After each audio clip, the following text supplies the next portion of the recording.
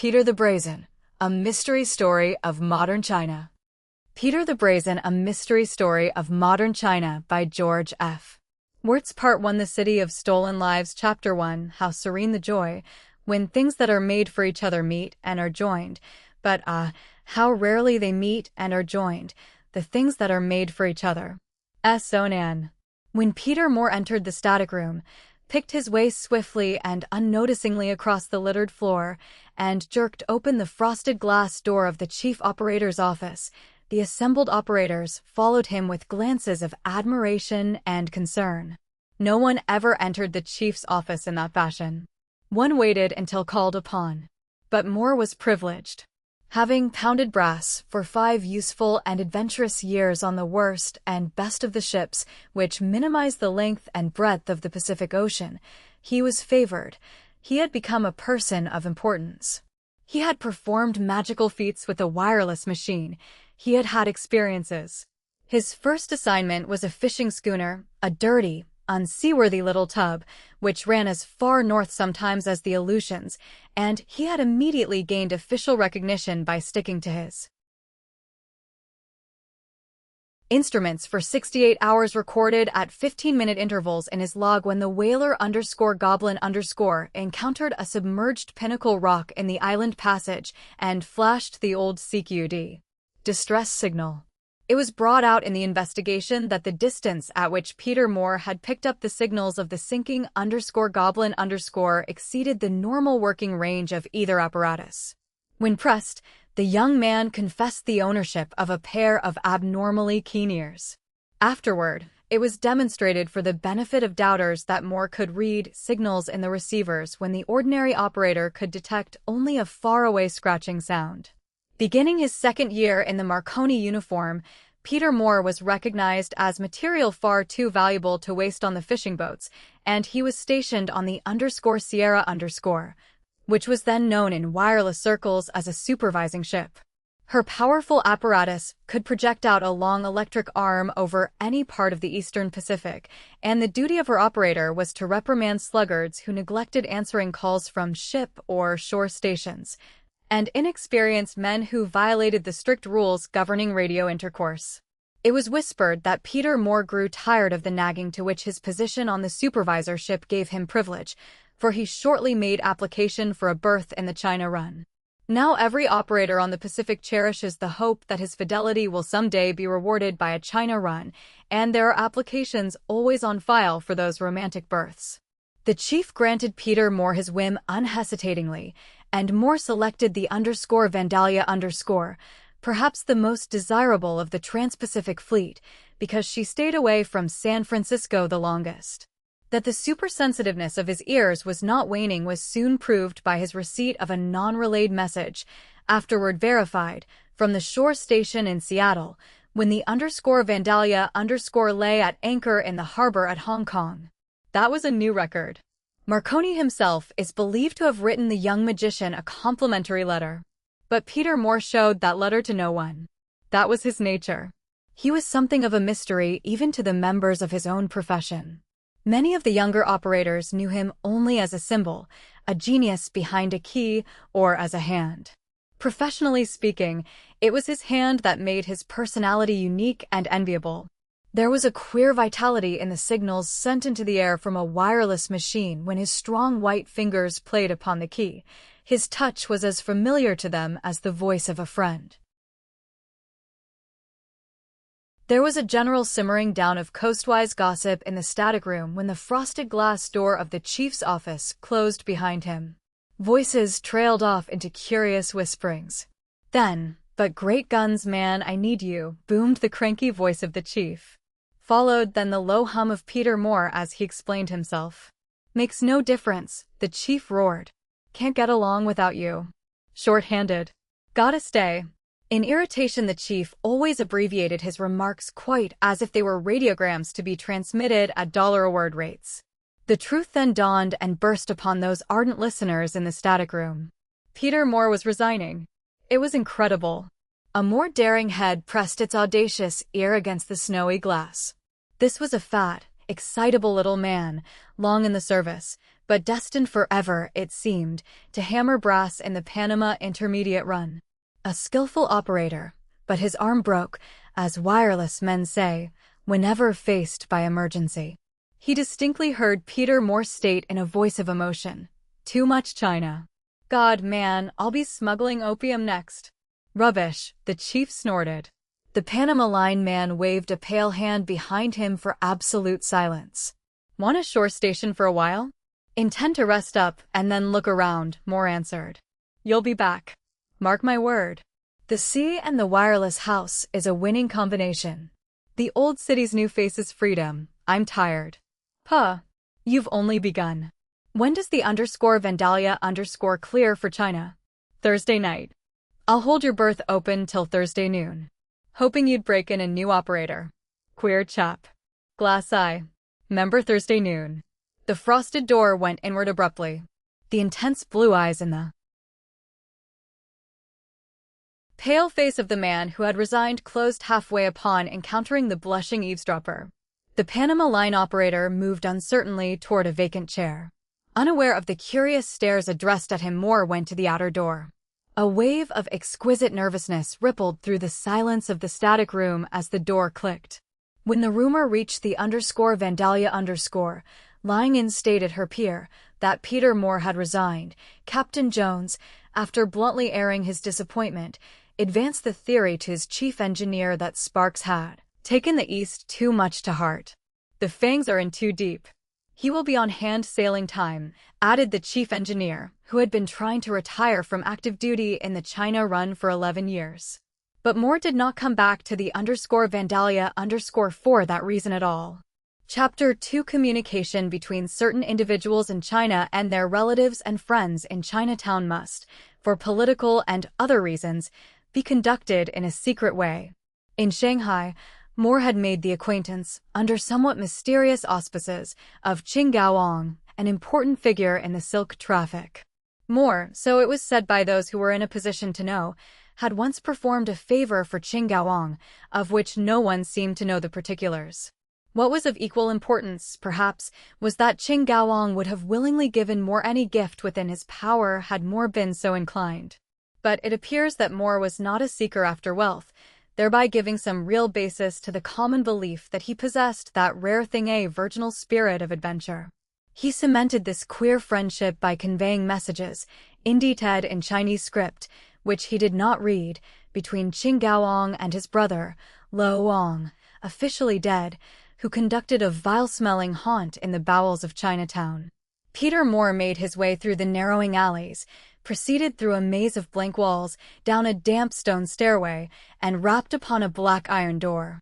It opened instantly, and a long claw-like hand reached forth, accepted the yellow envelope from the operator's hand, and slowly, silently withdrew, the door closing as quickly and as quietly as it had opened. No words were spoken. His errand done, Peter Moore retraced his steps to the wider and brighter lanes which comprised the Chinatown known to tourists. He walked slowly, with his head inclined a little to one side, which was a habit he had acquired from the eternal listening into the hard rubber receivers. He had proceeded in this fashion a number of steps up one of the narrow, sloping sidewalks when he felt, rather than perceived, a pair of eyes fastened upon him from a second-story window. They were the eyes of a young Chinese woman, but he sensed immediately that she was not of the river type. Her fine black hair was arranged in a gorgeous coiffure. Gold ornaments drooped from her ears, and her complexion was liberally sanded with rice powder.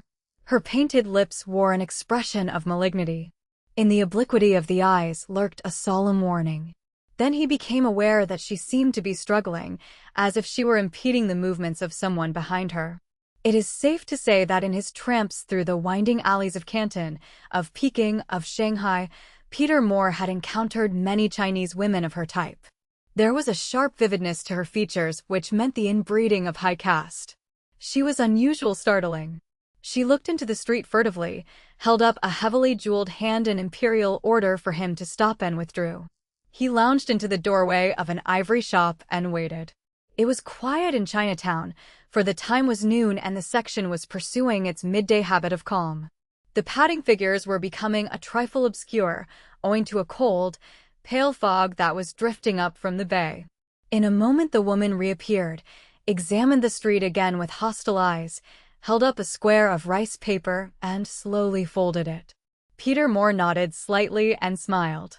It was a habit with him, that smile. The sensitiveness of his nervous system found a quick outlet, when he was nervous or excited, by a disingenuous smile. He proceeded to the shop directly underneath her window, observing it to be Ah Sai King's gold shop. The window was rich in glittering splendors from the Orient. He picked up from the sidewalk a crumpled ball of red paper and stowed it away in his coat pocket. To an alert observer, the indifference with which Moore turned and pretended to study the gold ornaments in Ah Sai King's window might have seemed a trifle too obvious, and the smile on his lips, one might go on to say, was uncalled for. As he waited, a soft thud sounded at his feet, coincident with a flash of black and white across his shoulder. He covered the object with one foot, as the oily, leering face of Ah Sai King appeared in the doorway. The blanched face surmounted a costly mandarin robe, righteously worn, a gorgeous blue raiment with traceries of fine gold and exquisite gems. At this moment he seemed to exhale an air of faint suspicion. "Gentlemen," accosted the thin, curled lips in a tone that was well-nigh personal. "By nothing," Peter Moore said curtly. "You see my see you," observed Ah Sai King, reverting as he deemed fitting to pigeon. The wireless operator turned his back impolitely. Ah Sai King did likewise. When he turned again, sharply, the oily smile was gone, a look of concern having crept into his sly, old face, and the slightly bent shoulders of the much sleeker young man were several strides distant. A faint hiss, as of warning, issued from the carmine lips of the Chinese woman. Then the window closed noiselessly, and Chinatown, having paid not the slightest heed to the incident, pattered about its multifarious businesses, none the wiser. There was an indefinable something in this incident which caused creases to appear across Moore's brow. Why had two notes been thrown? The puzzle sifted down to this possibility. Someone behind the Chinese woman had thrown a ball of red paper, a note, into the street. Then she had beckoned him to wait, had written a second note, perhaps to warn him away. He glanced furtively at the second note, saw that it was written in Chinese, and thereupon decided in return for many favors to call upon Lo Ong for a translation.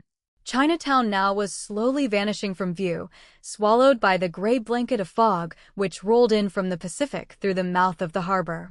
Retracing his steps through the mist, Moore descended the narrow stone stairway and tapped on the oblong of iron with his heavy seal ring. A shutter clinked, uneasy eyes scrutinized him, and he heard the bolt slide back.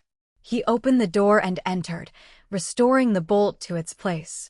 The room was low, deep and dark under the flickering light of a single dong, which hung from the ceiling at the end of a roped-up cluster of fine brass chains. The rich, stupefying odor of opium tainted the heavy air. The orange flame, motionless, as if it were carved from solid metal, showed the room to be bare except for a few grass mats scattered about in the irregular round shadow under it. To one of these mats Lo Ong, gaunt, curious, even hostile, retreated, squatting with his delicately thin hands folded over his abdomen. A look of recognition disturbed only for the instant the placidity of the ochre features. "No come by," he intoned, as if Peter Moore had never passed under that piercing gaze before. "My never come by," said the wireless man curtly. "Want you come help, savvy?" "Meb can do," asserted Lo Ong, in the voice and manner of one incessantly pursued by favor-seekers. Lo Ong's draped arm, as if it were detached from his body and governed by some extraneous mechanism, indicated a mat. Moore slipped down in the familiar cross-legged attitude, lighted a cigarette, and blew the smoke at the belly on the dong. "You want to come shaw?" demanded the Chinese uneasily. Peter Moore disdained to reply, extracted the two lumps of paper, slid one under his knee and unfolded the other, while Lo Ong looked unfavorably beyond him at the door. 3 rows of Chinese markings were scrawled down it. Lo Ong's body commenced to sway back and forth in impatient rhythm. "Lo Ong," stated Moore, "my want you keep mouth shut all time shut, you savvy?" "Can do," murmured Luong indifferently. He reached for the rice paper, lifting it tenderly in long, clawing fingers, and held it to the flame. He seemed not to believe what he read, for he twisted the paper over, looked at it upside down, then sat down again, his lean fingers convulsing. "No can do," he muttered, replacing the paper on his visitor's knee. "Me no savvy." The white forefinger of the wireless operator pointed unwaveringly at the flattened nose. "Read that," he ordered. Luong glanced the other way, as if the subject had ceased to interest him, and tapped the floor with his knuckles. "Want you money kumsha?" Luong declared more, losing his patience. "You be long dead." "Now savvy." "Meb can do," said Luong faintly. Moore ran his fingers down the first row of fresh markings. "Oh, why," commented Luong, shifting uneasily. "My see you alla time, long ago on ship." "Savvy? What's next?" "You know see my see you alla time." The long, sloping shoulders seemed to jerk. "Keep away." "Savvy? It says that."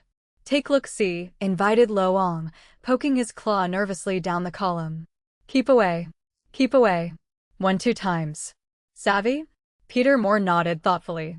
The Chinese, officially dead, replaced the sheet gingerly on his knees, as if it were an instrument of wickedness.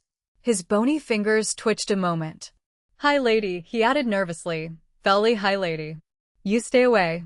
"Huh. Wait a minute." Peter extracted the other paper ball, unfolding it near the orange flame. The inner surface was red, the earthly red of porphyry, and cracked and scarred by the crumpling. Nearly obliterated by the lacework of wrinkles and scratches was a scrawl, evidently scarred into the glazed surface by a knife point. The upper part was unintelligible. On the lower surface, he made out with difficulty the single word, _Vandalia_. He carried it to the door, slid back the shutter, and let the dim, gray light filter upon it. The other words were too mutilated to be read. "Hi." He returned to Luong's jacketed side. The bony finger was circling excitedly about a smear of black in the lower corner of the rice paper. "What's this?" "Len Yang. _Len Yang_. Savvy?" "Oh ho. And who is Len Yang?" Luong shook his head in agitation. "Len Yang City. Savvy? Shanghai Len Yang Fort Day. 14 days from Shanghai to Len Yang? No. No. _no_. Fort. 40? Oh, EY. The flattened nose bobbed up and down. "Keep away, I?" "Mosky," Peter replied, meaning, broadly speaking, none of your business. Luong unbolted the door to hint that the interview was concluded. "You keep away, AI," he repeated anxiously. Moore grinned in his peculiarly disingenuous way, swung open the black door, and a long, gray arm of the fog groped its way past Luong's countenance. Chapter 3. The junior operator toyed with the heavy transmitting key while Peter Moore, who knew the behavior of his apparatus as he would know the caprices of an old friend, adjusted helix plugs, started the motor generator, and satisfied the steel-eyed radio inspector that his wave decrement was exactly what it ought to be. Then the inspector grunted suspiciously and wanted to know if the auxiliary batteries were properly charged. With a faint smile, Moore hooked up the auxiliary apparatus, tapped the key, and a crinkly blue spark snapped between the brass points above the fat rubber coil. "I reckon she'll do," observed the inspector. "Aerial don't leak, does it?" "No," said Peter. The government man took a final look at the glittering instruments and departed. Wherewith the junior operator swung half around in the swivel chair and exposed to Peter an expression of mild imploration. Two gray lids over cavernous sockets lifted and lowered upon shining black eyes, one of which seemed to lack focus. Peter recalled then that the chief had said something about a second operator having only one human eye, the other being glass. "This is your first trip?" The sallow face was inclined, and the pallid lips moved dryly. "I just came from the school. I'm pretty green." "You see, I see. We'd better let me take the first trick. I'll sit in till midnight. After that there's very little doing. You may have to relay a position report or so. Be sure and don't work on Navy time. The chief will watch you closely for long distance. The farther you work, the better he'll like it. How's the air? Have you listened in? Do you mean static? I heard a little. Seemed pretty far away, though. Peter adjusted the nickeled straps about his head and pressed the rubber discs tight to his ears. He tilted his head slightly. A distant but harsh rasping, as of countless needle points grating on glass, occurred in the headphones. This was caused by charges of electricity in the air, known to wireless men as static. Percolating through the scratching was a clear, bell-like note. The San Pedro station was having something to say to a destroyer off the coast. With delicate fingers, Peter raised the tuning knob a few points. Dale, the junior operator, hands clutched behind him, stared with the fearful adoration of an apprentice. He seemed to be making a mental notation of every move that Peter made for future reference. Do you mind if I ask a few questions? You see, I'm kind of green. Go ahead, Peter said cordially. Where do I eat? With the crew? I hear that lots of these ships make you eat with the crew. No, in the main dining saloon. Mr. Blanchard, the purser, will take care of you. See him at 6:30. A deep monster shudder, arising to a clamor, half roar, half shriek, issued from the boilers of the _Vandalia_. It's rather interesting to watch us pull out, said Peter when the noise had ceased. But be careful. There's no rail around this deck. He was on his hands and knees at the motor generator with a pad of sandpaper between his fingers when the tremulous voice of the junior operator sounded in the doorway. Mr. Moore, there's some excitement on the dock. Peter followed the narrow shoulders to the starboard side and looked down. The _Vandalia_ was warping out from the pierhead with a sobbing tug at her stern. He noted that the headlines were still fast. A straggling line of passengers' friends, wives, husbands, and sweethearts was moving slowly toward the end of the pier for a final parting wave. Something seemed to be wrong at the shore end of the gangplank, for, despite the fact that the ship was swinging out, the plank was still up. In the midst of an excited crowd, a taxicab purred and smoked. There was a general parting in the crowd as the door was flung open. Two figures emerged, were lost from sight, and reappeared at the foot of the plank. An incoherent something was roared from the bridge. One of the figures appeared to be struggling, clutching at the rail. For an instant she seemed to glance in Peter's direction. But her face could hardly be seen, for it was shrouded by a heavy gray veil. A gray hood covered her hair, and a long cloak reached to her shoe tops. Patiently urging her was a Chinese woman in silk jacket, trousers, and jeweled slippers. A customs officer tried to break through the mob, but somehow was held back. The gray-hooded figure suddenly seemed to become limp, and the Chinese woman half lifted, half pushed her the remaining distance to the promenade deck. Peter was then conscious of a staring, lifeless eye fixed upon his. What do you make of it, Mr. Moore? The junior operator wanted to know. Of that, said Peter. Nothing at all. By the way, I forgot to tell you that the captain has issued strict orders forbidding sub-officers to use the starboard decks. Always, when you're going forward or aft, walk on the port side. Chapter 4. Peter turned over the logbook and the wireless house to Dale, a few minutes before midnight. Everything's cleared up. The static is worse, and KPH may want you to relay a message or two to Honolulu. If you have trouble, let me know. Yes, replied Dale, looking over his shoulder nervously. I will. Thanks. Peter left him to the mercies of the static. As he descended the iron ladder to the promenade deck, he imagined he saw someone moving underneath him. The figure, whoever or whatever it was, slid around the white wall and vanished as his foot felt the deck. He hastened to follow. As he stepped into the light, a low, sibilant whisper reached him. At the cross-corridor doorway, he was in time to see the flicker of a vanishing gray garment and a sandaled foot on a naked ankle flash over the vestibule wave check. He shook open the door and followed. A vertical stripe of yellow light cleaved the dark of the corridor as a door was quietly shut. He heard the faint, distant click of a door latch. Counting the entrances to that one, and sure that he had made no mistake, he rapped. The nearby clank of the engine room bell was the reply. He tried the handle. It was immovable. He struck a match. It was stateroom 44. Peter went to the purser's office. Light rippled through the wrinkled green, round window as he had hoped. He tapped lightly, and a voice bade him to enter. Blanchard, the purser, dwarfed, perpetually stoop-shouldered, looked up from a clump of cargo reports and blinked through convex, thick, steel spectacles at his interrupter.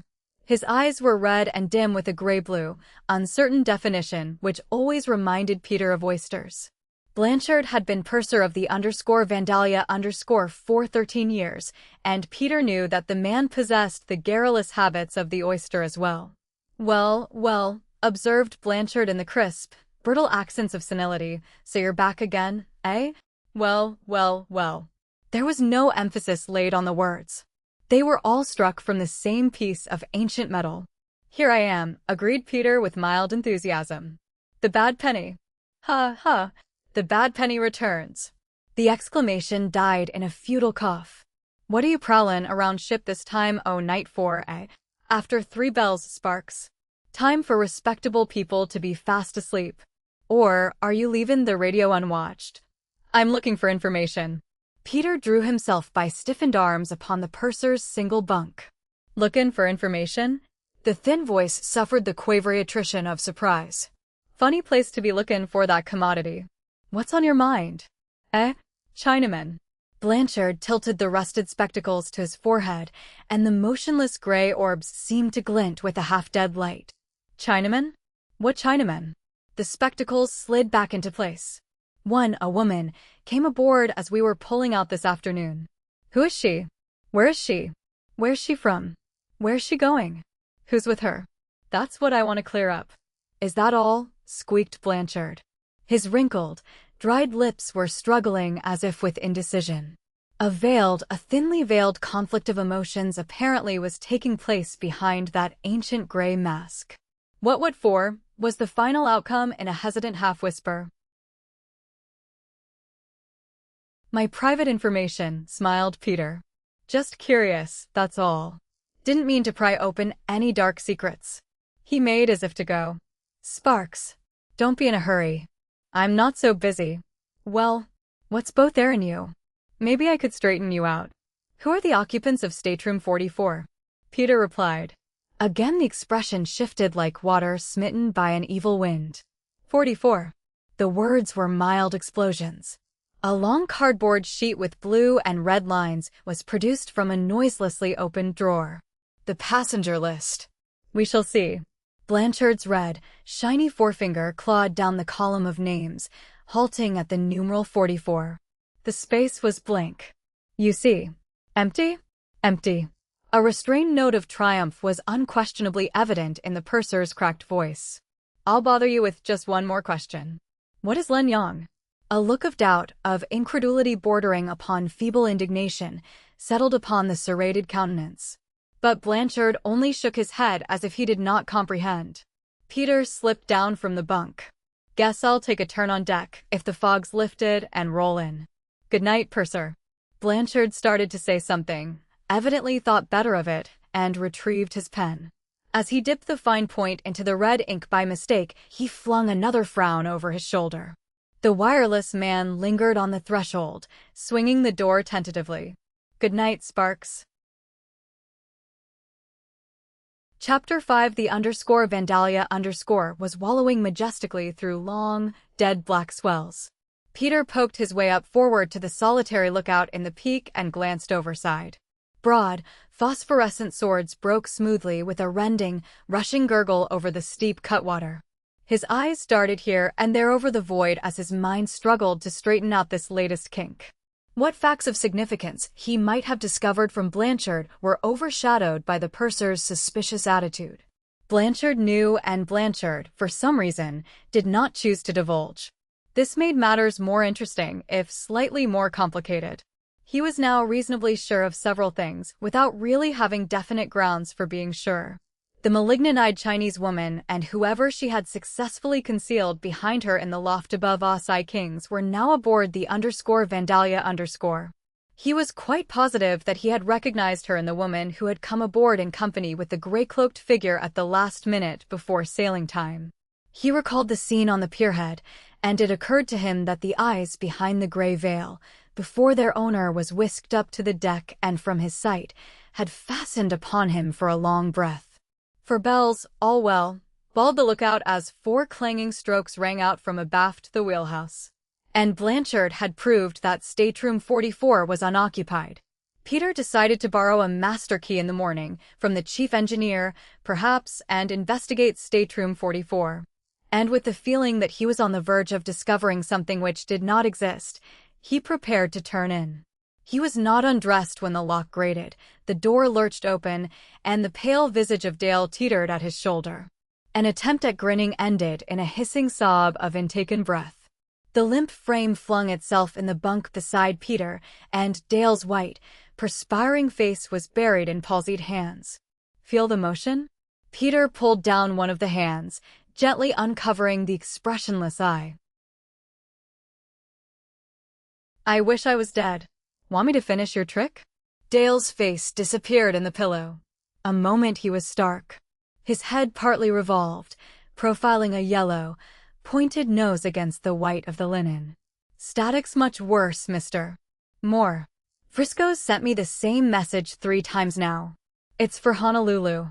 He says he won't repeat it again. The pale lips trembled in misery. And there seems to be a funny sort of static in the receivers.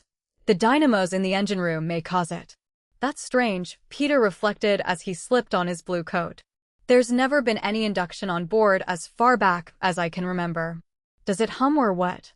No, it grates, like static. Sounds like static, and yet it doesn't. Kind of a horse rumble, like a broken-down spark coil. 2 even rows of white teeth drew in the trembling lip and clung to it. That awful staticky sound, and the _rovers been calling us.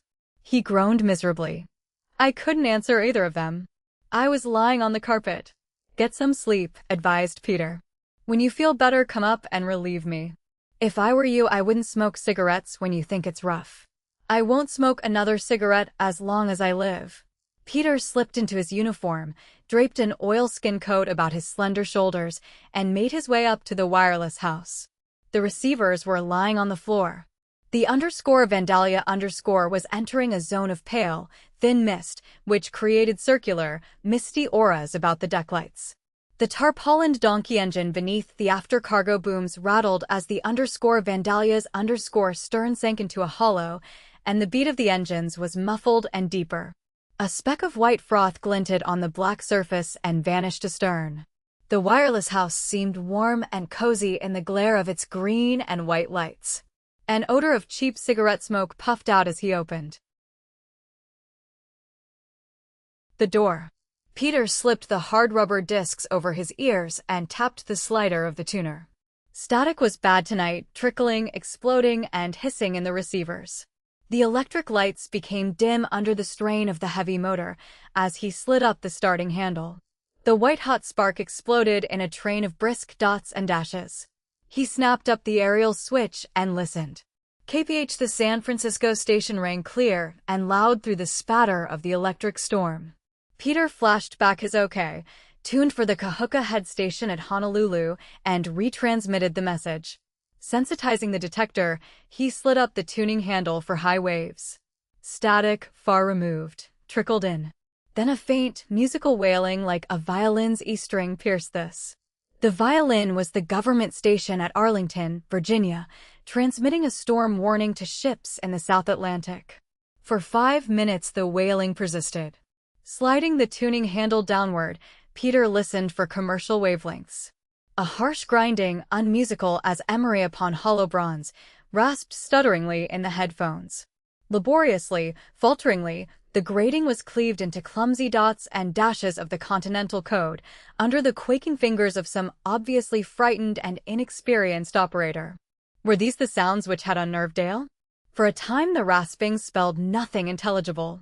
The unknown sender evidently was repeating the same word again and again. It held 4 letters. Once they formed HJX. Another time SELJ. And another LPG. The painstaking intent, as the operator's acute ears recognized, was identical in each instance. Frequently the word was incoherent altogether, the signals meaning nothing. Suddenly Peter jerked up his head. Out of the jumble stood the word, as an unseen ship will often stand out nakedly in a fog rift. Over and over, badly spaced, the infernal rasp was spelling _HLP_. He waited for the signature of this frantic operator. But none occurred. Following a final letter, P, the signals ceased. For a minute or two, while Peter nervously pondered, the air was silent. Then another station called him. A loud droning purr-filled the receivers. Peter gave the K signal. The brisk voice of the transport_rover_ droned. I can't raise KPH. Will you handle an MSG for me? Sure, roared the _Vandalia's_Spark. But wait a minute. Have you heard a broken down auxiliary asking for help? He's been jamming me for 15 minutes. Seems to be very close, K. Nix, replied the _rover_ breezily. Can't be at all close or I would hear him too. I can see your lights from my window. You're off our port quarter. Here's the MSG. Peter accepted the message, retransmitting it to the KPH operator, then called the wheelhouse on the telephone. Quine, first officer, answered sleepily. Has the lookout reported any ship in the past hour excepting the _rover_? Is that the _rover_ on our port quarter? Quine's voice was gruffly amazed. Like most mariners of the old school, he considered the wireless machine a nuisance. Yet its intelligence occasionally caught him off guard. Only thing in sight, Sparks. Peter made an entry in the logbook, folded his hands and shut his eyes. The Leyden jars rattled in their mahogany sockets as the _Vandalia_ climbed a wave, faltered, and sped into the hollow. Far removed from her pivot of gravity, the wireless house behaved after the manner of an express elevator. But the wireless house chair was bolted to the floor. Wrinkles of perplexity creased his forehead. Had this stuttering static anything in kind with those other formless events? If not, what terrified creature was invoking his aid in this blundering fashion? A simple test would prove if the signals were of local origin from a miniature apparatus aboard the ship. He hoped anxiously for the opportunity. And in less than a half hour the opportunity was given him. A tarred line scraped the white belly of the lifeboat which swelled up from the deck outside the door, giving forth a dull, crunching sound. With each convulsion of the engines, the square area above it danced with reeling stars, moiled by a purple-black heaven. Peter, who had been studying the tarred rope, swung about in the chair and dropped an agitated finger to the silvered wire which rested against the glittering detector crystal. A tiny blue-red flame snapped from his finger to the crystal chip. The frantic operator was aboard the _Vandalia_. The broken stridulations took on the coherence of intelligible dots and dashes. The former blundering was absent, as if the tremulous hand of the sender was steadied by the grip of a dominant necessity, the signals clarified by the pressure of terror. Do not try to find me _. It stammered and halted. Some maddened pulse seemed to leap to life in Peter's throat. His fingers, working at the base of the tiny instrument, were cold and damp. You must wait _, rasped the unknown sender, faltering. You must help me _. You are watched. For a breath there was no sound in the receivers other than the beating of his heart. Click _. Snap _. Sputter _. Then, wait for the lights of China _. The receivers rattled to the red blotter, and Peter rushed out on deck. Slamming the door, he stared at the spurting streams of white in the racing water. Indescribably feminine was the fumbling touch of that unknown sender.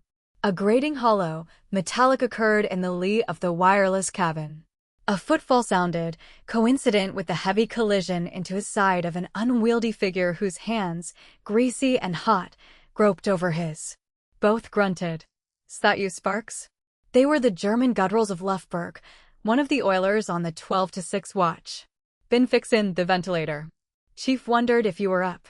Wants to know why you ain't been down to say hello." Peter decided to lay a portion of his difficulties before Minion.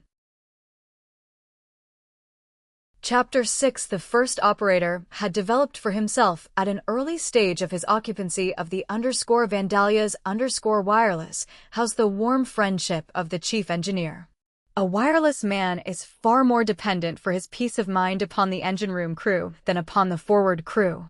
The latter has only one interest in him, that he stick to his instruments, while the engine room crew strictly is the source from which his blessings flow, his blessings taking the invisible, vital form of electric current.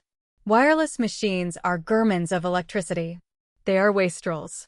Not 1/10 of the energy sucked from the ship's power wires finds its way through the maze of coils and jars to the antennae between the mastheads.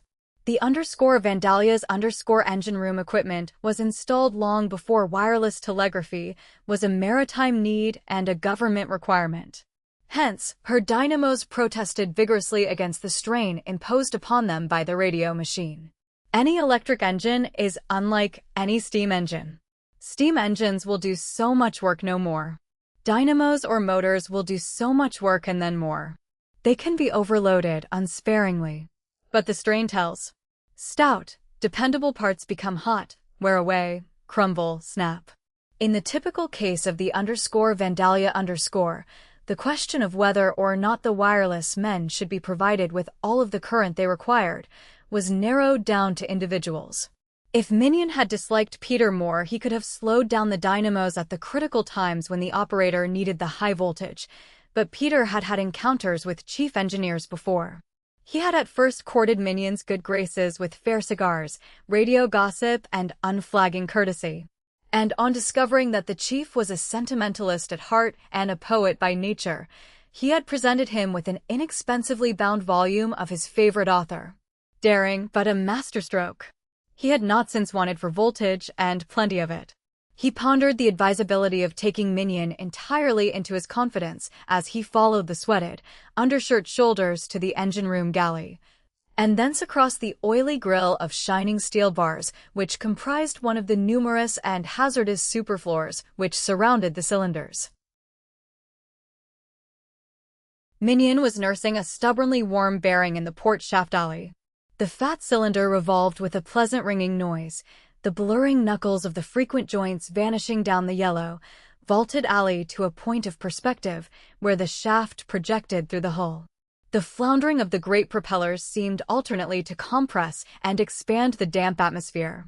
The sad, white face of Minion arose from the dripping flanks of the journal as he caught sight of Peter in the arched entrance.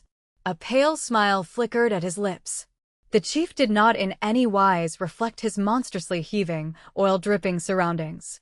He was a small, deliberate man, with oceans of repressed energies. His skin had the waxy whiteness of a pond lily. An exquisitely trimmed black mustache adorned his mouth. The deep brown eyes of a visionary rested beneath the gentle, scythe-like curves of thin and pointed eyebrows. "You look worried," vouchsafed Minion as their hands met. His quiet voice had a clarity which projected it nicely through the bedlam of engine room noises. "Why you up so early or so late? Anything wrong?" Peter took out a cigarette and nervously lighted it at the sputtering flame Minion held for him. "Mr. Minion, something's in the wind," he complained, and hesitated. He was at the verge of telling what he had seen on the promenade deck, of the confusion on the pierhead, of the unaccountable behavior of the woman in the window above Osai King's, of the suspicious attitude of Blanchard, of the recent plea for help. Again something checked him. "Mr. Minion, what is Len Yang? And where is it?" The scythe-like brows contracted. Minion's lucid, brown eyes rested on his lips, seeming to await an elaboration of the query. His features suddenly had stiffened. His whole attitude appeared on the moment to have undergone a change, from one of friendly interest to a keen defensiveness. "Lenyang is a city in China." "Why?" The operator suspected that Minion was sparring for time. "Where is Lenyang?" "Do you mean, how does one reach Lenyang?" "Either." "Mr. Moore," the suspicion fell from the chief's expression, leaving it calm and grave. "You are not an amateur. You have discretion. The man who controls Len Yang is the Vandalia's owner." "Why, I understood the Pacific and Western Atlantic Transport Line owned her." "This man he is a Chinese." Oh, I've never seen him, Mr. Moore. One of the richest of China's unknown aristocrats, the central power of the Cinnabar Ring. You have never gone up the river with us to load at Suzhou. Peter shook his head. Cinnabar from his mine is brought down the Yangtze on junks and transferred at Suzhou? Minion seemed not to be listening. His eyes were stagnant with an appalling retrospect. A terrible place, horrible. 5 years ago I visited Lenyang. Hideous people with staring eyes, dripping the blood-red slime of the mines. And girls. Young girls. Beautiful for a while. He sighed. They work in that vicious hole. Young girls. Peter exclaimed. Imported. From everywhere. I tried to find why. There is no explanation. They come, they work, they become hideous, they die. It is his habit. No one understands. Poor things. Peter was staring at him narrowly. Quite sure he imports them to work in the mines. Minion nodded vehemently. I made sure of that. I went up the river as his guest. Trouble with the seepage pumps. Hundreds of them drown like rats. Lenyang is near the trade route into India. Leprosy, filth, vermin. God. You should have seen the rats. Monsters. They eat them. Poor devils. And live in holes carved out of the ruby mud. He tore the clump of waste from his left hand and ground it under his heel.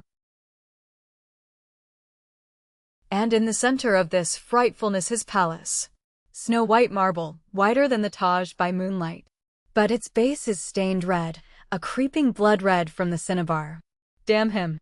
No escape. Peter muttered. Escape. Minion shouted. Dang HSIN_. They call him the Grey Dragon. He reaches over every part of Asia. That is no exaggeration. Take my advice, Mr.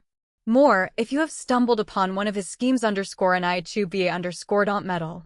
The white face writhed, and for a new reason Peter smothered the impulse to tell the agitated minion what he had seen. Their conversation drifted to general shipboard matters. When he left, he borrowed the chief engineer's master key on the excuse that he had locked himself out of the wireless cabin. Besides a stiffening headwind, the ship was now laboring into piling head seas. Far beyond the refulgence of the scattered light stars shone palely. Flecks of streaming white were making their appearance at the toppling wave crests. A hail of stinging spray, flung inboard by a long gust, struck Peter's face sharply as he struggled forward, rattling like small shot against the visor of his cap and smarting his eyes. The needle-like drops were icy cold. The elastic fabric of the Vandalia shivered, her broad nose sinking into a succession of black mountains. Peak gutters roared as the cascading water was sucked back to the untiring surface. Gaining the cross entrance, he braced his strength against the forces of wind which imprisoned the door, and crept down the passage. His heart pounded as his groping fingers outlined the cold iron numerals on the panel. Nervously, he inserted the master key into the door lock and paused to listen. Rhythmic snoring moaned from an opened transom nearby. What other night sounds might have been abroad were engulfed by the imminent throbbing in the engine room well. Stateroom 44's transom was closed. The lock yielded. The door yawned soundlessly. A round, portentous eye glimmered on the opposite wall. An odor of recently wet paint and of new bed linen met him. The excited pulsing of his heart outsounded the engines.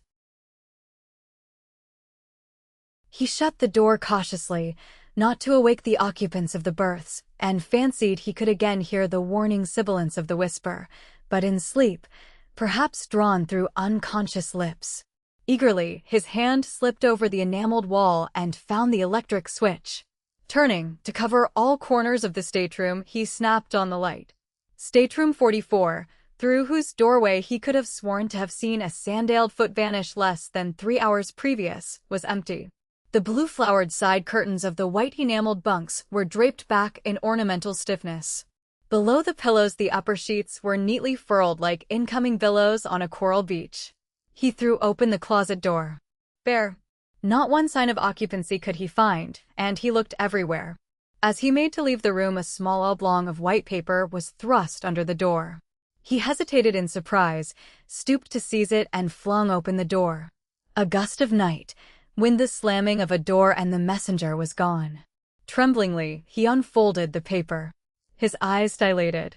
Hastily scrawled in the lower right-hand corner of the otherwise blank leaf was a replica of the blurred sign that had caused such consternation on the part of Lo Ong. The ideograph had twice been brought to his attention. It was apparently a solemn warning. Should he heed it? He felt that he was watched. But the porthole glowed emptily.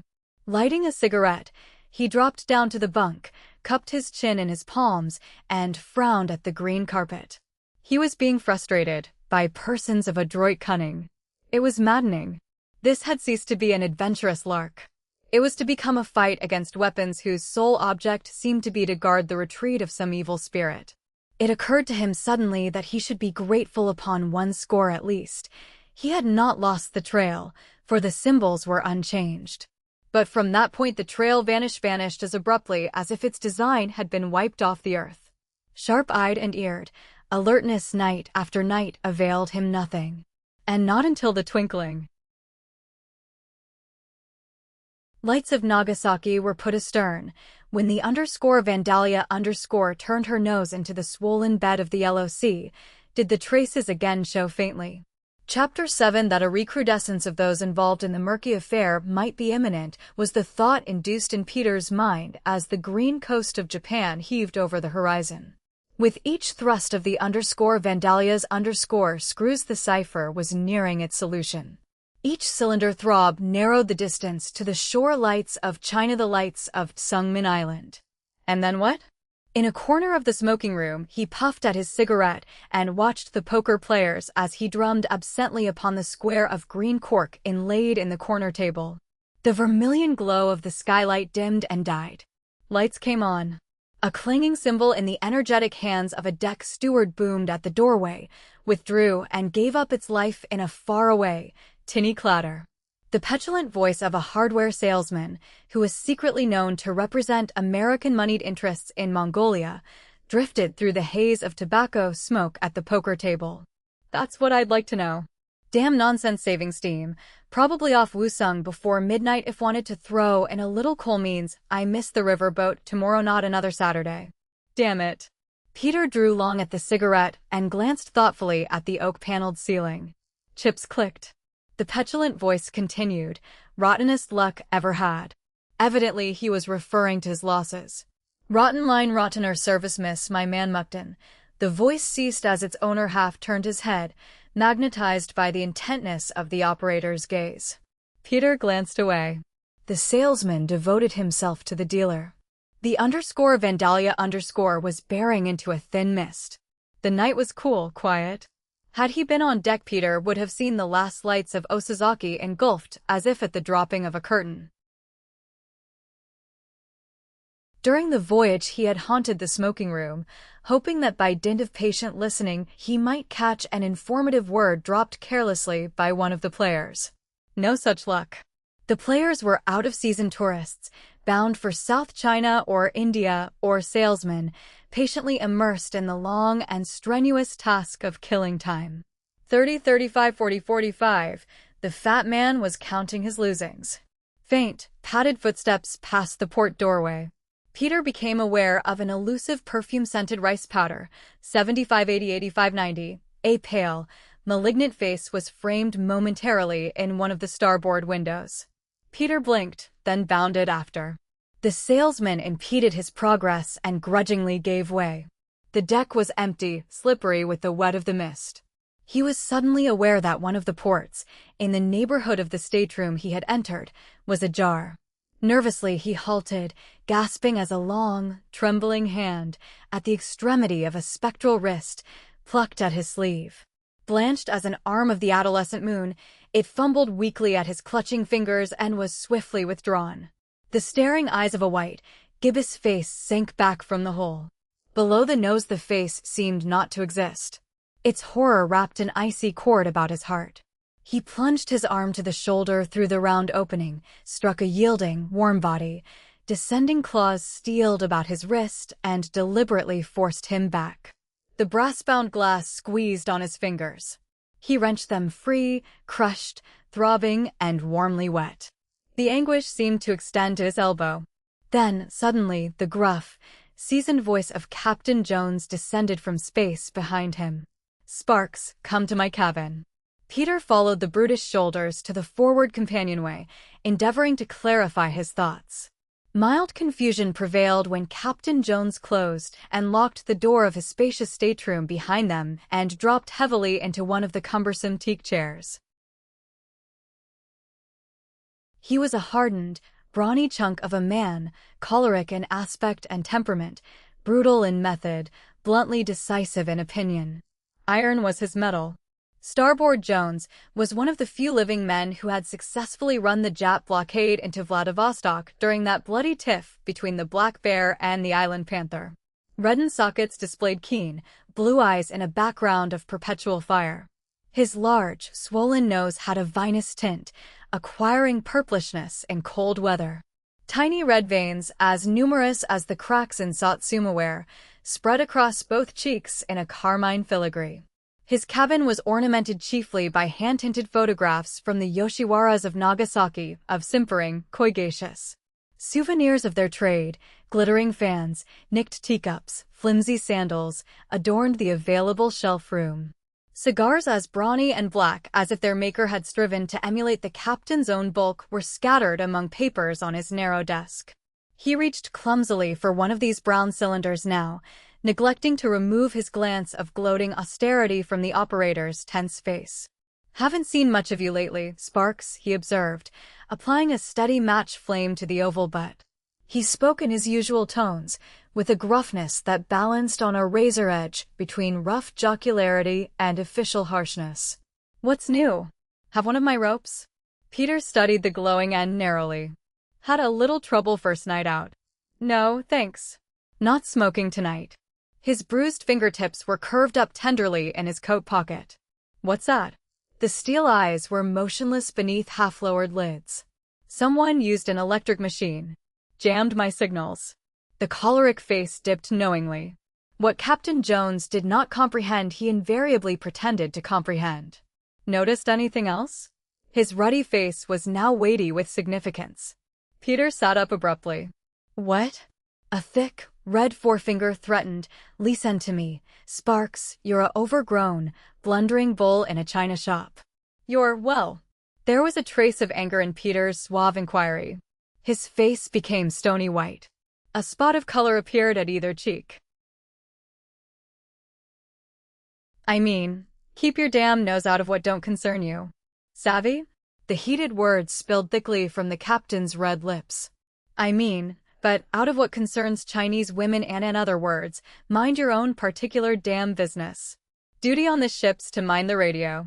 What goes on outside your shanty's none of your damn concern." Captain Jones' mouth remained open, and the butt of the black cigar slid into it. Peter raised a restraining hand. His lips trembled. His eyes seemed to snap in a rapid fire between the eyes and mouth of the big man slouched down in the chair in front of him. "Wait a minute," he spat out. "Since you do know that somebody is being kidnapped on the ship, what in hell do you mean?" "Exactly what I say. A Chinese woman, no matter who she is hiding someone, a woman, somewhere on this ship. That woman who's being held grabbed my hand not 5 minutes ago. It's your duty. Keep your hands where they belong.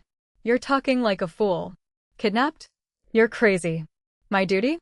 You're a fool. You're talking baby talk." Captain Jones sprang from his chair. "You're on this ship to tend the wireless," he bawled. "You're under oath to keep your mouth shut. Anyone back there?" "No. Don't you know it breaks a government rule when that room's empty at sea?" The mist-laden wind shrilled through the screen door abruptly thrust back. Captain Jones slammed the stout inner door.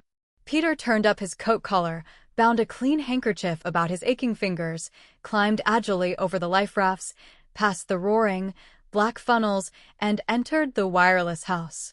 The low, intermingling whine of Jap stations was broken by an insistent P and O liner yapping for attention. Shanghai stiffly droned a reply, advising the P and O man to sweeten his spark. Peter tapped his detector and grunted. Shanghai was loud close. The _Vandalia_ must be nearing the delta. Nanking Road. Stop. 40 casks of soy, yelped the P and O. Nearing the Great River. Out of the mist of faint blur would come the first lights of China. 13 cases of tin, the P and O's spark remained unsweetened. Would the lights be high-tai shot Sungmin, port, or starboard? Far below decks a bell jangled faintly. The throbbing of the engines was suddenly hushed. The bell sounded distantly, through a portentous silence. Peter glanced at the clock. 12:30. The silence was shattered by a turbulent, stern-lifting rumble as the screws reversed. The Vandalia wallowed heavily and lay with the yellow tide. Extinguishing the lights, Peter slipped out on deck, leaned over the edge, and peered into the murk. His heart pumped nervously. At first all was blank. Then a misty, gray-white glow seemed to swim far to port. Murkily, it took form, vanished, reappeared, and was swallowed up again. But these were not the lights of Sungmin. The ship was in the river. He knew those lights well. Even now the Vandalia was slipping down with the current abreast of Wusung. The first lights of China. But what was happening? He dashed to the starboard side.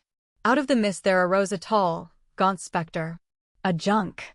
Perhaps a collision was decreed by the evil spirit of the Wangpu. But the usual shriekings of doomed rivermen were absent. The gray bulk floated idly with the steamer. The silence of death permeated both craft. At a loss to account for this queer coincidence, this mute communion, Peter elbowed over the edge, dangerously high above the water, and slid down a stanchion to the promenade deck. Simultaneously, every light on that side of the ship was extinguished. As his feet struck the metal gutter, several unseen bodies rushed past him, aft. He was grabbed from behind and hurled to the deck. Springing up, he heard the thick breathing of his unknown assailant. He lunged for the sound, met flying fists, smashed his man against the rail. The blow knocked the wind from his antagonist, or broke his back. Peter did not pause to make inquiries. As the limp body thudded to the wood, the operator sprinted after the vanished figures. A lone light on the after spur illumined a dim confusion in the cargo well. The stern of the junk was backed against the rail. Oars flashed faintly as the crew of the junk strove to keep her fast against the steamer's side. But where was the crew of the Vandalia? Had Captain Jones consented to and perhaps aided in this mid-river tryst? Another source of illumination sprang into being. A dong was burning yellowly on the junk's poop deck, casting a plenitude of light upon the scene. As Peter dropped down the precipitous ladder into the well, he made out two figures struggling against the rail. From the junk, imploringly, a giant Chinese with pigtail flapping held out his long arms. Silent, his face was writhing with the supplication to hurry. Peter drove in between the two figures, one of which suddenly collapsed and lay inert. The other sprang at his neck, sinking long claws into his throat. Slit eyes glinted close. Before his wind was shut off, he caught the oppressive fragrance of a heavy perfume. A woman. He struck the clawing hands loose, and she stemmed a scream between convulsing lips. The woman above Osai King's. He hurled her back, and she staggered against the iron flank of the well. A chatter of Chinese broke from her lips. Shaking, she extracted an envelope from her satin blouse and pressed it into his hands. Thoughtlessly, he stuffed the envelope into his pocket, not reckoning what it might contain. The junk swung out, closed in with a smart smack, and the giant on her deck crouched to spring. He squealed, a high-pitched ululation of anger. Another sound was abroad, the jangling of the engine room bell. Peter struck down the groping hands of the woman and sprang to the rail, bracing his feet on the smooth iron deck plate as the Chinese leaped. A knife glinted. Peter seized a horny wrist with both hands, bent, and wrenched it. The knife struck the water with a sibilant splash. The Foki lost his balance. His legs became entangled. He gibbered with horror as he slipped. The Chinese woman sprang at Peter with the frenzy of a pantheress. A weltering splash. Peter dimly saw the bobbing head before it was driven below the surface as the junk, yawing in, crowded the swimmer down. A life? Nothing to the turgid river, draining all effluvia from the yellow heart of this festering land. With a hissing sob, the woman drove Peter backward, raining blow after blow on his chest. The engines pounded briskly. A boom rattled. Despairingly, Peter's antagonist shifted her tactics, surprised him by flinging herself to the rail. The junk was veering away as the Vandalia's blades took hold. She poised on the top rail, drew herself together, and leaped. The junk slid into the mist. Chapter 8. Peter was conscious of a hot stickiness at his throat where the claws had taken hold. Then he concerned himself with the gray shape that lay quite still on the iron deck at his feet. New enemies from other quarters, he realized, might strike at any instant. Gathering up the limp form, he climbed the ladder to the darkened promenade deck and up another flight through the tarpaulin cover to the boat deck. Opening the wireless house door, he deposited his burden gently upon the carpet and switched on the light. Then he turned the key in the lock and examined his find. A long, gray bag of some heavy material swathed the small figure from head to foot. There was no sign of life. Yelping arose from the river. It was still dark. The sampan coolies were out early. Peter listened, becoming thoughtful as a solution seemed to present itself to his problem. He went out on deck and beckoned to one of them to stand by. A swaying coolie in the stern of the nearest craft caught sight of him. "Hi, hi." The wagging paddle became mad. The sampan slipped under the towering shadow and brought up with a smack against the moving black hull. Peter pried up the tarpaulin lifeboat cover, dragged out a coil of dirty rope, made one end fast at the foot of the davit, and tossed the other end overside. The coolie caught it and clung. Re-entering the wireless cabin, Peter opened his pocket knife and slit the cord at the head. A mass of curly, brown hair flowed out upon the carpet. There was a silken lisp of underskirts. A faint sigh. Peter suddenly turned his head. Black, glassy eyes were riveted upon his from the after window. They vanished. He jumped up, bolted to the deck, and stood still, listening. The scuffle of a foot sounded on the port side. Someone was running forward. He plunged after. The footsteps stopped sharply, coincident with a dull smash, a frantic grunt. The pursued reeled to the deck, groaning. Peter pounced upon him, grabbed his collar, and dragged him across the deck into the wireless house. "Mr. Moore, the captain told me," whimpered Dale. Peter knocked him into the chair, opened the toolbox, and extracted a length of phosphor bronze aerial wire. Binding the wiggling arms to the chair, he made the ends fast behind. Snapping out the lights, he gathered the gray bag into his arms and deposited it on the deck in the narrow space between the lifeboat and the edge. He looked down. The coolie was staring up, clinging to the rope, waiting. The bag slipped down halfway. A warm, moist hand clutched at his wrist. A faint moan issued from the unseen lips. He jerked again. The bag came away free, and he tossed it overboard. The yellow current snatched it instantly from sight. The hand clung desperately at his wrist. "Don't let them," began a sweet voice in his ear. He wrapped his legs around the rope and worked his way over the edge. "Arms around my neck," he commanded hoarsely. "Hold tight." Soft arms enfolded him. They dangled at the edge. The coarse rope slipped swiftly through his fingers, scorching the palms, seeming to rake at the bones in his hand. A wild shout came from the wireless house. An echo, forward, answered. They slipped, twisting, scraping, down the rough strand. His hands seemed hot enough to burst. Maddened blood throbbed at his eyes, his ears, and dried his throat. Dimmed lights of the promenade deck soared upward. A glimmering porthole followed. For an eternity they dangled, then shot downward. Something popped in Peter's ears. His feet struck a yielding deck. He staggered backward, sprawled.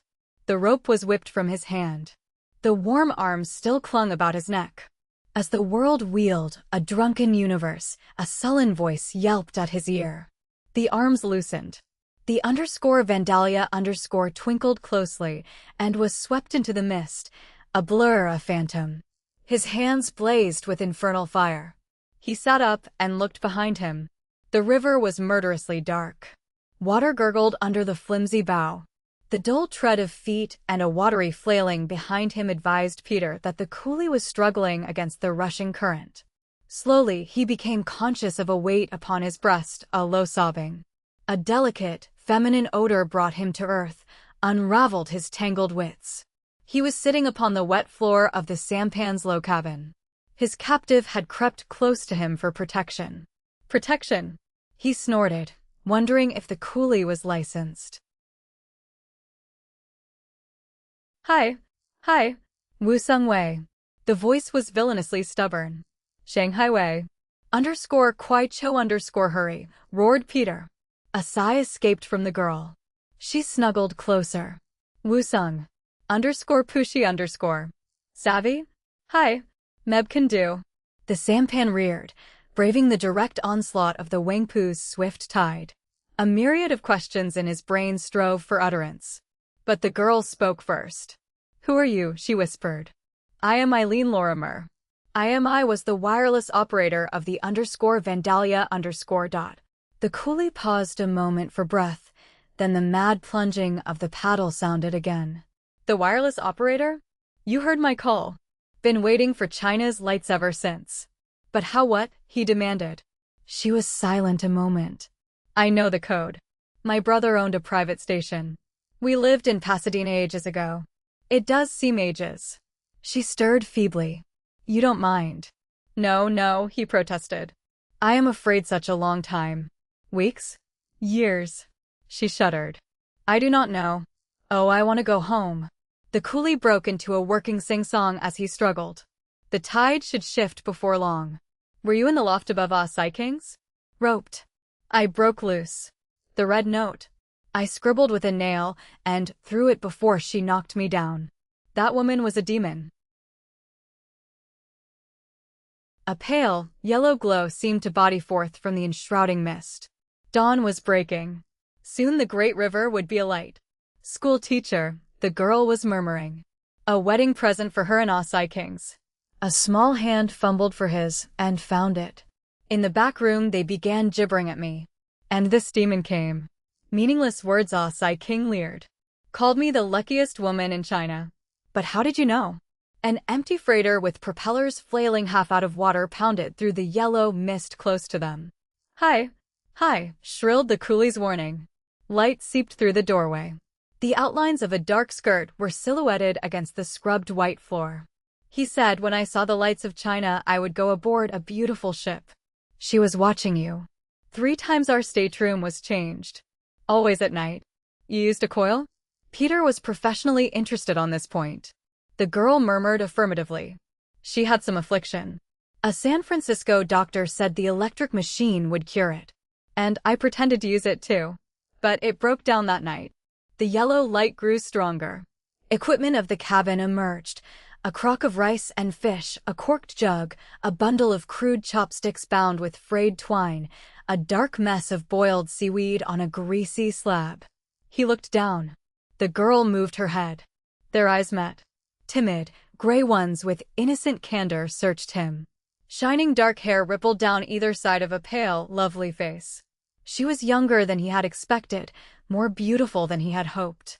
Her rosebud of a mouth trembled in the overtures of a smile. His feelings were divided between admiration for her and horror she had escaped so narrowly. In the realization of that moment, Peter shaped his course. His following thought was of finances. He brought to light a handful of change. Less than $1, disregarding 4 20-cent hupe pieces, hardly enough to pay off the sampan coolie. His charge sighed helplessly, thereby clinching his resolution. I haven't a penny, she said. He explored the side pocket of his coat, hoping against fact that he had not changed his billfold to his grip. His fingers encountered an unfamiliar object. The struggling pantheress flashed into his mind. And the wrinkled envelope she had drawn from her satin jacket and pressed into his hand. Past dealings with Chinese gave him the inkling that he had been unknowingly bribed. A scarlet stamp, a monograph, was imposed in the upper right corner of the pale blue oblong. Money Chinese bills. Full of them. Miss Lorimer gasped. I saw it. What are they for? And why did that dreadful woman, Jet Te, sang the coolie, swinging the oar hard over? The sampan grated against a landing. Shanghai. Underscore Matu underscore H equals A N Liang Bu Dung Y equals A Ing Che L equals A I underscore. Peter was counting the pack. $51,000 Bank of China bills. Excited yelpings occurred on the _Matu_. The rickshaw coolies were dickering for their unseen fare. Peter tossed the sampan boy all the coins he had and left him to gibber over them as he lifted the girl to the jetty. She clung to his arm, trembling, as the coolies formed a grinning, shouting circle about them. More raced in from the muddy bund. "What are we going to do?" she groaned. "We are going to cable your mother that you are starting for home by the first steamer," Peter cried, swinging her into the cleanest and most comfortable rickshaw of the lot. "The _Mongolia sails this afternoon." "What will become of you?" she demanded. Peter gave her his ingenuous smile. "I will vanish for a while. Otherwise I may vanish permanently." Miss Lorimer reached out with her small white hand and touched his sleeve. They were jouncing over the Suchow Bridge on their way to the American consulate. "Won't I see you again? Ever?" She looked bewildered and lost, as if this strange old land had proved too much for her powers of readjustment. Her rosebud mouth seemed to quiver. "Are you in danger, mister?" "More." Peter glimpsed a very yellow, supercilious face swinging in his direction from the padding throng. "A little, perhaps," he conceded. "Because of me?" The yellow face reappeared and was swallowed again by the crowd, as a speck of mud is engulfed by the Yangtze. Miss Lorimer repeated her question. Peter shook his head in an extravagant denial and helped her down from the rickshaw. They had stopped before the consulate in the American quarter. "I'm leaving you here," he said. But I like you," her small voice faltered. "Aren't you going to explain anything? Is this all?" Peter smothered his rising feelings under an air of important haste. "Your way lies there," he pointed downriver. "For the present mine lies here," and he jerked a thumb in the general direction of Shanghai's narrow muddy alleys. "Shall I want you gracious?" Miss Lorimer stared into her left hand. 2 $1,000 Bank of China bills were folded upon it. She was confused. When she looked back, the young man who had miraculously delivered her from an unguessable fate had been spirited with oriental magic from her sight. Chapter 9.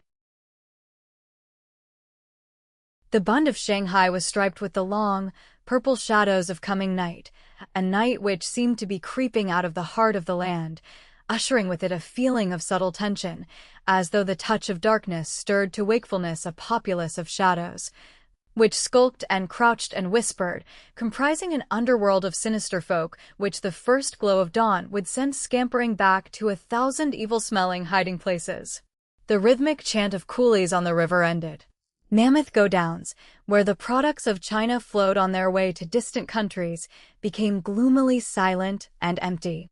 Handsome, tall Sikhs, the police of the city, appeared in 2s and 3s where only one had been stationed before, for in China, as elsewhere, wickedness is born on the night's wings. With the descent of the velvety darkness, the late wireless operator of the Trans-Pacific Greyhound, the _Vandalia_, slipped out of an obscure, shadowy doorway on Nanking Road and directed his steps toward the glittering Bund, where he was reasonably sure his enemies would have difficulty in recognizing him. Peter's uniform now reposed on a dark shelf in the rear of a silk shop. He had no desire to be stabbed in the back, which was a probability in case certain upriver men should find him. The Chinese gentleman who conducted the silk shop was an old friend and trustworthy. Peter now wore the garb of a Japanese merchant. His feet were sandaled. His straight, lithe figure was robed in an expensive gray silk kimono. Jammed tight to his ears, in good Nipponese fashion, was a black American derby. His eyebrows were penciled in a fairly praiseworthy attempt to reproduce the celestial slant, and he carried a light bamboo cane. Yet the ex-operator of the _Vandalia_ was not altogether sure that the disguise was a success. If the scowling yellow face he had detected among the throngs on the Bund that morning should have followed him to the silk shop, of what earthly use was this silly disguise? He padded along in the lee of a money-changer's, keeping close to the wall. By degrees he became aware that he was followed, and he endeavored to credit the feeling to imagination, to raw nerves. A ghostly rickshaw flitted by. The soft chugging of the coolies' bare feet became faint ceased. A muttering old woman waddled past. He looked behind him in time to see a gaunt face, lighted by the dim glow of a shop window, bob out of sight into a doorway. Turning again a moment later, he saw the man dive into another doorway. Peter ran to the dark aperture, seized a muscular, satin-covered arm, and dragged a whispering Chinese, a big, brawny fellow, into the circular zone of the yellow streetlight. Quickly recovering from his surprise, the Chinese reached swiftly toward his belt. Peter, hoping that only one man had been set on his trail, gave a murderous yell and at the same time drove his fist into a yielding punch. With a groan, the Chinese staggered back against the shop window, caving in a pain with his elbow. Peter raised his fist to strike again. Then a monumental figure, with a clean turban coiled about his head, strode austerely into the circle of yellow light. _Todzo sh equals enm equals o psi _ Thief, said more simply, indicating the broken shop window. L equals aosh equals enl equals aosh equals en, growled the Sikh. He seized the luckless windowbreaker by both shoulders, backed him against an iron trolley post, and strapped him to it. With a jovial, "Allah be with you," Peter Moore continued his stroll toward the Bund. Now that the trailer was out of his way for the night at least, he could make his way in peace to the Palace Bar and find out what might be in the wind for him. As he crossed Nanking Road where it joined the Bund, a frantic shout, mingled with a scream of fear or of warning, impelled him to leap out of the path of a rickshaw, which was making for him at a breakneck speed. A white face, with a slender gloved hand clutched close to the lips, swept past. Peter gasped in surprise, quite as staggering as if the girl in the rickshaw had slapped him across the face. He shouted after her. But she went right on, without turning. "Rickshaw!" A grinning coolie dropped the shafts of an empty rickshaw at Peter Moore's heels. He ceased being angry as a softer glow crept into his veins. The rickshaw turned to the right, following the other, which occupied the center of the almost deserted Bund, and speeding like the wind. _ni chu ba _ shouted Peter Moore. The girl seemed to be headed for the Bund Bridge. But why? A number of questions stormed futilely in his brain. Why had the girl ignored him? Why had she not gone aboard the Manchuria as she had promised? The coolie joggled along, his naked legs rising and falling mechanically. The wireless operator drew the folds of the kimono more closely about his throat, for the night air blowing off the Wangpu was chill and damp. At the bridge, the rickshaw ahead suddenly stopped, waiting. Peter Moore drew alongside and leaped to the ground. The nearby streetlight afforded him the information that he had made a mistake. Undeniably similar to the girl he had sent away on the Manchuria that morning was the young lady in the rickshaw. She had the same white, wistful face, the same alert, appealing eyes, the same rosebud mouth. Anyone might have made such a mistake. It was very embarrassing. "Why are you following me?" she demanded. "I thought I knew you." "I am sorry. I'll go at once." "No. Wait." Her volte relented. It was a fresh young voice, not indeed unlike that of Miss Lorimer's. She was smiling. "Why are you dressed as a Jap?" "I am sorry," Peter faltered, retreating. "Mistake. You're not the girl I expected.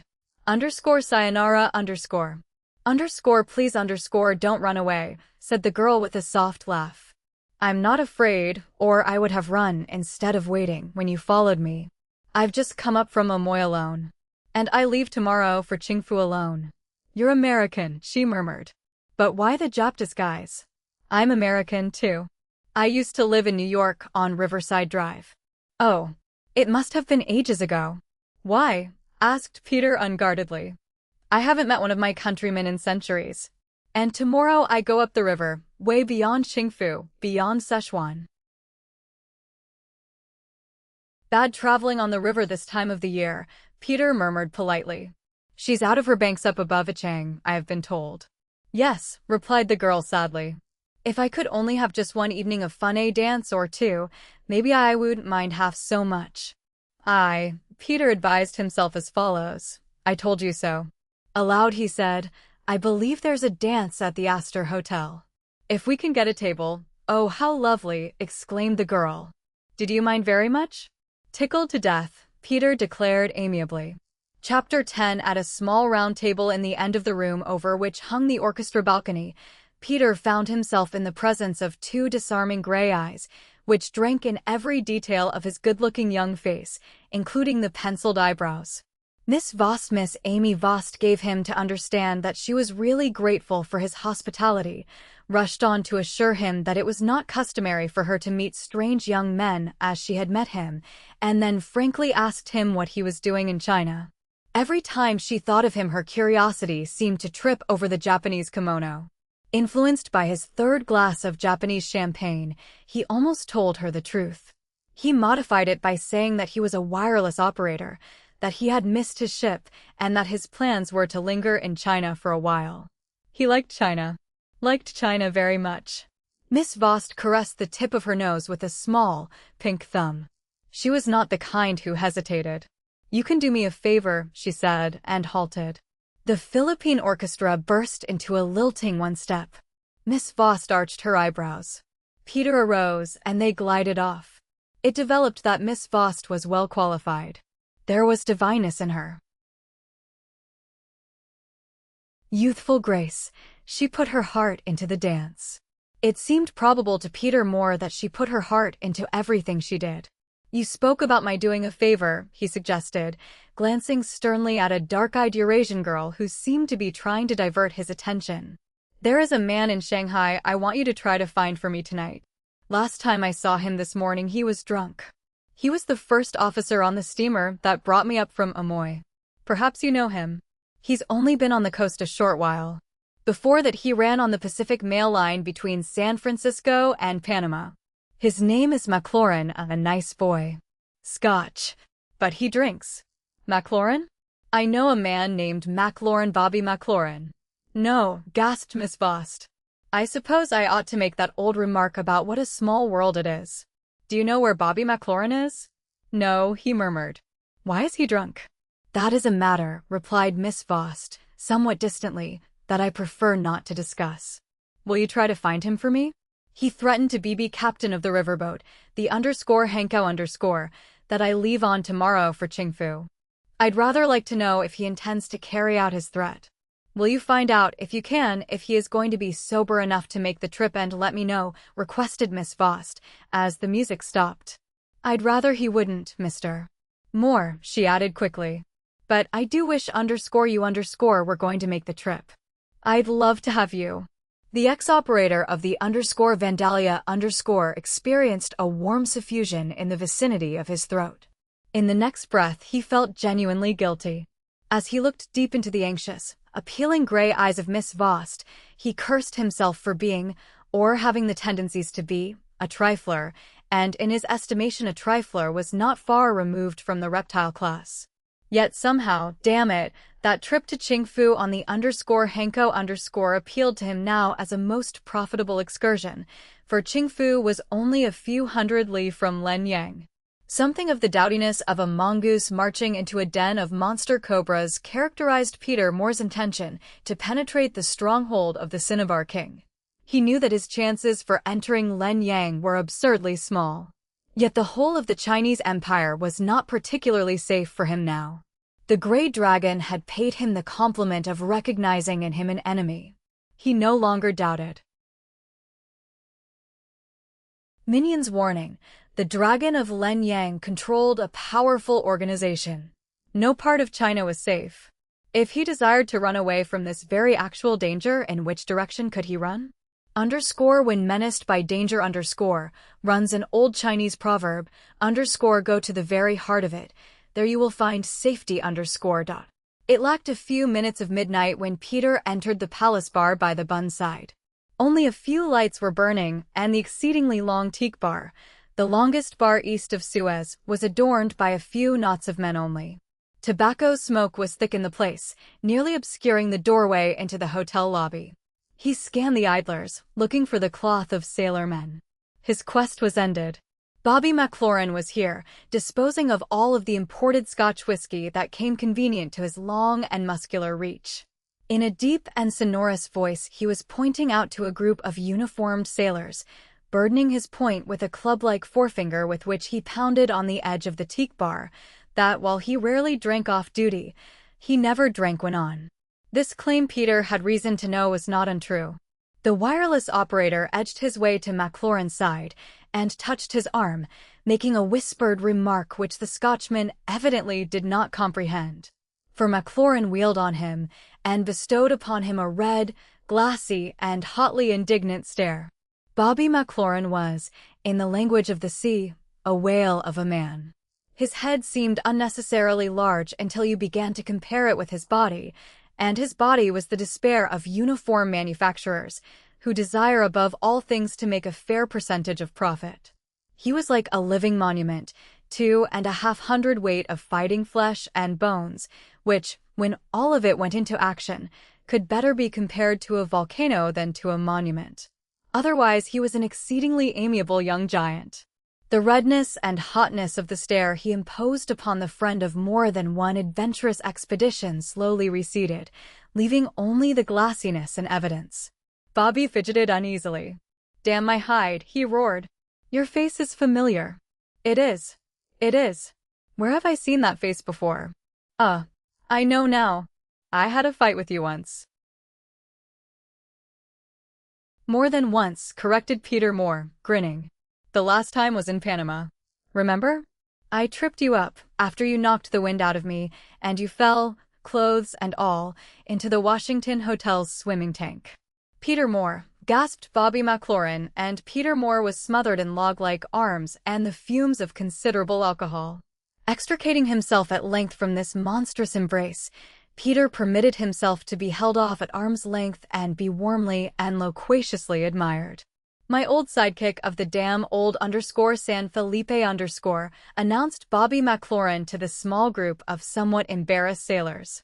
"The best radio man that God ever let live. He can hear a radio signal before it's been sent. Can't you, Peter? Boys, take a long look at the only livin' man who can fight his weight in sea serpents, the only livin' man who ever knocked me cold, and got away with it. Boys, take a long, lost-in look for the pack. Oh, you're going out that door inside of 10 counts. God bless, just look at that there Jap get up. Sure as God made big fish to eat the little fellows, Peter Moore's up to some newfangled deviltry, or I'm a lobster." warned Peter Moore, conscious that in China the walls, doors, floors, ceilings, windows, even the bartenders, have ears. "Out with the lot of you," barked McLaurin. "There's big business afoot tonight. We must be alone." Peter." And Peter was convinced that business could not be talked over tonight. Of one thing only did he wish to be certain. "You're taking the _Hankow upriver tomorrow?" "That I am, Peter." "Then we'll take the express for Nanking tomorrow morning." "Aye, aye, sir." "We'll turn in now. Otherwise you'll look like a wreck when Miss Vost sees you." "Miss Vost," exploded McLaurin. "When did you see Miss Vost?" "A little while ago, Bob. Shall we turn in now?" "Miss Vost is why I'm drunk, Peter," said Bobby McLaurin sadly. "So she admitted. Tomorrow we'll talk her over, and other important matters." "As you say, Peter. I'm the brawn, but you're the brains of this team as always. The bunks are the order." When Bobby McLaurin's not unmusical snore proceeded from the vast bulk disposed beneath the white bedclothes, Peter Moore again descended to the lobby, let himself into the street, and hailed a rickshaw. The mist from the Wangpu had changed to a slanting rain. The Bund was a ditch of clay-like mud. Each street light was a halo unto itself. He lighted a cigarette, suffered the coolie to draw up the clammy oilskin leg robe to his waist, and dreamily contemplated the quagmire that was Shanghai. The rickshaw crossed the Suchow Creek Bridge and drew up, dripping, under the porte-cochere of the Astor House Hotel, where a majestic Indian door tender emerged from the shadows, bearing a large, opened umbrella. Contrary to her promise, Miss Vost was not waiting for his message. However, she sent back word by the coolie that she would dress and come down, if he desired her to. Peter pondered a moment. A glimpse of Miss Vost at this time of night meant nothing to him. Or was he hungry for that glimpse? Nonsense. He dashed off a hasty note, sealed it in an envelope, and gave it to the room boy to deliver. He pictured her sleepy surprise as she opened it, and read, "Bobby seems much put out. We take morning express to Nanking." Try to make it. We'll have tea, the three of us, at Suchow. At Suchow. There he was at it again. A trifler. Damn my withered-up sense of honor, anyway, observed Peter more to himself as he climbed into the rain-soaked rickshaw. Chapter 11. With the pristine dawn, Robert McLaurin arose from his bed like a large, yellow mountain. For his pajamas, every square yard of them were of fine Canton silk, the color of the bulbous moon when it reposes low on China's horizon. Satisfying himself at length that the bedroom had another occupant, he drained the contents of a fat, white water jug, then tossed the jug upon the incumbent of the bedroom's other bed. At such times as this critical one, the smiling destiny which held the fate of Peter Moore in the hollow of her precious hand was ever watchful, and the white water jug caromed from his peaceful figure with no more than an unimportant thud. The jug bounded to the floor and ended its career against the hard wall. Peter Moore sat up, rubbing his eyes. Dead or alive, Peter? You nearly broke my back. Serves you right, old slugabed. You tucked me in last night with the warning that we pick up the early express for Nanking. Quite so, admitted Peter Moore thickly. In the past 2 days he had managed to set aside altogether 4 hours for sleep, and he felt that way. He examined his roommate, but was not surprised at what met his glance. Bobby McLaurin, disregarding the fact that he had not yet shaved, looked as fresh as a rose. His endurance was like that of a range of mountains. His sea-blue eyes were cannily clear, his complexion was transparent and glowing. The ill effects of last night had been absorbed with about as much apparent effort as a gigantic sponge might display in absorbing a dewdrop. Chinamen's eyes and Chinamen's knives have been running through my dreams, Peter muttered. Cheer up.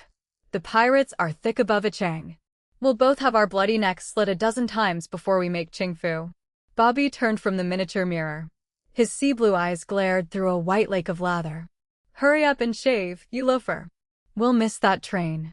I'm not going to shave for 6 months. Election bet? When your utterly worthless life has been endangered as many times as, what you need is a drink, my lad. When you have evidence that the greatest criminal at large wants to have you stuck like a pig, McLaurin swung his big frame about and stared. You're not serious. I am referring to a gray dragon. Ever hear of one? The razor in the large, red hand of Bobby McLaurin flashed. It came away from his cheek. A broad trickle of crimson spread down the lathered jaw, but he did not curse. We must hurry for that train, rumbled his big voice. We must talk this over. We must hurry, Peter, he said again. Miss Amy Vost was not in evidence when the 2 rickshaws rattled up to the platform of the red brick station. Perhaps she's waiting for us in the coach, holding seats for us, Peter suggested. Just like her, said McLaurin. She's a little peach. Peter entered the compartment first and scanned the heads. The only tresses in evidence were the long, black, shining ones of a bejeweled Chinese lady. The other passengers were men. There will be no tete-a-tete in Suchow, observed Peter Moore to his conscience. I'd go to hell for that girl, declared Bobby McLaurin as he sat down at Peter's side. Now, tell me what you were doing in that Jap rigging. 2 years, isn't it, since we were chased out of Panama City by the _Spigot Eyes_. I came over on the _Vandalia_. And didn't go back, I gather. She sailed upriver for Suchow yesterday. No, I won't go back. Bobby, I started something on that ship, and I'm on my way to Chingfu and way beyond Chingfu to finish it. It will be beautifully finished, Peter. Or your name's not Moore. There was a girl, a beautiful girl. There usually is, McLaurin sighed. Peter gazed bitterly at the scenery flitting evenly past the window, groves of feathery bamboo, flaming mustard fields, exquisite gardens, and graves beyond count. Perhaps she is passing through the inland sea by now. Bobby, I wanted her to go home. She was that kind of a girl. She wanted to stay. Bobby, that girl could have made a man of me. She even told me she liked me. They have a way of doing that, commented Bobby sadly. Several miles rolled by before either of the men spoke. Why is Miss Vost making the trip to Chingfu? You'll have to find that out, Peter. I was too busy letting her know how bright my life has become since she entered it. The square, red jaw swung savagely toward Peter. Of a sudden the sea blue eyes seemed a trifle inflamed. She's probably going to Qingfu on serious business. She's like that. She's not like you. What do you mean? Said Peter. You're going to try to break into Lenyang, that's what I mean. Someday, on one of these reckless expeditions of yours, Peter, you're going to run plumb into a long, sharp knife. If I could head you off, I would. You can't, Bobby. My mind is made up. Get out of China. Why enter the lion's den? You're too confiding, too trusting, too young. In duty to my conscience, I oughtn't to let you go. But I know you'd walk or fly or swim if I tried to head you off. I certainly would, agreed Peter. Chapter 12 No member of the Earth's great brotherhood of dangerous waterways is blessed with quite the degree of peril, which menaces those hardy ones who dare the river of the golden sands. Bobby McLaurin's steamer, the _Henko_, was the net result of long shipbuilding experience. Dozens of apparently seaworthy boats have gone up the Yangtze Kiang, not to return. After years of experiment, a somewhat satisfactory riverboat has been evolved. It combines the sturdiness of a seagoing tug with the speed of a torpedo boat destroyer.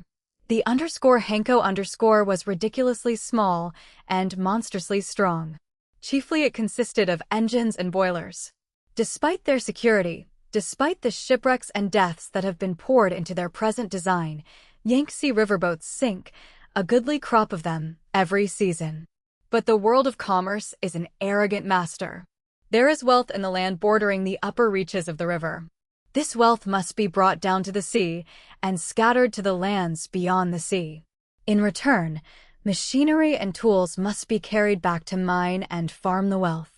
Little is heard, less is told, and still less is written of the men who dare the rapids and the rocks and the sands of the great river. Sometimes the spirit of adventure sends them up the Yangtze. Frequently, as is the case with men who depart unexplainedly upon dangerous errands, a woman is the inspiration or merely the cause. Miss Amy Vost, of New York City, but more recently of Amoy, China, province Fujian, was the generator in the case of Bobby McLaurin. When Miss Vost tripped blithely aboard the _Senyato Maru anchored off the breaks of Amoy, and captured, at first blush, the hearts of the entire forward crew, Bobby McLaurin was the most eager prisoner of the lot. Perhaps she took notice of him out of the corner of her glowing young eyes long before he became seriously and mortally afflicted. Certainly the first mate of the _Senyato Maru was no believer in the theory of non-resistance. Had Miss Vost been a susceptible young woman, it is safe to assume that Bobby McLaurin would not have accepted command of the _Henko_ from Tidewater to that remote Chinese city, Qingfu. He wooed her in the pilot house where passengers were never allowed. He courted her in the dining room, and he paid marked attention to her at all hours of the day and night, in sundry nooks and corners of the generous promenade deck. Miss Vost sparred with him. As well as being lovely and captivating, she was clever. She seemed to agree with the rule of the philosopher who held that conversation was given to mankind simply for purposes of evasion. By the end of the first week, Bobby McLaurin was earning sour glances from his staid British captain, and glances not at all encouraging from Miss Vost. He informed her that all of the beauty and all of the wonder of the stars, the sea, the moonlight, could not equal the splendor of her wide, gray eyes. She replied that the moon, the stars, and the sea had gone to his head. He insisted that her smile could only be compared to the sunrise on a dewy rosevine. He threw his big, generous heart at her feet 100 times. Being fair and sympathetic, she did not kick it to one side. She merely sidestepped. He closed that evening's interview with the threat that he would follow her to the very ends of the earth. She gave him the opportunity, literally, by observing dryly that her destination was precisely at the world's end in the hills of Sichuan, to be exact. He took the breath out of her mouth by saying that he would travel on the same riverboat with her to Qingfu, if he had to scrub down decks for his passage. She told him not to be a silly boy, that he was, underneath his uncouthness, really a dear, but that he didn't know women. When the _Senyato Maru dropped anchor off Wusung, Miss Vost let Bobby hold her hand an instant longer than was necessary, and stubbornly refused to accompany him in the same sampan or the same tug to the customs jetty. Summarily, she went up the Wangpu all alone, while Bobby, biting his fingernails, purposely quarreled with the staid British captain and was invited to sign off, which he did. Through devious subterranean channels, Bobby McLaurin found that the berth of master on the Hanko was vacant, the latest incumbent having relinquished his spirit to cholera. Was he willing to assume the tremendous responsibility? He was tremendously willing. Did he possess good papers? He most assuredly did. When the Shanghai Express rolled into the Nanking station, Bobby McLaurin climbed into a rattling rickshaw and clattered off in the direction of the riverfront, registering the profound hope that Miss Vost had somehow managed to reach the Hanko ahead of him. Peter Moore, who knew China's ancient capital like a book, struck off in a diagonal direction on foot. He made his way to a Chinese tailor's, who bought from him the Japanese costume and sold him a suit of gray tweeds, which another customer had failed to call for. While not an adornment, the gray tweeds were comfortably European, a relief from the flapping, clumsy kimono. He wanted to have a little talk with Miss Vost before she saw Bobby. He had so much affection for Bobby that he wanted to ask Miss Vost to please not be unnecessarily cruel with him. He did not know that Miss Vost was never unnecessarily cruel to any living creature, for he made the mistake there of classifying all women into the good and the cruel, of which Miss Vost seemed to be among the latter. As a matter of fact, Miss Vost was simply a young woman very far from home, compelled to believe in and on occasion to resort to primitive methods of self-defense. Peter took a rickshaw to the river. He picked out the Hanko among the clutter of shipping, anchored not far from shore, and out of reach of the swift current which rushed dangerously down mid-channel. Black smoke issued from her single chubby funnel. Blue-coated coolies sped to and fro on her single narrow deck. Bobby McLaurin leaned far out across the rail as Peter's sampan slapped smartly alongside. The coolie thrashed the water into yellowy foam. "Have you seen Miss Vost?" shouted McLaurin above the hiss of escaping steam. "We pull out in an hour, Miss Vost or no Miss Vost." "That's orders." Peter, reaching the deck, scanned the pagoda-dotted shorefront. "She'll be here," he said. Puchang, the Hanko's pilot, a slender, grayed Chinese, grown old before his time, in the river service, sidled between them, smiling mistily, and asked his captain if the new tow line had been delivered. While McLaurin went to make inquiries, Peter watched a sampan, bow on, floating downstream, with the intention, evidently, of making connections with the Hanko's ladder. On her abrupt foredeck was a slim figure of blue and white. Startled a little by recollection, Peter leaned far out. For a moment he had imagined the white face to be that of Eileen Lorimer. The demure attitude of Miss Vost's hands, caught by the fingertips before her, gave further grounds to Peter Moore for the comparison. Her youth and innocence had as much to do with it as anything, for there was undeniably an air of youth and extreme innocence about Miss Vost. Something in the shape of a triumphant bellow was roared from the engine-room companionway. Whereupon the companionway disgorged the monumental figure of Bobby McLaurin, grinning like a schoolboy at his first party. He seized Miss Vost by both hands, swinging her neatly to the deck. She panted and fell back against the rail, holding her hand to her heart, and welcoming Bobby McLaurin by a glance that was not entirely cordial. "The sampan boy hasn't been paid," she remarked, opening her purse. "It's 20 cents. While McLaurin pulled a silver dollar from his pocket and spun it to the anxious coolie, Miss Vost turned with the warmest of smiles to Peter. Rarely had any girl seemed more delighted to see him, for which, under the circumstances, he found it somewhat difficult to be grateful. He experienced again that dull feeling of guilt. He felt that she ought to show more cordiality to Bobby McLaurin. Here was Bobby, trailing after her like a faithful dog, on the most hazardous trip that any man could devise, and he had not been rewarded, so far, with even the stingiest of smiles. Women were like that. They took the fruits of your work, or they took your life, or let you toss it to the crows, without a sign of gratitude. At least, some women were like that. He had hoped Miss Vost was not that kind. He had hoped. Miss Vost laid her small, warm hand in his, and she seemed perfectly willing to let it linger. Her lips were parted in a smile that was all but a caress. She seemed to have forgotten that the baffled young man who stared so fixedly at the back of her pretty, white neck existed. It was quite embarrassing for Peter. The feeling of the little hand, that lay so intimately within his, sent a warm glow stealing into his guilty heart. Then, aware of the pain in the face of Bobby McLaurin, a face that had abruptly gone white, and realizing his duty to this true friend of his, he pushed Miss Vost's hands away from him. That gesture served to bring them all back to earth. "Aren't you a little bit glad to see me?" said the hurt voice of Bobby McLaurin. Miss Vost pivoted gracefully, giving Peter more a view of her splendid, straight back for a change. "Of course I am, Bobby," she exclaimed. "I'm always glad to see you. Why, oh look.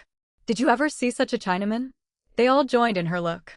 A salmon-colored sampan was riding swiftly to the _Hankau's riveted steel side.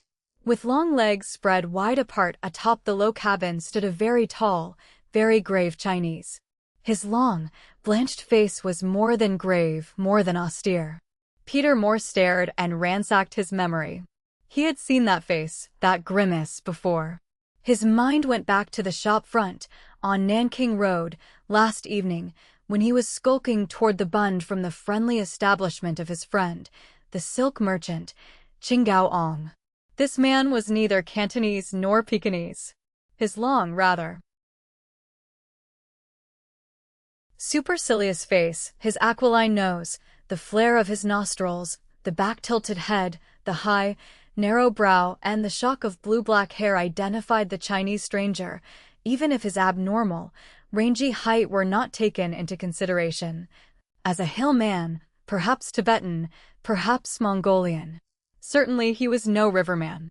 It seemed improbable that the windowbreaker could have been released by the heartless Shanghai police so quickly, yet out of his own adventurous past Peter could recall more than one occasion when Squeeze had saved him embarrassment.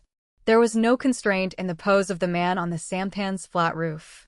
With indifference his narrow gaze flitted from the face of Bobby McLaurin to that of Miss Vost, and wandered on to the stern, sharp-eyed visage of Peter Moore. Here the casual gaze rested. If he recognized Peter Moore, he gave no indication of it.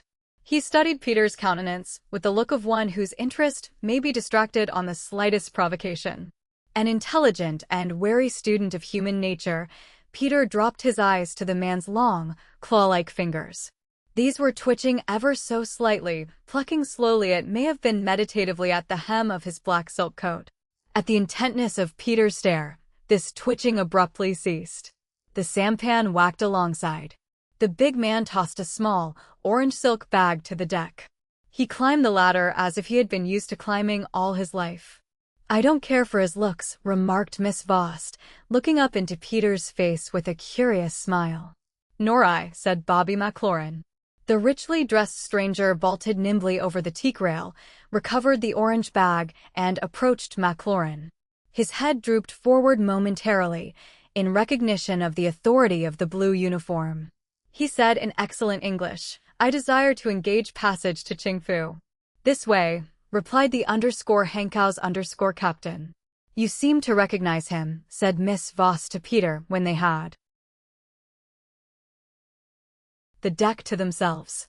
"Perhaps I was mistaken," replied Peter evasively. He suddenly was aware of Miss Vost's wide-eyed look of concern. Impulsively, she laid her hand on his arm. She had come up very close to him. Her head moved back, so that her chin was almost on a level with his. "Mr. Moore," she said in a low, soft voice, "I won't ask you any questions. In China, there are many, many things that a woman must not try to understand. But I want to tell you that I think you are splendid. It seems so fine, so good of you. I can't begin to thank you. My feelings prevent it." "But why, what?" stammered Peter. "Oh, Mr. Moore, I know. Miss Vost proceeded earnestly. "Like all fine, brave men, you are modest.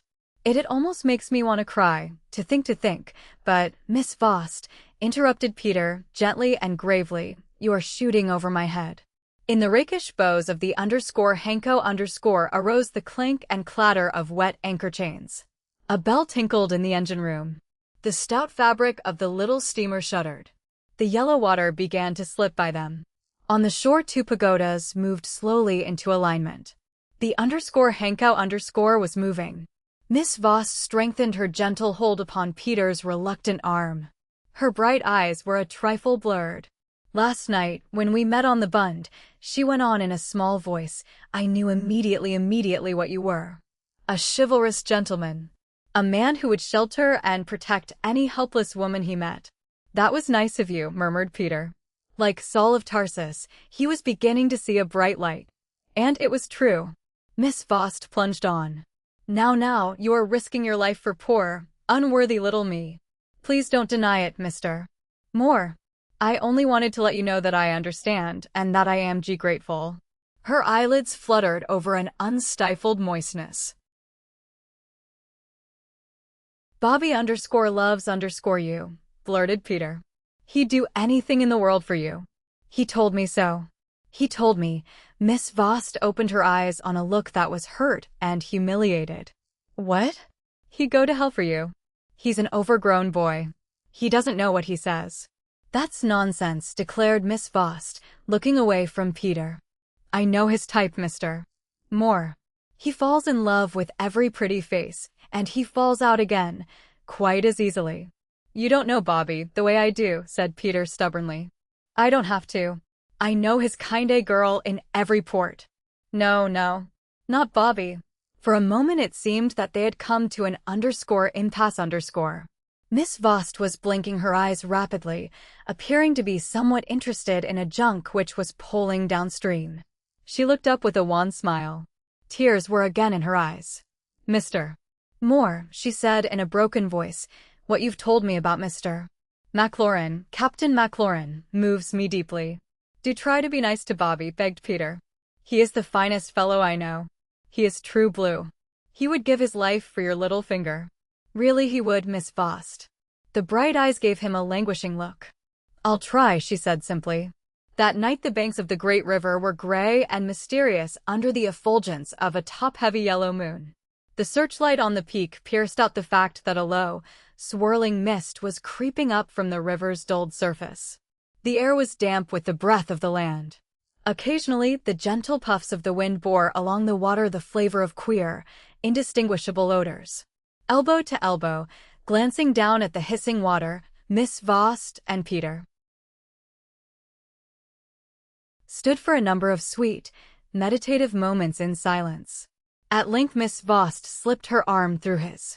Sometimes, she murmured, inclining her head until it almost rested against his shoulder, I feel lonely terrible. Especially on such a night as this. The moon is so impersonal, isn't it? Here it is, a great, gorgeous ball of cold fire, shining across China at you and me. In Amoy it seemed to frown at me. Now it seems to smile. The same moon, whispered Peter as her warm hand slipped down and snuggled in his. Don't you ever feel lonely like this? Demanded Miss Voss suddenly. Peter sighed. Oh, often. The world seems so big and so filled with things that are hard to learn. Especially at night. He wondered what she thought he meant. I feel that way, Miss Vost's absorbed voice replied. I try to reason these things out. But they are so baffling. So elusive. So evasive. Here is China, with its millions of poor wretched ones, struggling in darkness and disease. There are so many. And they are so hard to help. And out beyond there, not so many miles beyond that ridge, lies Tibet, with her millions, and her ignorance, and her disease. And to the left, away to the left, I think, is India. If a person would be happy, he must not come to China or India. Their problems are too overwhelming. You cannot think of solutions fast enough, and even while you think, you are overcome by the weariness, the hopelessness of it all. I wish I had never come to China. I happened to be in Fuzhou not long ago. There is in Fuzhou a thing that illustrates what I mean. It is called the Baby Tower. Girls, aren't thought much of in China. At the bottom of the tower is a deep well. Women to whom are born baby girls go to the baby tower, Miss Voss shuddered. The babies are thrown into the well. I have seen them. Poor, little creatures dying like that. Miss Voss sniffled for a moment. Brightly she said, I like to talk to you, Mr. Moore. You're so sympathetic. A great, dark shadow bulked up against the rail alongside Peter. Good evening, folks, declared the pleasant bass voice of Bobby McLaurin. We were just talking about you, Bobby, said Peter affably. As I was telling Miss Voss, you're the most sympathetic man I ever knew. Good night, Miss Voss. Night, Bobs. Chapter 13. When Peter descended the stairway into the narrow vestibule which served as reception hall, dining saloon, and, incidentally, as the corridor from which the Hankows 4 small staterooms were entered, he had the chilly feeling that the darkness had eyes. Yet he saw nothing. The cabin was dark. 3 round ports glimmered greenly beyond the staircase on the cabin's forward side. The glimmer was occasioned by the refracted rays of the Hankows dazzling searchlight. But these were not the ones he felt. Gradually his own eyes became accustomed to the pulp-like darkness. He steadied his body against the gentle swaying of the steamer and endeavored to listen above, or through, the imminent thrashing and clattering of the huge engine. He examined the 4 stateroom doors anxiously. As the darkness began to dissolve slightly, Peter, still conscious that eyes were fastened upon him, made the discovery that the stateroom adjoining his was slightly ajar. The moon favored him, Miss Voss's impersonal moon. It outlined against the slit what appeared to be a large, irregular block. Peter decided that the irregular block was nothing more nor less than the head of a man. To prove that his surmise was correct, Peter quickly shifted the revolver from his right hand to his left, brought it even with his eyes and struck a match. In the startling flare of the phosphorus, the evil glint of celestial eyes was instantly revealed in the partly open door. With incredible softness, the door was closed. Where there had been half-lidded eyes, a positive snarl, and a shock of blue-black hair was now a white enameled panel. Peter continued to smile along the barrel, which glistened in the dying flame of the match. He unlocked his door, closed it, and shot the bolt. Switching on the electric light, he cautiously drew back the sheet. Apparently satisfied, he sniffed the air. It was nothing more than stuffy, as a stateroom that has been closed for a week or so is apt to be. Unscrewing the fat wing bolts which clamped down the brass-bound port glass, he let in a breath of misty river air. Simultaneously voices came into the room. Miss Voss and Bobby McLaurin were conversing in clear, tense syllables. Peter could not help eavesdropping. They were standing on the deck, directly over his stateroom, only a few scant feet from his porthole, which was situated much nearer the deck than the surging water. But I do love you. Bobby was complaining in his rumbling voice. Ever since you set foot on the old Senyato Maru I've been your shadow, your slave. What more can any man say? He added bitterly. Not a great deal, rejoined Miss Voss light-heartedly. She became abruptly serious. Bobby, I do like you. I admire you ever so much. But it happens that you are not the man for me. You don't understand me. You can never understand me. Don't you realize it? You're too sudden, too brutal. I've treated you like a flower. I want to shield you, but I don't need shielding, Bobby. I'm prudent, fearless, and 22. I don't need a watchdog. Good God, who said anything about being a watchdog, exclaimed Bobby. You just want me, completed Miss Voss. Well, you can't have me. You love somebody else, then. That young pup. Peter stared sourly at the bilious moon.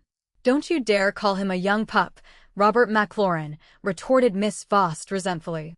He is a fine young man. I admire him, and I respect him very much. He can't fool around any girl of mine. Peter heard Bobby sucking the breath in between his teeth, as if he might have pricked himself with a pin. Bobby had done worse than that. A girl of yours, snapped Miss Voss. Followed low, anxious, and imploratory whispers. These were terminated by a long, light, and delicious laugh. Bobby, you're so funny. Miss Vost gurgled. I wish I was dead, declared Bobby despondently. You should go to Liaoqiu, Miss Vost chirped. Why should I go to Liaoqiu, grumbled the bass voice. To be happy, you must be born in Suzhou, live in Canton, and die in Liaoqiu.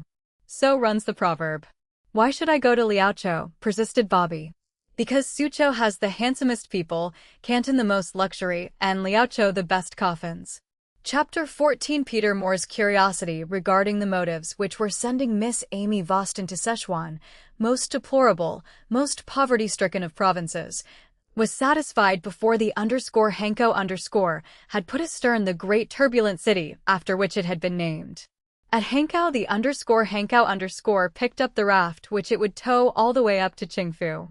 Upon this raft was a long, squat cabin, in and out of which poured incessantly members of China's large and growing family. There were thin, dirty little men and skinny, soiled little women and quantities of hungry, dirty little boys and girls. A great noise went up from the raft as the Hanko nosed in alongside, and the new tow line was passed and made fast over the bitts.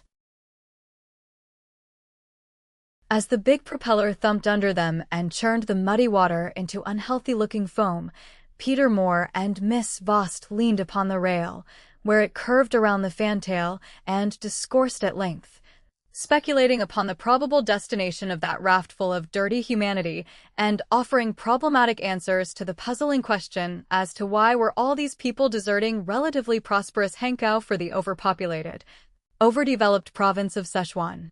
Peter had an inkling that Miss Vost was distressed by the scene. Let's take a stroll forward, he suggested. An urchin, directly below them, stood rubbing his eyes with two grimy fists. His whines were audible above the churning of the engines. No. I'm quite accustomed to this. Just look at that miserable little fellow. He is blind, stated Peter quietly. Half of them are blind, Miss Vost replied. Her features were transfixed by a look of sadness. Wait for me. I'll return in a second. Peter watched the graceful swing of her shoulders as she strode down the deck to the forward companionway, admiring the slim strength of her silk-clad ankles. She was every inch an American girl. He was proud of her. She returned, carrying a small oblong of cardboard, upon which a photograph was pasted. Peter found himself looking into the sad, bewrinkled eyes of a gray-bearded man, a patriarchal gentleman, who stood on the hard clay at the foot of a low stone stairway. His nose, his eyes, his intellectual forehead were distinctly those of Miss Vost. A child in a freshly starched frock, with eyes opened wide in surprise and interest, was firmly clutching one of his trouser legs. My father, explained Miss Vost. He was stationed at Wenzhou then, in charge of the mission. I have not seen him since. Peter remarked to himself that somehow Miss Vost did not seem to be the daughter of a missionary, nor was the costly way she dressed in key with her remark. Perhaps she divined his thoughts. He has money, lots of it. He has a keen, broad mind. But he chose this. When he was first married, be brought mother to China. He saw and realized China's vast problems.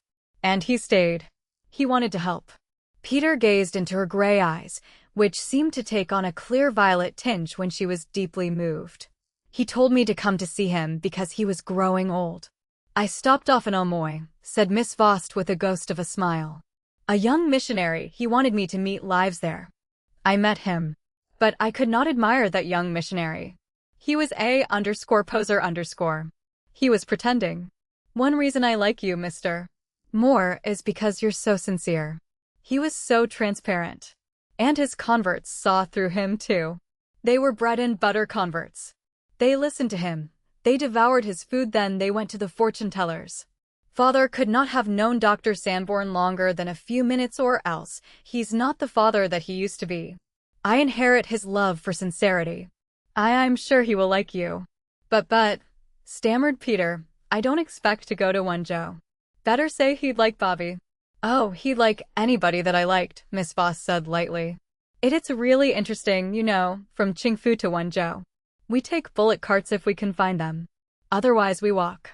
Doesn't it appeal to you just a little to be all alone with me for nearly 100 miles? Very much indeed, replied Peter earnestly. But our roads part at Qingfu. I go directly south. In search of more adventure and romance? Perhaps a girl who is not so silly as I have been? Or is it India or Afghanistan? Neither. An old friend. Is that why you are growing a beard to surprise him? Perhaps, said Peter, absently fingering the bristles. Don't tell me it's unbecoming or I'll have to shave it off. As if what I thought made a particle of difference, retorted Miss Voss defiantly. Peter gave her a puzzled stare. I overheard you last night. You broke your promise. You promised to be nice to him. I was. Do you mean what I said about Liao Cho? You don't realize what you mean to Bobby. My dear girl, I am not your dear girl. Peter groaned. Does your heart ache too, Peter? Of course it does. Then why don't you? It wouldn't be fair, that's why. To Bobby? Bobby too. Then there is another girl, Miss Voss cried bitterly. She bit her lip. You should have told me before. I thought it wouldn't be necessary. Miss Voss dropped her eyes to Peter's hand which was resting on the rail. Her own hand moved over and nestled against it. Did you all love her as much as this? Her eyes returned to his face. I did think I did. But you're not sure now? Oh, I thought I was sure.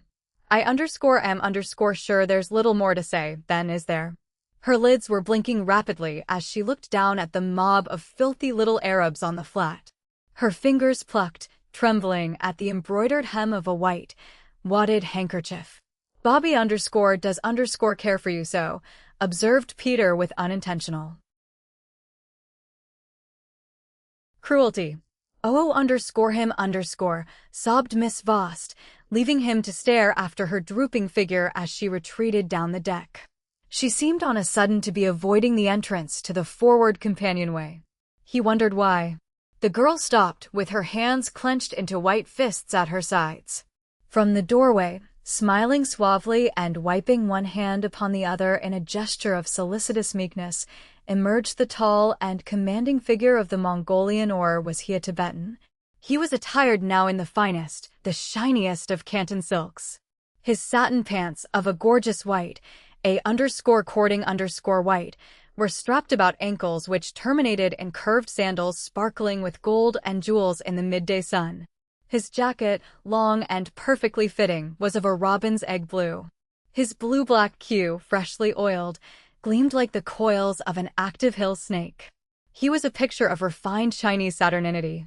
Miss Voss, beholding him, was properly impressed.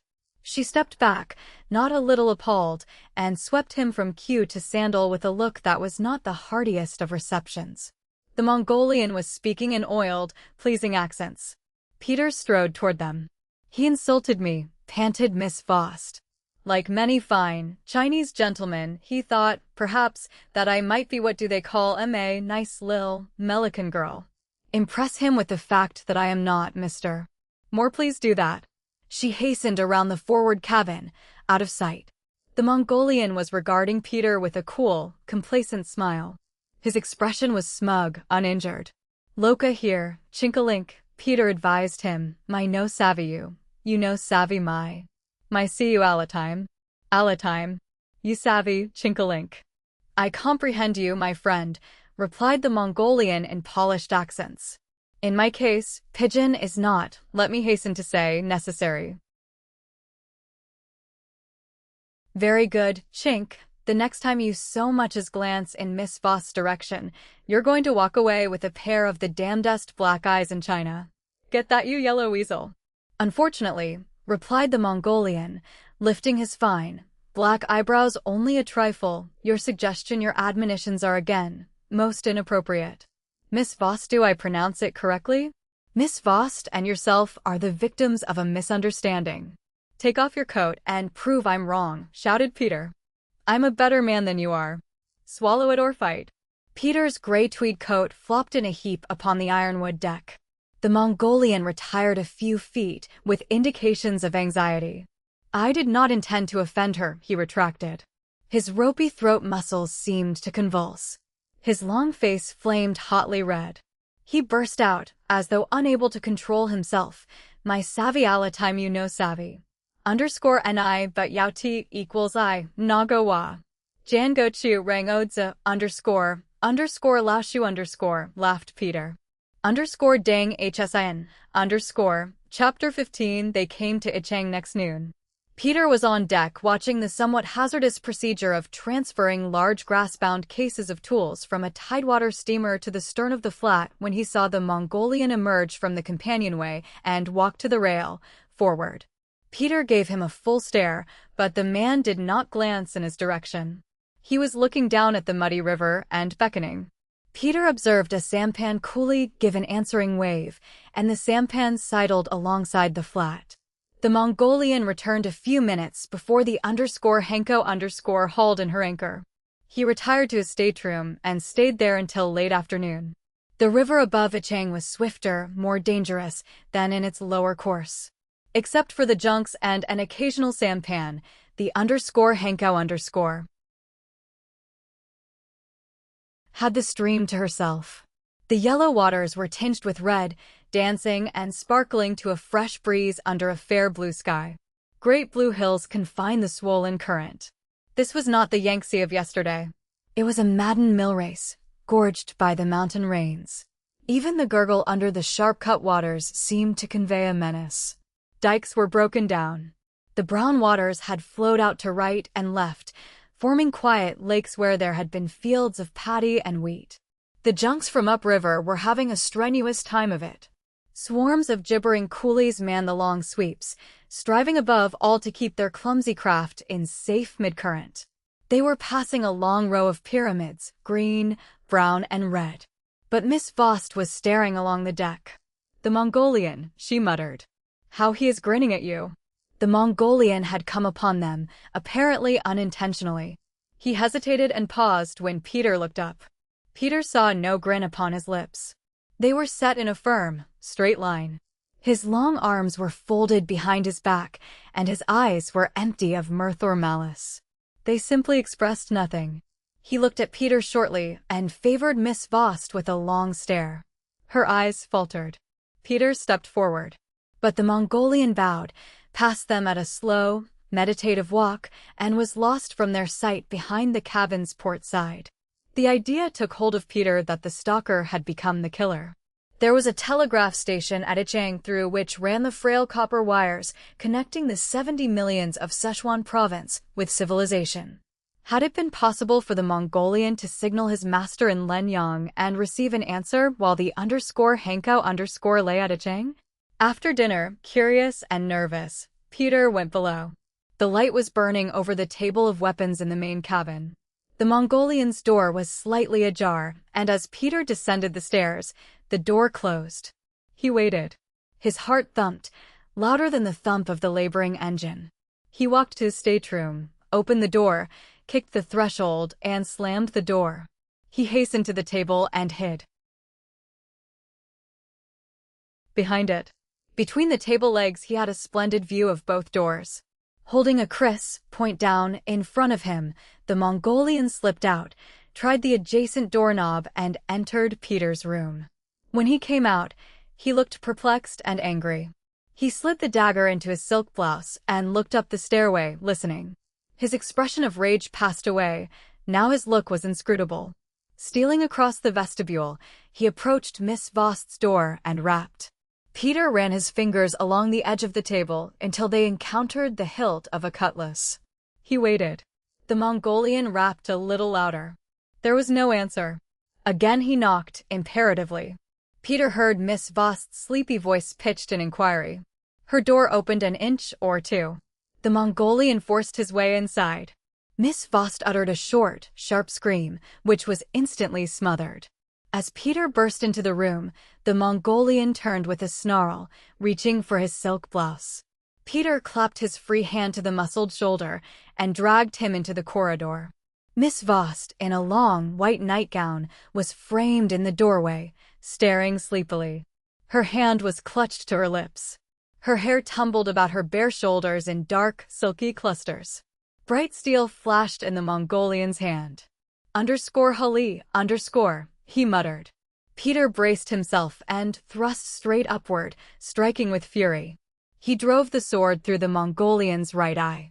Miss Vost, a slender pillar of white, stared down at the floundering heap. She seemed to be going mad, with the green light of the electric glittering in her distended eyes. Bobby McLaurin bounded down the steps. "He tried to come into my room," said Miss Vost. "He tried to come into my room." I know. But it's all right," soothed Peter, panting. "You must go back to bed. You must try to sleep." He talked as though she were a child. He was a bad man. He had to be treated this way. You look like an Arab. The dark. And that beard. Where is Bobby? Right here. Right here beside you. You're not hurt, either of you? You're both all right. Yes. Underscore please underscore go to bed, begged Peter. Please, implored Bobby. To them there was something unreligious, something terrible, in the notion of Miss Voss standing in the presence of the grim black heap in the shadow. Nor were her youth and her innocence intended to be bared before the eyes of men in this fashion. As if a chill river wind had struck her, she shivered, closed the door. The men carried the limp body, which was unaccountably heavy, to the deck. After a minute there was a splash. The underscore Hanko underscore had not been checked. On the Yangtze formal burial ceremonies are seldom performed. Peter went to bed at once. He tried to sleep. He counted the revolutions of the propeller. He added up a stupendous number of sheep going through a hole in a stone wall. Every so often the sheep faded away, to be replaced by the fearful countenance of the Mongolian, who was now perhaps 10 miles or more downstream. After a while the engines were checked, turning at half speed for a number of revolutions, then ceasing as a bell rang. The only sound was the soughing gurgle of the water as it lapped along the steel plates and the distant drone of the rapids. He heard the splash of an anchor, accompanied by the rumble and clank of chains forward and a repetition of the sounds aft. Directly under him, it seemed a loud, prolonged scraping noise took place. The fires were being drawn. The sounds could only mean that the underscore Hankow underscore had reached the journey's end. The trip was over. The underscore Hankow underscore was abreast Qingfu. She would lie in the current for a few days before facing about and making for tidewater. Today would see the last of Miss Vost, a termination of that serious humorous love affair of theirs, which, on the whole, had been one of his most delightful experiences. He wondered whether or not she would ask him to kiss her goodbye. He rather hoped she would. On the other hand, he hoped she would do nothing of the kind. Distance was lending enchantment to Eileen Lorimer. He was sure this was not infatuation. She was not the first. He had had affairs, numbers of them. But they were mere fragments of his adventurous life. They were milestones, shadowy and vague and very far away now. Dear little milestones, each of them. Sometime he would go to Eileen and get down on his knees before her in humility and ask her if she could overlook his systematic and hardened faults. When would he do this? Frankly, he did not know. He dozed off, and it seemed only an instant later when he was awakened by a harsh cry. The porthole was still dark. Morning was a long way off. The cry was repeated, was joined by others, excited and fearful. Peter sat up in bed and was instantly thrown back by a sudden lurch. Next came a dull booming and banging. The stateroom was filled with the hot, sweet smell of smoking wood, the smell that is caused by the friction of wood against wood or wood against steel. Another pounding and booming. Someone hammered at the door. Peter tried to turn on the electric light. There was no current. He opened the door. Bobby, shoeless and collarless, dressed only in pants and shirt, towered over the light of a candle which he held in a hand that shook. A collision. Junk rammed us. Get up quick. Don't know damage. Call Miss Vost. Get on deck. Take care of her. My hands filled with this damn boat. Peter snatched his clothes, and before he was out of his pajamas the underscore Hankow underscore began to keel over. It slid down, until the porthole dipped into the muddy current. Water slopped in and drenched his knees and feet. He yanked open the door, not stopping to lace his shoes, and called Miss Vost. She had heard the excitement and was dressing. The floor lurched again, and he was thrown violently against a sharp-edged post. Miss Vost's door was flung open, and she stumbled down the sloping floor, bracing her hands against his chest to catch herself. "We're sinking," she said without fear. To Peter it was evident that Miss Vost had never been through the capsizing of a ship before. He fancied he caught a thrill of eager, almost exultant, excitement in her voice. In that vestibule, he knew they were rats in a water trap, or soon would be. He still felt weak and limp from his fall against the post, and he was trying hard to regain his strength before they began their perilous ascent to the deck. Miss Vost misunderstood his hesitancy. "I am not afraid, not a bit," she declared, holding with both hands the folds of his unbuttoned shirt. "I am never afraid with _you_. When I am in danger, you are always near. It seems that you were put here to look after me. But there is no danger, is there?" She shook him almost playfully. "Cut out your babbling," he snapped. "Get to that stairway." He heard the breath hiss in between her teeth. But she clung to his arm obediently. They sprawled and slipped in the darkness to the stairs. Clinging to the railing, they reached the deck, which was inclined so steeply that they clung to the cabin rail for support. In the dark on all sides of them coolies shouted in high-pitched voices. Heavy rain was falling, drumming on the deck. The odor of wood rubbing against steel persisted. They could see nothing. The world was dark and filled with contusion. A sharp explosion took place in the bows. Chains screamed through the air and clanged on metal and wood. One of the forward anchor chains had parted. The deck was tilted again. Bobby McLaurin was not in evidence. Peter shouted for him until he was hoarse. Then he left Miss Vost and groped his way to the starboard davits. The starboard lifeboat was gone. Suddenly the rain ceased. A dull red glow smoldered on the eastern heaven. Miss Vost was praying for courage, for help. She clung to him and sobbed. By and by her nerves seemed to steady themselves. There was nothing to do but wait for daylight and pray that the gurgling waters might not rise any higher. The glow in the east increased and permitted them to see the vague outlines of a looming shape which seemed to grow out of the bows. As dawn came, Peter made out the form of a huge junk, which had pinioned and crushed the foredeck rail under her brawny poop. Then the remaining anchor cable snapped like a rotten thread. Dimly they saw the end of the chain whip upward and crash down. A coolie, paralyzed, stood in its way. The broken end struck him in the face. He screamed and rolled down the deck until he lodged against the rail. Bobby shouted their names and scrambled and slipped down. "We're trying to get up steam. Our only chance. Both forward anchors gone. We'll swing around with the current and lose this damn junk. If the after anchor holds till steam's up, we're safe." He sped aft. The steamer shuddered, and they felt her swinging as the scattered shore lights moved from left to right. The junk was acting as a drag. The shore lights became stationary. A gang of coolies with great bars were trying to pry up the junk's coamings. Peter was aware then that Miss Vost's arms were clinging about his neck and that she was whimpering softly in his ear. Upriver boomed another explosion. The deck seemed to fall from under his feet. Water splashed up over his toes.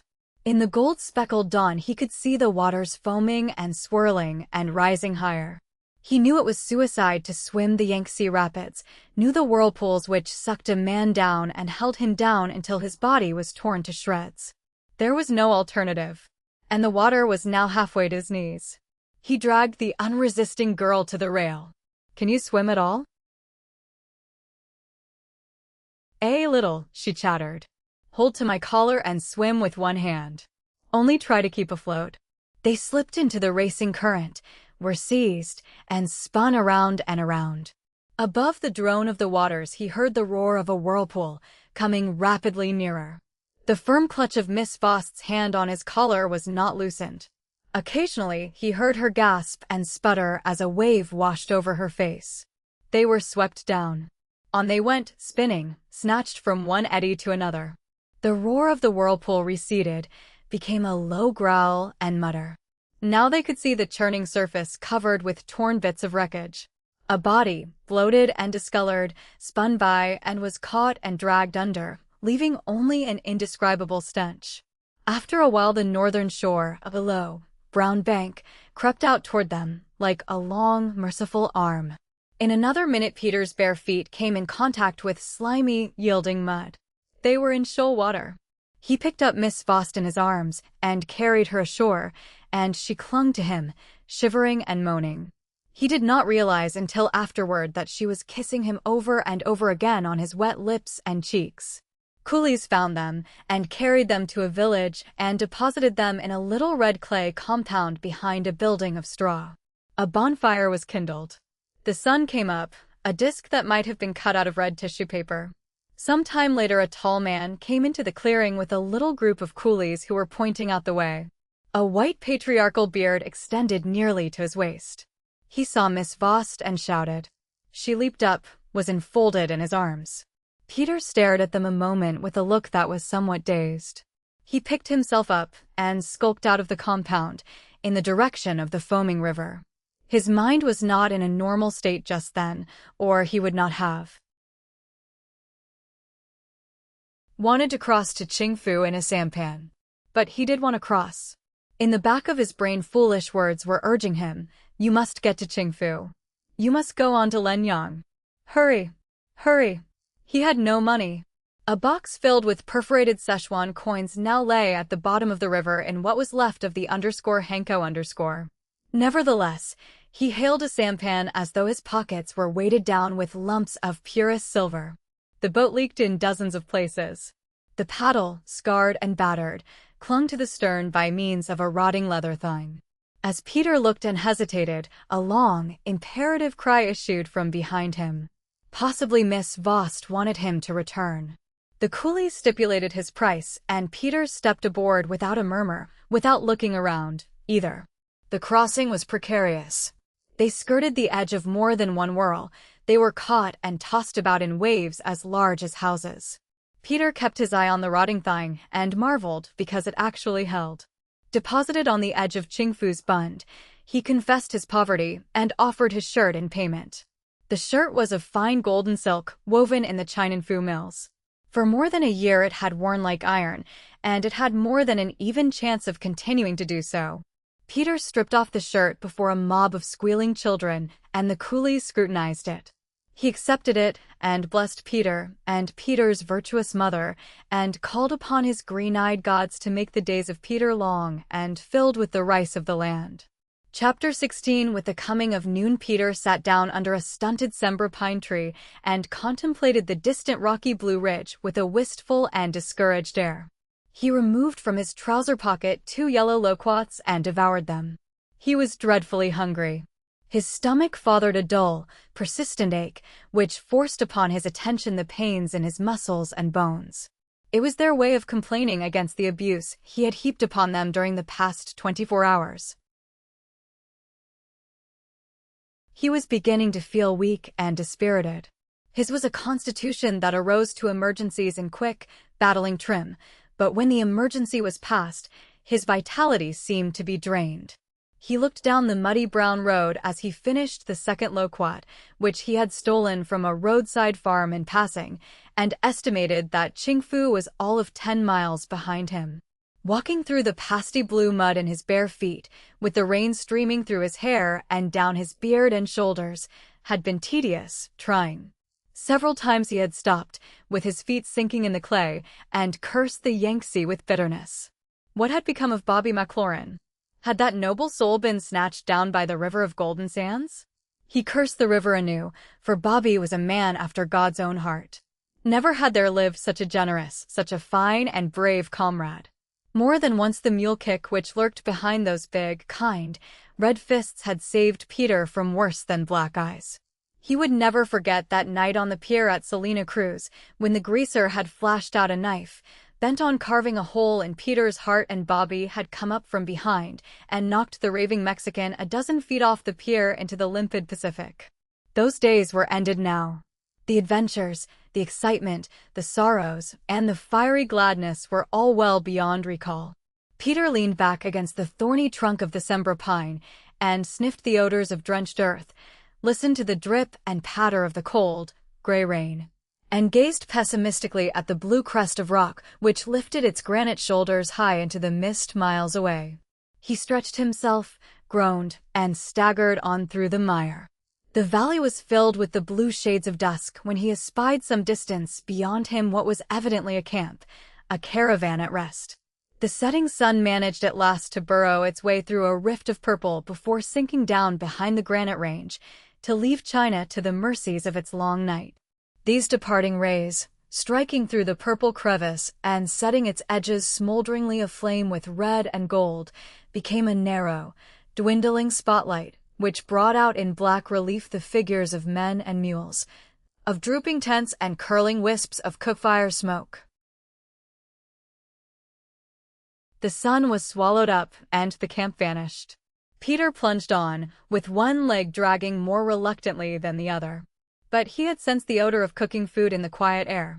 A sentry whose head was adorned by a dark red turban presented the point of his rifle as Peter approached. He shouted, was joined by others, both Chinese and Bengalis, and Peter, not adverse even to being in the hands of enemies as long as food was imminent, was inducted into the presence of a kingly personage who sat upon a carved teak stool. This creature, by all appearances a mandarin of middle age, was garbed in a stiff, dark satin gown, heavy with gold and jewels which flashed brightly in the light of a campfire. His severe, dark face was long and stamped with intelligence of a high order. He wore a mustache which drooped down to form a hair wisp on either side of his small, firm mouth. As Peter was whisked into his presence, he placed his elbow with a slow, deliberate motion upon his knee and rested his rounded chin in his palm, bestowing upon the mud-spattered newcomer a look that searched into Peter's soul. A single enormous diamond blazed upon the knuckle of his forefinger. He put a question in a tongue that Peter did not understand. It was a deep, resonant voice, with the mellow, rounded tones of certain temple bells, such a sound as is diffused long after the harsh stroke of the wooden boom has subsided. Vibrant with authority, it was such a voice as men obey, however much they may hate its owner. He repeated the question in Mandarin, and again Peter indicated that that was not his speech. A different voice, yet quite as impelling as the other, caused Peter to look up sharply. The Mandarin smiled wisely, but not unkindly. "The darkness deceived me," he said in English of a strange cast. "I mistook you for a beggar. You are far from the river, my friend.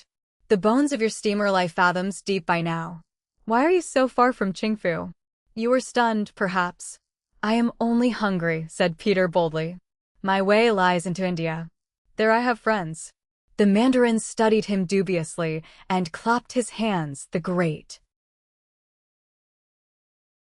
diamond cutting an oval of many colors. Coolies were given up by the night and ran to obey his guttural, musical commands. They returned with steaming bowls of rice and meat and a narrow lacquer table. "Come and sit beside me. Your feet must be sore bleeding. You may call me Chong. So I am known to my British friends on the frontier. I have been ill, a mountain fever, perhaps. In Qingfu. I had expected medicine on the river steamer." He snapped his fingers and whispered to a coolie whose face was gaunt and stolid in the flickering red glow of the fire. So while Peter consumed the rice and stew, his bruised feet were bathed in warm water, rubbed with a soothing ointment, and wrapped in a downy bandage. A blue liquor served in cups of shell silver completed the meal. The aromatic syrup, which exhaled a perfume that was indescribably oriental, sent an exhilarating fire through his veins. It seemed to clarify his thoughts and vision, to oil his aching joints and remove their pain. From the corner of his eye he detected the silken folds of the Mandarin's lofty tent, in the murky interior of which a fat, yellow candle sputtered and dripped. When his eyes came back to the table, the bowls and cups had been removed, and in their place was a chessboard inlaid with ivory and pearl. Inspired by the cordial and the queerness of this setting, Peter felt that he was the central figure of a dream. The pungent odor of remote incense, the distant tinkling of a bell, the stamping and pawing of the mules, and the brooding figure in silk and gold at his side, took him back across the ages to the days and nights of Scheherazade. And the Mandarin appeared to be hungry for Peter's companionship. Over the chessboard, between plays, they discoursed lengthily upon the greatness of the vast empire, once she should awake, upon the menace of the wily Japanese, upon the lands across the mountains and beyond the seas, and their peoples, of which Chang had read much but had never visited. Wood was heaped upon the fire, which flared up and leaped after the crowding shadows. It was the life that Peter dearly loved. The Mandarin's eyes glowed and rested upon him for longer spaces. His words and sentences came fewer and more reluctant. In one of these pauses he seized Peter's hand. And Peter was forthwith given the meager details of a story, neither the beginning nor the end of which he would ever know. It was the cross-section of a tale of intrigue, of cold-blooded killings that chased the thrills up and down his spine, a tale of loot, of gems that had vanished, of ingots and kernels of gold that had leaked from iron-bound chests. The Mandarin uttered his woe in a quivering voice, shifting from a Bengal patois to Mandarin and again to reckless English. Peter was given to understand that in Chang's camp was a traitor, a man who eluded him, whose identity was shielded, a snake that could not be stamped out unless the lives of every one of his attendants were taken. In a composed voice, Chang, the Mandarin, was saying, "You have walked far. You are weary. Another couch is in my tent. You shall sleep there." The candle was guttering low in its bronze socket when Peter awoke. A cool breeze stirred the tent flaps. A queer feeling oozed in his veins. He lay still, breathing regularly, searching the corners with eyes that were brighter than a rat's. The low-sleep mutterings of the Mandarin continued from the couch across from him.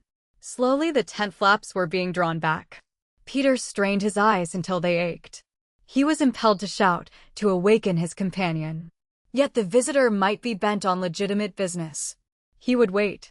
In the final analysis, it was Peter's profound acquaintance with the ways of the East which sealed his lips. In the heart of China one does not strike at shadows or shriek at sight of them.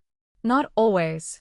At his side between the covers lay a strong, naked dagger. Why the Mandarin had provided him with the weapon he did not know. A gray shadow entered the tent and backed noiselessly against the front pole. Indeed, not a sound was created by his entrance, not even the rustling whisper of bare feet on dry grass. It seemed very ominous, mysterious, and ghostly. The gray shadow floated into the candlelight, which waved and quivered a little as the still air was disturbed. Peter was conscious that he was being acutely examined. Not a muscle of his face twitched. He continued to breathe regularly, with the heaviness of a man steeped in sleep. Tentatively, he permitted his lids to raise. The intruder's back was toward him. He was bending with slow stealth over the Mandarin's face. What was the fellow doing? Peter caught the glint of metal or glass. At the same time a powerful, sickening odor spread through the tent. Peter groped for the naked dagger, bounded up from the couch with a nervous cry, and burled the steel up to its costly jeweled hilt in the foremost shoulder. Without a sound the man in gray turned partway round, and a shudder ran through him, causing the folds of his garment to flap slightly. He sank down with a sigh like wind stealing through a cavern, and his fingers clawed feebly in the leaping shadow. Peter detected a tiny glass vial spilling out its dark, volatile fluid upon the dust. He picked it up, but it was snatched from his hand. The dull pig eyes of Chang stared very close to his, with the stupefaction of sleep still extending the irises into round dark pools. The vial was in his hand, and he was sampling its odor, waving it slowly back and forth under his wide nostrils. He shouted, and turbaned men filed into the tent and carried the gray figure away. The hand of Chang rested upon Peter's shoulder, and in a voice that throbbed with the sonorousness of a Buddha temple gong he said, "You have rendered me a service for which I can never sufficiently repay you, for I value my life highly. In the morning your mind will have forgotten what has taken place. Try to sleep now.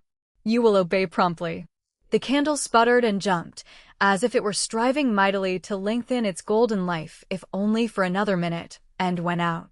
From Chaoyang to Luanlingting, all the land could not provide costlier raiment than Peter found at his bedside when the long, high-keyed cries of the mule men opened his eyes upon another morning.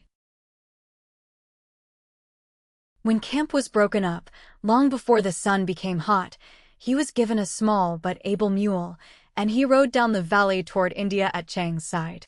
They moved at the head of a long, slow train, for here bandits were not feared, despite the loneliness of the land through which they were traveling. Farms became more scattered, more widely separated by patches of broken, barren rock, and, finally, all traces of the microscopic cultivation which gave Sichuan province its lean fruitfulness were left behind them. The Mandarin rode for many miles in silence, occasionally changing reins, looking steadily and gloomily ahead of him, with his attention riveted, it seemed, upon the sharp and ceaseless clatter of his mule's hoofs and the twisting rock road. Peter's mind was fixed upon the problem which crept hourly nearer. His head was cast between his shoulders as if the weight of a sorrowful world rested upon that narrow, well-proportioned skull, with its covering of shining light hair. He loved his task as a man might love a selfish and thoughtless woman, who demanded and craftily accepted all that he could give, to the last ounce of his gold and the final drop of his blood. It was a thankless task, yet it had grace. It was well past mid-morning before Chang spoke the first word. A grateful dream came into my sleep last night. For years I have fought in the darkness with a man who has the heart of Satan himself. He has robbed me. Time after time he has sent into my camp his spies. Some were more adroit than others, but none so adroit as the coolie from Lenyang. Peter repressed his surprise and merely winked his eyes thoughtfully a number of times. Chang went on, "In this dream last night a young man was given into my keeping whose spirit and manliness have not yet been soiled. His gratitude was immediate. In return for the acts which grew out of that gratitude, I am prepared to give him anything that is mine, or in my power, whether he desires wealth, or position, or my friendship." "The young man," said Peter gravely, "desires neither wealth nor position. If he has been of service to the man who befriended him, that is enough. Should he desire a favor of any kind, then help him to reach his enemy, who is your enemy, who is the gray dragon of Lenyang." "In jest, in all seriousness," said Peter. "It is death to enter Lenyang. My mind is made up, Mandarin." They had entered a narrow ravine, and on both sides of the slender trail rose up sharp elbows of hard rock. Peter's head was inclined a little to the right in an attitude he unconsciously assumed when listening for important words of man or wireless machine. "It is the folly of adventurous youth," rang out the melodious and sincere voice of the Mandarin. "It is a quest for a grail which will end in a pool of your own blood. Come into India with me." "But I decided long ago, Mandarin." "Your life is your life," said the Mandarin sadly. "The city of stolen lives is beyond the mountain." _Ching_. Chapter 17. A road as white and straight as a silver bar led directly between the black, jutting shoulders of the hills to the gates of Lenyang. Peter, with his heart beating a wild symphony of anticipation and fear, drew rein. The small mule panted from the long, desperate climb, his plump sides filling and caving as he drank in the sharp evening air. Close behind the city's faded green walls towered the mountain ranges of Tibet, cold, gloomy, and vague in the purple mystery of their uncertain distances. They were like chained giants, brooding over the wrongs committed in the city of stolen lives, sullen in their mighty helplessness. In the rays of the swollen sun, the close-packed hovels enclosed within the moss-covered walls seemed to rest upon a blurring background of vermilion earth. As Peter clicked his tongue and urged the tired little animal down the slope, he recalled the fragment of the description that had been given him of this place. Hideous people, with staring eyes, dripping the blood-red slime of the cinnabar mine's leprosy, filth, vermin, his palace. It stood out above the carmine ruck like a cube of purest ivory in a bleeding wound. Its marble outrivaled the whiteness of the Taj Mahal. It was a thing of snow-white beauty, like a dove poising for flight above a gory battlefield. And it was crowned by a dome of lapis lazuli, bluer than the South Pacific under a melting sun. But its base, Peter knew, was stained red, a blood red which had seeped up and up from the carmine clay. The gate to the city was down, and by the grace of his blue satin robe Peter was permitted to enter. And instantly he was obsessed with the flaming color of that man's unappeased passion. Red. The hovels were spattered with the red clay. The man, the skinny, wretched creature who begged for a moment of his gracious mercy at the gate, dripped in ruby filth. The mule sank and wallowed in vermilion mire. Scrawny, undernourished children, naked, or in rags that afforded little more protection than nakedness, thrust their starved, red-smeared faces up at him, and jibed and howled. And above all this arose the white majesty of his palace, the throne of the gray dragon. Peter urged the mule up the scarlet alley to a clearing in which he found coolies by the thousands, trudging moodily from a central orifice that continued to disgorge more and more of them. The dreadful, reeking creatures blinked and gaped as if stupefied by the rosy light of the dying day. Some carried lanterns of modern pattern, others bore picks and shovels and iron buckets, and they seemed to pass on interminably, to be engulfed in the lanes which ran in all directions from the clearing. It was as though the earth were vomiting up the vilest of its creatures. And in the same light it was consuming others of equal vileness. Down into the red maws of the shaft an endless chain of men and women and children were descending. Quite suddenly the light gave way, and Peter was aware that the night of the mountains was creeping out over the city, blotting out its disfigurements, replacing the hideous redness with a velvety black. At the shaft's entrance a sharp spot of dazzling light sprang into being. It was an electric arc light. Somehow this apparition struck through the horror that saturated him, and he sighed as if his mind had relinquished a clinging nightmare. Professionally, now he gave this section of Len Yang another scrutiny. Thick cables sagged between stumpy poles like clusters of black snakes, all converging at the mine's entrance. His acute ears were registering a dull hum, indicating the imminence of high-geared machinery or of dynamos. At the further side of the red shaft, now crusted with the night's shades and garishly illuminated by the diamond whiteness of the frosty arc, he made out a deep, wide ditch where flowed slowly a ruddy current, supplied from a short fat pipe. Peter believed that electric pumps sucked out the red seepage waters from the mine and lifted them to the bloody ditch. On impulse, he lifted his eyes to the darkening heavens, and he knew now that the threads of this, his greatest adventure, were being drawn to a meeting point, for he detected in the sun's last refracted rays the bronze glint of aerial wires. What lay at the base of the antenna he could guess accurately. He hastened to the base of the nearest aerial mast-stay pole, reaching like a dark needle into the sky, and found there a low, dark building of varnished pine with a small door of eroded, green brass. The rain-washed pine, the complete absence of windows, and the austerity of the massive brass door contributed to a personality of dignified and pessimistic aloofness. The building occupied a place to itself, as if its reserve were not to be tampered with, as if its dark and sullen mystery were not meant for the prying eyes of passing strangers. Peter knocked brazenly upon the door, and it clanked shallowly, giving forth no inward echo. He waited expectantly. It yawned open to the accompaniment of grumbled curses in a distinctly tenor whine. A man with a white, shocked face stared at him from the threshold. The countenance was long, tapering, and it ended nowhere. Dull, mocking eyes with a burned-out look in them stared unblinkingly into Peter's face. Peter could have shouted in recognition of the weak face, but he compressed his lips and bowed respectfully instead. "What the hell do you want?" growled the man on the threshold. "May Buddha bring the 1000th blessing to the soul of your virtuous mother," said Peter in solemn, benedictive tones. "It is my pleasure to desire entrance." "Speak English," shrilled the man. "Damn it. Then come in." And to this invitation he added blasphemy in Peter's own tongue that made his heart turn sour. It was the useless, raving blasphemy of a weakling. It was the man as Peter had known him of old. But a little worse. He still wore what remained of his Marconi uniform, tattered, grease-stained coat and trousers, with the ragged white and blue emblems of the steamship line by which he had been employed before he had disappeared. His bony hands trembled incessantly, and his face had the chalky pastiness native to the opium eater.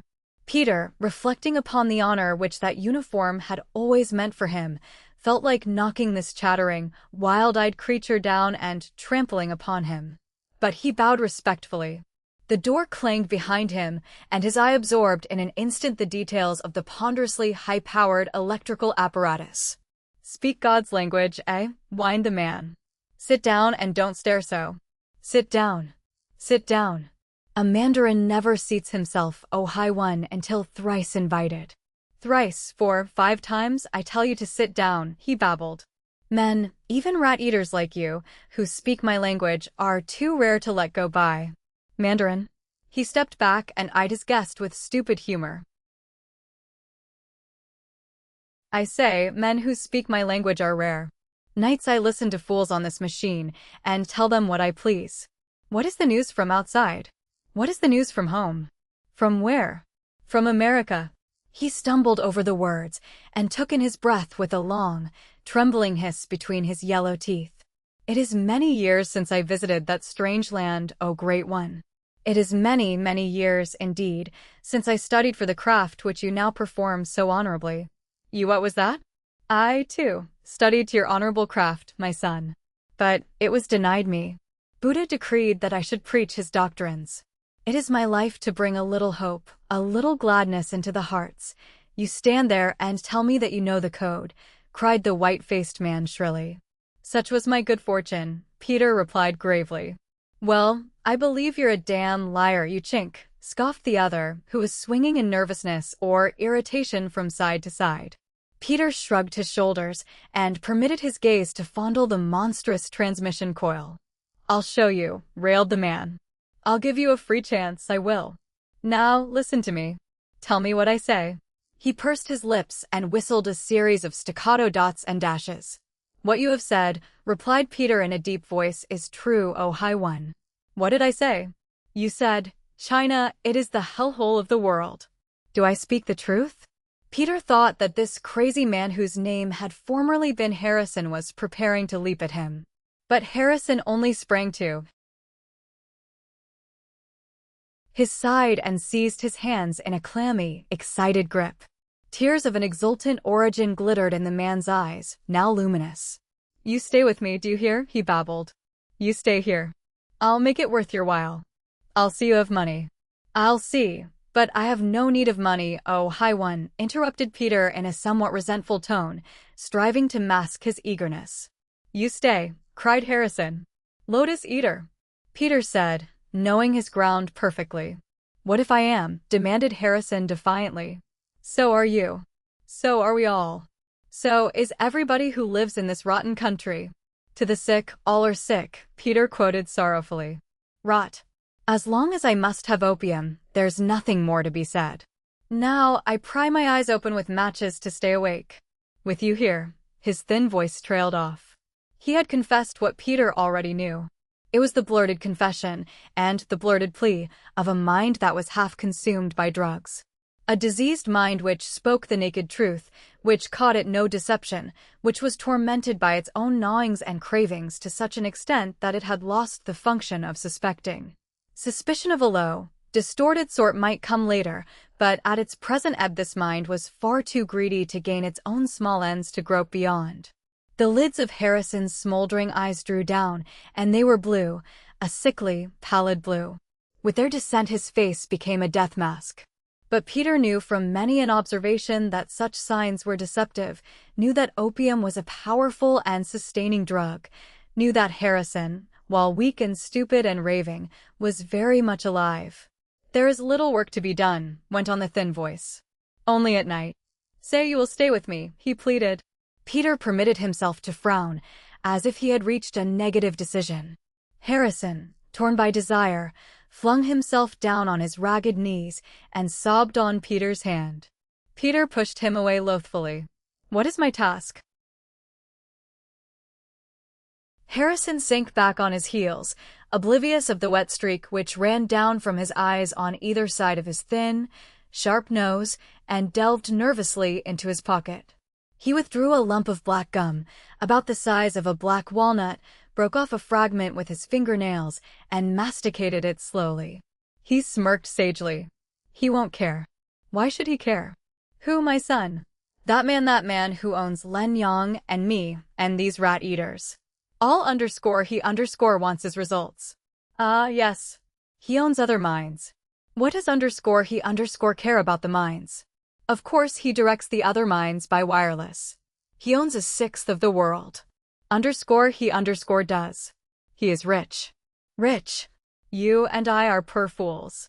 He gives me opium. Harrison glared and gulped, and he does not ask questions. Wise men learn without asking questions, my son, said Peter gravely. Certainly they do. He knows everything, and he never asks a question. Not a one. He answers them, underscore he underscore does. You have asked him questions? I? Humph. What an innocent fool you are, in spite of that gold on your collar. Have I seen him to ask questions? That is what I meant. Not I. He is no fool. You may be the gray dragon for all of me. No one in Lenyang sees him. No one dares. It is death to see that man. Didn't I try? But only once. You did try. That was enough. I got as far as the first step of the Ivory Palace. Someone clubbed me. I was sick. I thought I was going to die. There is a scar on my neck. It never seems to heal. The senile whine trailed off into a thin, abusive whimper. His bony jaws moved slowly and meditatively. He went on. He is crazy too. Women. Beautiful women for the mines. Men everywhere know the price he will pay. In pure silver. He pays well, my son? 1,000 taels, if he is satisfied. That is where this hole got its name. You know the name the city of stolen lives? It should be the city of lost hope.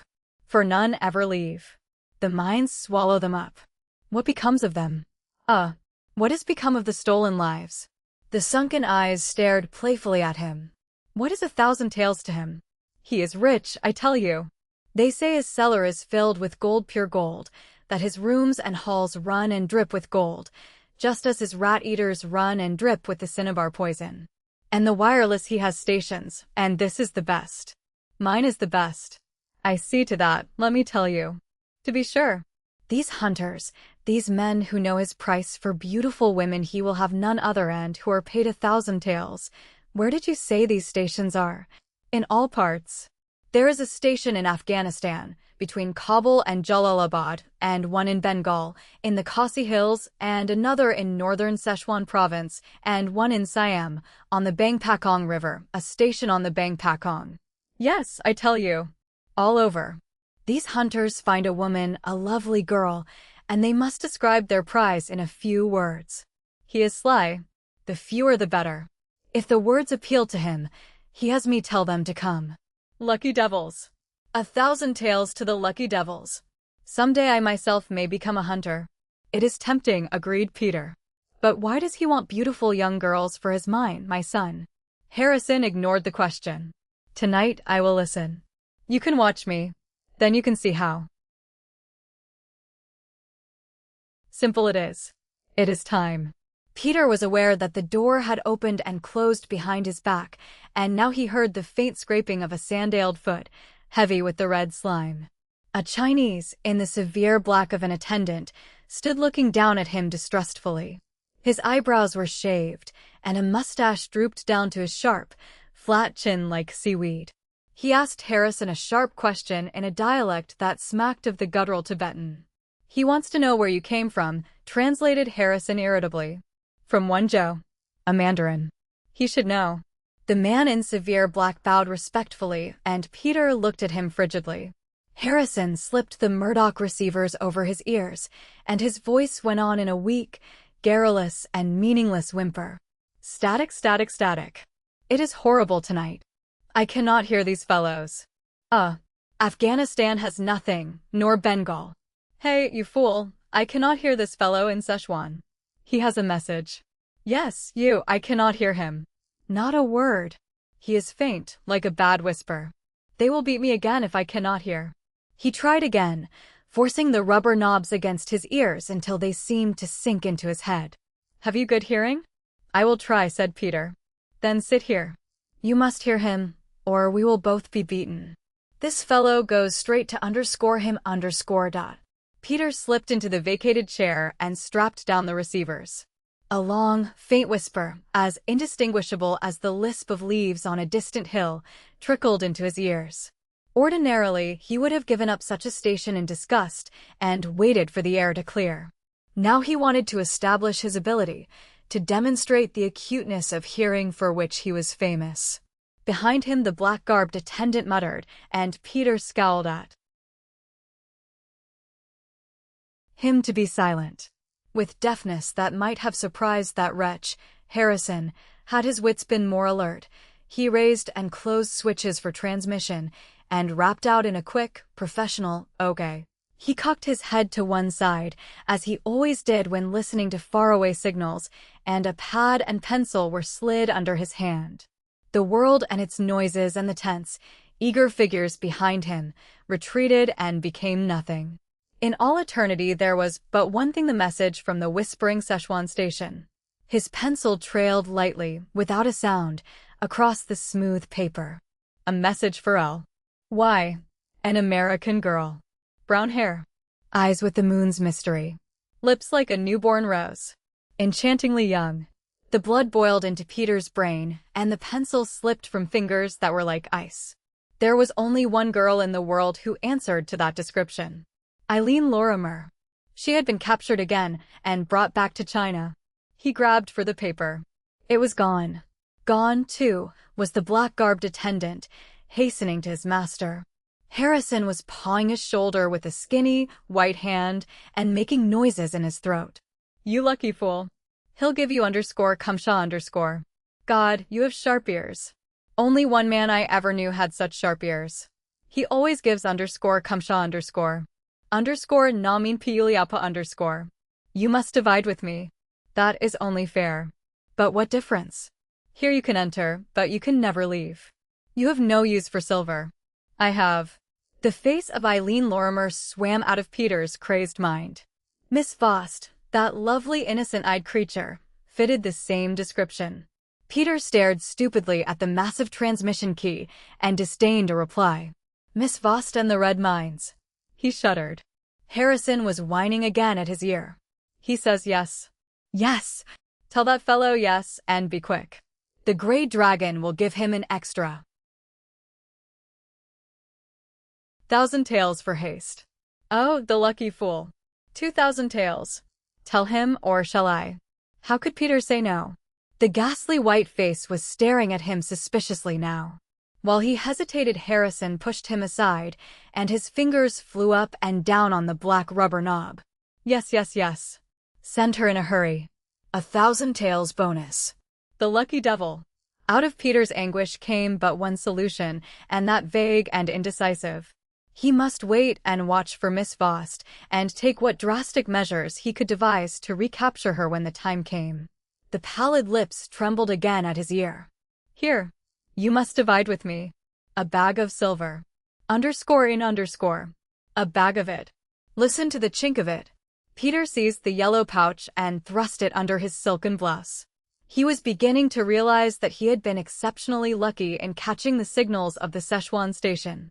He was vastly more important now than this wretch who plucked at his arm. Give me my half, whined Harrison. Peter doubled his fist. Give me my half. Harrison clung to his arm and shook him irritably. Peter hit him squarely in the mouth.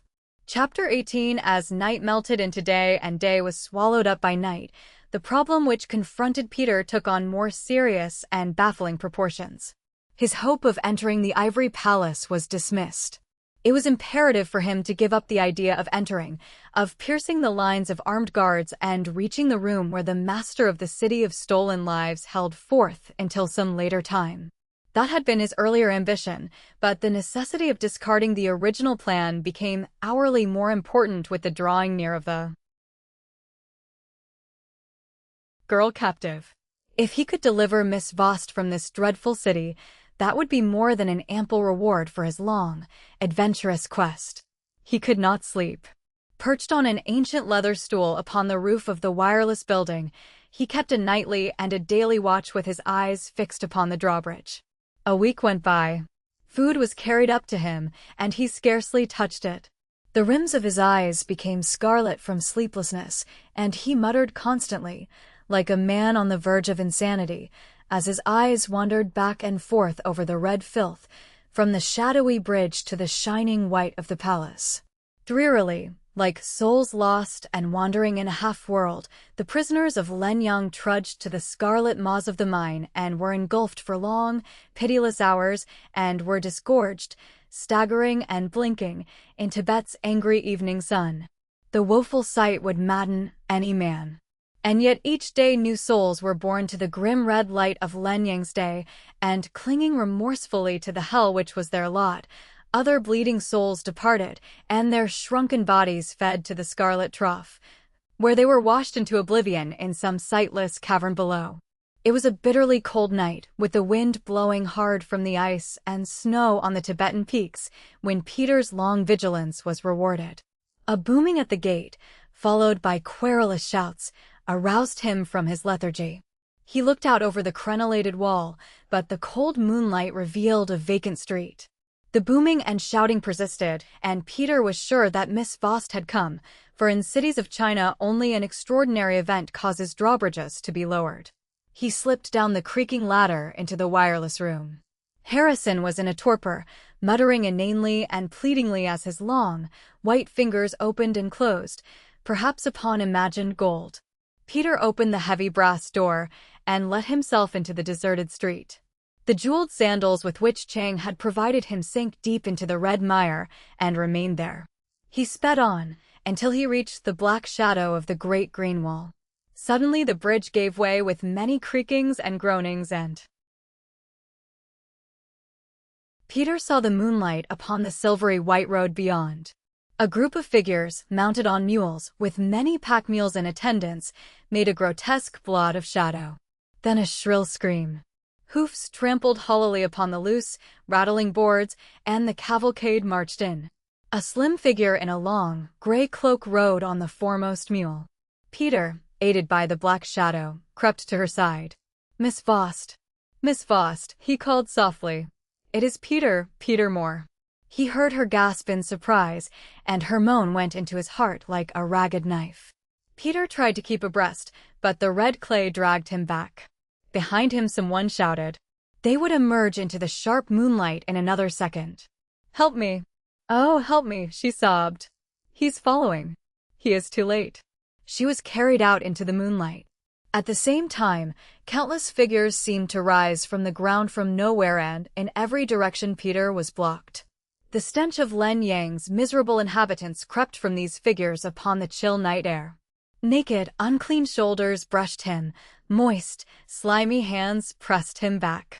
But he was not harmed. He was simply pushed backward and backward until his bare foot encountered the first board of the bridge, which was still lowered. Behind him an order was hissed. He placed his back to the surging shadows. Coils of heavy rope were unfolding. The drawbridge was being raised. Down the white road, veering drunkenly from one side to the other, came a leaping black dot. The drawbridge creaked, the ropes became taut, and the far end lifted an inch at a time. Peter shouted, but no one heeded him. His breath pumped in and out of his lungs in short, anguished gulps. He leaped out upon the bridge and shouted again. The creaking ceased, the span became stationary. The drunken dot leaped into the form of a giant upon a galloping mule, which swept upon them in a confusion of dust. Hoofs pounded on the bridge. The giant on the mule drew rein, and to Peter it was given to look upon the face of the man he thought dead. The raging eyes of Bobby McLaurin swept from his face to his muddy feet. "More! Where have they taken her?" ripped out the giant on the mule. "Dismount and follow me. To the White Palace. Are you armed? And ready to shoot every damn yellow snake in all of China?"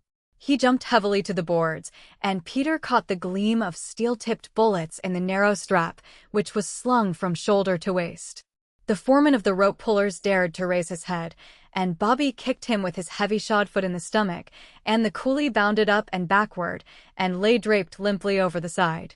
As they ran under the broad, dark arch into the street, he gave Peter in one hand the thick butt of an army automatic, and in the other a half-dozen loaded clips. And they began blazing their way to the palace steps. Weird figures sprang up from the muck and were shot back to earth. They reached the hilltop, and the green moon of Tibet scored the roof of the White Palace. A handful of guards, with rifles and swords, rushed down the broad, low flight. The two men flung themselves upon the clay, while high-powered bullets plunked on either side of them or soughed overhead. The two automatics blazed in shattering chorus. The guards parted, backed up, some ran away, others fell, and Peter felt the sudden burn of screaming lead across his shoulder. He slipped another clip of cartridges into the steel, but they leaped up and raced to the white steps. A rifle spurted and roared in the black shadow. Bobby groaned, staggered, and climbed on. Now they were guided by a woman's sharp cries issuing from an areaway. And they stopped in amazement before a majestic white marble portal. With two coolies struggling to pinion her arms, the girl was kicking, scratching, biting with the fire of a wildcat, dragging them toward the broad, white veranda. Bobby shot the foremost of them through the brain, and the other, gibbering terribly, vanished into the shadow. Peter caught Miss Vost by one hand and raced down the steps. Bobby, holding his head in a grotesque gesture, ran and staggered behind them. Bobby waved his free arm savagely. "Don't wait for me. Get her out of this place. Don't take your eyes from her till you reach one Joe." He wheeled and shot 3 times at a figure which had stolen up behind him. The figure spun about and seemed to melt into a hole in the earth. Peter wrapped his arm about Bobby's waist and dragged him down the hill. Miss Vost, as he realized after that demonstration in the areaway, could handle herself. The bridge was up. Lights glowed from hovelways like evil red eyes. Peter released the rope and the bridge sprang down to the road with a boom that shook the solid walls. Bobby's mule nosed toward them and Peter all but shot the friendly little animal. Between Peter and Miss Vost, who was chattering and weeping as if her heart was breaking, their wounded companion was lifted into the saddle. They crossed the bridge, and the bridge was whipped up behind them. Not until they attained the brow of the hill did they look back upon the gloomy walls, now black and peaceful under the high clear moon. And it was not until then that Peter marveled upon their easy escape, upon the snatching up of the bridge as they left. Why had no shots been fired at them as they climbed the silver road? They trusted to no providence other than flight. All night long they hastened toward the highway which led to Qingfu and India. And they had no breath to spare for mere words. At any moment the long arm of the gray dragon might reach out and pluck them back. Only once they paused, while Peter ripped out the satin lining of his robe and bound up the wound in Bobby's dazed head. Miss Voss sat down upon a moss-covered rock and wept. She made no effort to help him, but stared and wiped her eyes with her hands. A misty, rosy dawn found them above the valley in which ran the connecting road between Qingfu and the Irrawaddy. Miss Vost was the first to see the campfires of a caravan. She laughed, then cried, and she tottered toward Peter, who stood there, a lean, weird figure in his tattered blue robe and his tangled beard. She extended her arms slightly as she approached, and her gray eyes were luminous with a soft and gentle fire. Bobby staggered away from the mule's heaving sides, with one hand fumbling weakly at the satin bandage, and in his eyes, too, was the look that rarely comes into the eyes of men. In a single glance Peter could see to the very depths of that man's unselfish soul. It was like glancing into the light of a golden autumn morning. Miss Vost lifted both of Peter's hands, and one was still blue from the backfire of the automatic. She lifted them to her lips and kissed them solemnly. With a little fluttering sigh she looked up at Bobby, standing beside her and towering above her like a strong hill. They looked long at one another, and Peter felt for a moment curiously negligible. He had cause to feel that his presence was absolutely unessential when, with a happy, soft little laugh, Miss Voss sprang up and was crushed in the cradle of Bobby's great arms. Peter looked down into the green valley with tears standing in his grave, blue eyes. The caravan was slowly winding out upon the trail. In 5 weeks it would leave Calacan, the last soil of China, on the frontier of India. Peter felt exceedingly happy as he hastened down the hillside to catch the caravan. Part 2: The Bitter Fountain. Chapter 1. She bends over her work once more. I will weave a fragment of verse among the flowers of his robe, and perhaps its words will tell him to return. LITIP. The newly arrived wireless operator of the Java, China, and Japan liner, _Persian Gulf_, deposited his elbows upon the promenade deck rail, and cast a sidelong glance at the Chinese coolie who had taken up a similar position about a bumboat's length aft. And the coolie returned his deliberate stare with a look of dreamy interest, then quickly shifted his glance to the city which smoldered and vibrated across Batavia's glinting, steel-blue harbor. Without turning his head, the wireless man continued to watch sharply the casual movements of this Chinese, quite as he had been observing him since they had left Tanjong Priok in the company's launch and come out to the Persian Gulf together. He had suspected the fellow from the very first, and he was prepared, on the defensive, yet he was willing and eager to take the offensive should this son of the Yellow Empire so much as show the haft of his kriss or whisper a word of counsel in his ear. The latter he feared quite as much as the former, for it would mean many things.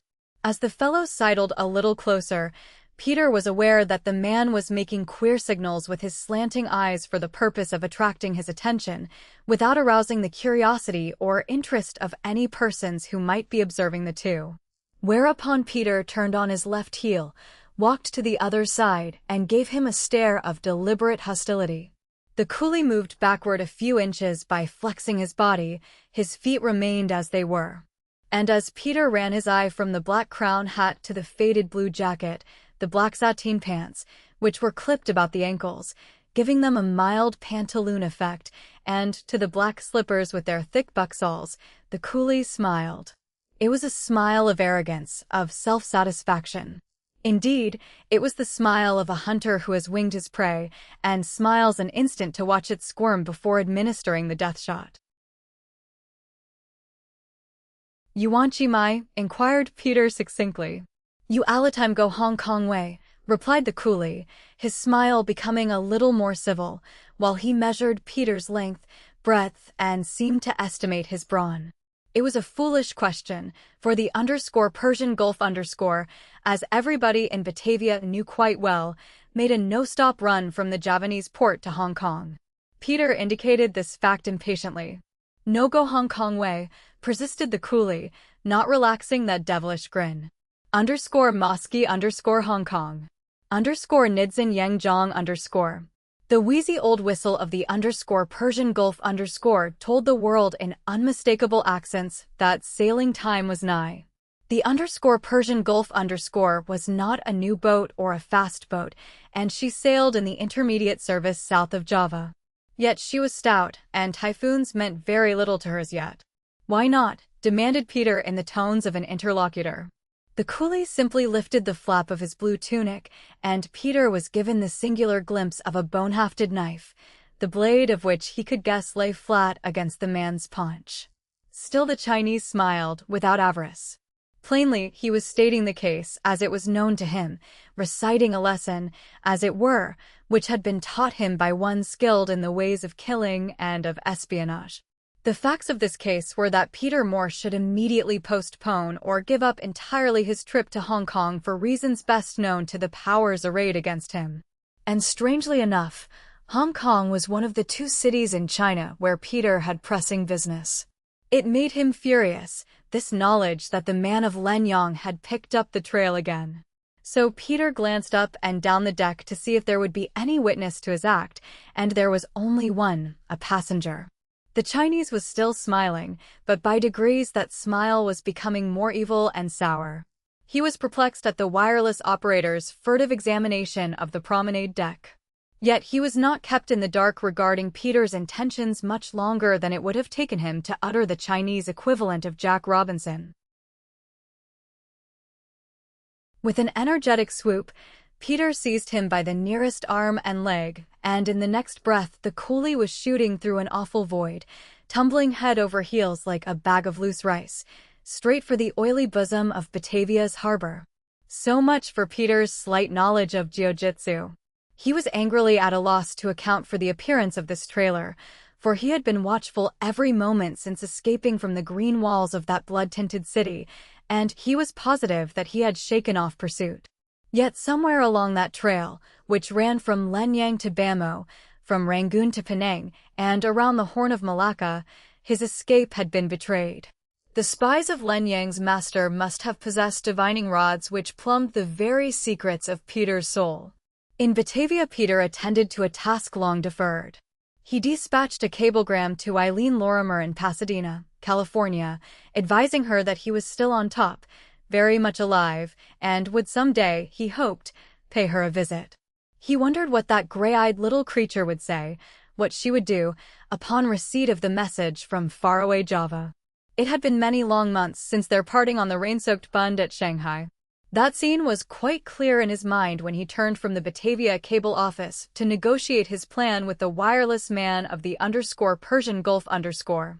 Peter found the man willing, if not positively eager, to negotiate, a circumstance that Peter forecasted in his mind as soon as his eyes had dwelt a fleeting moment upon the pudgy white face with its greedy, small, black eyes. The man was quite willing to lose himself in the hills behind Batavia until the _Persian Gulf _ was hull down on the deep blue horizon, upon a consideration of gold. Peter could have paid his passage to Hong Kong and achieved his ends quite as handily as in his present role of wireless operator. But his fingers had begun to itch again for the heavy brass transmission key, and his ears were yearning for the drone of radio voices across the ethereal void. It was on sailing morning that he was given definite evidence in the person of the Chinese coolie that his zigzag trail had been picked up again by those alert spies of Len Yang's monarch. He steamed out to the high black side of the steamer in the company's passenger launch, gazing back at the drowsy city, quite sure that the pursuit was off, when he felt the glinting black eyes of the coolie boring into him from the tiny cabin doorway. His suspicions kindled slowly, and he admitted them reluctantly. It was the privilege of any Chinese coolie to stare at him, quite as it was the privilege of a cat to stare at a king. But the seed of mistrust was sown, and it was sown in fertile soil. Peter ignored the stare, however, until the launch puffed up alongside the sea ladder. Then he gave the coolie a glance pregnant with hostility and understanding. Taking the swaying steps 3 at a time, Peter hastened to his stateroom, emerging about 5 minutes later in a white uniform, the uniform of the J.C. and J. Service, with a little gold at the collar, bands of gold about the cuffs, and gold emblems of shooting sparks, indicative of his caste, upon either arm.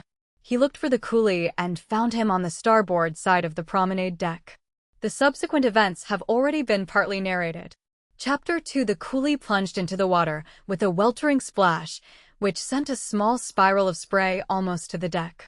For a moment the man in the water pedaled and flailed, vastly frightened and gasping, above the clang of the engine room telegraph, for a rope. The black side of the _Persian Gulf _ started to slide away from him. "You better make for shore," shouted Peter between megaphonic hands. Several boatmen were poling in the coolie's direction, but all of them refrained from slipping within reach of the thrashing hands. A Javanese boatman can find more amusing and enjoyable scenes than an angry Chinese coolie flailing about in the water, but he must travel many miles to find them. "Swim to the _Mafo_," Peter encouraged him. He knew there were sharks in that emerald pond. His attention then was diverted by a flutter of white at his elbow. He turned his head. The lonely passenger, a girl, was smiling mischievously into his face.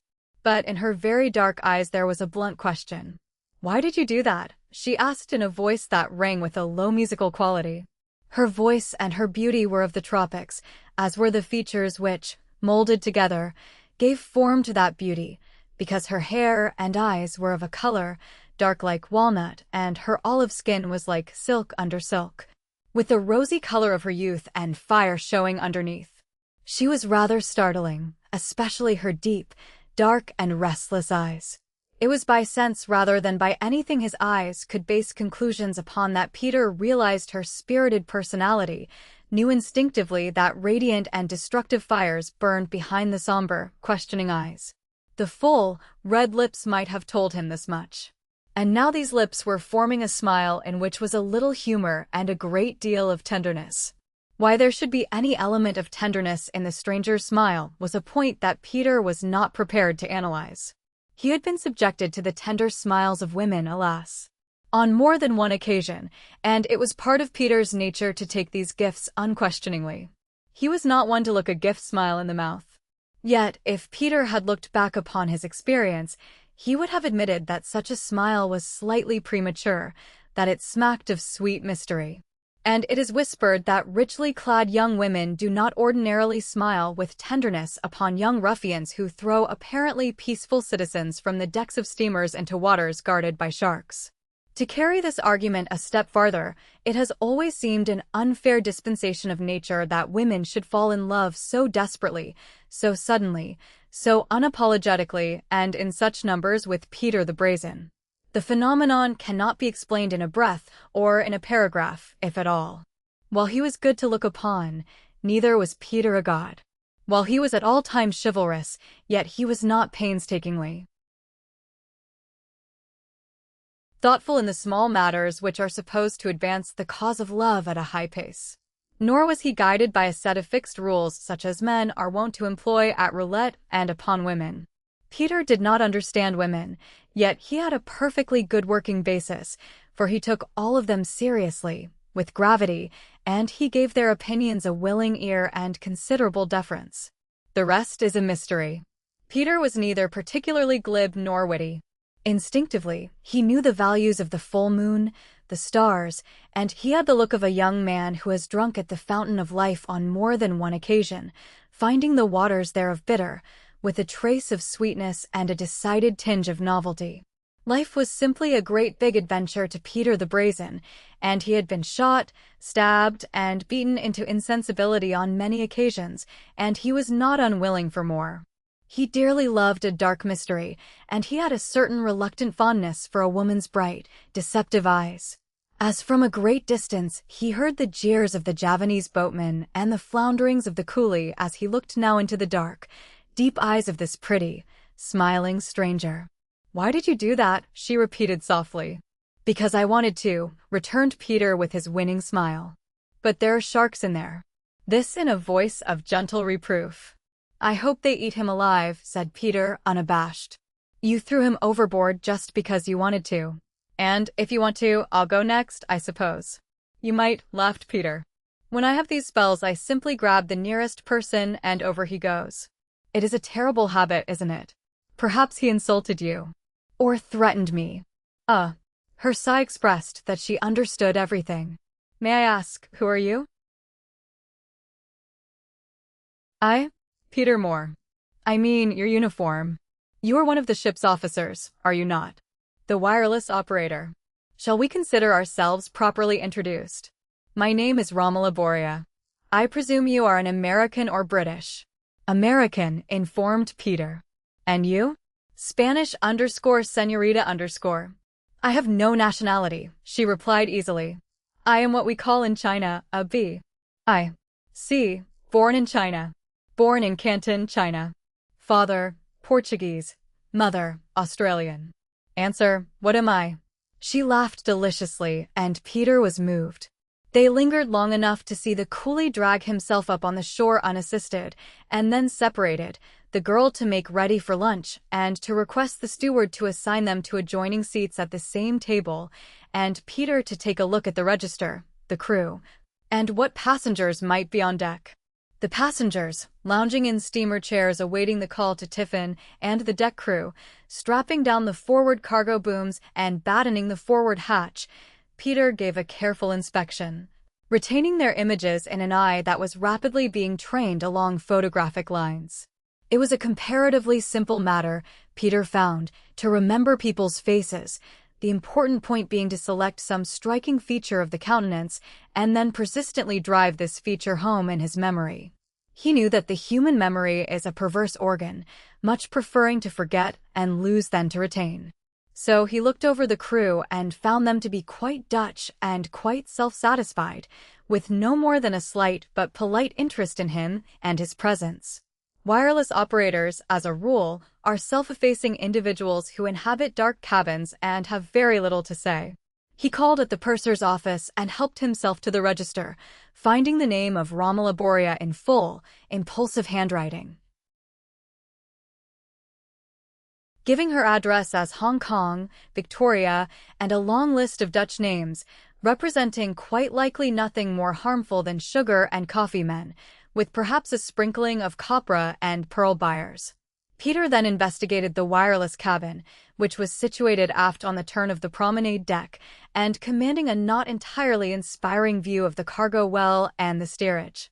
Assuring himself that the wireless machine was in good working order, Peter hooked back the door, turned on the electric fan to air the place out, and with his elbows on the rail, gave the steerage passengers a looking over. He did not look far before his gaze stopped its traveling.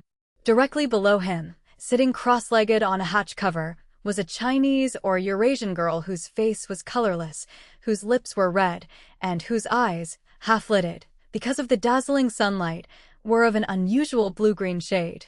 Had Peter wished to make inquiries regarding this maiden, he would have found that she was from the Chinese settlement in Macassar and on her way to Canton to pay a visit to a grandmother she had never seen. But it was Peter's nature to spin little dreams of his own whenever he contemplated exotic young women, to place them in settings of his own manufacture. Her blue-black hair was parted in a white line that might have been centered by the tip of her tiny nose and an unseen point on the nape of her pretty neck. Peter could not know, as he studied her, how this innocent maid from Macassar was destined to play an important and significant part in his life, entering and leaving it like a gentle and caressing afternoon monsoon. His guess, as he looked away, was that she was a woman of no caste, from her garb, probably a river girl, more than likely worse. Yet there was an undeniable air of innocence and youth in her narrow shoulders as she slowly rocked. Peter could see the tips of bright red sandals peeping from under each knee, and he guessed her to be about 18. She caught sight of Peter, who had folded his arms and was resting their elbows idly upon the teak rail, and their eyes met and lingered. A light, indescribably sad and appealing, shone in the blue-green eyes, which seemed to open larger and larger until they became round pools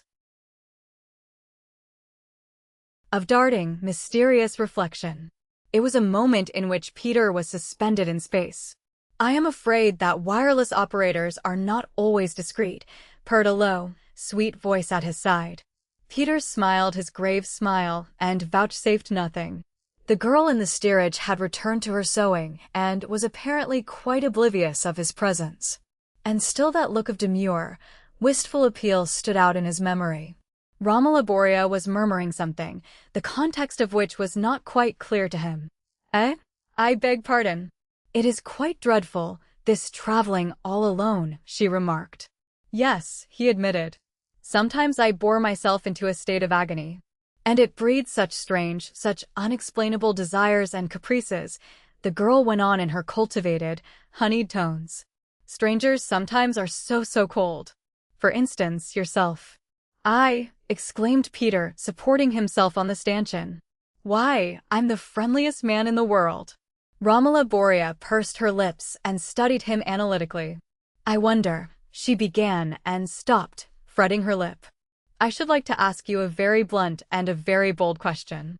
Her expression was darkly puzzled. "Go right ahead," urged Peter amiably, "don't mind me."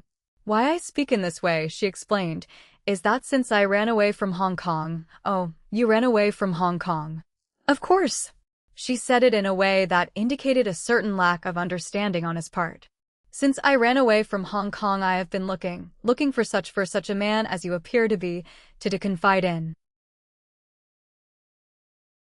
"Don't you suppose a woman would do almost as well?" spoke Peter, who, through experience, had grown to dislike the father-confessor role. "If you don't care to listen," she began, as though he had hurt her. "I am all ears," stated Peter, with his most convincing smile. "And I have changed my mind," said Romola Borea with a disdainful toss of her pretty head. "Besides, I think the Her Captain would have a word with you." The fat and happy captain of the Persian Gulf occupied the breadth, if not the height of the doorway, wearing his boyish grin, and Peter hastened to his side with a murmured apology to the girl as he left her. He merely desired to have transmitted an unimportant clearance message to the Batavia office to state that all was well and that the thrust bearing, repaired, was now performing smoothly. Dropping the hard rubber headphones over his ears, Peter listened to the air, and in a moment the silver crash of the white spark came from the doorway. Romola Borea stared long and venomously at the little Chinese maiden, who was sewing away industriously as she rocked to and fro on the hatch. Immersed in her own thoughts, the girl, removing her quick eyes from the flying needle, glanced up at the deep blue sky and, smiling, shivered in a sort of ecstasy. Chapter 3. At dinner, Peter met the notables. It seemed the fat and handsome captain had taken a fancy to him. And it was as Peter had deduced earlier. These passengers were stodgy Dutchmen, each with a little world of his own, and forming the sole orbit of that little world. For the most part, they were plantation owners escaping the seasonal heat for the cool breezes of a vacation in Japan, boastful of their possessions, smug in their Dutch self-complacency, and somewhat gluttonous in their manner of eating. The fat captain beamed. The fat plantation owners gorged themselves and jabbered. The three-piece orchestra played light opera that the world had forgotten. The company became light-hearted as more frosty bottles of that exotic drink, _Araka_, were disgorged by the Persian Gulf's excellent icebox. And all the while, speaking in light, soothing tones, Romola Borea gazed alluringly into the watchful eyes of Peter Moore. At length the chairs were pushed back, and Peter, with this fairy-like creature in a dinner gown of most fetching pink gossamer clinging to his arm, took to the deck for an after-dinner Abdullah. They chatted in low, confiding tones of the people in the dining room. They whispered in awe of the Southern Cross, which sparkled like frost on the low horizon. She confessed that at night the moon was her god, and Peter, feeling exalted under the influence of her exquisite charm, the touch of the light fingers upon his arm which tingled and burned under the subtle pressure, became bold and recited that verse of Mandalay wherein I kissed her where she stood. It was quite thrilling, quite delicious, and altogether quite too fine to last.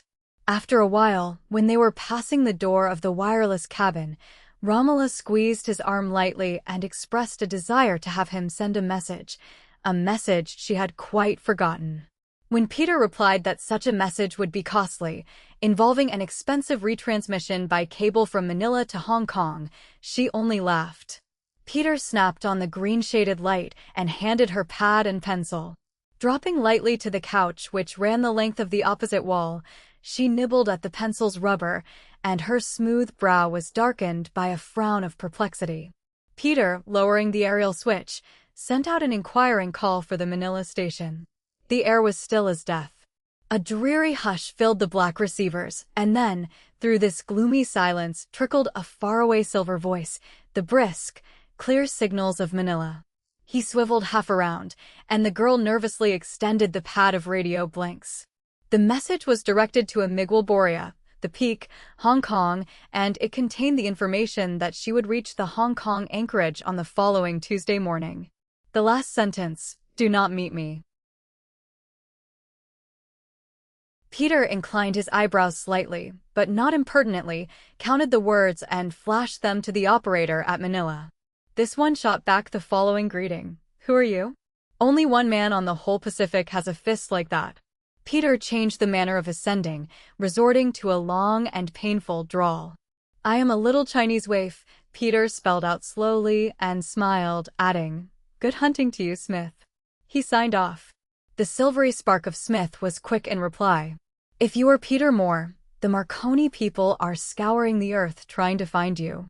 "Are you Peter Moore?"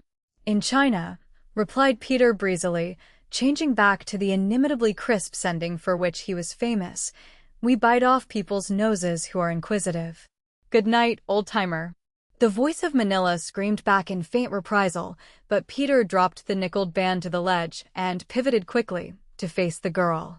It was startling, the look she was giving him.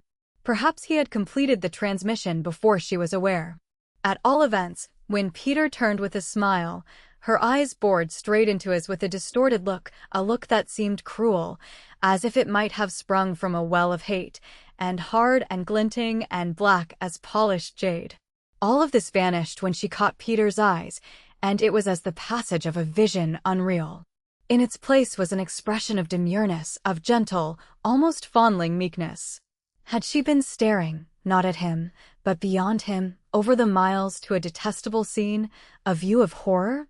It seemed more than likely. Then he observed that the door of the wireless room was closed. He made as if to open it, but she interrupted him midway with a commanding gesture of her white, small hand. "Lock it, and sit down here beside me." Somewhat dazed and greatly flabbergasted, Peter obeyed.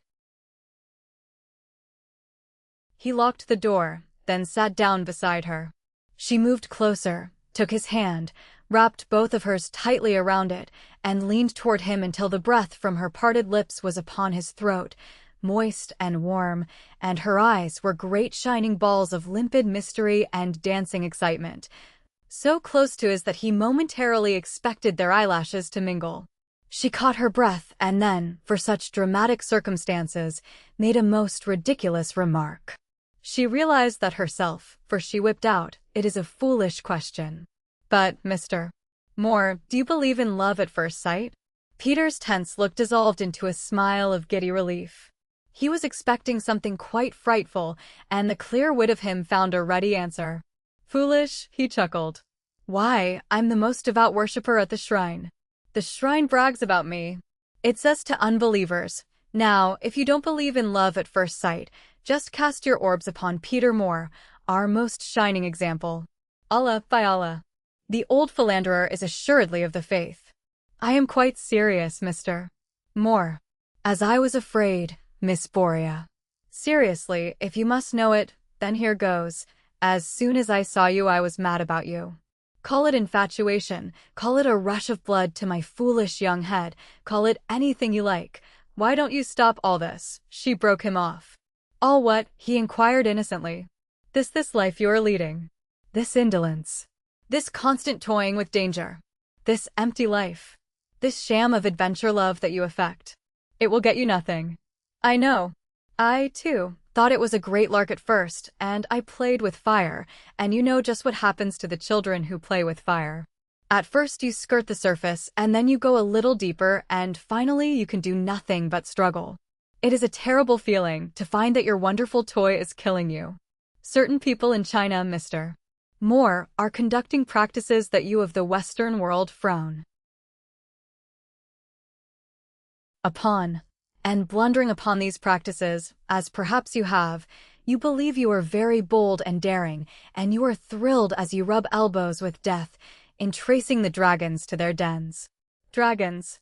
The syllables cracked from Peter's lips, and his wits, which were wandering in channels of their own while this lecture progressed, suddenly were bundled together, and he was alert and keenly attentive. "Or call them what you will," went on the girl in a low-pitched monotone.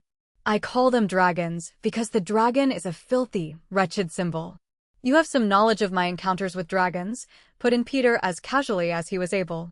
"I profess to know nothing of your encounters with anybody," replied the girl quietly and patiently. "I base my conclusions only on what I have seen. This morning I saw you throw a Chinese coolie into the harbor at Batavia. It happens that I have seen that coolie before, and it also happens that I know a little. Do not ask me what I know, for I will never tell you a little about the company that coolie keeps." "I guess you are getting a little beyond my depth," stated Peter uncomfortably. "Would you mind sort of summing up what you've just said? I mean, I want to try to persuade you that the life you have been living is wrong. At the same time, I want you to help me, as only you can help me, in putting a life of wretchedness behind me. It is asking a great deal, a very great deal, but in return I will give you more than you will ever realize, more than you can realize, for you cannot realize the danger that surrounds your every movement, and will continue to surround you until they are assured that you have decided to forget them." Peter shook his head, forgetting to wonder what an officer might think upon finding the door locked. Would the jovial little captain be quite so jovial viewing these incriminating circumstances? Not likely. But Peter had dismissed the fat captain from his mind, together with all other alien thoughts, as he concentrated upon the amazing words of this exceedingly amazing and beautiful girl. She was looking down at the chevron of gold sparks on his sleeve. "I can tell you but one more thing of consequence," she continued. "It is this: together we can stand, divided we will fall, just as surely as the sun follows its track in the heavens. I have a plan that will offend you, perhaps offend you terribly, but there is no other way. When underscore they underscore know that we have decided to forget them, we can breathe easily. Our secrets, grown stale, are not harmful to them. I am always open to any reasonable inducement, Peter said dryly. The eyes meeting his were quite wild. How would you like to go to some lovely little place to have money, to live comfortably, even luxuriously, with a woman of whom you could be justly proud, and who would bend every power with the sole view of making you happy? She was blushing hotly, and all this woman would demand in return would be your loyalty, your respect, and later your love, if that were possible. But this is astounding, Peter exclaimed. I expected you to say that. But let me assure you, I have thought this over. I have given it every possible consideration, and now I know there is no other way. I want to leave China. I want to go away forever and ever. I must leave. Her shoulders jerked nervously. My life has been miserable, so miserable. And I am not brave enough to go through with it alone. I am afraid, terribly afraid. And afraid of myself and of my weakness. I must be encouraged, must have someone to make me strong and brave, and afterward to take the good in me and bring it out, and kill the bad. She relinquished Peter's hand and thumped her chest with small fists. There is good in me, but it has never been given a chance. I want a man who will bring that good out, a man who will make me fine and true and honorable. For such a man I would give everything, my life. She lowered her voice. I would give my best, my love. When I saw you lift the coolie after he showed you his knife, I thought you were such a man, and when I looked into your face I believed I had found such a man. The rest remains for you to say. Where do you want me to take you? Demanded Peter. That is of so little importance. To Naranagoyatu, Australia, America. She shrugged, as if to say, and little I care. Now I am offering you only 2 rewards for that: sacrifice your safety against underscore them underscore and money. You can name your price. I feel that you will come to love me, but that can come, if it cares, any time. When you want me I will be waiting. I want you to consider this now. Now. Will you? Tell me that you will. I don't know what to say, stammered Peter in a husky voice. Are you not joking, are you, Miss Borea? You can't be. But this is so serious. Shocking. Why, you never saw me before. Why should you pick me for such a thing when you never saw me? You don't know me. You don't know what a brute I might be. Why, I might be married for all you know, I am reasonably sure, said the girl with some of her former serenity. But this is unbelievable, cried Peter. You never saw me before today. Why, you're a nice girl. You're not the kind of girl who runs away with a man at first sight. You're not in love with me at all. Not at all. Miss Borea. A flame of hot suspicion shot athwart Peter's mind. He seized her hands, glared into her eyes, dragged her to her feet. See here, he clamored. Tell me what you really want. What's your game, eh? You're a wise little bird, you are. I may look stupid. I may not see all the way through this talk you've been giving me. You're holding back. What is it? Come on. Out with it. She was not disturbed in the least at his harshness, nor did she seemingly disapprove of the rough way he handled her. I am married, she said simply. Chapter 4. To Peter this revelation was like the addition of a single grain to a bucket brimming with sand. Well, what of it? He barked. To a man who is fat and untidy, a man old enough to be my father, who treats me as if I were a thief or a dog. I loathe him. And he detests me. You see, she smiled ironically, we are not very happy. I ran away from him a month ago, from Hong Kong. I ran as far as Singaraja, and now I have to go back because I have not the courage to stay away. A stronger will would make me give him up. Would make me go away and stay. And I grabbed at you. As a drowning man would grab at a straw. Not at all. Perhaps, let us say, I had pictured such a man as you. And then you came. He will beat me when I return. No. Yes. She pressed down the gauzy stuff, which came up almost to her throat in the form of a high V. And across the rounded white curve of her chest were 4 angry red stripes, the marks of a whip. He shuddered. This is terrible. Will you help me now? What can I do? What can I do? He was striving to adjust himself to this exceedingly difficult situation. But I don't understand how you can place all this confidence in me. Because when I saw you, I knew you were a man who stopped at nothing. But why does he beat you? It's incomprehensible. He stared at the beautiful face, the long, white appealing face, and the deep, dark eyes with their fringe of long lashes. If ever a girl was meant to be loved and protected, it was this one. I know I am asking a great deal, far more than I have any right, and not taking you into consideration at all. But you will help me. You must. Have I talked to you in vain? Do you think I would make you unhappy? That's not the question at all. But you don't know me.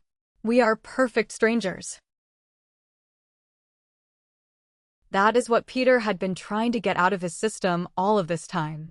Had he been thinking connectedly at this trying moment, not for the life of him would he have uttered those words. He had convinced himself that he was above and beyond all shallow conventions. And in an unguarded moment this thought, which had been in and out of his mind, popped out like a ghost from a closet. We are perfect strangers. So is every man a stranger to his wife? What difference does time make? Very little, I think. A day, a week, a month, a year, 20, you and I would still be strangers, for that matter. Who can see into any man's heart? She stopped talking and kneaded her hands as if in anguish. And think. Do you think of me? I am thinking of you, said Peter constrainedly. We can go to Nara, if you like, to the little inn near the deer park, and be so happy, you and I. Think of Nara on cherry blossom time. I can't see the picture at all, said Peter dryly. But since you've elected me to be your Sir Galahad, I'll tell you what I will do. Nervously, the girl was fumbling at her throat, where, suspended by a fine gold chain, hung a cameo, a delicately carved rose, as red as her lips and as lifelike. She nodded, quite as though her life hung by that gold thread and depended at the high end upon his decision. Your husband's nationality? He asked abruptly. He is a Portuguese gentleman, my father's cousin. It would be possible for me, perhaps, to aid a lady in distress by punishing the cause of it. You mean, I will gladly undertake to thrash the gentleman if it would do any good. No, that would not do. Then there's no choice for me. Either I must accept or decline your invitation. I pray you will. I have told you frankly and quickly, because time is valuable. We have none to lose. A steamer leaves for Formosa and Moji the morning after we arrive at daybreak. We would scarcely have time to complete our plans and embark. Peter raised his eyebrows. Complete our plans? He intoned. Yes, we must raise money. You see, there is money, thousands of dollars, always in that house. It would be necessary to take whatever of it we needed. That is why I will need you too. I think, declared Peter with decision, that we had better call this a misdeal and play another game for a while. In the first place, I will not run away with you, because it is against my principles to run away with a strange young woman. In the second place, stealing for pleasure is one of the 7 deadly sins that I conscientiously avoid. Now that I have aired my views, now that I have proved to you I'm not as fine and brave as you hoped me to be, let's shake hands and part the best of friends or the worst of enemies. The girl rose from the chair into which she had dropped when Peter began his say. Alternately, she was biting her upper and lower lips in nervousness or irritation. She put her back to the door and braced her hands against the white enameled panels. Her breast was heaving. She was desperately pale, and little dots of perspiration shone on her white forehead. And she was limp, as though his last remark had drained the final drop of vitality from her. I won't give you up, she said in a small, husky voice. Besides, you are wrong in saying and believing that stealing his money would not be for a good cause. He is a brute, a monster, and worse than a thief. I cannot tell you how he gets his money. I would not dare to whisper it. You will be doing a fine and splendid thing in taking his money. You will be freeing me. Does that sound like heroics? I don't care if it does. But with that money you can buy my soul out of bondage. You can make me happy. Won't you? Won't you do that for me? Peter stood there like a block of ice melting rapidly.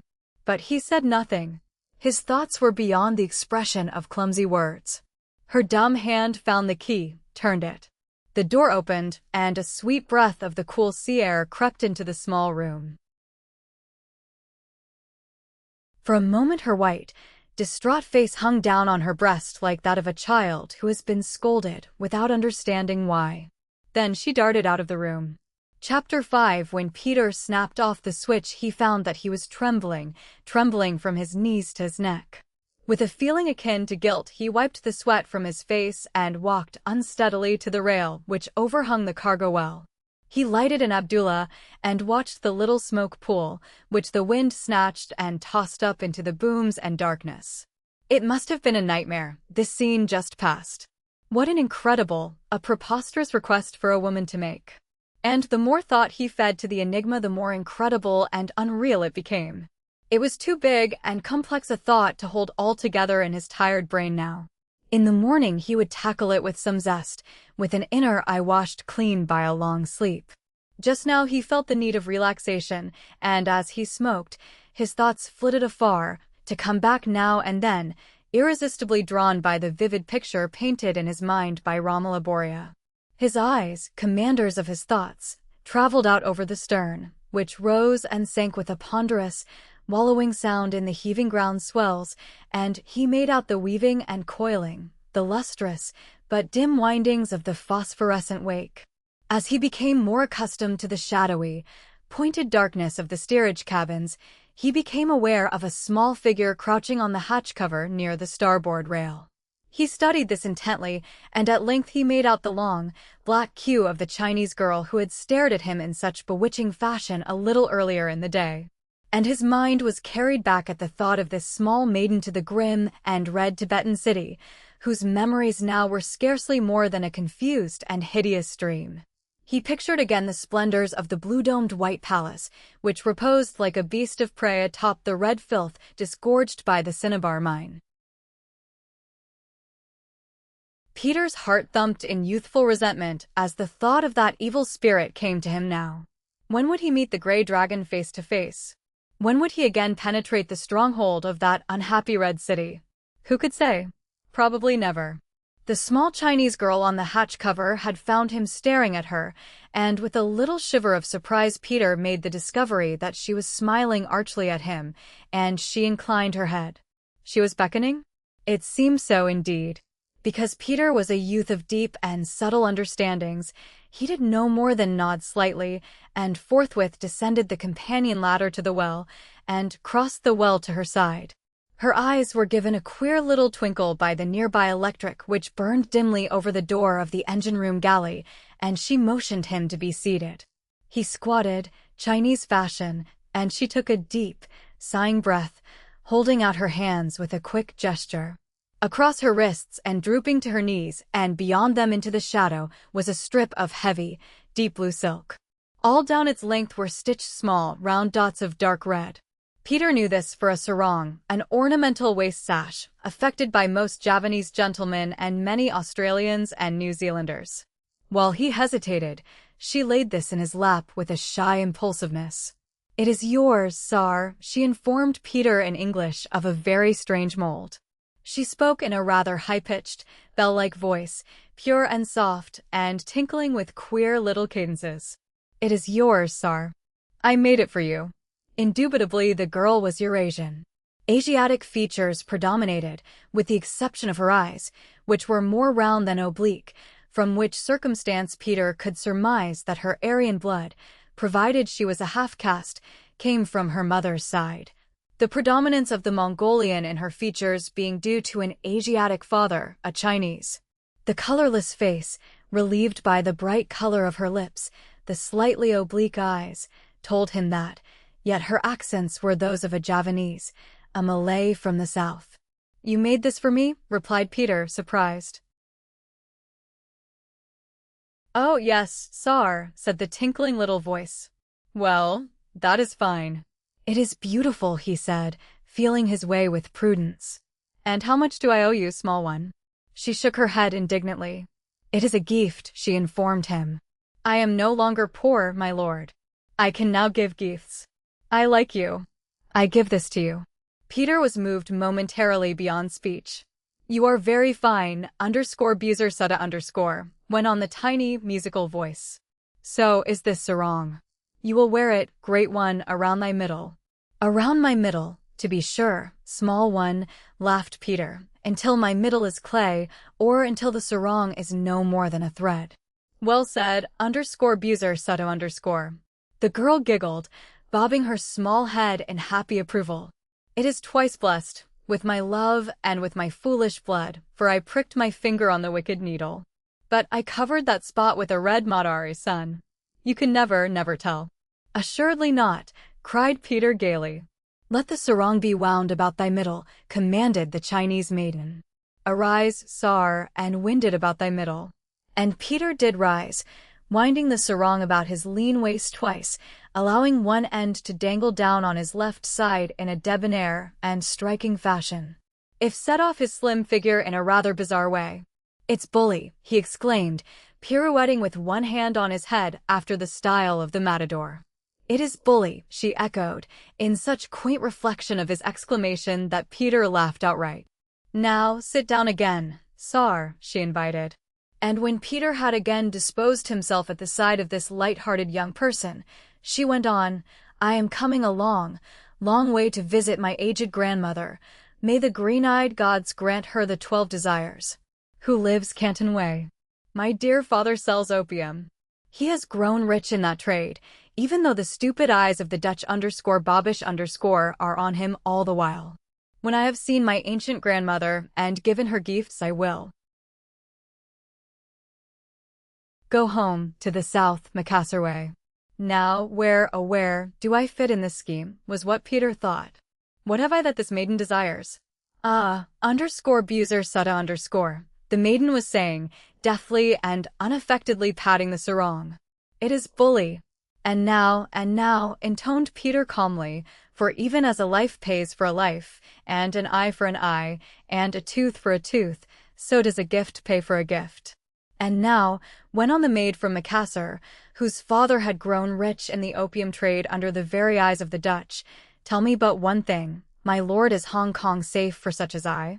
When one is young and virtuous, spake Peter in the drone of an ancient fortune-teller, one keeps her eyes pinned on the front. One hears nothing, and one becomes as discreet of tongue as the little blue sphinx at Chaffanchu. Those are the words of Confucius, the wise one, retorted the little bell-like voice with a tinkling laugh. I need no guide, then? I have heard that China is unsafe. That is why I asked. Small one, replied Peter, with a smile of gravity and with much candor in his blue eyes, in China, such a one as you are as safe as a Javanese starling in a nest of hungry yellow snakes. You will travel by daylight or not at all. You will go from Kowloon to your venerable grandmother by train. You will carry a knife, and you will use it without hesitation. Have you such a knife? The small head bowed vehemently. In Hong Kong you will go aboard a sampan and be rowed Kowloon way, from whence the train runs by the great river to Canton. That will be safe, that sampan? I will make it safe, small one. For I will go with you as far as Kowloon, if that is what you wish. And does the brave one admire my sarong? The small voice wavered. It shames my ugly body, said Peter. Now run along to bed _Kalak_.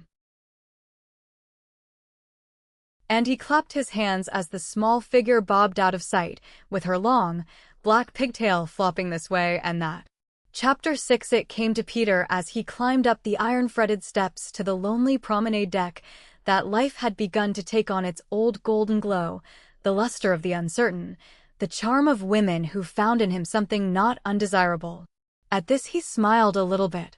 He had never known, as far back as the span of his adventures extended, a woman who deemed his companionship as quite so valuable a thing as the mysterious and alluring Romola Borea, the husband-beaten, incredible, and altogether dangerous young woman who passionately besought him to accompany her on a pilgrimage of forgetfulness into the flowery heart of dear old Japan.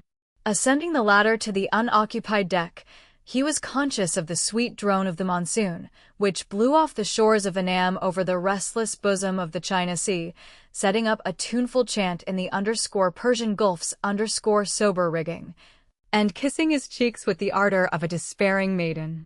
Peter the Brazen decided to take a turn or two round deck before going to his bunk, to drink in a potion of this intoxicating, wine-like night. The wheel of fortune might whirl many times before he was again sailing this most seductive of oceans. And he was a little intoxicated, too, with the wine of his youth. His lips, immersed in the fountain, found very little bitterness there. Life was earnest and grave, as the wiseacres said, but life was, on the whole, sublime and poignantly sweet. A little bitterness, a little dreary sadness, a pang at the heart now and again, served only to interrupt the smooth regularity, the monotony, to add zest to the nectar. When he had finished the cigarette, he flung the butt over the rail into the gushing water, which swam south in its phosphorescent welter, descended between decks to the stateroom that had been assigned to him, and fitted the key to the lock. He felt decidedly young and foolishly exalted as he closed the door after him and heard the lock click, for to few men is it given to have two lovely young women in distress seek aid, all in the span of a few hours. Perhaps these rosy events had served merely to feed oil to the fires of his conceit, but Peter's was not a conceit that rankled anybody. And there were always volunteers, hardened by the buffets of this life, to cast water upon that same fire. So, humming a gay little tune, Peter snapped on the light, bathing the milk-white room in a liquid mellowness, opened the porthole, wound his watch, hung it on the curtain bar which ran lengthwise with his berth, pushed the flowered curtains at either end as far back as they would go, in order to have all the fresh air possible, and Peter gasped. He declared it was absolutely impossible. Such things did not happen, even in this world of strange happenings and of stranger stirrings below the surface of actual happenings.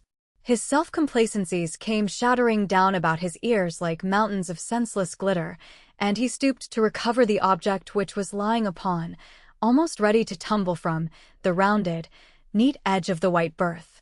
A rose of cameo.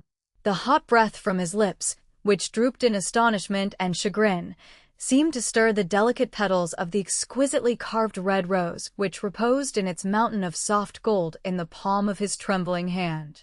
The fine gold chain, like a rope of gold sand, trickled between his fingers and dangled, swinging from side to side. The impossible thought pounded at the door of his brain and demanded recognition. Romola Borea had been a visitor to his room. But why? He had no secrets to conceal from the prying ears of anyone, not now, at all events, for he had destroyed all evidences depending upon the excursion he had made from Shanghai to Lenyang, and from Lenyang to Mandalay, to Rangoon, to Penang, Singapore, and Batavia. Naturally, his first impulsive thought was that Romola Borea was somehow entangled with those who ruled the destinies of the hideous mountain city, which crouched amidst the frosty emerald peaks on the fringe of Tibet. He had felt the weight of that ominous hand on other occasions, and its movements were ever the same. Night stealth, warnings chalked on doors, the deliberate and cunning penetration of his secrets, all of these were typical machinations of the Grey Dragon, and of those who reported back to the Grey Dragon. No one would break into his stateroom who was not the tool of Len Yang's unknown king. Thus the finger of accusation was brought to bear tentatively upon Romola Borea. Yes, it was incredible that this girl, with those scarlet stripes across her breast, could in any way be complicated with the wanton designs of the beast in Lenyang. Yet here was evidence, damning her, if not as a willful tool of the Cinnabar king, then at least as a room-breaker. Why had she come into his room? And how? He searched the room, then dragged his suitcase from under the bunk to the middle of the blue carpet and spilled its contents angrily upon the floor. It took him less than 10 seconds to discover what was missing, not his money, nor the few jewels he had collected in his peregrinations, for they were untouched in the small leather bag. Peter looked again, carefully shaking each garment, hoping and refusing to hope that the revolver would make its appearance. It was an American revolver, an automatic, a gift from Bobby McLaurin. And now this excellent weapon was missing. He felt that eyes were upon him, that ears were listening slyly to his breathing, that lips were rustling in bated whispered comments upon the fury with which he took this important loss. Snapping off the light, he plunged down the murky corridor, with the guilty rose cameo clutched in his sweating hand, and came at length to the purser's office. This dignitary was absent, at midnight lunch probably, so Peter rifled the upper drawer in the desk and brought out the passenger register. Finding the name and room number, he sought after an instant of search. Carefully, he replaced the ledger in its original position, closed the drawer, and darted back up the corridor. In front of a room not far from his own, he paused and rapped. His knock, sharp and insistent, was one of practice, a summons which would not be mistaken by the occupants of adjoining staterooms, nor was it likely to disturb them. After a moment, light showed at the opened transom. Someone rustled about within, and in another instant the door opened far enough to admit a head from which dark masses of hair floated, framing a face that was white and inquisitive. At sight of her midnight visitor, Romola Borea opened her door wide and smiled a little sleepily. She had paused long enough in arising to slip into a negligee, a kimono of blackest satin, revealing at the bag-like sleeves and the fold which fell back from her throat a lining of blood-red silk. One hand was caught up to her throat in a gesture of surprise, and the other was concealed behind her, catching, as Peter surmised, nothing if not his own automatic revolver, which had been loaded, ready for instant use. Immediately the safety catch was released. She stared at him softly, with eyes still mirroring the depths of the sleep from which he had so rudely aroused her, her delicate red lips forming a curious smile. And she continued to smile more gently, more tenderly, as she became quite conscious of his presence. "You have come to tell me that you will go to Japan with me," she stated. Peter shook his head slowly, and with equal deliberateness lifted up the small object in his hand until the light from the ceiling lamp fell directly upon it. "My cameo," she exclaimed with a start of surprise. "Where did you find it?" She reached impulsively for the ornament, but Peter closed his fingers upon it firmly. "You have something to give me in return, I think," he said sternly. She was staring at the closed hand with something of despair and fright, as if reluctant to believe this truth, while her fingers groped at her throat to verify a loss apparently not before detected. She stepped back into the room and said, "Close the door. Come inside." He thought, if she had wanted to shoot me, she had plenty of chance before. A shot in this room, a murder would fasten evidence upon her, and besides, it would instantly arouse the occupants of the adjoining staterooms, if not one of the deck crew on watch. So he entered and closed the door, presenting a full view of his broad, white uniformed back and the gaudy blue sarong about his waist. He took more time than was necessary in closing the door and sliding the bolt, to give her every opportunity to arrange the scene she desired. But the girl was only drawing the curtains over the porthole, to keep out prying eyes, when he turned about. She sat down on the edge of her berth, with her small white feet almost touching the floor, and the huge blue automatic resting upon her knees. It was unlikely that she did not appreciate fully the seductive charm of the red and black gown which adapted itself in whatever pose to the youthful curves of her body. And she permitted Peter to sit down on the narrow couch opposite and to examine her and perhaps to speculate for a number of seconds before she seemed to find her speech. Meekly her dark eyes encountered his. "I was afraid," she explained in a voice, low but free in her remarkable self-possession. "I knew you would not care, and I hoped that you would have a revolver in your room. So I went there." "How did I get in?" "I borrowed a passkey from the purser on the plea that I had left mine in my room. I hoped you would not miss it until we reached Hong Kong, and I intended to return it then and explain to you. My life," she added deprecatingly, "is in some slight danger, and, like the small fool that I am, even though I am fully aware that no one in the whole world cares whether I am living or dead, well, Mr. Moore, for some reason I still persist in clinging to the small hope." She smiled wanly and earnestly, so Peter thought. A dozen impulses militated against his believing a word of this glib explanation. His common sense told him that he should seek further, that the explanation was only half made. And yet it cannot be denied that she had gone unerringly to his greatest weakness, perhaps his worst fault, his belief in the sincerity of a woman in trouble. "Why didn't you ask me?" he demanded in his most apologetic voice, as though he had wronged her beyond repair. "Why didn't you tell me you were in danger? I'd have loaned you the revolver willingly. I did try to find you, she replied, but the wireless room was dark. You were nowhere on deck. Peter was aware that for some reason Romola Borea did not prefer to share the secret of her real or fancied danger with him. He felt a little dissatisfied, cheated, as though the straightforward answer for which he had come had been turned into the counterfeit of evasion. The situation as it now had shaped itself demanded some sort of decision. Without the whole truth, he was reluctant to leave, and it was imprudent to remain any longer.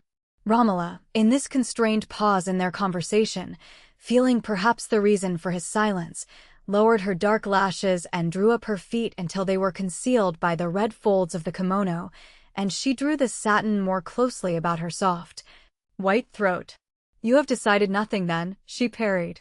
What decision I might have formed, he said, a trifle coolly, has been put off by this. You see, I must admit it, this rather complicates things for me. I'm in the dark altogether now, you see. I wanted to help you however I could. And then I find this cameo. She nodded absently, fingering the groove in the automatic's handle. I'm afraid I took too much for granted, she said in a low voice. Don't you suppose my curiosity was aroused when you threw the coolie overboard?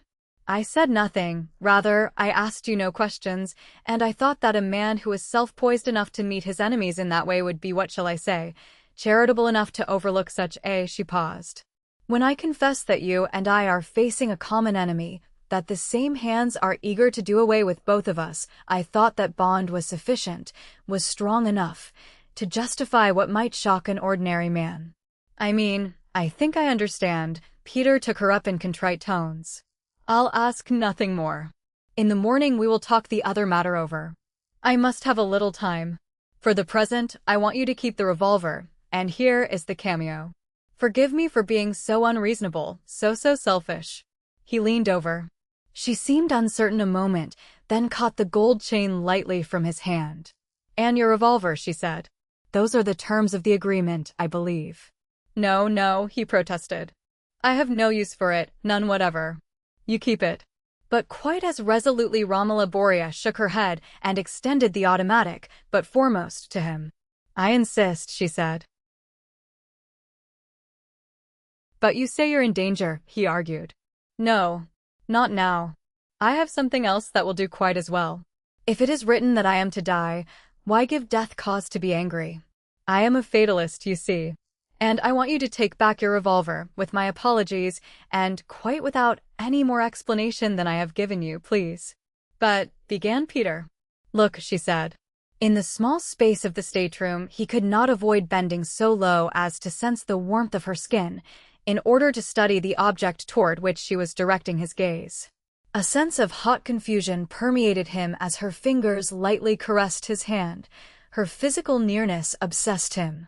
She had drawn back the fluffy pillow, and on the white sheet he glimpsed a long, bright, and exceedingly dangerous-looking dagger, with a jewel-encrusted hilt. The singular thing about this knife was the shape of the blade, which was thin and with 3 sides, like a machinist's file. It would be a good dagger to throw away after a killing because of the triangular hole it would leave as a wound, a bit of evidence decidedly incriminating. Peter straightened up, round-eyed, accepted the automatic, and slipped it into his pocket, smoothing his coat and the sarong over the lump, and approached the door. For a moment his heart beat in a wild desire, a desire to take her in his arms as she stood so close and so quiet beside him, smiling wistfully and a little sadly. And unaccountably she seemed to droop and become small and limp and pitifully helpless in the face of him and of all mankind. Good night, mister. More, and thank you so much, she murmured. And I do hope you will forgive me for being a thief. He thought that she was on the point of kissing him, and his eyes swam and became of a slightly deeper and more silky blue than a moment before. But she faltered back, while the faintest suggestion of a sigh came from her lips. In the next instant, as the door closed quietly behind him, Peter was mighty glad that neither he nor she had yielded to impulse. He was not, in the light of the literal version, the owner of a wholly untarnished record, for he had given in to weakness, as most men do give in to weakness. But he was above temptation now, not because temptation was put behind him, but because he had had the strength to resist, and it was his full, deep desire to hold himself until that girl, far across the Pacific, who inspired the finest and best in him, should bear the name he bore. It was a splendid thing, that feeling. It gave him courage and confidence, and took him quite light-heartedly, with head erect and shoulders back, out of the dreariest of his moments. So, quick in a new and buoyant mood, Peter joggled the key in the lock of his stateroom door, slipped in, and was before long dreaming of a cottage built for two, of springtime in California. Albeit snoring almost loud enough to drown out the throb of the Persian Gulf's old, but still useful engines. Chapter 7. Because of the fatigue which possessed his every muscle, fatigue springing from the arduous, the trying hours now past, Peter the Brazen was sleeping the slumber of the worthy, when, at a somewhat later hour in the night, some time before dawn crept out of the China Sea, a figure, lean and gray, flitted past his stateroom on the narrow orlop deck, peered in the darkened porthole, and passed on. Awakened by an instinct developed to a remarkable degree by his training of the past few months, Peter established himself upon one elbow and looked and listened, wondering what sounds might be abroad other than the peaceful churn of the engine. Quite as intuitively, he slipped his hand under the pillow and encountered the reassuring chill of the blued steel. Half withdrawing this excellent weapon, he shifted his eyes, alternately from the door to the porthole, conscious of an imminent danger, a little stupefied by his recent plunge into the depths of sleep, but growing more widely awake, more alert and watchful with the passage of each instant. The porthole loomed gray and empty, one edge of it licked by the yellow light of some not far distant deck lamp. With his eye fastened upon this scimitar of golden light, Peter was soon to witness an unusual eclipse, a phenomenon which sent a shiver, an icy shiver, of genuine consternation up and down his backbone. As he watched, a square of the yellow reflected light was blotted out, as though a bar of some nature had cast its shadow athwart that metallic gleam. This shadow then proceeded to slide first up and then down the brass setting of the porthole, and the shadow dwindled. As Peter sat up on the edge of his cot, gripping the square butt of the automatic in his hand and tentatively fingering the trigger, the origin of the shadow moved slowly, ever so slowly, into the range of his perplexed and anxious vision.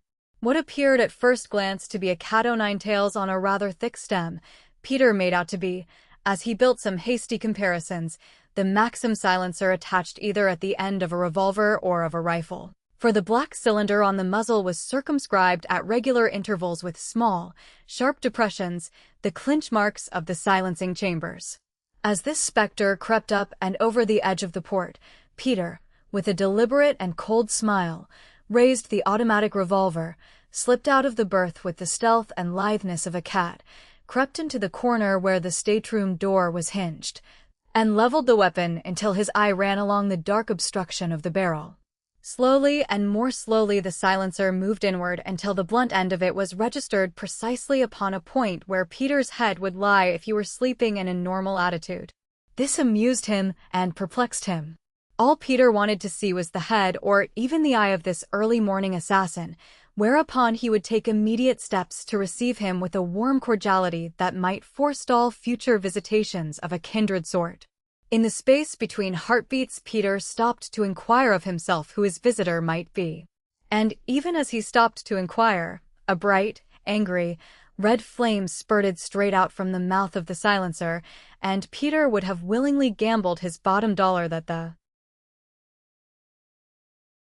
bullet found its way into his pillow, a wager, as he later verified, upon which he would have collected all of the money he was eager to stake.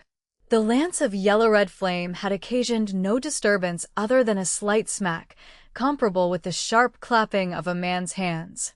In the second leaping flame Peter was far more interested.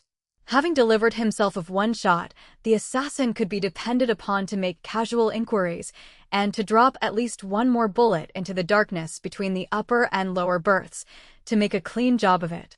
And it was on the appearance of the inquiring head that Peter relied to repay the intruder in his own metal, that metal taking the form of a wingless messenger of nickel-sheathed lead. But the visitor was cautious, waiting, no doubt, for sounds of the death struggle, provided the shot had not gone directly home, its home being, as Peter shuddered to think, his own exceedingly useful brain. He waited a little longer before his guest apparently decided that the time was come for his investigation, and thereupon a small, square head with the black-tasseled hat of a Chinese coolie set upon it at a rakish angle was framed by the porthole. Smirking nervously, Peter released the safety catch and brought pressure to bear slowly and firmly upon the trigger. Click. That was all. But it told a terrible story. The weapon was out of commission, either unloaded or tampered with. And Peter's panic-stricken thoughts leaped, even as the square head leaped away from the window, to the Borea woman, to the cause of his desperate helplessness. Romola Borea, then, had tampered with this revolver. Romola Borea had plotted, that was sure, with the coolie outside the porthole for his assassination. That explained the visit to his room.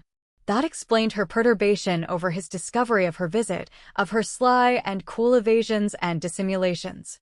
It was with these thoughts hammering in his brain that Peter dropped out of range of the deadly porthole and squirmed, inching his way into the doubtful shelter provided by the closet. At any instant he expected another red tongue to burn the now still darkness above his head, to experience the hot plunge of a bullet in some part of his slightly clad anatomy. And then death? An end of the glorious adventures whose trail he had followed now for well upon 10 years? And still the death bullet was withheld. Groping about in the darkness with one hand as he loosened the magazine clip on the butt, and finding that the clip of cartridges had been removed, he finally discovered the whereabouts of the suitcase and dragged it slowly toward him, with his eyes pinned upon the vacant port.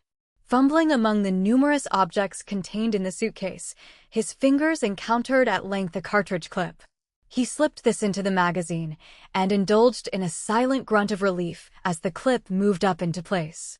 He drew back the rejecting mechanism and heard the soft, reassuring snick of the cartridge as it slid from the magazine into the chamber. Then sounds without demanded his attention, the sounds of a tussle, of oaths spoken in a high, feminine tongue, in a language not his own. Peter would have shouted, but he had long ago learned the inadvisability of shouting when such grim business as tonight's was being negotiated. Slipping on his bathrobe, he opened the door and tentatively peered out into the half-light of the orlop deck from the cross-corridor vestibuleway for indications of a shambles. They were gone. The deck was deserted. But he caught his breath sharply as he made out a long, dark shape which lay, with the inertness of death, under his porthole, blending with the shadows. He rolled the man over upon his back and dragged him by the heels under the decklight, and, dragging him, a dark trail spread out upon the boards, and even as Peter examined the cold face, the spot broadened and a trickle broke from it and crept down toward the gutter. Stabbed? More than likely. Pausing only long enough to reassure himself that this one was the assassin whose square head had been framed by the port, Peter looked for a wound, and shortly he found the wound, and Peter was not greatly astounded at the proportions thereof. It was a small wound, running entirely through the neck from a point below the left ear to one slightly below and to the right of the locked jaw. Upon close scrutiny, the death wound proved to be small and thorough and of a triangular pattern. Just why he had expected to find that triangular wound Peter was unable to explain even to himself, but he was quite as sure that Romola Borea's hand was in this latest development as he had been sure a moment before that her steady, small hand had deliberately removed the clip of cartridges from the butt of the automatic to render him helpless in the face of his enemies. Silently contemplating the stiffening victim of Romola Borea's triangular dagger, Peter heard the rustle of silk garments and looked up in time to observe the slender person of Romola Borea herself, attired exactly as he had left her a few hours previous, detach itself from the corridor vestibuleway which led to his stateroom. She approached him. 1,000 questions and accusations swam to his lips, but she was speaking in low, impassioned tones. "I knocked at your door. God, I thought he had killed you. I was afraid." For a moment I thought you were dead. You stabbed him, said Peter in an expressionless voice. She nodded and drew a long, sobbing breath. Yes, he tried to shoot you. I saw him pass my window. I was waiting. I watched. I knew he would try. Oh, I'm so glad you knew. You knew that. Yes, yes. He was the mate of the coolie you threw overboard in Batavia. You know, they always travel in pairs. You didn't know that. No, I did not know. But I could have defended myself easily enough if it had not been for your clip of cartridges. Can you forgive me? Can you ever forgive me for taking them out? I took them out. Oh, Mr. Moore, believe me, I am concealing nothing. I did remove the clip, and in my carelessness I forgot to give them back to you when you left my room. I see. Have you them? Yes. Please give them to me. You have not by any chance in another of those careless moods of yours happened to tamper with the bullets, have you? Mr. Moore, she gasped, clutching her white hands to her breast in indignation. You are clever, said Peter sarcastically. You're altogether too damn clever. What your game is, I'm not going to take the trouble to ask. Oh, Mr. Moore. She caught his arm. He cast it away. Didn't tamper with the bullets, eh? He went on in a deep, sullen voice. Well, Miss Borea, here is what I think of your word. Here is how much I trust you. And with a single motion Peter whipped all 7 cartridges from the clip and tossed them into the sea. He snarled again. You are clever, damn clever. Poor little thing. Still want to go to Japan with me, my dear? I do, stated the girl, whose eyes were dry and burning. Sure. That's the stuff, railed Peter bitingly. Whatever you do, stick to your story. He grabbed her wrist, and her glance should have softened granite. For example, he sniffed, that neat little cock and bull story you made up about your cruel, brutal husband. Expect me to believe that, too, eh? Not if you don't care to, said the girl faintly. Peter knocked away her hand, the hand which seemed always to fumble at her throat in moments of strain. He pulled down the black kimono and dragged her under the light, forcing her back against the white cabin. He looked. The white, soft curve of her chest was devoid of all marks. It was as white as that portion of a woman's body is said to be, by the singing poets, as white as alabaster and devoid of angry stripes. Peter seized both limp wrists in one of his hands. By God, you are clever, he scoffed. Now, Miss Enigma, you spurt out your story, and the true story, or, by heaven, I'll call the skipper. I'll have you put in irons for murder. She hung her head, then flung it back and eyed him with the sullen fire of a cornered animal. You forget I saved your life, she said. As if they were red hot, Peter dropped her hands, and they fell at her sides like limp rags. Aye, he stammered and backed away a step. Good God, he exploded. Then explain this. Explain why you took the clip from my automatic. Explain why you put up that story of a brutal husband and showed me scars on your breast to prove it, then washed them off. And why you killed this man who would have murdered me. I will explain what I am able to, she said in a small, tired voice. I took the clips from the revolver because I didn't want you to shoot me. I know their methods far better than you seem to, and I knew I could handle this coolie myself far better than you could, and I wanted to run no risk of being shot myself in attending to him. As for the brutal husband story, every word of that is the truth. If you must know, I used rouge for the scars. Since you are so outspoken, I will pay you back in the same cloth. There are scars on my body, on my back and my legs. Her face was as red as a poppy. And I killed this man because, well, she snapped, perhaps because I hate you. Had she cut him with a whip, Peter could not have felt more hurt, more humiliated, more ashamed, for gratitude was far from being a stranger to him. He half extended his arms in mute apology, and, surprised, he found her lips caressing his, her warm arms about his neck. He kissed her once and put her away from him, and that guiding star of his in California could be thankful that Romola Borea's embrace was rather more forgiving than insinuating. We must get rid of this coolie, she said, brushing the clusters of dark hair from her face. I will help you if you like. but over he goes. But the blood. Call a deck boy. Tell him as little as you need. You are one of the ship's officers. He will not question you. He hesitated. Can you forgive me for this way I have acted, my ingratitude? Forgiveness seems to be a woman's principal role in life, she said with a tired smile. Yes. I am sorry, too, that we misunderstood. Good night, my dear. And Peter was all alone, although his aloneness was modified to a certain extent by the corpse at his feet. The dead weight he lifted with some difficulty to the railing, pushed hard, and heard the muffled splash.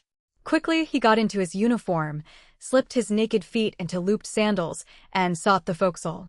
The occupants of this odorous place were sawing wood in an unsynchronous chorus. No one seemed to be about, so he seized a pail half filled with sajee, a block of holystone, and a stiff broom. With these implements, he occupied himself for fully a half-hour, until the spots on the deck had faded to a satisfactory whiteness. The revolver with Maxim silencer attached he discovered, after a long search, some distance away in the deck gutter. He meditated at length upon the advisability of consigning this grim trophy to the China Sea. Yet it is a sad commentary upon his native shrewdness that Peter had not yet recovered from his boyish enthusiasm for collecting souvenirs. At last he decided to retain it, and he dropped it through the porthole upon the couch, thereupon forgetting all about it until the weapon was called to his attention on the ensuing morning. With all evidences of the crime removed, he replaced the pail, the stone, and the broom in the forecastle locker and sneaked back to his stateroom.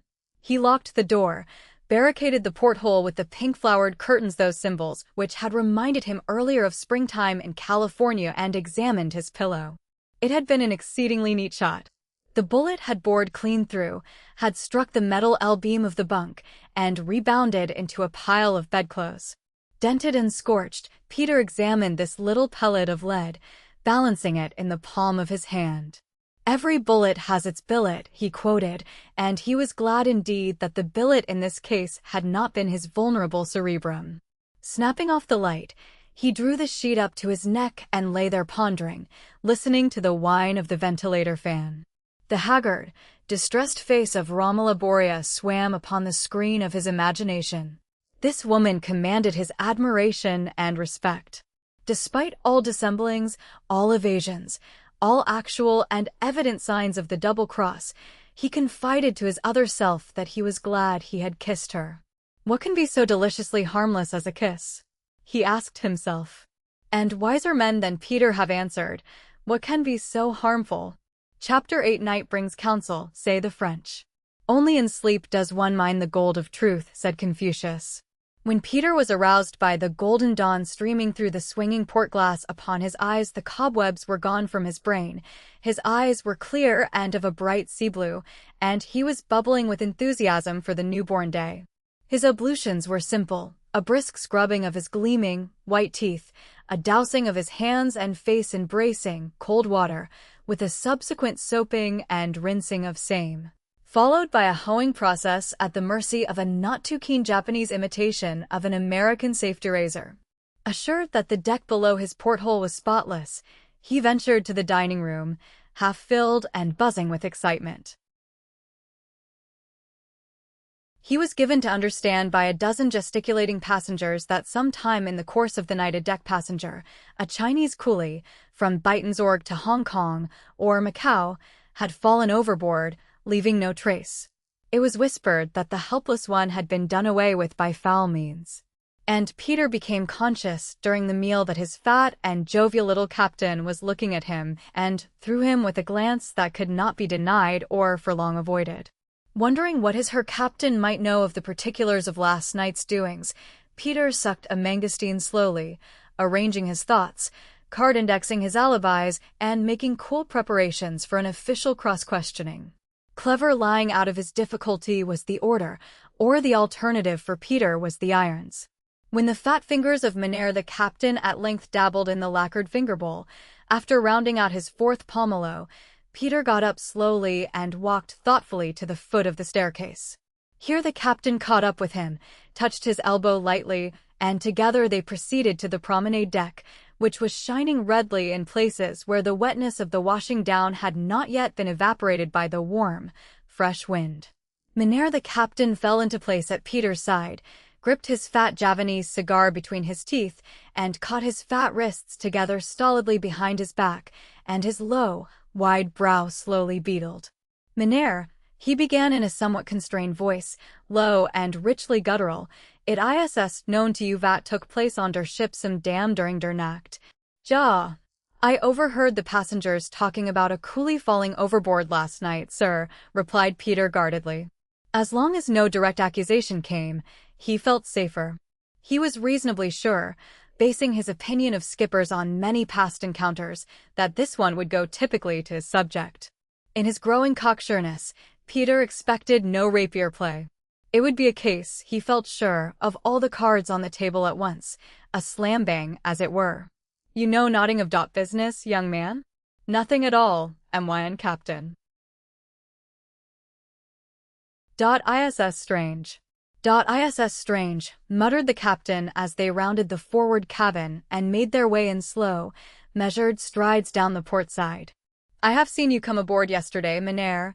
I have seen you tiro over der side a coolie who was wit der coolie who disappeared last Nacht." "Why did you tiro him over der side, eh?" "He threatened me with his knife," replied Peter without an instant's hesitation. Mynheer. He was a bad chink, a killer. Tot for Vlam. All of 'em are bad chinks. "Why should he stab me?" intoned Peter. "I never saw him before. I am a peaceful citizen. The only interest I have on this ship, Mynheer Captain, is the wireless apparatus. Iss good to hear, young man. I have liked you, how does one say it, immensely. Der oder man was no good. He is good riddance. You intend to stay with us?" "Ja. I hope so," said Peter heartily and with vast relief. "You like dis ship, eh?" "Very much indeed." "And I want you to stay, young man." "I want you to stay Yost as long as you feel like staying. But I wanna ask you one TNG, Yost one TNG. "I'll do anything you say, sir." The fat, jovial skipper of the Persian Gulf eyed Peter with beady, cunning eyes, and Peter was suddenly conscious of a sinking sensation. "Yost one TNG. Better, first I should say, then you tiro overboard der coolies you dislike. It would be best not to keep that our day called der siphoniers. Such tings as pistols." "But Mynheer. The fat hand waved him to silence. "Bot of dem vas bad chinks. I know bot of dose coolies a long, long time. Thieves and bloodmen. Tot for Vlam. It iss. Good riddance, as you say. Young man, I have nothing but one more TNG to tell you. I say, I like you immensely. I want you very much to stay. But der next time coolies are to be tirown over der side, I will be pleased to have you ask my permission." Peter stared hard at the fat little man, with a quick glaze of gratitude over his eyes. The skipper left him, doubling back in the direction of the wheelhouse. And something in the unsteadiness of the broad, plump shoulders gave to Peter in his perplexity the not inaccurate notion that the fat little man had enjoyed his joke and was giggling to such an extent that it almost interfered with his dignified strut. Before buckling down to the day's business, he made sure of one thing. Gone from his stateroom was the revolver with its Maxim silencer. Because the wireless room at sea is a sort of lounging room for those passengers who are bored from reading, or poker, or promenading, or simply are incompetent to amuse themselves without external assistance, Peter ignored the dozen pair of curious and interested eyes which were focused on his white uniform as he passed, with those telltale chevrons of golden sparks at the sleeves, strode into the wireless cabin, hastily closed the door, locked it, and thereupon gave his attention to the void. He was not surprised to hear the shrill yap of the Manila station dinning in the receivers, and having no desire to allow his fair name to be besmirched by what might be professional inattention to duty, he gave Manila a crackling response, and told him to shoot and shoot fast, as he had a stack of business on hand, which was the truth. Steamship and commercial messages were awaiting his nimble fingers, a half-dozen of them, in a neat little pile where the purser had left them to attract his attention as soon as he came on duty. Manila's first message, with a Hong Kong dateline and via the Philippine cable, was a service message directed to Peter Moore, probably aboard the steamer _Persian Gulf at sea. The context of this greeting was that Peter should report directly upon arrival in Hong Kong to J.B. Whalen, representative of the Marconi Company of America, residence, Peak Hotel. Following this transmission, the Manila operator was anxious to know whether or not this was Peter Moore at the key, that he had been given instructions by the night man, who claimed to be a bosom companion of Peter Moore's, to make inquiries regarding Peter Moore's whereabouts during the past few months. He further expressed a profane desire to know, provided the man at the key was Peter Moore, how in Hades he was, where in Tophet he had been keeping himself, and why in Gehenna he had so mysteriously vanished from the face of this glorious earth. But why all the hubbub about Peter Moore? Flashed back Peter to the inquisitive Manila operator, who was only about 200 miles distant by now and rather faint with the coming up of the sun. "Are you Peter Moore?" came the faint scream. "No, no, no," shrieked the voluptuous white spark of the Persian Gulf "Is he on board?"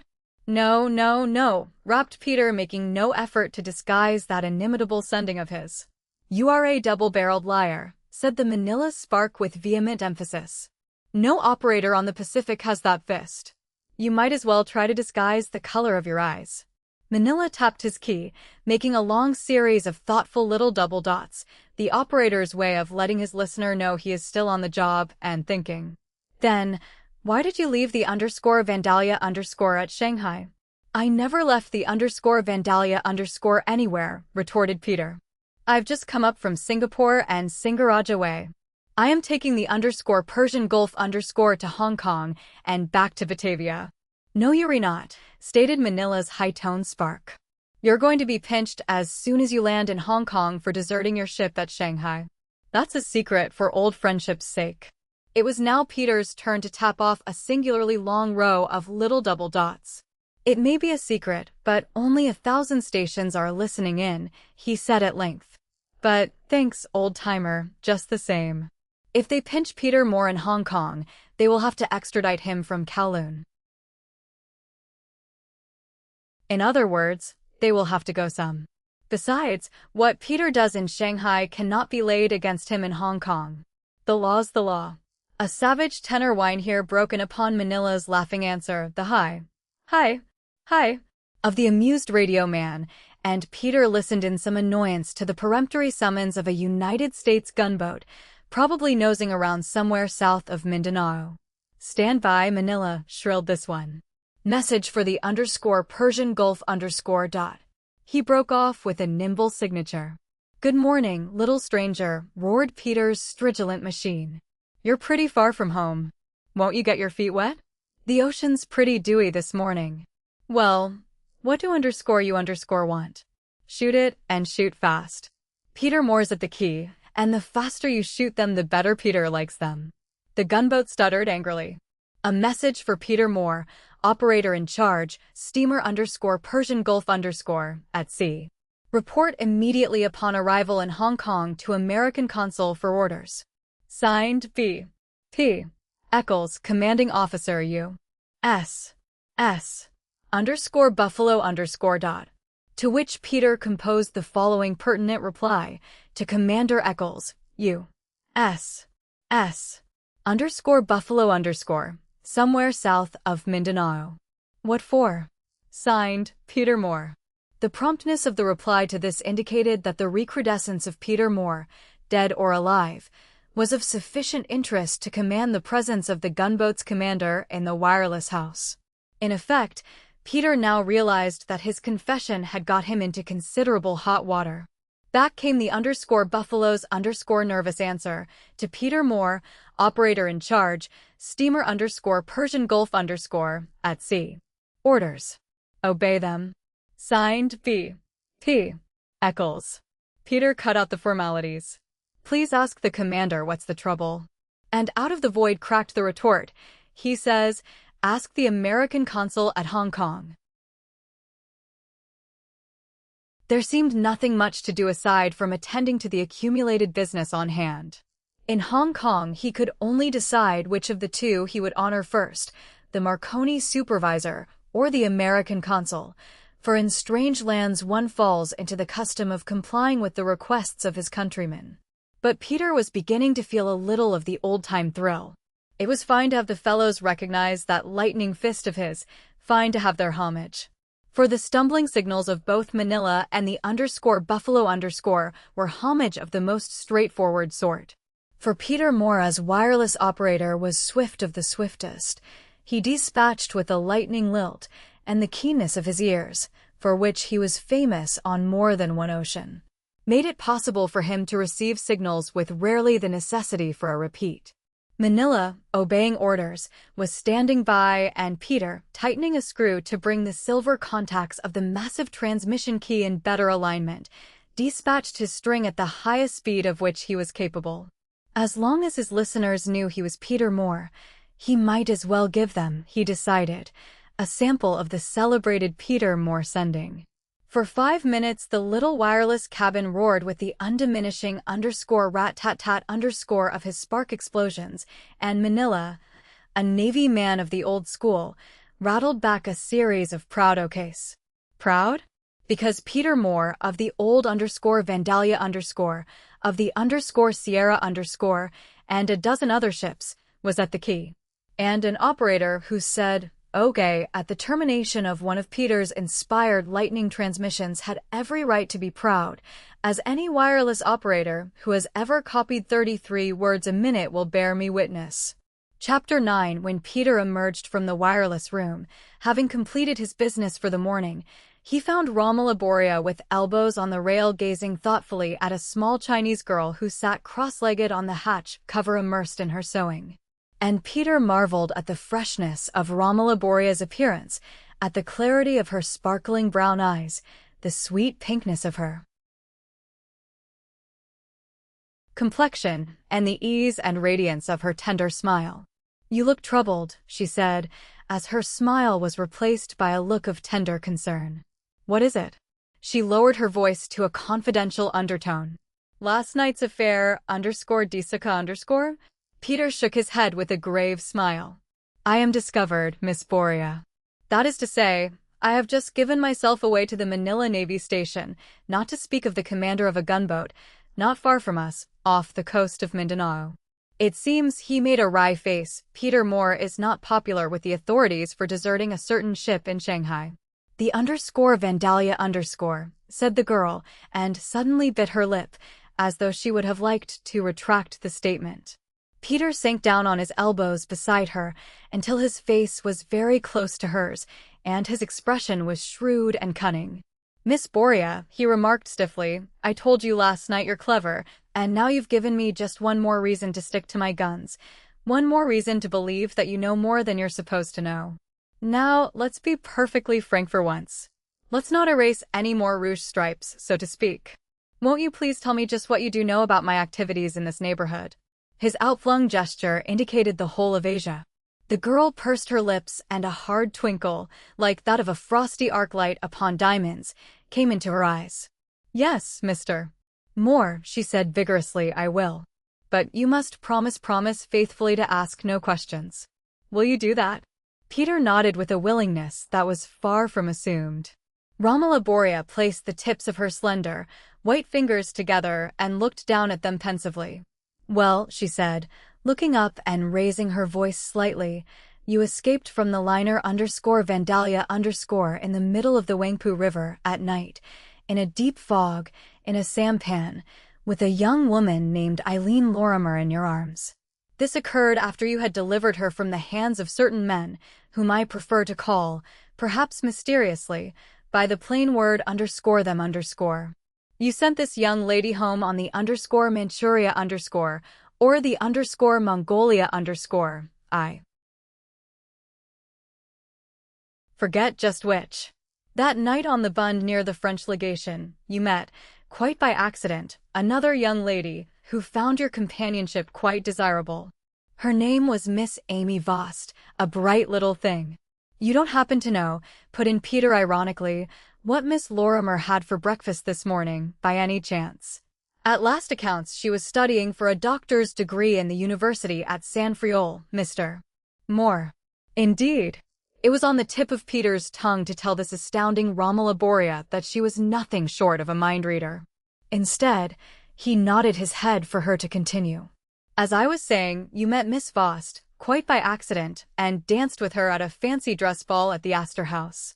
You wore the costume of a Japanese merchant, I believe, thinking, a little fatuously, if you will permit me, that those garments were a disguise. A little later in the bar at the Palace Hotel, after you left Miss Vost, you met a sea captain, ex-first mate of the Toyo Kisen Kaisha steamer, the _Senyato Maru_. He was an old friend. With Captain McLaurin and Miss Vost you made a trip on the Yangtze Kiang in a little river steamer, the _Hanko_, which foundered in the rapids just below Qingfu. This occurred after you had stabbed and killed one of their most trusted spies. When the _Hanko_ sank, you followed what now appears to be your professional habit of a trustworthy gallant, by taking a lady in distress into your arms, and swam the whirlpools to the little village across the river from Qingfu. Then Miss Vost was met by her father, an incurable missionary from Wenzhou, and by devious routes, well known to _them_, you joined a caravan, owned by a garrulous old thief who calls himself a Mandarin, the Mandarin Chang, who told you many lies, to amuse himself. Of course they were lies, Mr. Moore. Chang is one of his most trusted henchmen. He even permitted you to kill one of his coolies. The coolie would have died anyway. He was beginning to learn too much. But it tickled Chang and him to let you have this chance to see how far you would go. And Chang had orders to help you reach Lenyang. It gave you confidence in yourself, did it not? I don't believe a word, declared Peter in a daze.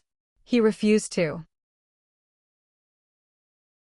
believe that Chang, kindly old Chang, was in league with that man, too.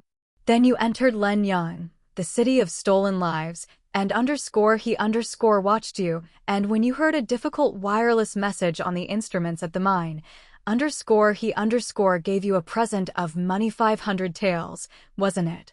Hoping, perhaps, that you would give up your foolishness, as he expressed it, and settle down to take the place of the opium-befuddled wireless man you fooled so cleverly. He valued you, Mr. Moore, you see, and he was not in the least afraid of you. A dozen times, yes, 100 times, he could have killed you. But he preferred to sit back and stroke those long, yellow, mandarin mustaches of his, and watch you, as a cat watches a foolish mouse. I can see him laughing now. Yes, I have seen him, and I have heard him laugh. It is a hideous, cackling laugh. Quite unearthly. How he did laugh at you when you rescued Miss Vost, dear little clinging Miss Vost, from the jaws of his white palace. But he let you go, and he and his 1,000 sharpshooters who line the great, green walls, when you and Captain McLaurin and Miss Vost galloped bravely out, with one per little mule. 1,000 rifles, I say, were leveled upon you in that bright moonlight, Mr. Moore. But he said no. Peter looked up at the stolid rigging of the Persian Gulf at the sunlight dancing brightly on the blue waves, which foamed at their crests like fresh, boiling milk, at the passengers sleeping or reading in their deck chairs. And he refused to believe that this was not a dream. But the level voice of Romola Borea purred on. Then you joined a caravan for India, and, for a little while, they thought your trail was lost. But you reappeared in Mandalay, attired as a street fakir, and you limped all the way to Rangoon. Why did you limp, Mr. Moore? A mule stamped on my foot, coming through the merchant's pass into Bengal. It healed rapidly, no doubt, for you were very active from that time on. You took passage to Penang, to Singapore, doubling back to Penang and again to Singapore, and caught a Blue Funnel steamer for Batavia. But, Miss Borea, writhed Peter, why, with all this knowledge, hasn't he done away with me? You know. He knows. You've had your chance. You could have killed me in your stateroom last night. Please, and Peter cast the golden robe of the adventurer temporarily from him, becoming for the moment nothing more than a terribly earnest, terribly concerned young man. I gave you an inkling last night, replied Romolaboria composedly. Until you left Batavia he believed that you had given up your nonsense. The coolie you threw overboard in Batavia was there, not to stab you, but to warn you away from China. Those warnings, of which you have had many, are now things of the past. You have thrown down the glove to him once too often. He is through toying. It was great fun for him, and he enjoyed it. He treats his enemies that way for a while. You have now entered upon the second stage of enmity with him. Last night was a sample of what you may expect from now on. Only the sheerest luck saved you from the coolie's bullet and my almost too tardy intervention. Peter gave her a hard, thoughtful, and a thoroughly respectful stare. I take it, he said, that you are a special emissary, a sort of minister plenipotentiary, from the Grey Dragon. As a matter of fact, you are here simply to persuade me to correct my erring ways, to persuade me to give you my promise for _him_ that I will put China and Len Yang forever out of my plans. Express it any way you please, Mr. More. I have told you about all that I am able. I know this game, if you will permit me, a little, just a little better than you do, Mr. More. I know when fun stops and downright danger begins. The moment you put your foot in China, you are putting your foot in a trap from which you can never, never so long as you are permitted to live, extricate yourself. And, believe me, seriously, that will not be for long. A day? Perhaps. An hour? Very likely not any longer than that. Call me a special emissary if you choose. Perhaps I am. Perhaps I am only a friend, who desires above everything else to help you avoid a most certain and a most unpleasant death. I have given you your opportunity. From my heart I gave you, and I still do give you, the chance to leave with me. Yes, I mean that. Your promise, backed by your word of honor, is a passport to safety for both of us. Your refusal, I might as well confess, means to me death. Won't you stop and consider? Won't you say yes? Peter's head had snapped back during this epilogue, his white-clad shoulders were squared, and his blue eyes were lighted by a fire that might have made a crusader envious. You may report to him, said he, that I have listened to his proposal, that I have considered it calmly, and that, as long as the gauntlet is down it is _down_. I want but one thing, a man's chance at that beast. You can tell him just that from me, Miss Boria. I am sorry. She seemed on the point of uttering a final word, a word that might have been of the greatest importance to Peter the Brazen, but the word never got beyond her lips. Into her eyes crept a look of despair, of mute horror. She half raised her hand, withdrew it. Her shoulders sagged.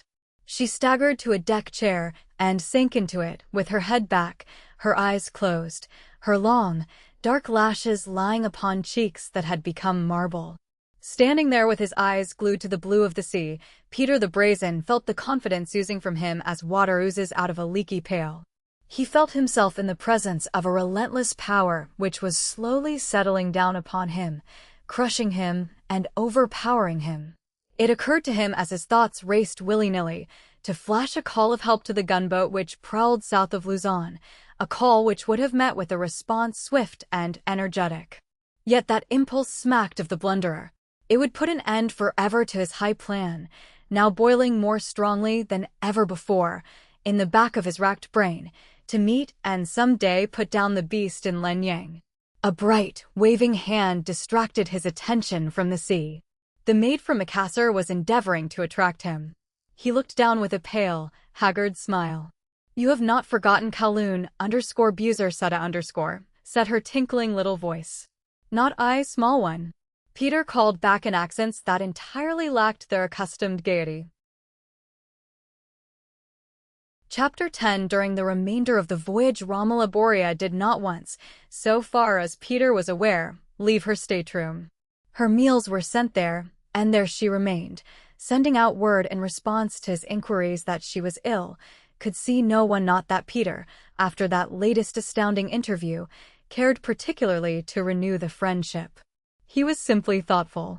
Yet he felt a little angry at his demonstration of frank selfishness, and not a little uneasy at the uncanny precision of her recital of his recent history, an uneasiness which grew, until he found himself waiting with growing concern for the rock-bound shoreline of Hong Kong to thrust its black and green shoulders above the horizon.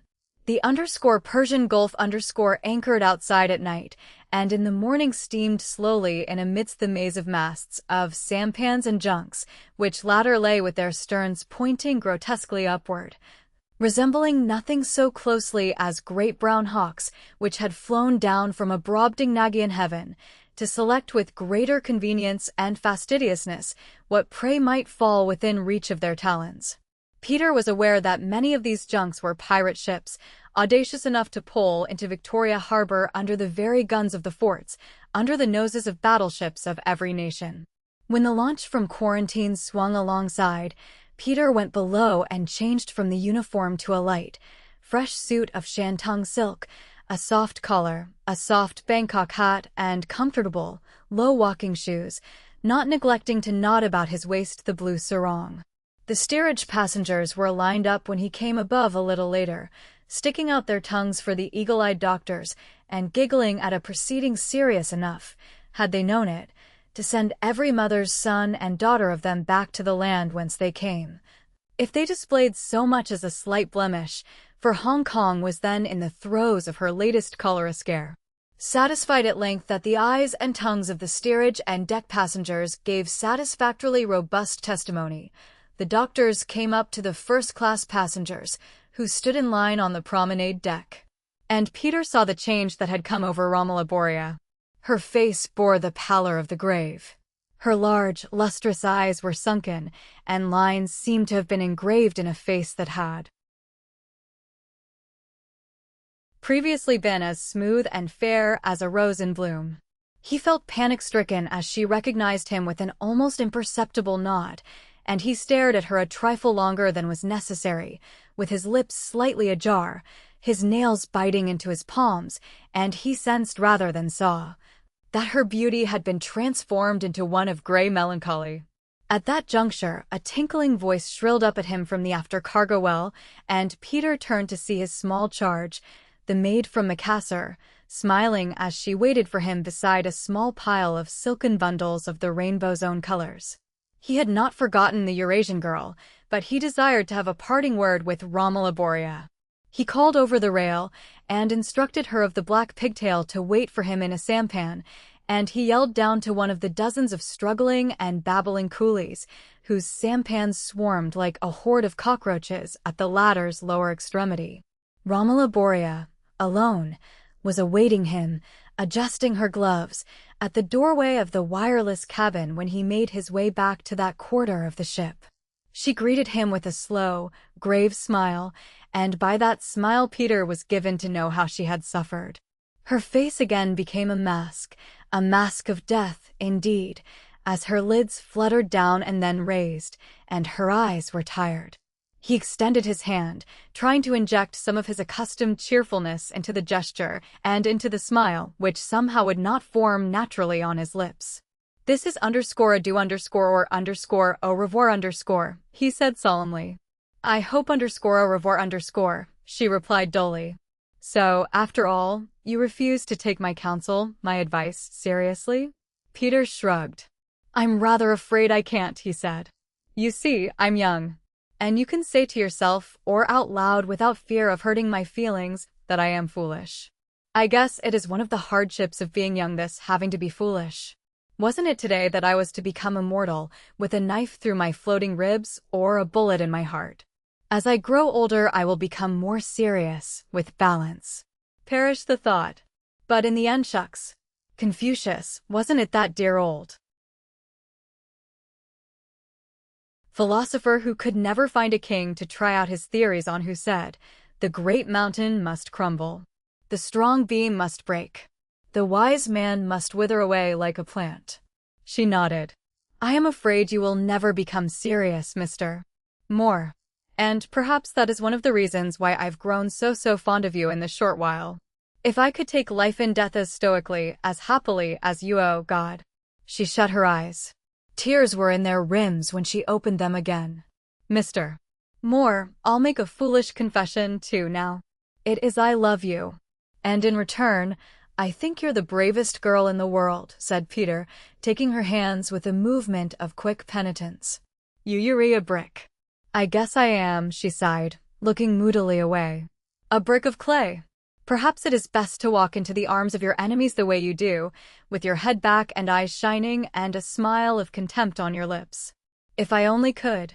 Why speak of death on a day like this, said Peter lightly. Life is so beautiful. See those red and yellow blossoms on the hill, near the governor's place, and the poor little brats on that sampan, thinking they're the happiest kids in the world. What hurts them, hurts them.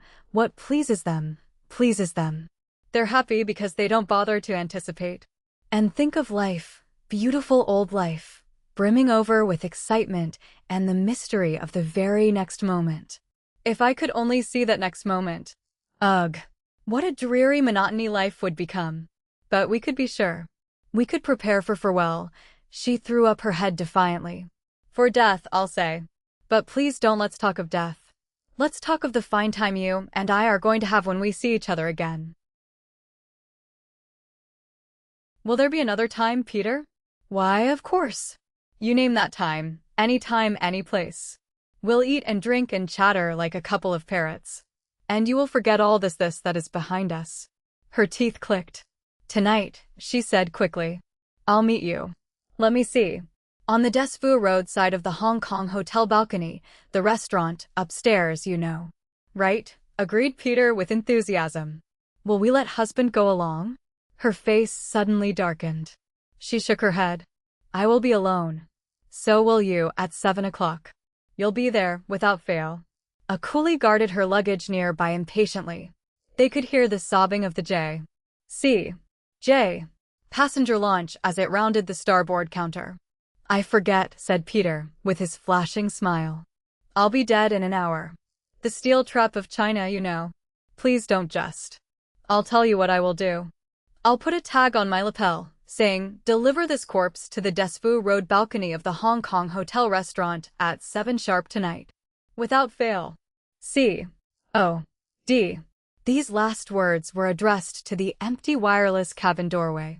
The white skirt of Romola Borea flashed like a taunting signal as she hastened out of his sight with the boy who carried her grips. Chapter 11. Wearing a slight frown, Peter made his way through piles of indiscriminate luggage to the port ladder, where his sampan and the maid from Macassar were waiting.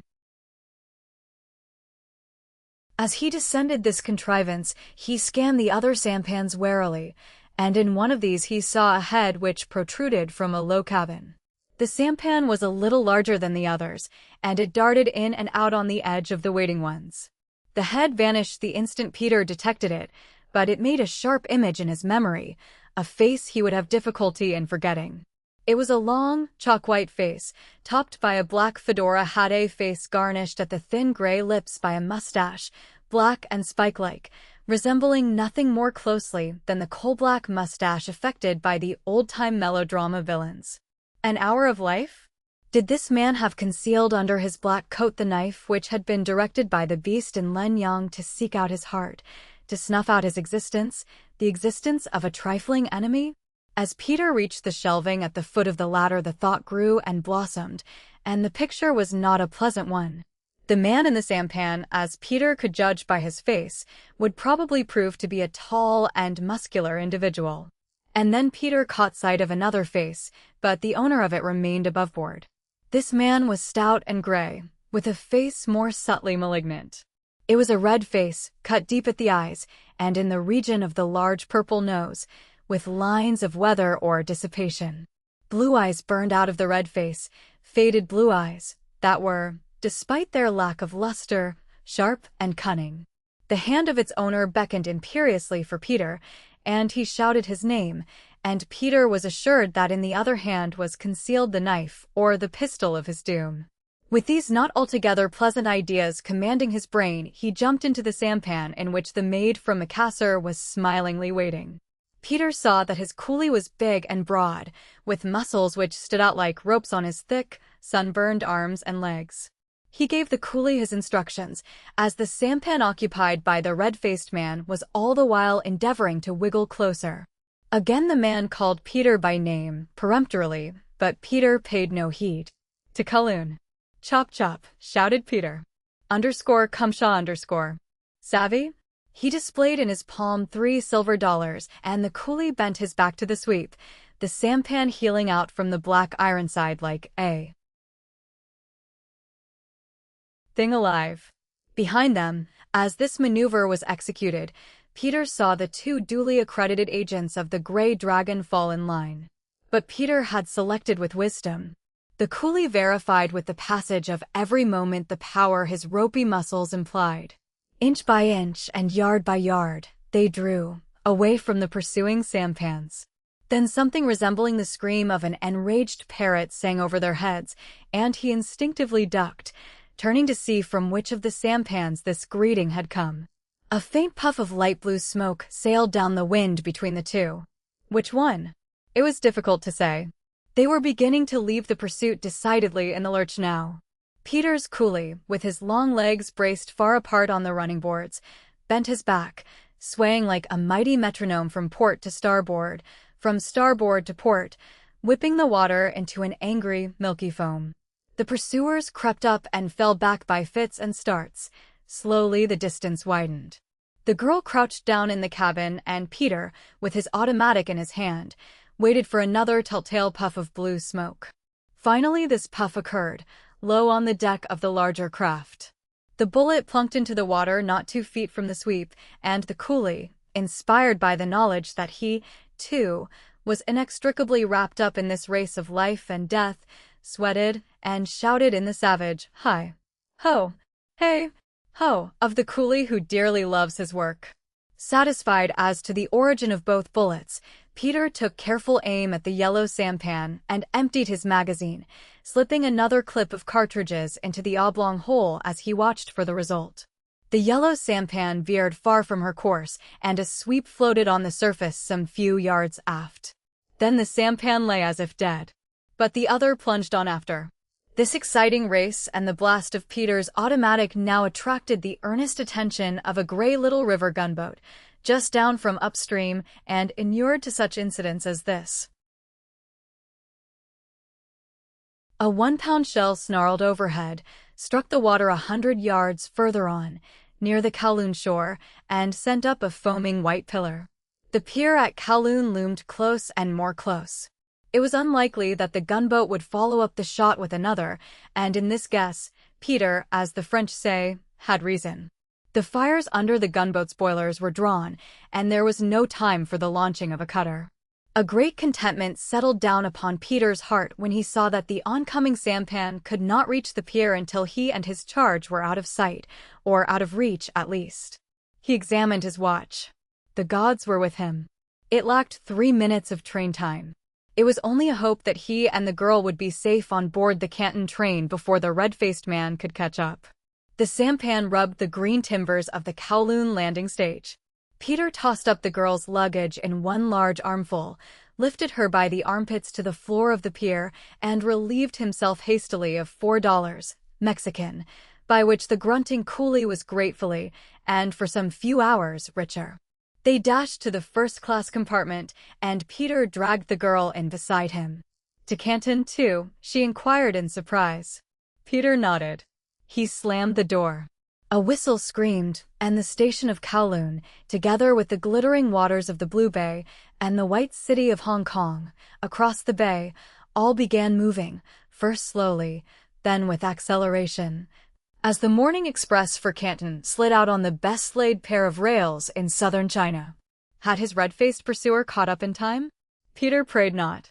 He was tingling with the thrill of the chase, and he turned his attention to the small maiden who sat cuddled close to his side, with hands folded demurely before her, imprisoning between them the overlap of his flaunting blue sarong. "We are safe, brave one," she was desirous of knowing. He patted her hand reassuringly, and she caught at it, lowering her green-blue eyes to the dusty floor and sighing.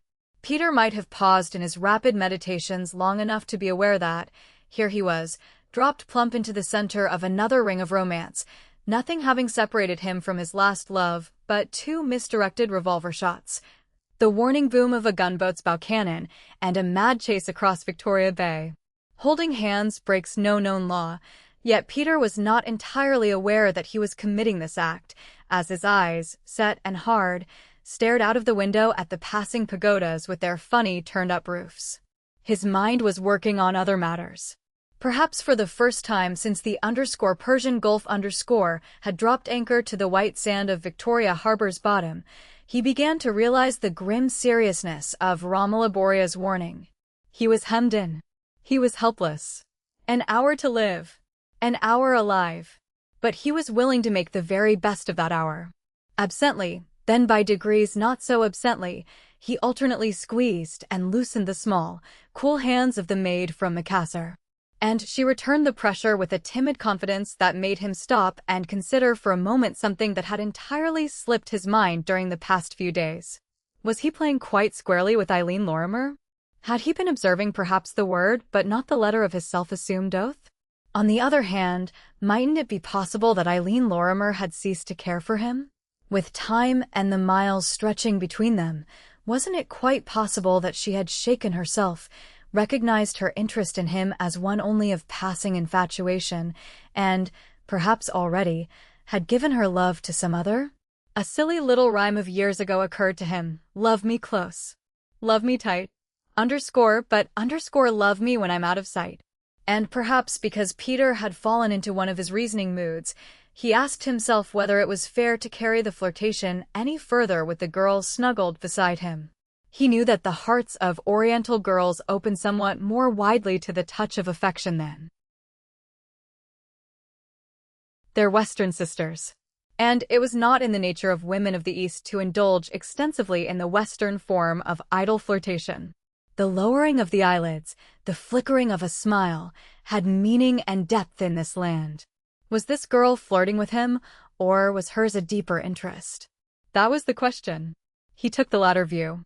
And, because he knew, from his own experience, that the hearts of lovers sometimes break at parting, he finally relinquished the cool, small hands and thrust his own deep into his pockets. There was no good reason, apart from his own selfishness, why he should give a pang of any form to the trustful young heart which fluttered so close at his side. "Where does your aged grandmother live, small one?" he asked her briskly, in the most unsentimental tones imaginable. "I have the address here, _Byra_, she replied, diving into her satin blouse and producing a slip of rice paper upon which was scrawled a number of dead black symbols of the Chinese written language. "A rickshaw-man can find the place, of course," he said. "Now, look into my eyes, small one, and listen to what I say." "I listen closely, _Byra_, said the small one. "I want you to stop calling me _Byra_. I am not your love, can never be your love, nor can you ever be mine." "But why, _by_, my brave one?" Because I am a wicked one, an _orang hila_, a destroyer of good, a man of no heart, or worse, a black one." "Oh, Allah, what lies!" giggled the maid. "Yes, and a liar, too," declared Peter venomously, permitting his fair features to darken with the blackest of looks. Was she flirting with him? A man who never told the truth in his life.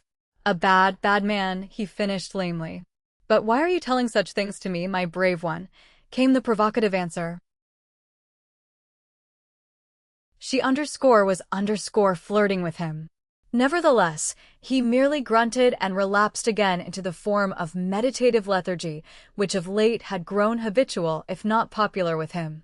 A little after noon the train thundered into the narrow, dirty streets of China's most flourishing city, geographically, the New Orleans of the Celestial Empire, namely, Canton on the Pearl River.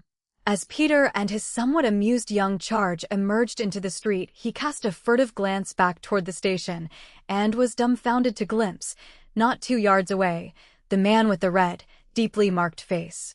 His blue eyes were ablaze, and he advanced upon Peter threateningly. It was a situation demanding decisive, direct action. Peter, hastily instructing the girl to hold 2 rickshaws, leaped at his pursuer with doubled fists, even as the man delved significantly into his hip pocket. Peter let him have it squarely on the blunt nub of his red jaw, aiming as he sprang.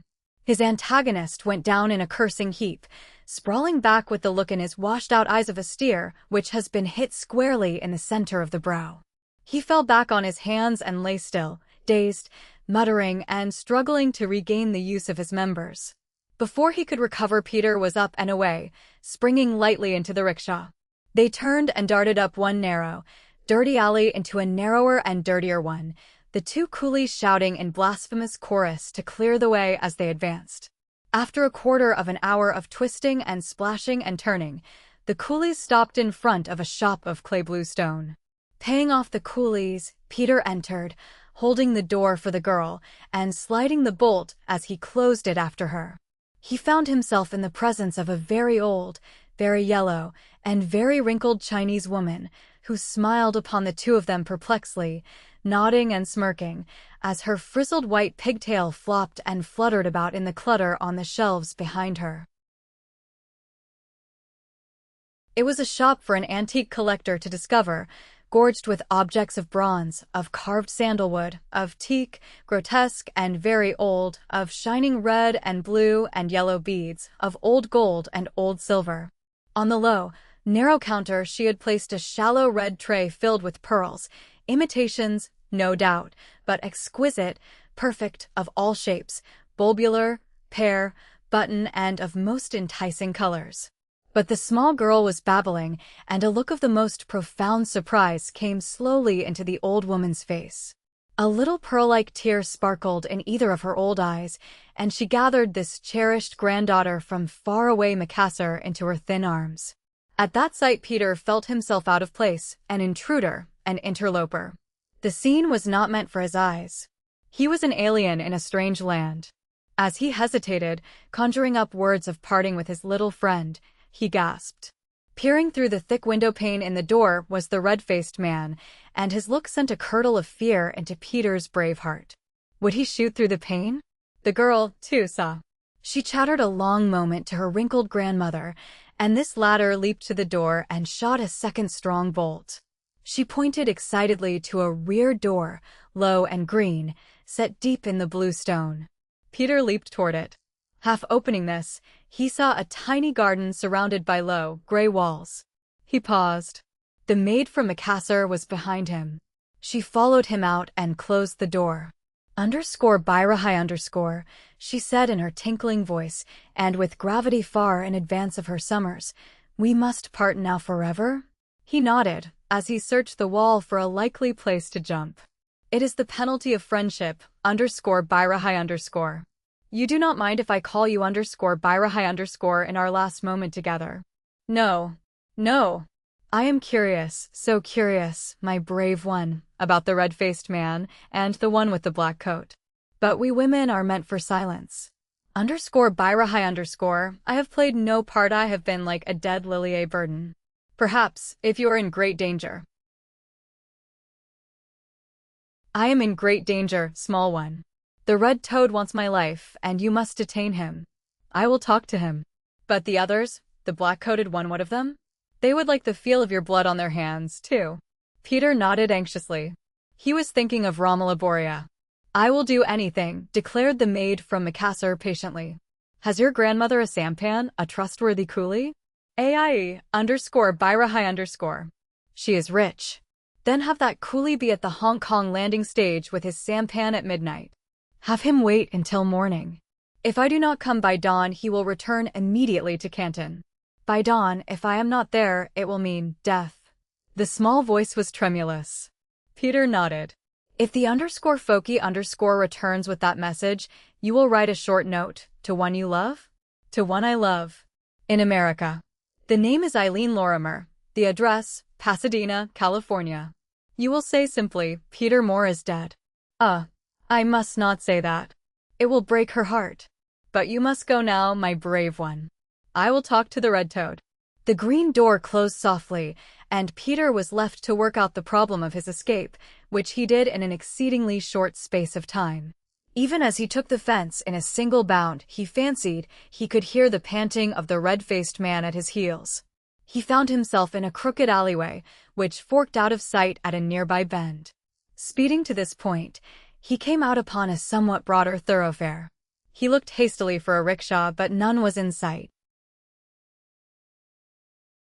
So he ran blindly on, resorting at intervals to his old trick of doubling back to confuse his pursuers. He did this so well that before long he had lost his sense of direction, and the sun having gone from the sight of man behind a mass of dark and portentous clouds. At length he came to the city of the dead, and sped on past the ivy-covered wall, circling, doubling back, and giving what pursuit there might have been a most tortuous trail to follow. He was hooted at and jeered at by coolies and shrieking children, but he ran on, putting the miles behind him, and finally dropped into a slow trot, breathing like a spent racehorse. At the pottery field he found a rickshaw, estimated that he still had time to spare to make the Hong Kong train, and was driven to the station. Dead or alive, he had promised to deliver himself to Romola Borea at the Hong Kong hotel at 7. Visions of the malignant face of his red-featured enemy were constantly in his mind. But he breathed more easily as the train chugged out of the grim, gray station. He sank back in the seat, letting his thoughts wander where they would, and beginning to feel, as the miles were unspun, that he was at least one jump ahead of the Red Death, which had threatened him since his departure from the friendly shelter of the Persian Gulf. Chapter 12. The shadows were lengthening. The sky was of a deeper and vaster blue when the train came to a creaking stop in the Kowloon station. Peter emerged, scanning the passengers warily, but catching not a glimpse of his red-faced enemy. What did that one have in store for him now? This chase was becoming a game of hide-and-seek. But in Hong Kong he would feel safer. Hong Kong was a haunt of civilized men and of able Sikh policemen who detested the yellow men of China. He took the ferry boat across the bay to the city, which rose tier upon tier of white from the purple water, and he made his way afoot to the American consulate. With auspicious celerity the sad-eyed clerk bowed him into the presence of an elderly gentleman with white side whiskers and an inveterate habit of stroking a long and angular nose. This personage permitted his shrewd, grave eyes to take in Peter from his blond hair to his tan walking shoes, and with a respectful mien Peter prepared his wits for a sharp and digging cross-examination. "I have been advised," began the American consul, giving to Peter's blue eyes a look of curiosity in which was mingled not a little unconcealed admiration, as he might have looked upon the person of Pancho Villa, had that other miscreant stepped into his gloomy office. "I have been advised," he repeated importantly, "by the commander of the auxiliary cruiser Buffalo that you contemplated a visit to Hong Kong." He sank back and stared, and it took Peter several moments to become aware that the content of the remark was not nearly so important as its pronunciation. The remark was somewhat obvious. The American consul desired Peter to make the opening. Peter inclined his head as he slowly digested the statement. "I was told by Commander Eccles to report to you," he replied respectfully, "for orders." The American consul laid his hands firmly upon the edge of the mahogany desk. "My orders, Mr. Moore, are that you leave China immediately." "I trust." "Why?" said Peter in a dry voice. "That is a matter which, unfortunately, I cannot discuss with you. The order comes, I am permitted to inform you, from the highest of diplomatic quarters. To be exact, from Peking and from the American ambassador, to be more specific." It was crystal clear to Peter that the American consul was not cognizant of what might be behind those orders from the American ambassador, yet his face, for all of its diplomatic masking, told Peter plainly that the American consul was not entirely averse to learning. "Have I been interfering with the lawful pursuits of the Chinese Empire?" he inquired ironically. The American consul stroked his long nose pensively. "Well, perhaps," he said. "On the whole, that is something you can best explain yourself, Mr. Moore. If you should care to give me your side of the question, I haven't a thing to say," rejoined Peter. "If the United States government chooses to believe that my presence is inimical to its interests in China, pressure might have been brought to bear from another quarter." "Quite so," admitted Peter. Now, if you should desire to make me acquainted with your pursuits during the past few months, let us say, it is within the bounds of possibility that I might somehow rescind this drastic order. Suffice it to say, that I shall be glad to put my every power at your aid. As you are an American, it is my duty and my pleasure, sir, if you will permit me, to do all within my power, my somewhat restricted power, if I may qualify that statement, to reinstate you in the good graces of those good gentlemen in Peking. It was all too evident that, back and beyond the friendly intentions of this official, was a hungry desire for information regarding this young man whose dark activities had been recognized by the high powers to an extent sufficient to set in motion the complicated and bulky wheels of diplomacy. Peter shook his head respectfully, and the consul permitted his reluctantly admiring and inquisitive gaze to travel up and down the romantic and now international figure. I am able to say nothing, he expressed himself quietly. If the American ambassador has decreed that I ought to go home I go. I'll confess right now that I did not intend to go home when I stepped into this office, but I do respect, and I will respect, the authority of that order. If the President, for example, should request you to continue what you have been doing, for the good, let us say, of humanity, you would continue without hesitation, Mr. Moore. Peter gave the long, pale face a sharp scrutiny. Did this innocent-faced man know more than he intimated, or was he merely applying the soft, velvet screws of diplomacy, endeavoring to squeeze out a little information? I certainly would. The consul rose, with a bland smile, and extended his hand. It has been gratifying to know one who has become such a singular, and, permit me to add, such a trying figure, in diplomatic circles, during the past week. Good day, sir. Peter walked down Desvaux Road in a state of mental detachment. A week. Only a week had passed since he had sailed from Batavia, a week since he had thrown overboard the emissary of the Grey Dragon. He concluded that in more than one way could his presence be dismissed from the land of darkness and distrust.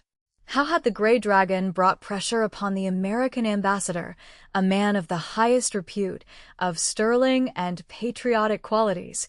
The answer seemed to be that the coils of the Grey Dragon extended everywhere, like an inky fluid which had leaked into every crevice and crack of all Asia. He was still under orders to pay a visit to J.B. Whalen, the Marconi supervisor. That cross-examination he was glad to postpone.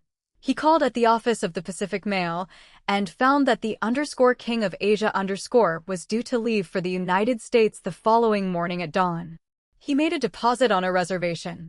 Chapter 13. The hour lacked a few minutes of 7 when Peter ascended in the lift to the second floor of the Hong Kong Hotel and made his way between the closely packed tables to the Desvaux Road balcony. Romola Borea was not yet in evidence. He selected a table which commanded a view of the entrance, toyed with the menu card, absent-mindedly ordered a Scotch highball, and slowly scrutinized the occupants of the tables in his neighborhood. He felt vaguely annoyed, slightly uneasy, without being able to sift out the cause. For a moment he regretted his audacity in encountering the curious eyes of Hong Kong society, a society in which there would inevitably be present a number of his enemies. It cannot be denied that a number of eyes studied him leisurely and at some pains over teacups, wine glasses, and fans. But these were for the larger part women, and Peter was more or less immune to the curious, bright-eyed glances of this sex. His attire was somewhat rakish for the occasion, and it appeared that sarongs were not being sported by the more refined class of male diners, who affected as a mass the somber black of dinner jackets. At all Hong Kong hotels the custom is evening dress for dinner, and Peter felt shabby and shoddy in his silk suit, his low shoes, his soft collar. An orchestra of noble proportions struggled effectively in the moist, warm atmosphere somewhere in its concealment behind a distant palm arbor with un peu d'amour, and also out of Peter's sight, an impassioned and metallic tenor was sobbing. JSSSD a Lee Edel Lof FFF, a Louis Edel Cuies, and Peter in his perturbation wished that both blatant orchestra and impassioned tenor were concealed behind a soundproof stone wall. He was tossing off the dregs of the highball when there occurred a low-voiced murmur at his side, and he arose to confront the pale, worn face of Romola. She gave him her hand limply and settled down across from him, her eyes darting from table to table and occasionally nodding rather stiffly and impersonally as she recognized someone. You see, he smiled at her as she settled back and fostered upon him a look of brooding tenderness. You see, my dear, I am here, untagged. Nearly 12 hours have passed since you sounded that note of ominous warning. I have yet to feel the thrill, just before I die, of that dagger sliding between my ribs. She accepted this with a nod almost indifferent. Simply because I have persuaded them to extend your parole to 1 o'clock. If you linger in China, you haven't need I say that the same applies to me. 6 more hours in which to jest, to laugh, to love, to live. For which I am, as always in the face of favors, duly grateful, said Peter in high humor. Nonetheless, I have this day, since we parted this morning, indulged in one pistol duel between sampans with one of your admirable confreres. Yes, I heard of that. But it stopped there. You winged his sampan coolly. And at the Canton station, if I may be pardoned for contradicting, I encountered the red-faced one. To tell you what you may already know, I punched him in the jaw. Doggone him. She seemed to be distressed. You must be mistaken. Peter shook his head forcibly. A choleric gentleman born with the habit of reaching for his hip pocket, he amplified. She studied him with wide, speculative eyes. He must be from the north. Some of them I do not know. But all of them have been informed. To permit me to live and love until 1 tomorrow morning? She nodded. The aspiring and perspiring orchestra and the impassioned tenor had again reached the chorus of Un peu d'amour. I could give you all my life for the ES. Badly sung, but appropriate, commented Romola Borea. Peter's countenance became a question mark. It may mean that I am giving you all my life for this, she explained. For these few minutes, when we were to chatter and make love and be happy? Peter demanded indignantly. My dear, he reached out for her hand, and she let him fondle it, not reluctantly. I'd give all my life, too, for these few minutes with you. Do you know you're perfectly adorable tonight? There's something irresistible about you to me. To you. Yes, he said in a deep voice and sincerely. I'd come all the way round the world and lay my life at your feet thus. And he placed his knuckles on the white cloth, as if they were knees. But you don't mean that. When I'm in love, I mean everything. I know. You are fickle. Miss Lorimer, Miss Vost, Romola, they come, they love, they are gone, quite as fatefully and systematically as life follows death and death follows life. I do wish you wouldn't talk about death in that flippant manner, he jibed, wondering how under the sun he might get her out of this gloomy mood. But death is in my mind always, Peter. When you have gone through, Romola, I refuse to be lectured. Very well, I refuse to talk of anything but love and death. Excellent, my own love. Tell me now how it feels when you are in the heavenly condition. Most hopeless, Peter, because death, you see, is so close upon the heels of my love. Meaning me? No, my heart. The death of love and the death of life follow my love. Now I want to pick up the threads of a moment ago. Peter, don't hold my hand. That woman is staring. You said you would come away around the world to see me, to help me, possibly, if I were in trouble. You weren't serious. Cross my heart. On the _Persian Gulf that day I told you something of your recent adventures and your apparently miraculous escapes. I intended to ask you, CRS, I am all ears. I intended asking you a favor, a most important one. An alternative. The trip to Nara? Yes, an alternative to that. Tell me truly how much at heart you hate the man at Lenyang. Wait. Don't answer me yet. At heart, do you really hate him, as you pretend, or are you simply bowing down to your vanity, to the pride you seem to take in these quixotic deeds? For one thing, there is very little money in what you are doing. If you should approach these adventures a little differently, perhaps you might put yourself in a position to be rewarded for the troubles you take, the dangers you risk. I mean that. I admit I'm not a money hater, frowned Peter, striving without much success to feel her trend.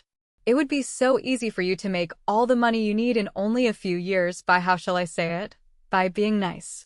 Wait. I have not finished. You said I was a special emissary from him. You hit the mark more squarely than you thought. Oh, I admit it. I was sent to Batavia to meet you, to intercept you, and, to be quite frank, to ask your terms. From _him _? Yes. He has observed you. He can use you, and oh, how badly he wants you and your boldness and that unconquerable fire of yours. He needs you. He wants you, more than any man he has known. And he will pay you. Name your price. 500,000 gold a year? Bah. It is a drop to him. Don't, begged Peter in a whisper. Please don't go on. His face had become almost as white as the tablecloth, and his lips were trembling, ashen. God. I put my confidence in you, time after time, and each time you show me treachery, deeper, more hideous than before. Please don't continue. I'm trying, as hard as I know how, to appreciate your position in this wretched mess and trying to find some excuse for it. For you. And it's hard. Damned, brutally hard. Let's part. Let's forget. Let's be just memories to each other, Romola. Her face, too, had lost its color, like life fading from a rose when the stem is snapped. Her hand sought her throat and groped there, as it always did in her moments of nervousness, and she drummed on the cloth with a silver knife. She stared curiously at him, with the other light dying hard. Then I can only hope a slender hope to bring you back to the favor I asked you originally, and I place that before you now, my request for that favor, my final hope. You cannot refuse that. You cannot. You profess to be chivalrous. Now, let me test you. Chapter 14. Romola, I said no to Nara long ago. She threw up her head. A woman should need to be informed, but once that her love is not wanted. This is not what I meant. Another scheme. Your little brain is nothing short of an idea machine. Remarkable. Go on.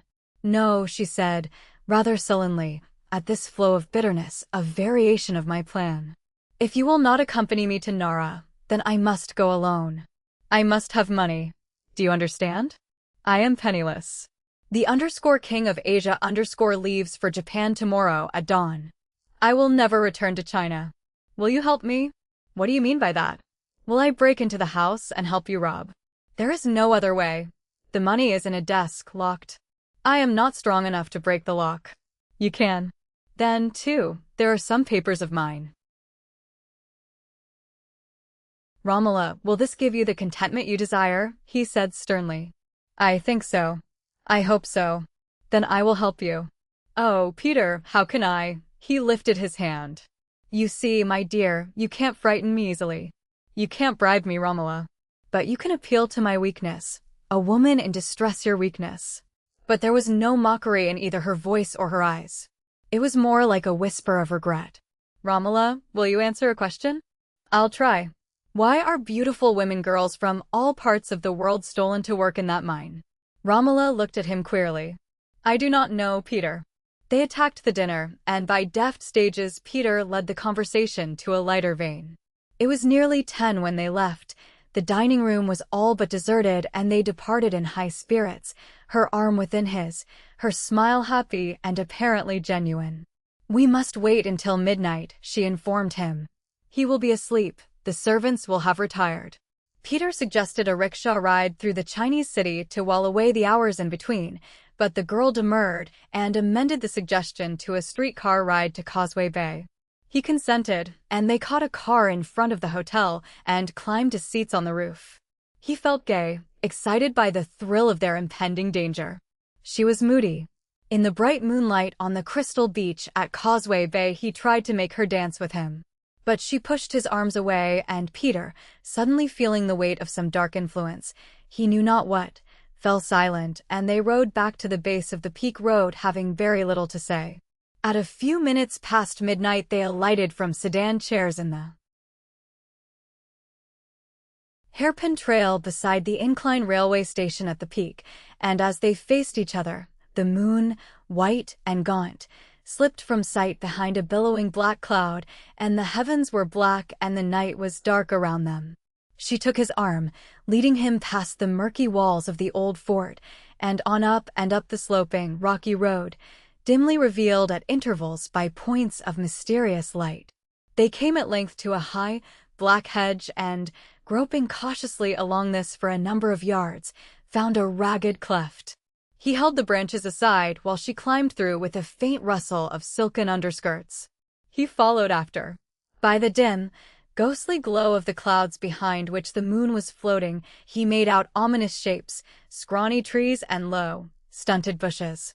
Hand in hand, with his heart beating very loudly and his breath burning dry in his throat, they approached the desolate, gloomy house, her home. A low veranda, perhaps a sun parlor, extended along the wing, and toward this slight elevation the girl stealthily led him, without so much as the cracking of a dry twig underfoot, peering from left to right for indications that their visit was betrayed. But the house was still, and large and gloomy, and as silent as the halls of death. They climbed upon the low veranda. The girl ran her fingers along the French window which gave upon the hedged enclosure, and drew back upon greased hinges the window, slowly, inch by inch, until it yawned, wide open. He followed her into a room, dark as black velvet, weighted with the indescribable, musty odors of an oriental abode, and possessed of an almost sensuous gloom, a mystic dreariness, a largeness which knew no dimensions.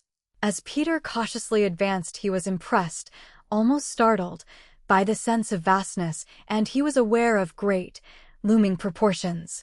Close at hand a clock ticked, slowly, drearily, as if the release of each metallic click of the ancient cogs were to be the last, beating like the rattling heart of a man in the arms of death. This noise, like a great clatter, seemed to fill all space. And he was alone. Suddenly a yellow light glowed in the dark recesses of the high ceiling, and Peter sprang back with his hand on the instant inside his coat, where depended in its leather shoulder sling the automatic. Across the great room the girl raised a steady hand, indicating a desk of gigantic size, of ironwood or lignum vitae. He found himself occupying the center of an enormous mandarin rug, with letterings and grotesque designs in rich blood reds, and blues and yellows and browns. He gave the room a moment's survey before falling to the task. The walls of this cavern were of satin, priceless rugs, which hung without a quiver in the breathless gloom. Massive furniture, chairs, tables, settees of teak, of ebony and dark mahogany, with deep carvings, glaring gargoyles and hideous masks, were arranged with an apparent lack of plan.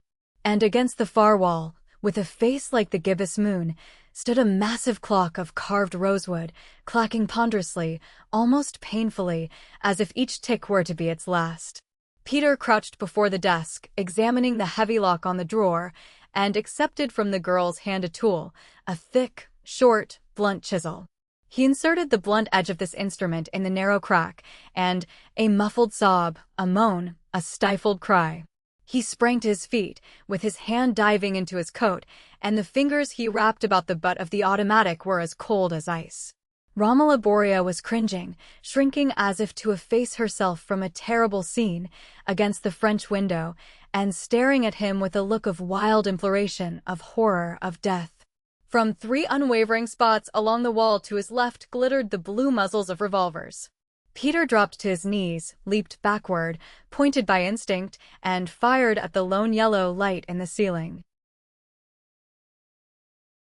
Darkness. An unseen body moved. Metal rattled distantly upon wood, and metal clinked upon metal. Darkness, black as the grave and as ominous. A white, round spot remained fixed upon his retina, slowly fading. The face of the clock. The hands, like black daggers, had pointed to 10 minutes of 1. 10 minutes of life. 10 minutes to live. Or less? Silence, broken only by the reluctant underscore click-clack underscore of the rosewood clock. If he could reach the window. Then a low, convulsed sobbing occurred close to his ear. The girl groped for his arm. She was shaking so that his arm trembled under it. "Your final card," he whispered.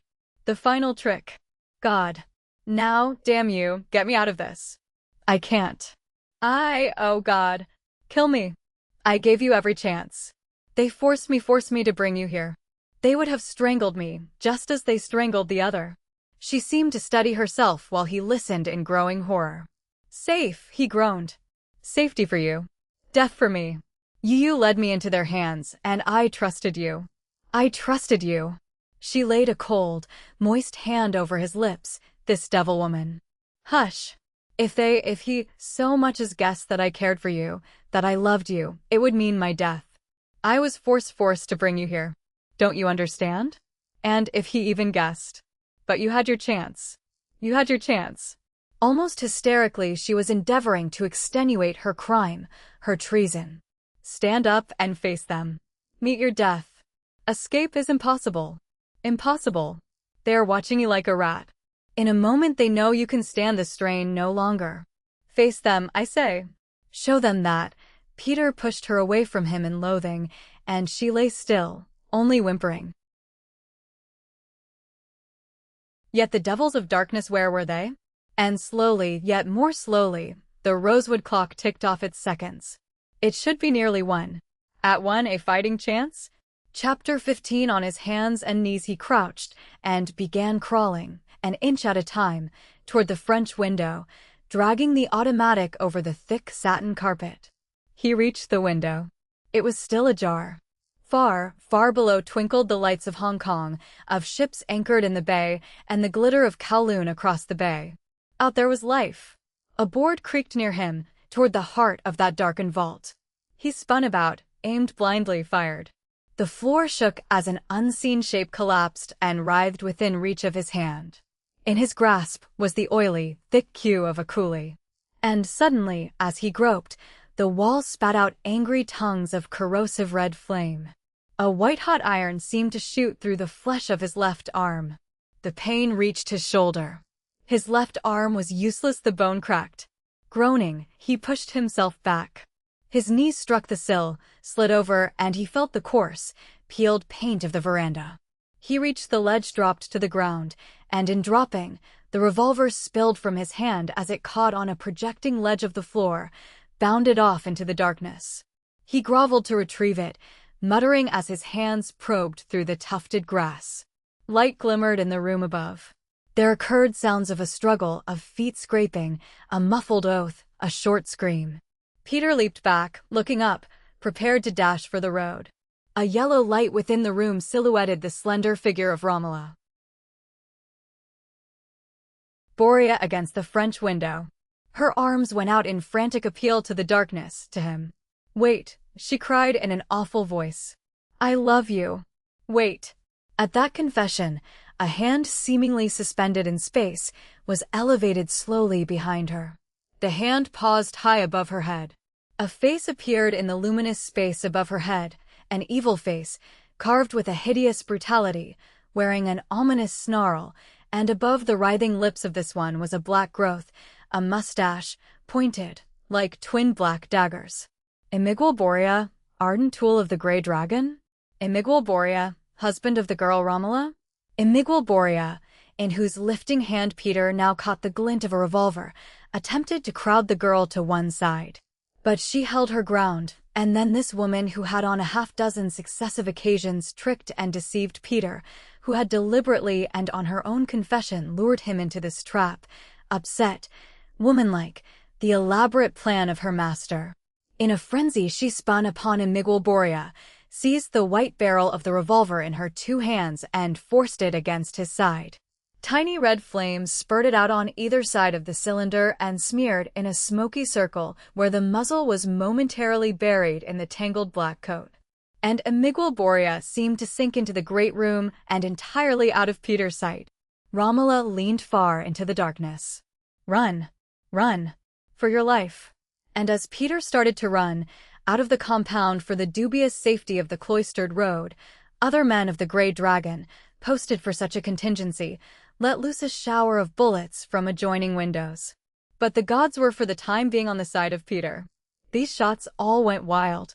Shuddering, with teeth chattering and eyes popping, Peter dove through the matted hedge, dashed into the street, and down the street, lighted at intervals with its pinpoints of mysterious light. He came to the incline station, and his footsteps seemed weighted, dragging. And the clock in the station, as he dashed past, showed 1 o'clock. He plunged down the first sharp twist of the hairpin trail, fell, picked himself up dusty and dizzy, with his left arm swinging grotesquely as he ran. And behind him, riding like the dawn wind, he seemed to feel the presence of a companion, of a silent rickshaw which rattled with a grisly occupant, and a voice, the voice of Rama Laboria, shrill and terrible in his ear, cried, "Wait. Oh, wait." But the specter was more real than Peter could imagine. It was quite awful, quite absurd, the way Peter stumbled and plunged and fell and stumbled on down the hill, past the reservoirs which glittered greenly under their guardian lights. How he managed to reach Queen's Road in that dreadful state I cannot describe. He dashed down the center of the deserted road, with rudely awakened Sikhs calling excitedly upon Allah to stop, to stop. But on he sped, straight down the center of the mud roadway, past the Hong Kong Hotel, now darkened for the night, and past the Bund. Would the sampan be waiting? Otherwise he was now bolting headlong upon the waiting knives of the Grey Dragon's men. No sampan in the whole of Victoria Harbour was safe tonight, but one. Would the one be waiting? Upon that single hope he was staking his safety, his dash for life. He sped out upon the jetty. Where could he seek refuge? The _Persian Gulf _? The _King of Asia _? The Trans-Pacific liner lay far out in a pool of great black, glittering under sharp, white arc lights forward and aft as cargo was lifted from obscure lighters and stowed into her capacious hold. Yet he must go quickly, for in all China there was no safety for him this night. A shadow leaped out upon the jetty close upon his heels. But Peter did not see this ghost. The sampan coolie, asleep upon the small foredeck of his home, shivered and muttered in his strange dreams. By his garb and by the richness of the large sampan's upholsterings, Peter guessed this to be the craft sent to him by the small Chinese girl. Peter leaped aboard, awakening the _Foki_ with a cry. Dark knobs arose from the low cabin hatchway, and by the yellow lamps of the jetty Peter made these out to be the heads of the maid from Macassar and her old grandmother. A_Dong_ was burning in the cabin, and Peter followed the girl into the small cabin of scrubbed and polished teak, while the old woman gibbered in sharp command to the _Foki_. Crouching like a beast at last cornered, Peter, by the shooting rays of the _Dong_, glared dazedly into an angry red face, a face that was limbed and pounded by the elements, from which stared two blue, bloodshot eyes. The girl said nothing as she nestled at his side, and Peter permitted his head to sink between his hands. Yet, strange to say, the red-faced man did not fire, made no motion of stabbing him. Peter looked up, snarling defiance. "You've got me cornered," he whispered harshly. "It's after 1 o'clock. The parole is up. Why prolong the agony? Damn you, I'm unarmed." He shut his eyes again. Again there was no premonitory click, no seep of steel upon scabbard. The red-faced man seized his shoulder, shook him. "Say, you young prizefighter," he sputtered, "you drunk? Crazy? Or just temporarily off your nut? Who in thunder said anything about prolonging the agony? What agony are you talking about? Why the devil you been dodging me all over South China today? You doggone young wildcat you. I've got an assignment for you. The _King of Asia's _wireless man is laid up in the Peak Hospital with typhoid. I want you to take her back to Frisco. Blast your young hide, anyhow." The wizen face of the girl's grandmother appeared in the hatchway. She seemed annoyed, angry. She said something in the Cantonese dialect, which Peter did not understand. "A sampan is following," translated the girl in her tiny voice, "but we are nearly there. In a moment you will be safe." "Where?" demanded Peter, staring over the red-faced man's shoulder for a glimpse of the other sampan. "The _King of Asia_, she told him. "In a moment, _Birahai_, in a moment." Her tones were those of a little mother. But Peter was staring anxiously into the red face, trying to decipher an explanation. "I told the red-faced one to be here, too, at midnight," the girl was whispering in his ear. "He came. He is a friend. Your fears were wrong, _Birahai_. The sampan lurched, scraping and tapping along a surface rough and metallic. The yellow face of the old woman again appeared in the hatchway. A bar of keen, white light thrust its way into the cabin. It came from somewhere above. No longer could Peter hear the groan and swish of the sweep, and the cabin no longer keeled from side to side. He guessed that the sampan was alongside. The old woman motioned for him to come out. "I am not coming aboard. I am going back to my hotel," said the red-faced man. "You will not leave this ship? You will promise me that?" "I will promise," said Peter gravely. "You, I presume, are Mr. J. B. Whalen, the Marconi supervisor." The red-faced man nodded. As if by some prearranged plan, Whalen, after slight hesitation, climbed out of the cabin, leaving Peter alone with this very small, very gentle benefactor of his. He wanted to thank her, and he tried. But she put her fingers over his lips. "You are going to the one you love, _Byra_, she said in her tinkling little voice. "Before we part, I want you too," and she hesitated. "Come now, my brave one," she added with an attempt at briskness. "You must go. Hurry." Peter found the side ladder of the _King of Asia dangling from the upper glow of the liner's high deck. He put his foot on the lower rung and paused. A vast number of apologies, of thanks and goodbyes demanded utterance, but he felt confused. The slight relaxation of the past few minutes had left him exhausted, and his brain was encased in fog.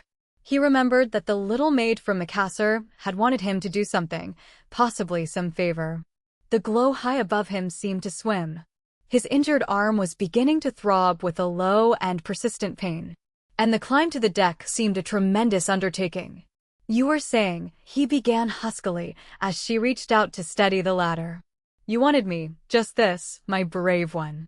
And she reached up on tiptoes and kissed him ever so lightly upon his lips. "When you think of me, _Byra_, close your eyes and dream. For I might have loved you." Halfway up the black precipice, Peter stopped and looked down. For a moment his befuddled senses refused to register what now occupied the space at the ladder's end. The sampan was no longer there. Another had taken its place, a sampan long and as black as the night which encompassed it. Wide, dark eyes stared up across the space into his, and these were set in a chalky white face, grim, fearful, startling. It was Romola Borea. Her white arms were upheld in a gesture of entreaty. Her lips were moving. Peter descended a step and stopped, swaying slightly. What? He began. "He is dead," came the whisper from the small deck. I killed him. Do you hear me? I am free. Free. Why do you stare at me so? I am ready to go. But you must ask me. I will not follow you. I will not." And Peter, clutching with a sick and sinking feeling at the hard rope, found that his lips and tongue were working, but that no sound other than a dull muttering issued from his mouth. Momentarily, he was dumb-paralyzed.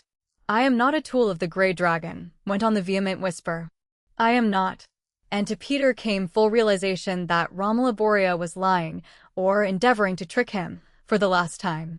"Go back there," he managed to stammer at last. "Go back. I won't have you. I'm through at this damned place." Painfully, he climbed up a few rungs. Then the voice of Romola, no longer a whisper, but loud, broken, despairing, came to him for the last time. "You are leaving me for her, for Eileen." Peter made no reply.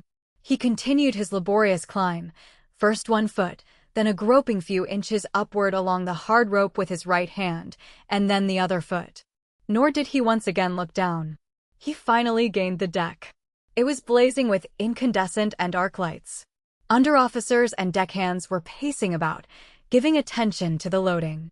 Donkey engines hissed, coughed, and rattled as the yellow booms creaked out, up and in with their snares of bales and crates, which vanished like swooping birds of prey into the noisy hatchways. Peter took in the bustling scene with a long sigh of relief. He still heard that lonely, anguished voice. The black sampan still rested on his eyes, heaving on the flood tide upon which the great ship strained, as if eager to be gone. And out there beyond the black heart of mystery and the night, was the clean dawn, the rain-washed spaces of the shimmering sea. But he could not look down again. He would not. For a while or forever he had had his fill of China. Before him now lay the freedom of the open sea, the sunshine of life and his homeland. Peter the Brazen had drunk all too indulgently at the bitter fountain. Chapter 16. In the months which had passed since their romantic parting on the Bund at Shanghai, Peter the Brazen had founded all of his roseate notions of Eileen Lorimer upon the one-sided data furnished by those spirited few hours. He had thought of her as a lonely little creature, sole inhabitant of a world apart, to which he would some time go and claim her. He had not taken into his calculations at any time such prosaic objects as parents, brothers, sisters, and, more vital than all, other young men who might have found the same qualities in Eileen to adore as had attracted and bound him. When, from a long-distance telephone booth in the Hotel St. Francis, he finally was connected with the Lorimer residence in Pasadena, it was to hear the gruff, masculine accents of a person who claimed to be her father, and who was brusque and impulsive in his inquiries regarding Peter's identity. Peter did not know or realize that Mr.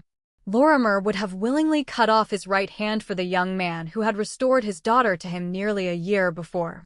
He was simply struck more or less dumb, with a schoolboy sort of feeling, when he was aware that, 500 miles overland, a gruff father wanted righteously to know his business. By adroit parrying, without giving out his identity, Peter at length secured the information he wanted. Romola Borea had been truthful. Eileen was attending the university at San Friol. With her San Friol address jotted down in the back of his red notebook, Peter endeavored to be connected with Miss Lorimer by telephone. After a trying pause, the long-distance operator advised him that the residence in question did not possess a telephone. Quartering what remained of his capital by the costly Pasadena call, Peter resorted to the telegraph stand and waited in the lobby for an answer. The first of the several bits of unpalatable news he was to be given during the day was delivered to him as he waited, when, unnoticed at first, a Chinese gentleman, a Mr. Santoi Fong, a passenger from Shanghai on the _King of Asia _ came out of the dining room and occupied a chair at his side, cordially and candidly revealing an identity which Peter had suspected during the entire voyage. Mr. Moore, the emissary began in a low, confident voice, I am returning to China tonight on the _Chenyo Maru _. Before I sail, if there is some message, Peter shook a slow decision. I'm through with China, through with Len Yang, through with wireless. I intend settling down on my little ranch near Santa Cruz. That may save your trailer's annoyance. The polished Chinese gentleman smiled. Evidently you are not aware that your little ranch is no longer in your possession. You see, Mr. Moore, when we are interested in a person, we take pains to exhaust the tiniest details. Your ranch was sold about 3 months ago.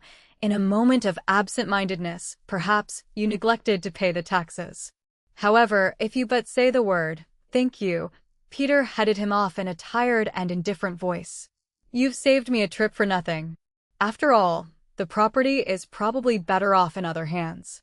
Now I have nothing in the world to worry about but myself. Bon voyage Mr. Fong. And my respects too, but Santoi Fong had departed. After an exasperating wait, a bellboy brought to Peter a telegraphic reply to his San Friol message, which read, Take the 12:30 train. We'll meet you at station. And it was signed by Eileen Lorimer. Peter was again conscious of his diminishing funds when he peeled off a bill at the railroad ticket window and paid the round-trip fare. But any thoughts upon his possible financial embarrassment were set aside as the train rolled out into the open country, and his mind pictured his reception at the hands of the young woman who meant quite as much to him as life. He pictured a dozen greetings, each different and each the same, with Eileen in every case weeping with joy at beholding him and wrapping her slim, warm arms about his neck. He became more nervous and excited as the villages passed by, and presently the trim concrete structure lettered in gold and black as San Friol came into sight around a curve. Alighting, he gave his grips to a boy with instructions to have them checked, and he looked eagerly among the crowd of students for the lovely face of Eileen. At length he discovered her, And simultaneously she must have discovered him, for she elbowed her way through the mob, flushed and breathless, and seized his hands, looking at him with eyes that seemed to glow. And to Peter the Brazen, she was quite the same Eileen as the girl of a year ago, no older and quite as lovely, with the same pretty flush in her cheeks, the same rosebud mouth, the same sweet and lovable expression. The little speech he had prepared on the train would not leave his lips, and he could only look, with the color heating his cheeks, as Eileen smiled tenderly and a little meekly, as she had smiled when they parted at the consulate in Shanghai over a year before. He began to realize, even as he considered and reconsidered his motive, that she was mutely begging him not to kiss her at this time. Perhaps the pressure of her fingers, a subtle pressure away from her instead of toward her, gave him this understanding. He became aware gradually of another presence, as he was jostled from this side to that by other new arrivals, conscious of the sidelong look that Eileen was giving another man. With a slight feeling of resentment, Peter examined this interloper, finding himself gazing into the unfriendly, tanned face of a man of about his own age, with keen, sharp, brown eyes, a dimple in his chin, and a thick, blue book under his arm. Through a maze Peter heard his name spoken, then the words, Professor Hodgson, and he found himself shaking hands briskly with the invader. Then Peter excused himself, returning with the baggage checks, and he discovered both Eileen and Professor Hodgson examining him with the frank curiosity that one might bestow upon some wandering minstrel, a foreigner, an alien. He felt, as the odd member of any triangle is sure to feel, that he was a lone bird, that Eileen and her glowering professor were drawn together by some bond unknown to him, but whose nature he warmly resented. And thus began the crumbling of the rosy crystalline little world that Peter had created for the sole occupation of Eileen Lorimer. As the three walked slowly down the station platform, he felt the tension, the exaggerated repugnance, which any outdone suitor is bound to feel toward his successful rival. He felt sick and useless, and somehow he wished he was back aboard the train again. He had blown his dream bubble, rapturously contemplating the shining, dancing, multicolored surface as it expanded and became of size. And this bubble had been rudely pricked. He felt Eileen's light hand upon his arm, and he heard her voice suddenly become weighted with feminine importance. She was saying, "Mr. Moore and I have a great deal to talk over. You will excuse me, won't you, until tonight?" Professor Hodgson, frowning, nodded courteously. "Perhaps Mr. Moore would like to go if he cares to stag it. I'm afraid every girl in town has been invited by now." "Stag what?" queried Peter in a dry voice. "There's to be a St. Valentine's ball tonight," enthused the girl. "St. Valentine's Day is the 14th, you know. I'm sure you'd enjoy it. You'll go, won't you?" But, stammered Peter. "I had hoped that you and I could spend the evening by ourselves." "Oh, but I couldn't do that," cried Eileen, with reproach in her big, gray eyes. "Professor Hodgson invited me ages ago. Can't we talk this afternoon and tomorrow? I'll cut classes all day. Please go. I'll give you every other dance. The professor won't mind. He's an old dear." The old dear frowned a shade more darkly, and Peter derived some encouragement from the sign. "I'll go on that condition," said Peter gaily. "Every other dance with Miss Lorimer." "That's fine," Professor Hodgson rejoined. "Have you a costume?" "Your wireless uniform," cried Eileen. "You look wonderful in that." Professor Hodgson was preparing to remove his dour look from their vicinity. "I'll be around at 8, he said. "See you later, Mr. Moore." "So long," Peter retorted affably, and Eileen squeezed his arm ever so lightly. "I want to talk to you all afternoon," she declared with her adorable smile, when the professor was out of earshot. "Shall we take a car ride?" They climbed into the front seat of an open car, and Peter was glad when the girl linked her arm through his and snuggled close to his side. "I want you to tell me everything from the very beginning," she said with a bright smile. "I want to know why you left me so suddenly in Shanghai. I had 100 questions to ask." "You were mean." "You can begin wherever you please," said Peter amiably. "Then, why?" demanded Eileen, giving him a hungry little look. Didn't you let me stay in Shanghai? Because I was in love with you, Peter replied abruptly. You were in danger. So was I. I wanted to get you out of China as quickly as possible because, you see, my dear, the man who had his agents kidnap you and who was having you transported to China on the _Vandalia_ would have recaptured you without difficulty. Do you mind if I tell you, Eileen, that it broke my heart when I realized that we wouldn't see one another for goodness knows how long a time?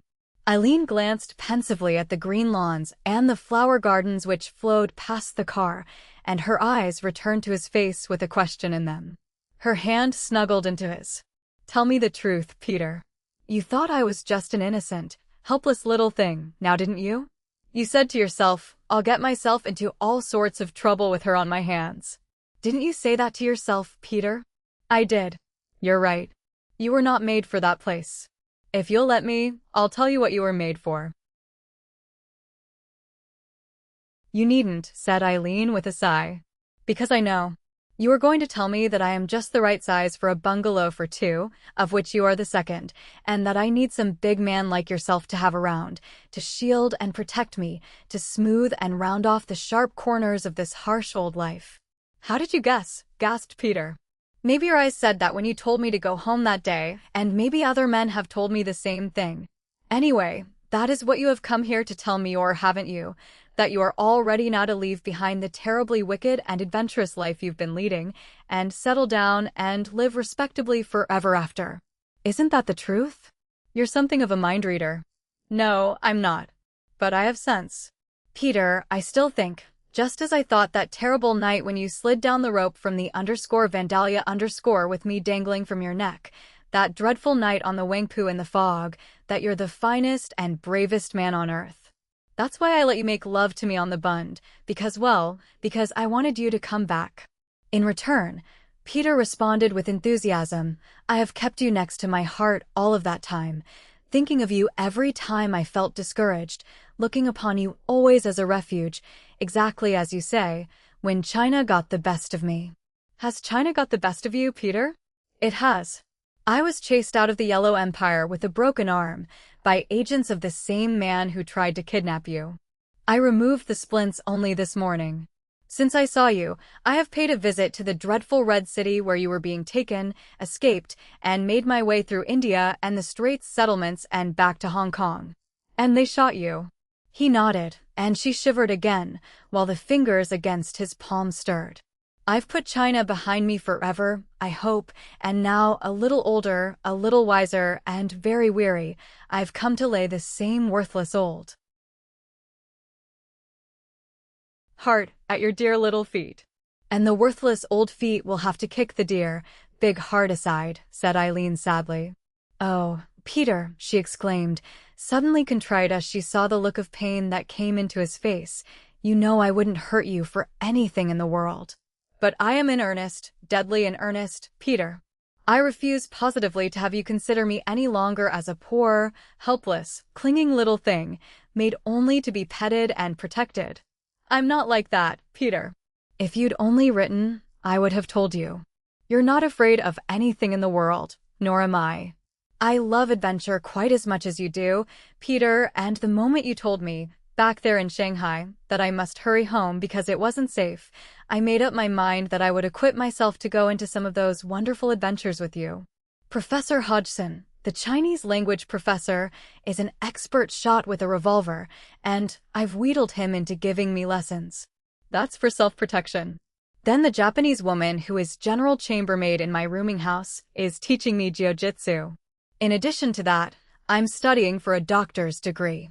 When the course is finished, I am going to join you in China. We'll invade that dreadful mining city alone, just you and I, and we'll make it the most wonderful place in China. You see, Peter, I intend to be a medical missionary, and you won't have to worry your dear old brain about me the least bit. If you won't take me, I'll go by myself. Sweetheart, Peter declared with difficulty, you are talking through your hat. She shrugged and smiled. Won't you take me? You know I'd fetch you the man in the moon if you wanted him badly enough. And you'll get that silly old notion of a bungalow for two out of your head? I'll try. It will be a hard job. And Eileen, yes, Peter. You don't care about this Professor Hodgson, do you? Oh no, Peter. Once or twice he's tried to make love, and you could see, couldn't you, how furious he was when we left him." "I thought my goose was cooked," sighed Peter. "Silly old goose," said Eileen, squeezing his thumb.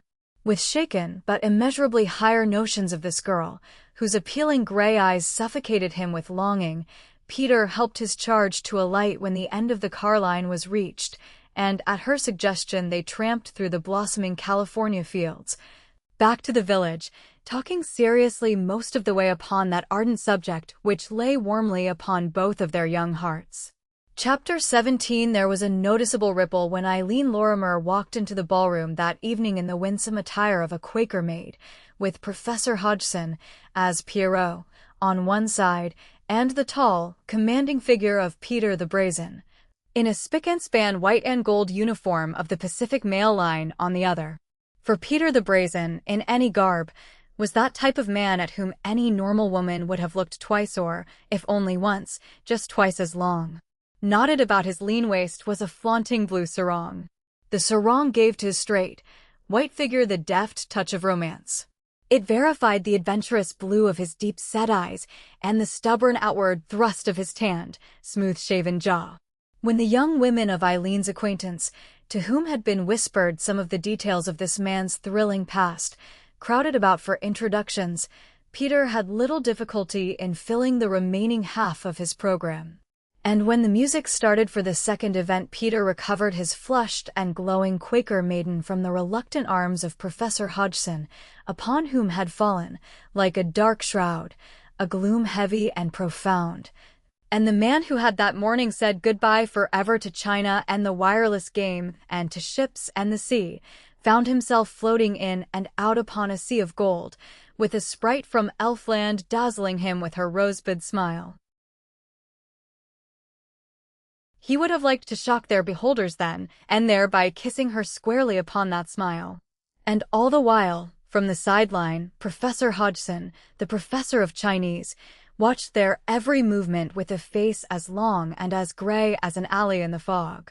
A little later in the evening, when Peter looked for his partner, a Miss Somebody or other, whose penciled name had been smudged on his program so that it had become an unintelligible blue, he looked in vain. He looked then among the dancers for the face of his Quaker maiden, and, unable to see her in the syncopating throng, elected to hunt for her, despite the known fact that she was in the company of his defeated rival, the professor.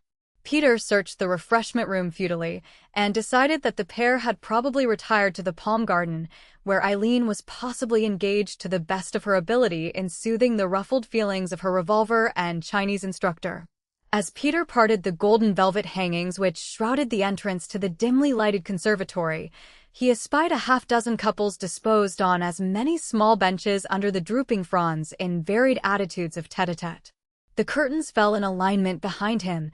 He caught the angry glare of two brown eyes from a bench, and realized that Eileen's versatile professor was not yet pacified. At Professor Hodgson's side, with her back toward Peter, was a young woman attired in Quaker costume. Her head was not intimately close to that of the young professor, but it was close.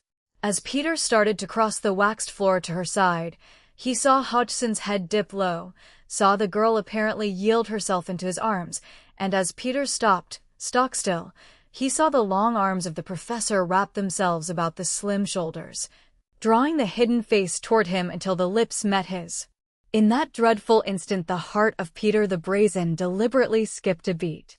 Black swam into his eyes, and he trembled, then became stiff, as his gaze was glued to that ghastly pantomime. He hesitated, then leaped across the intervening distance. Both Eileen and her professor leaped up. Her face was white, and her fingers clutched in convulsion at her throat, but Peter's face was equally as white and strained as hers. He stared in pain and utter disbelief, while a smile slowly crept over the features of Eileen's professor. She seemed about to faint and sank back, with eyes tightly closed, against Hodgson's breast. Peter tried to speak, but a moment passed before he could find words. Eileen, he muttered, you said you told me, oh, God."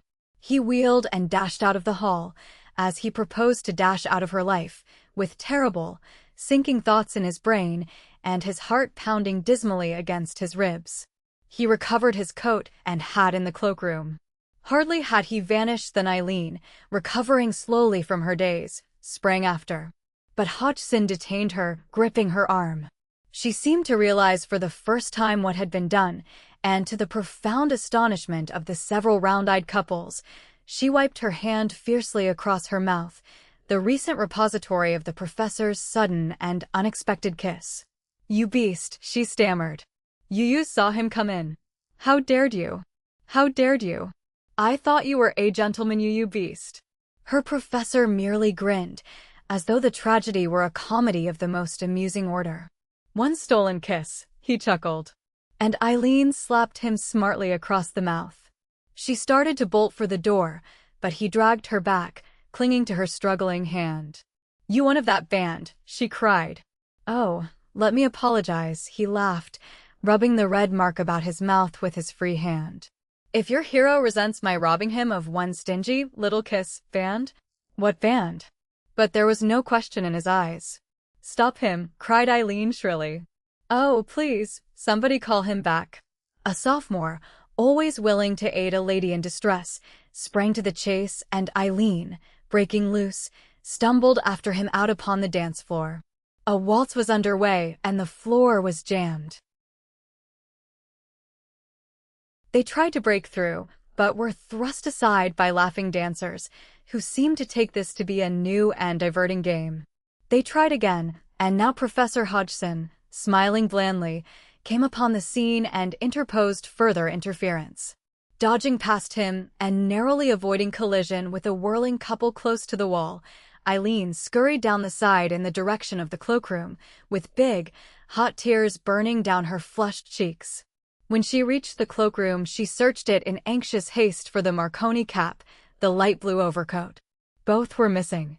With the sophomore a tow, and conscious of the romantic nature of his errand, she ran into the moonlit street, looking up and down the black-shadowed sidewalk for signs of the straight, tall figure. Down the street, perhaps a quarter of a mile distant, she made out the motionless streamer of lights of a train, the San Francisco train. With her gray Quaker dress flapping, and the clutter of white petticoats hindering the rhythm of her knees and ankles, Eileen sped down the middle of the road with the excited sophomore bringing up a mad rear. The fate of her life lay in the train's waiting. She knew what Peter Moore would do. And if she could not stop him, she would be nothing less than his murderer. Had the evidences of her apparent infidelity been less damning, she knew that Peter Moore would have waited, would have listened to her explanation, and believed her. If she could only reach the train, she could tell him, could compel him to wait, and thereupon have it out with that cad Hodgson. It would be folly to pursue by later train, because Peter, as was customary with that young philanderer, had neglected to leave his forwarding address. But Eileen never reached the train. The engine screamed scornfully when she was less than a block distant. The red and green taillights were dwindling away along the throbbing rails when she arrived at the station. The night had swallowed up her love and her high hopes. Before long, miles and thousands of miles would soon stretch between her and her lover. With a broken sob, she wilted upon the station steps, while the sophomore stood awkwardly above her, bursting with questions, misty-eyed with youthful sympathy and fidgeting in acute discomfort. And thus was Peter the Brazen swept out of her life and into his next adventure. Chapter 18. At about 5 o'clock the next afternoon, Peter, in his hotel bedroom, called for a pitcher of ice water, the major portion of which he disposed of before considering the next move. Afternoon sunlight, entering by the single large window, mapped out a radiant oblong of red on the heavy carpet. The long, insolent shriek of a taxicab arose from the square. The bedroom was redolent of the sour odor of last night's cigarette smoke. He had forgotten, for perhaps the first time in his memory, to throw open the window upon retiring. As he arose stiffly from the bed, an empty brown bottle bounded to the floor with a thump, and the latter riotous portion of last evening came slowly back to him. He had decided to do something. What had he made up his mind to do? He sat down on the edge of the bed with his head in his hands and frowned. He remembered now. He was going back to China. With a throbbing head and a recurrence of the sticky feeling in his mouth, he stripped off his pajamas, went into the bathroom, and shivered and grunted under an icy shower for 5 minutes, by which time some of the despondency which last night's affair had brought over him was shaken, his headache was loosened a bit, his wits were more clearly in hand, and the warm blood was shooting through him. After a brisk rub-down, he dressed quickly. He had barely had time enough to recover his suitcases from the San Friel baggage room when he had fled and put in a call for the Marconi office. Shortly, he had the chief operator on the wire, and he explained briefly that out-of-town business had interfered with his calling the day before, but that he would drop around for a conference bright and early the next morning. He added that he intended to take the _King of Asia _ back to China. When he entered the chief operator's cubicle, the chief operator looked into the face of a man who had aged, a white, sad face, the face of a man who had found the sample of life he had tasted to be a bitter mouthful. "Back again, as I live," he chirruped, pumping Peter's hand exuberantly. "Where now, Peter?" "China," said Peter. "My old love, the _King of Asia _ sails tomorrow." "Can I have her?" "Sure thing. By the way, here's a special delivery letter for you in the mail that hasn't been assorted. A nice square envelope. Looks to me like a wedding invitation." Peter examined the square, white envelope. A wedding invitation with a San Friel canceling stamp. Absently, he dropped it into his pocket. Making his way to the St. Francis, he found that San Toi Fong had departed for parts unknown. So he sat down at a desk in the writing room and penned a brief note, addressing it in care of Osai King. He knew that the letter would reach San Toi Fong as rapidly as a grapevine telegraph could deliver it to him. He knew that it would be opened, coded, and transmitted to the second coil of the vast, hidden government, wherever he might be from Singapore to Singapore. The import of that note was simply that he, Peter Moore, was returning to China and promised to interfere in no way with the band's activities.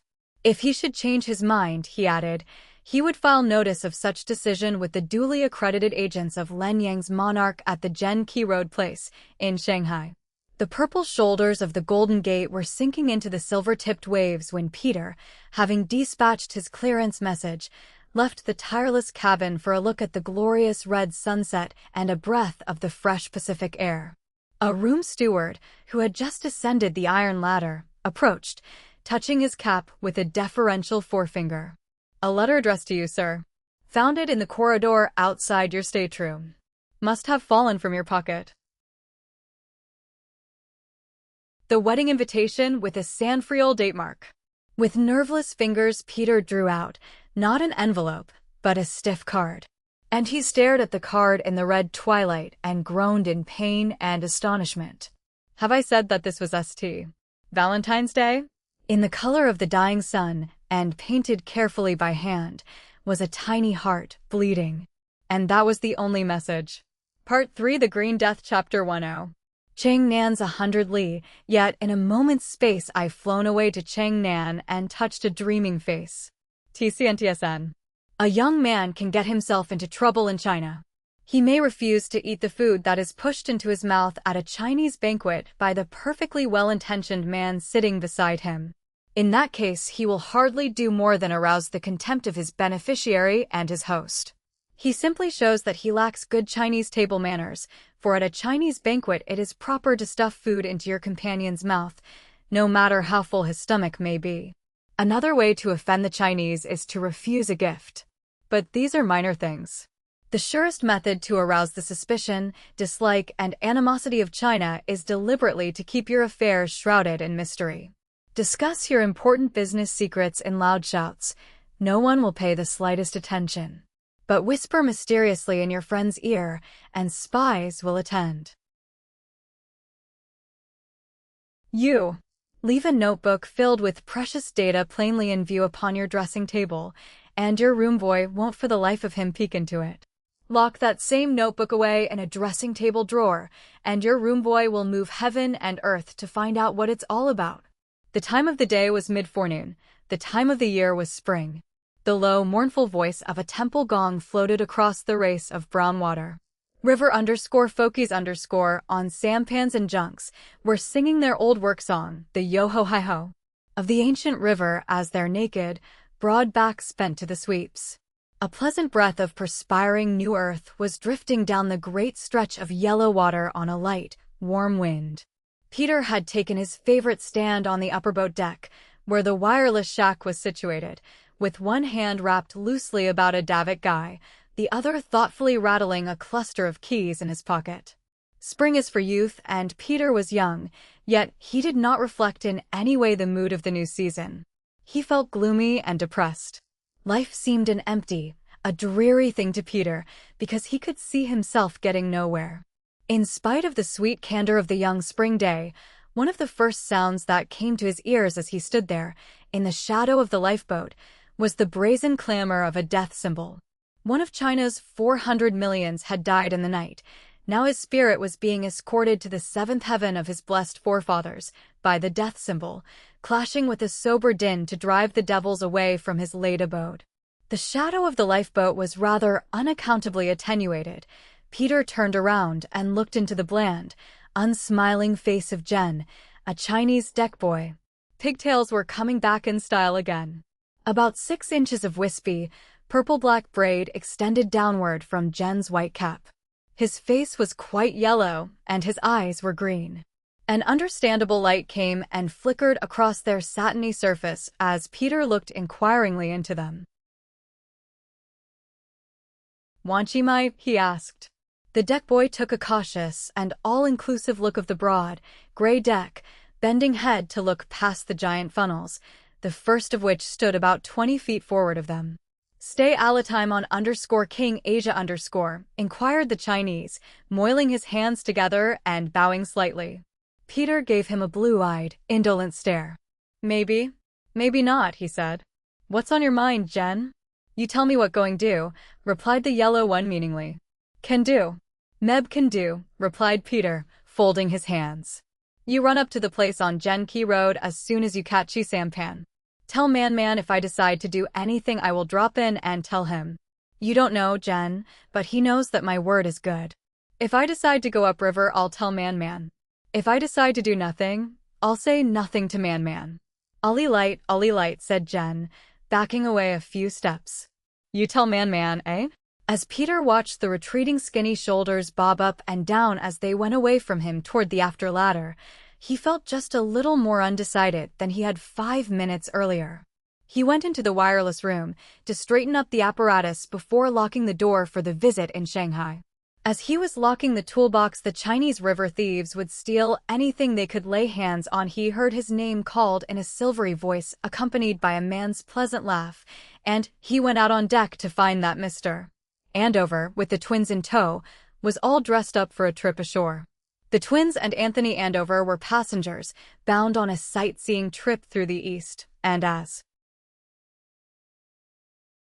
Peter Moore was a very impressionable young man, it is only natural that the twins be discussed first, in virtue of their loveliness. Peter had first contemplated Peggy and Helen Whipple in the _King of Asia's dining room. It would have been a rather impossible thing not to see Peggy and Helen Whipple if you were young and with fair eyesight. At the first dinner after leaving the Golden Gate, Peter had gone into the dining room rather early, as he skipped tiffin, by reason of an empty pocket, and was ravenously hungry. He had looked up over his first spoonful of mulligatawny a la capron to meet the clear, undistilled, brown-eyed gaze of Peggy Whipple, who had seated herself at the captain's table. In that liquid, brown-eyed gaze had lurked a sparkle of mischief, a slightly arrogant look of inquisitive scrutiny, and perhaps a playful invitation. As Peggy Whipple gave him that mischievous, liquid brown glance when he was in the act of lifting a level soup spoonful to his lips, he did not, as a man might do under the circumstances, spill the soup upon the tablecloth or back into the dish. Nor did he pause in the work of lifting the liquid to his mouth. He did not have to look at the spoon to guide its passage to his mouth. Without spilling a drop, he captained the spoon to its destination, maintaining his clear, deep blue eyes upon the beautiful brown ones of the young passenger. And, without lowering his eyes once, he lifted the loaded spoon up twice in succession. This skillful management brought a smile to the pretty face of the girl. Perhaps she had expected him to spill the soup under her glance. It was to be expected. More than probably the thing had happened in past episodes of Peggy, for she was distractingly fair to look upon, and her turned-up nose should have disarmed any man. Her hair was golden and sleek and drawn back straight from her low, white forehead and knotted together in the back, calling attention to a neck that was slim and beautifully proportioned. Pink and white and gold described her. She seemed to bristle with a sort of fidgety energy, as if she had so much youth and loveliness stored up in her that she had a tremendous time keeping it all within bounds. After Peter had slowly, but not at all insolently or impudently, taken all of this in the time required to stow away 3 heaping spoonfuls of mulligatawny a la capron, by dead reckoning, she looked away from him with a little pout. Peter followed her glance. He had not noticed the other girl before. It was evident that they were of the same blood, but the other girl seemed older. She, too, had sprung from a brown-eyed ancestry, and she, too, was blonde and pink and lovely, with the prettiest fingers and fingernails Peter had seen for some time. Her glance, arising to meet his, was brown and very calm. Unlike her sister, she appeared to be grave, more of the deliberate, thoughtful type. It was in the shop of a Japanese silk merchant on Motomachi Chome that he had met them for the first time. Several times on the trip across he had passed them on the deck, always escorted by proud young men. They were the most popular girls on shipboard. Beauty rarely travels in pairs. These were unusual twins. Once, as Peter was swinging down the ladder from topside, he came upon Peggy alone, looking rather blue. It may have been that she was simply in repose, and the contrast gave him that impression. Her eyes dreamingly encountered his, and the mischievous light flickered in them and instantly went out. She ran her eyes down the white uniform with the gold emblems of his profession at the lapels, dropped her eyelids demurely, and seemed to wait. He hesitated, and she stood still, but he passed on, leaving her staring after him with a little pout. Obviously, the twins had traveled much. Chapter 2. It was on the night that the _King of Asia cleared Nagasaki for the short run across the Yellow Sea into the flow of the Yangtze Kiang that Peter was sought out by that pleasant young man, Anthony Andover. Ordinarily, passengers were not allowed in the sacred quarters of the wireless house. However, those who possessed daring spirits came up anyway. Peggy Whipple came up there soon after that meeting on deck, with permission from nobody, and Peter gave her about 15 minutes of his extremely important time on the average of 9 times a day, permitting her to adorn the extra chair in the wireless shack, where she unconsciously revealed in her sudden and unexpected shiftings of posture several inches of adorable silken ankle. I think Peggy was sadly in need of an elderly chaperone, and I am somehow under the impression that Peggy very badly wanted Peter to make love to her. How he resisted her speaks volumes for his quaint, mid-Victorian views regarding woman. And at the end of the 15 minutes, after regaling her with tales of the lands she was about to visit, he dismissed her, kindly but with great firmness, and she was as obedient as a lamb. Anthony Andover, who knew more about plows perhaps than the Egyptians, gave him something else to think about. He looked up from his instruments that evening to see a young man of medium height, slim of build and rather pale and sharp of mien. "My name is Anthony Andover," he said in a brisk and businesslike voice. "I wonder if I could have a talk with you." Peter told him to sit down, and he removed the heavy nickeled headpieces from his ears. He expected an important radio from the Shanghai station, but that could wait. He wondered what Anthony Andover might have on his mind. "Mr. Moore, I'm in something of a devil of a fix, and I think you're the man who can get me out of it." "Shoot," said Peter, lighting a yellow cigarette and passing the box. Chinks. Trouble to Peter always meant chinks. They were his symbol of danger. No. You see, all of my life I've been, well, a city man. The biggest adventure I ever had was a fist fight with my foreman." "Now, did you lick him?" asked Peter with concern. Anthony nodded reminiscently, blacked his eyes and busted his nose. "Good for you. Go ahead with your story." I've met a girl on the steamer, and according to her way of looking at things, I lack about 5,000 different parts of being a hero. You know the girl. That's why I'm bothering you like this. Not bothering me a bit. Who's the girl? Peggy. Anthony caressed the word as if it were honey. Peggy Whipple. Of course, the first thing I want to make sure of is, am I stepping on anybody's toes? If I am, I'll just go ahead and play my own game my own way. If it's to be a case of a fight, hold on a moment, interrupted Peter. I don't quite follow you. Whose toes do you think you're stepping on?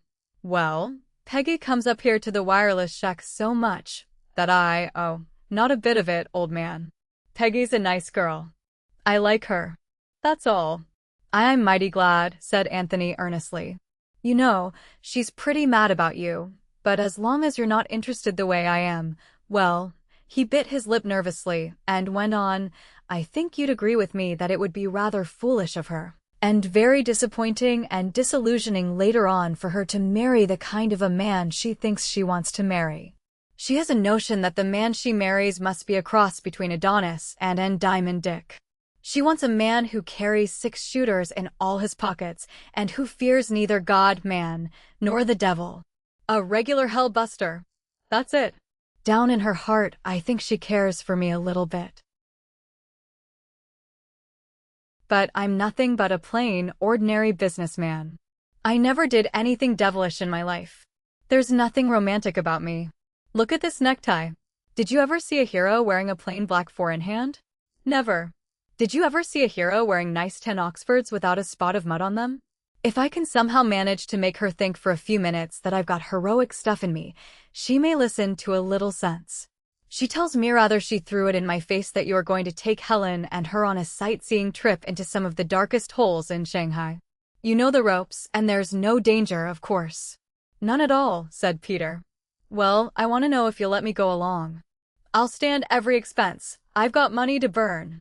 Let me in on it, but there isn't going to be a chance for anybody to be a hero. I'm going to take those girls to the safest place in Shanghai. A New England church would be a cavern of iniquity alongside of it. Anthony laid his fingers along his knees. Well, couldn't you stir up something? That's my idea. I'll leave it to you to crack up some danger. Not real danger, of course we can't let those girls get near any real danger. But we can start a fake fight or something and give me a chance to play the hero, to rescue Peggy in my arms, that sort of stuff, you know. He looked at Peter foolishly. Peter stroked his nose. It might be done, he said. I'll see what I can do. Anthony arose, extended his hand, and said, Of course, I'll need a revolver. Load it with blanks, advised Peter. You know, some people think it's bad luck to kill a chink. Anthony was eyeing him curiously. Do you? He asked. Peter nodded his head slowly. Sometimes, he said. Chapter 3. Anthony and the twins called for Peter as soon as they could tear themselves away from the many fascinating incidents attendant upon coming to an anchorage in the Wangpuqiang. It was late in the afternoon when the first company tug came downriver from Shanghai for passengers.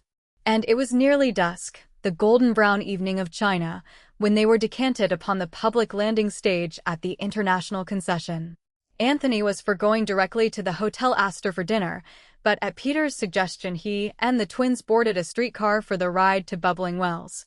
Peter stood for a number of moments in indecision as the Bubbling Wells tram went up the Bund with the slow flood of Victorias, rickshaws, and wheelbarrows. It was now about 7 o'clock, with the sun hidden under a horizon of dull bronze. Streetlights were coming on, twinkling in a long silver serpent along the broad thoroughfare, rising in a grotesque hump over the Soochow Bridge, and becoming lost in the American Quarter. He would meet Anthony and the twins in the dining room. Whoever got there first would wait. He expected to be there long before his 3 friends came back from Bubbling Wells. A rickshaw coolie was wheedling him at his elbow, but he paid no attention. His eyes were searching the street. It took him several seconds to reconcile himself to the fleeting apparition. What was this girl doing in Shanghai? The rickshaw had passed, proceeding at unabated speed in the direction of Native City. The rickshaw boy was still making guttural sounds, softly plucking at his sleeve. The shafts of the rickshaw were close to his feet. But Peter was still undecided. All right, said Peter, briskly. French concession. That was the direction in which the other rickshaw was headed. He climbed aboard, and they veered out into the northbound traffic. The girl in the rickshaw was about 1 block in the lead and had no intention evidently of accelerating her coolie's pace or of turning back. She had left all decision to him, and his decision was to ask her a few questions. His coolie trotted heavily, looking neither to the right nor left, with his pigtail snapping from side to side as his head bent low. Follow_Lon_SI_Vale savvy? My savvy, returned the coolie, heading toward the narrow alley of filth and sputtering oil_dongs_, breathing the odor of refuse of cooking food. Peter's heart was beginning to respond to the excitement. Did she have some message to convey to him that she could not trust to the openness of the bund at the jetty? Suddenly the rickshaw ahead swerved sharply to the right into an alley that was perfectly dark. Its single illumination was a pale blue light which burned before a low building set apart from the others at the far end. Here the first rickshaw stopped. A ghostly figure seemed to float to the ground. There was a clink of coins.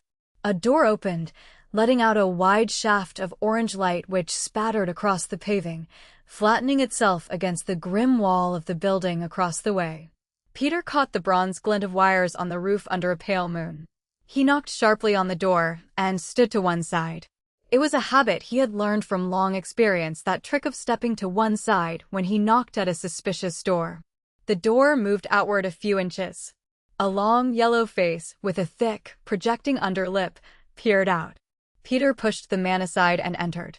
He found himself in a low corridor of smoked wood, with fat candles disposed along the walls at intervals of several yards, on a narrow, lacquered rail. One of 3 doors was open. A match was struck, the head glowing in a semicircle of sputtering iridescence before the wood itself kindled. The hand holding the match was trembling. The weak flame fluttered to such an extent that he was denied momentarily a glimpse of the owner of the hand. A whisper was conveying an order to him. "Please shut the door, mister."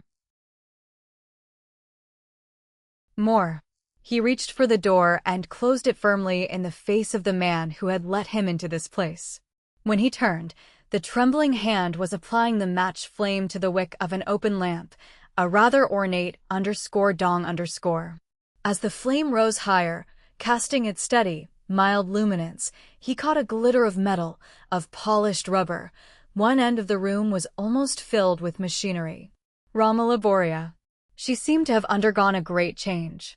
The beautiful face that had lured him once into the jaws of death was dominated now by a wistful and tender sadness, as though this girl had gone through an epic of self-torture since they had last been together. Yet she was still beautiful. It was as if her beauty had been refined in an intense fire. Her mouth was sad, her great brown eyes glowed with an inexpressible sadness, and her face, once oval and proud, seemed narrower, whiter, and, by many degrees, of a finer mold. She was examining him broodingly. There was a reluctant timidity in her eyes. It was such a look as you may see years afterward in the woman you once have cast aside for some other, perhaps not quite so worthy. "Well, you have found me, Peter," she said in a faint and tired voice, coming slowly toward him. "Yes," he admitted, lamely. "I saw you passing the jetty. I followed naturally. I have just come from America." "Oh." Her voice expressed no surprise. "You came for me, Peter?" "I thought you were dead," he confessed. "Well, I am a hard one to kill." A tiny smile flickered across her fine lips. "You are not married to Eileen?" "No and never," he said dully. "But you must be in love. You are always in love with someone." "I am in love with no one." "Not even. I am in love with no one." "Nor am I," said Romola Borea quietly. It seemed to come from her as a vast and reluctant confession. "I loved only one man, and my love for him is quite dead. If I should rake over the embers, but I have raked them over, Peter, many, many times, and I have found not one single small ember glowing. When love dies, you know, it requires a great fire to rekindle it." "Oh, I have suffered." "He is dead." She smiled again, rather ironically. "Can a man live with a bullet in his heart?" "I thought, but what does it matter what I thought?" He was trying to inject some of his old spirit into his voice. It was rather difficult, this business of laughing at the funeral of love. Romola, you are more beautiful. I have suffered, she said, in the same restrained voice. He turned away with a shrug. He too had suffered, but in a somewhat different light. He was examining with a professional eye the heap of apparatus, which was arranged in splendid order along the back of the small room. I am studying.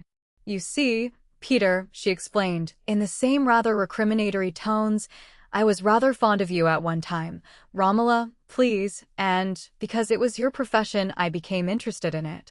I heard the message you sent last night to the place on Genki Road.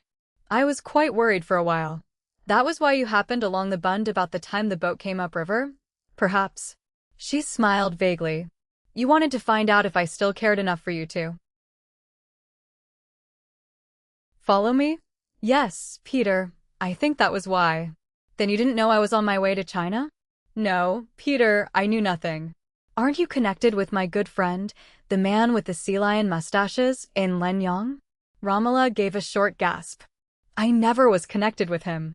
But you told me you were back there on the _Persian Gulf _. She shook her head slowly, with a gentle firmness. No, I did not tell you that. I have seen him, yes. But I was never in his employ. It was Miguel Boria, my late, and may I say, my unlamented husband, who made me do those things. Peter, her attitude seemed to undergo some sort of subtle change, as if she were bitterly amused. You say you are not in love. Then what of the little golden-haired girl, the two little golden-haired girls you left this afternoon on the bund? They and the young man are passengers on the _King of Asia _. I brought them ashore to give them an insight into China as it really is. They're in very capable hands, then, Peter. Aren't you running some risk, though? Isn't there some chance that the men in the Genki Road place may take it into their heads? I am on my word of honor, Romola. I have come back to China, not to start trouble, but simply because, well, why are you in China? Because I haven't the will to leave, perhaps. I stay here in the same spirit that a man or a woman lingers before a dreadful oil painting, like the shark picture of Sarala. It is terrible, but it is fascinating. I cannot leave. If I did, I would come back, as you come back, time after time. Is that why you've come back? Exactly. And you imagine you're running no risk with the two golden-haired maids in tow? Peter shook his head thoughtfully. Perhaps I shouldn't have exposed them to danger. But they were determined, and it's partly to help the young man. Anthony is a plain American businessman. He's in love with the youngest. And she a hero worshipper. He wants to demonstrate himself. She interrupted in a whisper. Peter, tell me, why is it? What have you ever done? What do you say? Why is it? Peter the Brazen was looking at her blankly.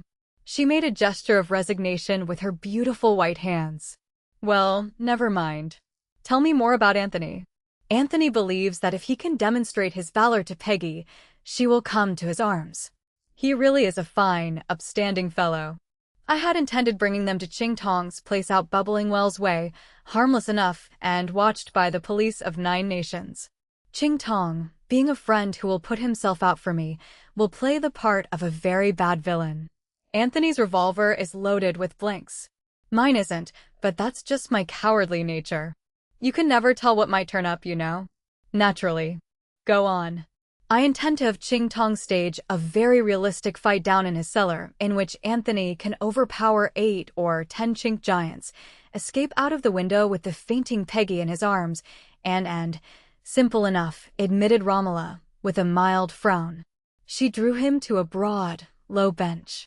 Somehow, she went on, your idea rather appeals to me too.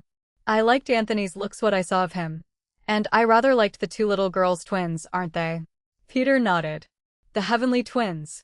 I think I'd quite agree with that plan, Peter, if you didn't happen to be in such disrepute in this neighborhood. You must realize that the Grey Dragon's men are watching you. Of course, you didn't recognize your rickshaw coolie. He is one of the Grey Dragon's men naturally. Don't you think you're exposing those 2 nice girls unnecessarily to danger? Peter lighted 2 cigarettes and passed one of them to Romola. She accepted it with an air of abstraction and puffed slowly, blowing out a thin stream of pale smoke. But circumstances are changed now. You see, I am on the fence perfectly safe. They are still anxious for you to come with them? That's it. They sent a representative last trip all the way to San Francisco. Of course you refused? Peter, her soft, white hand was resting on his. Her red lips were very close to his face. Why don't you join them? You and I. You and I. She nodded earnestly. Peter drew back a few inches. I said no when you asked me that before. No, I'll have nothing to do with that band, never. Going out into the wilderness, up into the mountains on some of their risky errands with you might have appealed to me. Not now. Peter, I am afraid I still love you. And yet, Romola, I'm not afraid of falling in love with you again. But let's not speak of joining that man in Lenyang. What you're offering is too tempting. I might give in. You are altogether too fascinating. Am I? I've told you that before. Then you will go upriver with me? No, never.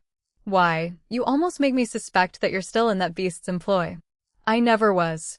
I told you that. You've said many things that didn't stand the acid, Romola. He stood up, looking down at her with whimsical tenderness. She was very beautiful, and when she took on that forlorn air, she had the appearance of a helpless, small girl. He wondered if he would ever regret his refusal. Ching Tong must have time to make arrangements, and I have a dinner engagement at the Astor House with Anthony and the Heavenly Twins. Can't you and I have tea tomorrow afternoon? Romola came to him and put her 2 hands on his shoulders. No, she said. We must not be seen together. It may mean danger for you. I've been thinking over your plan to convert Anthony into an adventurer. Why not bring them all here? I have 7 servants, all Chinese, and they would give their lives for me. Let me see. She bit her upper lip thoughtfully. You can tell them that this place is, well, the heart of the Chinese smuggling trade. It's ridiculous, but it will appeal to them. I will dress up as a Chinese womano. I've done it dozens of times in the past, and I shall be very mysterious. That will seem much more romantic to Peggy than a mere opium den. And it will be safer. I know Ching Tong's shop. It might do, if you were an ordinary person, Peter, but such an adventure should be provided with at least 5 times as many exits. I have them here. Peter looked at her doubtingly, although the idea appealed to him. Outriding his admiration of the idea, however, was a recurrence of his old impression of Romola Borea. He knew that he never had been a match for her cunning, her esoteric knowledge of China. I have plenty of make-up pots. I'll paint up these _fokies_ to look like bandits. I'll have knives in their belts. And I'll plan the rehearsal before you come. Everything will be arranged.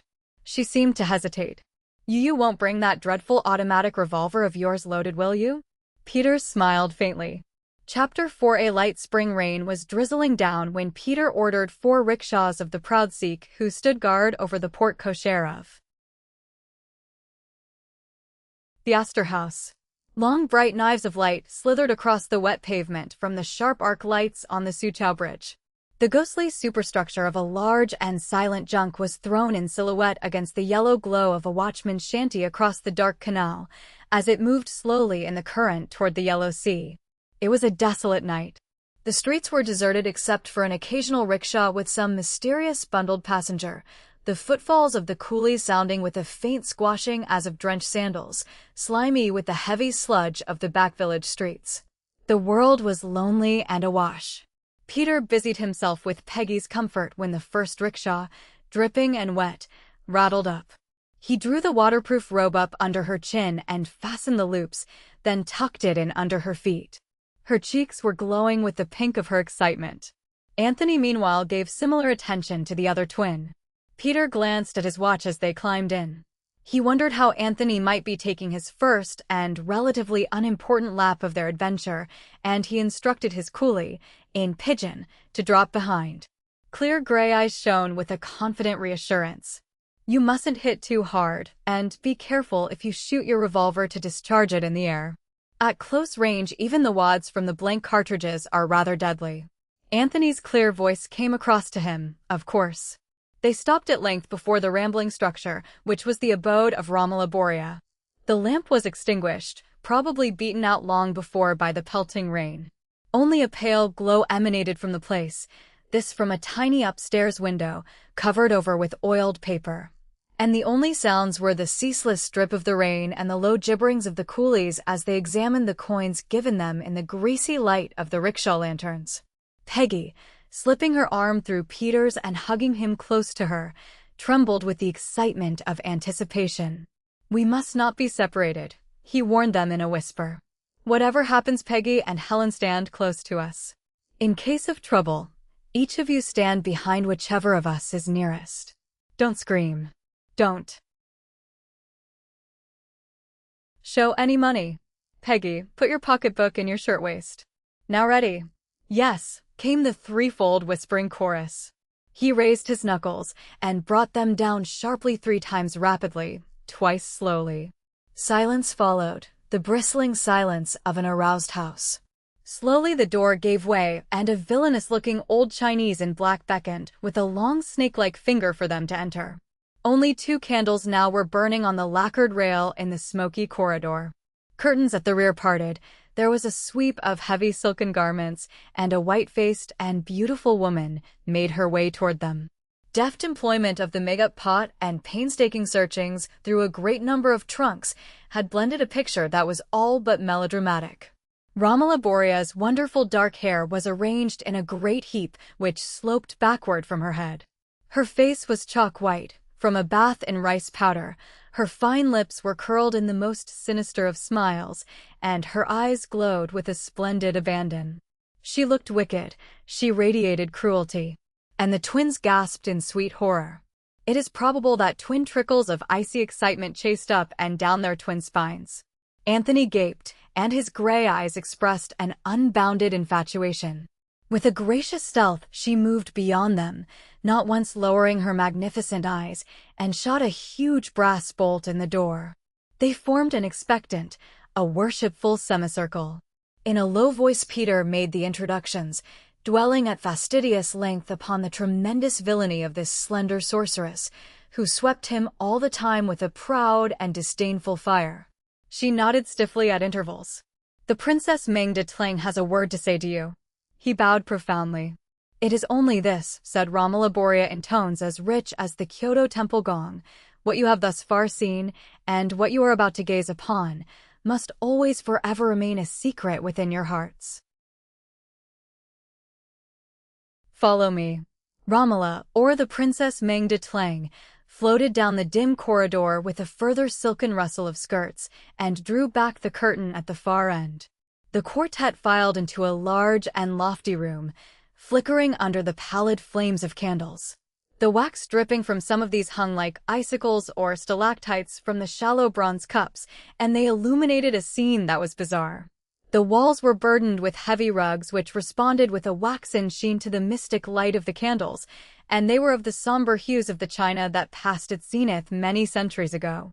They served to give this place a solemn air of vast dignity and richness.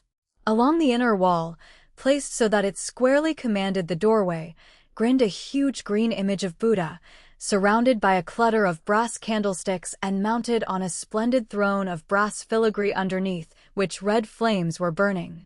The odor of costly incense was heavy and sweet, the smoke from a brazier arising in a thin, motionless blue spar which, when it had climbed up through the air for a distance of about 4 feet, broke into a sort of turquoise fan, and this drifted on up to the ceiling in heavy wisps.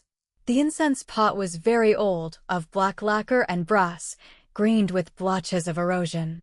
And above the green image of Buddha, before which the Princess Meng de Tlang was now kneeling and moaning in a faint voice, reposed a very realistic skull and crossbones. Across the forehead of this hideous reminder of the hereafter was a deep green notch, attesting in all probability to the cause of the luckless owner's death. "Please be seated there," Romola requested. Her graceful, ivory-white arm indicated with a queenly gesture a heavily carved ebony bench, and her guests filed expectantly to this seat. Peggy, with a long sigh, dragged Peter into the corner. "I'm almost scared." Oh, isn't this simply romantic?" she whispered. Helen and Anthony gravely occupied the space on the other side of them. The Princess Meng de Tlang was moving gracefully toward the doorway through which they had entered. "I'm really a little afraid," whispered Peggy, with her lips so close to Peter's ear that he could feel her warm breath against his neck. "Put your arms around me, please." Peter slipped his arm behind her and around her. He squeezed her. "Oh," sighed Peggy, "this is grand." Helen gave her a sidelong look of surprise. "Peggy, I think you're hardly discreet." "Let me die while I'm happy," grinned Peggy. She turned a wistful face to Peter. "Did you ever put your arm around another woman before?" she whispered. "Heaven forbid," groaned Peter. "Don't I act like an amateur?" "No, you don't." Romola was holding back the curtains while a troop of 4 men, muddy and wet, as if from long travel, moved silently into the large room. "Mongolian smugglers," Peter whispered. The 4 large men crossed the room with dignified tread, depositing 4 small bundles wrapped in blue silk at the altar of Buddha. Then they removed straw-matting rainproofs, which dangled from their broad shoulders to their muddy sandals. They were garbed in black silk and fastened at the belt of each was a kriss, curved and flashing where the golden candlelight skimmed along the wetted steel.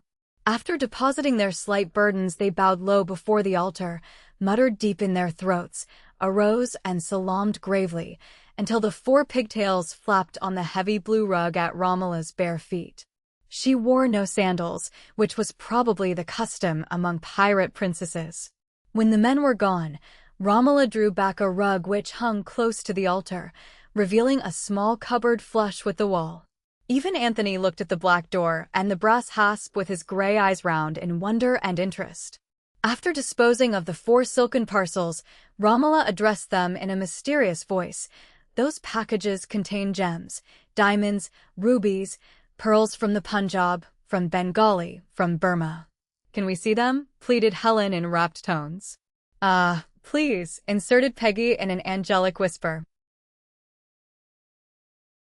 Romola raised both of her hands as if in horror. "They would tempt even a saint," she muttered. "Be careful," warned Peter, laying his lips to Peggy's pink ear. "The princess has a terrible temper. She has been known to strangle a man for less than that." "I don't believe it," retorted Peggy. "I think the princess is just too sweet for anything." Romola gave Peter a look of indolent inquiry. She arose abruptly. "You must have some of my spiced wine. It is really delicious. Ping you more. We won't bother the servants. Won't you help me?" Peggy folded her hands demurely in her lap. "I hope it isn't intoxicating," she murmured. Romola had moved graciously across the room, where in a bronze jardiniere protruded the dusty, slender necks of tall bottles. She knelt before this. "Nearer," she whispered, as he followed suit. "Peter, tell me, yes, Romola? What does this little girl mean to you?" Peggy's clear voice sounded. "Peter, my throat is dusty." "In a minute, Peggy," he called back, lowering his voice again. "She's merely a child." "But why, Peter? I've gone to more trouble tonight than you realize, perhaps. What do you want me to do?" "I want you to stop making love to that innocent child." The innocent child's sweet voice was clamoring again. "Peter, the Sahara Desert is a flowing river compared with my throat." "All right, Peggy, in a minute." "You said once that you loved me. I still stand by my guns. But I don't love anyone now. You're a temptress, Romola. Why, you're a princess. I never saw you more beautiful than tonight. Peter, can't you realize what a dreary life I've led since that night you ran away from me in Hong Kong? Won't you for me because I want it, because I want _ reconsider. Won't you stop and think, and we're getting back to forbidden grounds, Romola." "Oh, God. I know. But what is there left in my life? Why, what is there left in yours? Perhaps you are the best operator on the whole Pacific Ocean. You've had that reputation now how long, 5 years? But it is aimless. Where are you drifting? What will become of you as the years pass? You must be nearly 30 now, Peter." I am younger, but I have suffered more. The only happiness I have known has been with you." Peggy's voice became petulant. "Peter, is that cork _ obstinate?" "In a minute," he said absently. "Do you remember those wonderful days and evenings we spent together on the Java Sea, on the old _ Persian Gulf _? Do you remember those evenings, Peter, under the moon and the Southern Cross?" "I remember a great deal of treachery. But there is to be no more treachery," she said passionately. "Think, Peter, think. You are penniless. I have only a little money. It will not last long. What follows? Do you know what happens to white women when they are stranded, penniless, friendless in this country? She shivered. And it would be such a simple thing to do to go with me to him. We would be together forever then you and I. Tibet. The Punjab.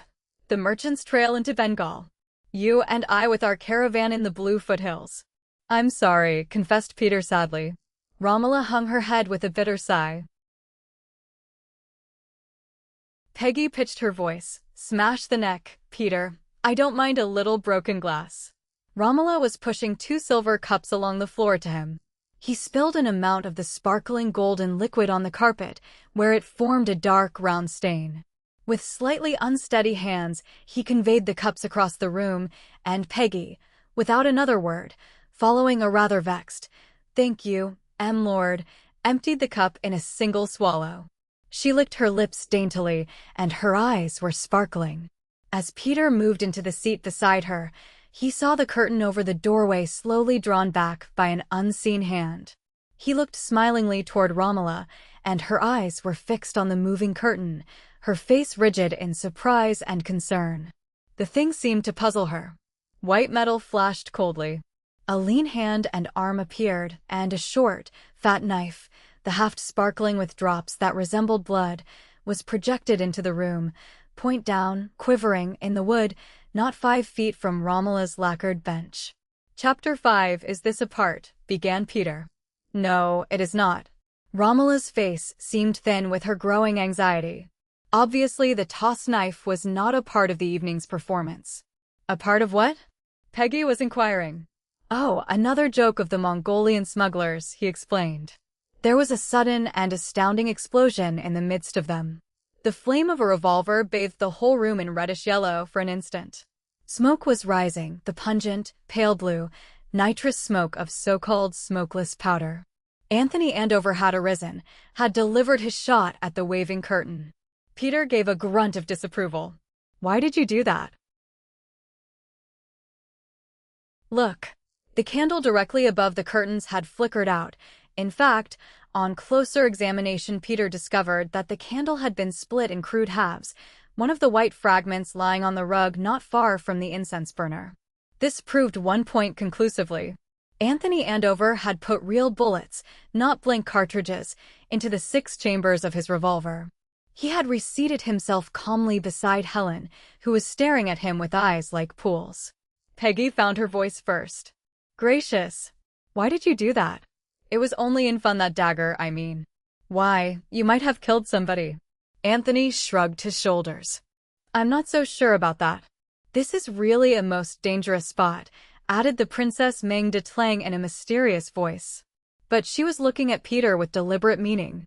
He accepted what he supposed was intended to be a cue, crossed to the far side of the room, and approached the curtains prudently. He drew the nearest one back inch by inch until the wall of the corridor was given back to them blankly. So far it was quite empty. Dropping his hand leisurely into his coat pocket, he sauntered into the hall. As he dropped the curtains behind him, glancing swiftly up and down the apparently deserted hallway, he heard the familiar sound again of a gently closed door. The sound seemed to originate from the direction of the street.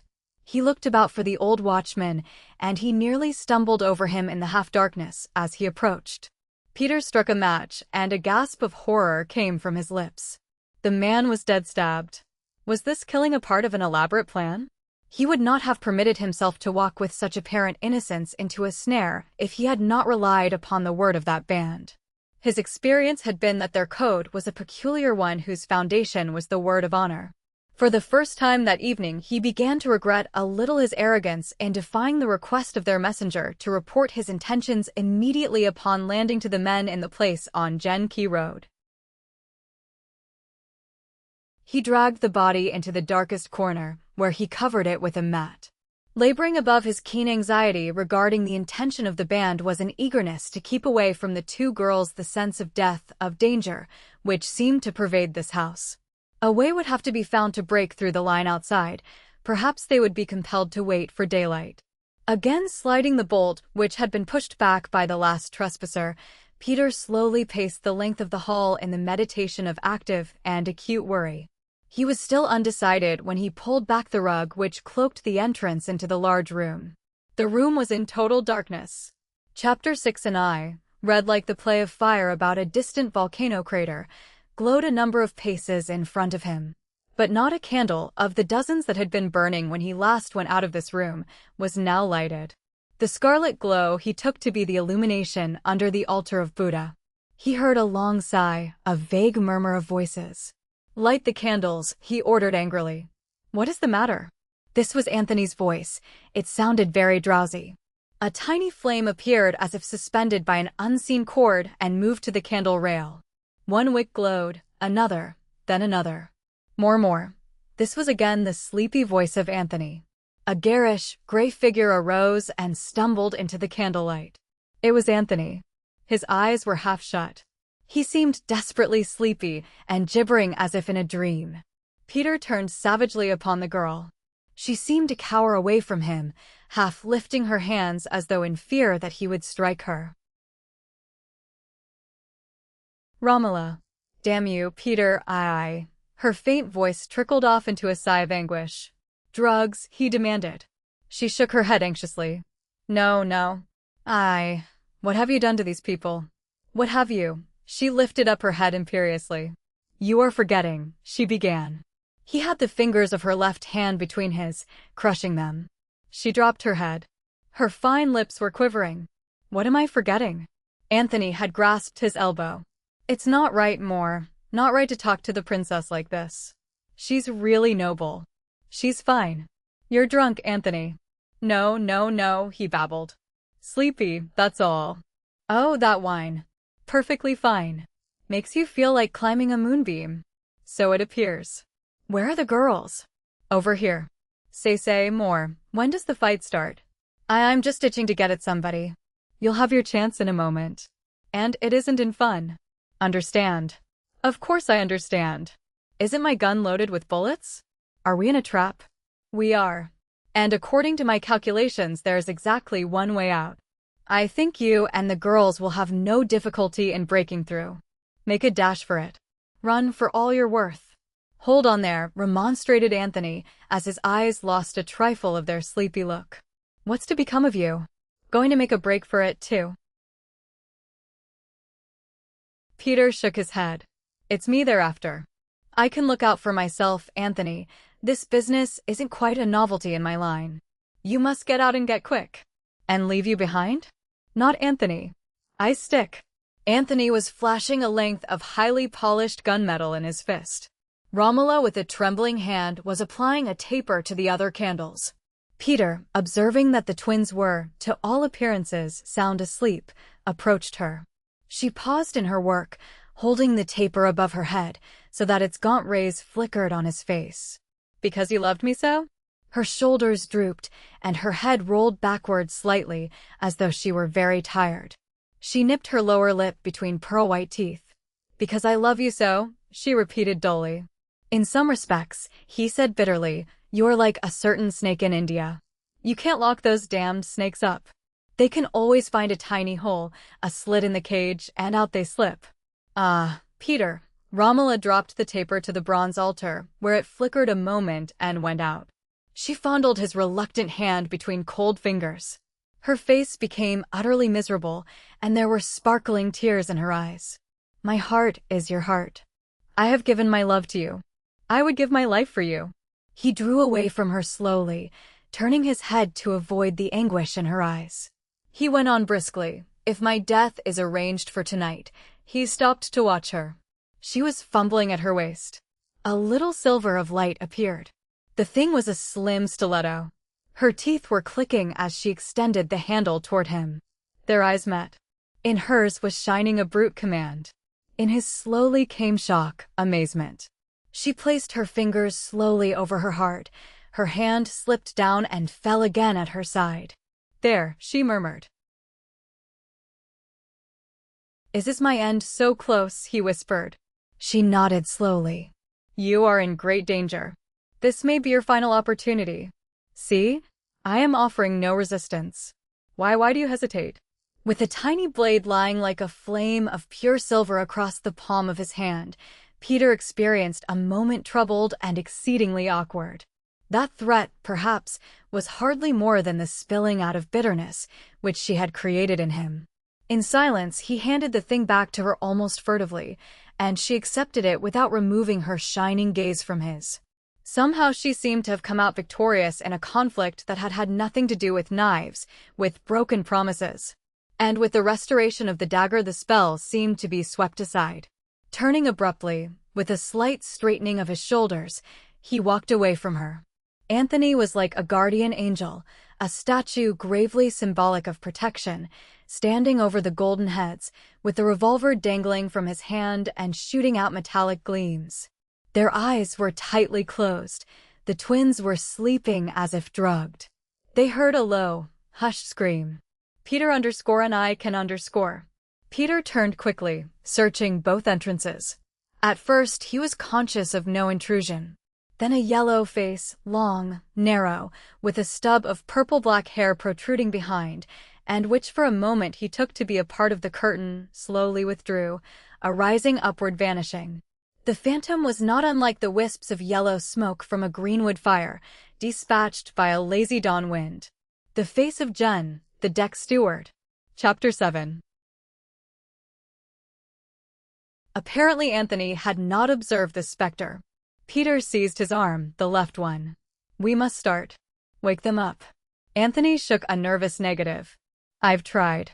That wine. _Araka_ comes from Java. Tastes like May wine and is stronger than cognac. He was tilting Peggy's chin, shaking her head. No response. He tried the same experiment with Helen and begot identical results. Romola Borea had vanished. Peter stepped out first, supporting his limp freight with his left arm, and in his right brandishing a revolver. He hoped it wouldn't be necessary, and he was sure that underneath the splendid varnish of Anthony's fine bravado lurked the belief that this entire evening was nothing more than an exciting romantic game. In the pinch, would Anthony react after the fashion of heroes to the manor born, or would the sight and smell of blood, if it was written that blood be shed, unnerve him, make him out to be what he was at heart, the secretary of a prosperous and peaceful plough company? On his part, Anthony was still babbling incoherently but earnestly, impressing upon Peter the undeniable virtues of the golden wine. He was not prepared, although the nickeled revolver still flashed in his unoccupied hand, for the tumultuous event which was being shaped for the two of them around the corner. They did not attain the outer door. Out of the drab recesses leaped dusky shadows. There seemed to be a large number of jostling men. Perhaps only 3 or 4 were at hand by actual count. The insufficient lighting and their shocking and determined appearance lent them plurality. A sparkling flame roared from the hand of the foremost of these before Peter could bring his hand out of his pocket. Anthony's nickeled revolver went off twice, from his hip, and the giant faltered, going back shapelessly among the shadows from which he had emerged. Peter's original scheme to hack away through the line underwent hasty revision. Escape would have to be made by different channels, and his only choice was the device nearest at hand. It was a long chance, an aimless one, perhaps, fraught with new dangers and complications. But he did not hesitate. Beating off a hand that pawed for his shoulder, he flung open the door which faced the dwelling's entrance and pushed the reluctant Anthony inside. Peter locked the door, throwing a bench across it for temporary barricade, then lit candles, wondering if anyone would have had enough foresight to disconnect the aerial wires. He dropped his burden to the divan against the side wall and examined Anthony, who had gone very pale. He was shaking, and his gray eyes seemed to have climbed halfway out of his head. He propped Peggy tenderly beside her sister and laid an unsteady hand upon Peter's shoulder. He seemed to be fighting down a very definite fear. Peter was backing toward the apparatus. Watch the door. If anyone tries to break in, shoot straight at the sound. You're not hurt, are you? Did that fellow get you? Anthony shivered all over. Christ, he muttered. His lips were white. That man. I shot him. He's dead. Dead. And we are still alive, said Peter quietly. He sat down at the instrument table, fixed silvery discs to his ears, twanged the detector wire and made a few quick alterations in connections. Fortunately, his inspection of the equipment earlier in the day had given him a grasp of its arrangement.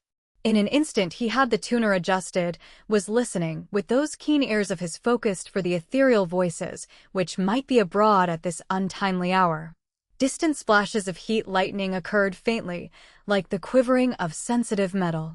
Casting a glance over his shoulder, to make sure that Anthony was following instructions, he rearranged levers and lowered the heavy switch which drew upon the storage batteries underneath the table.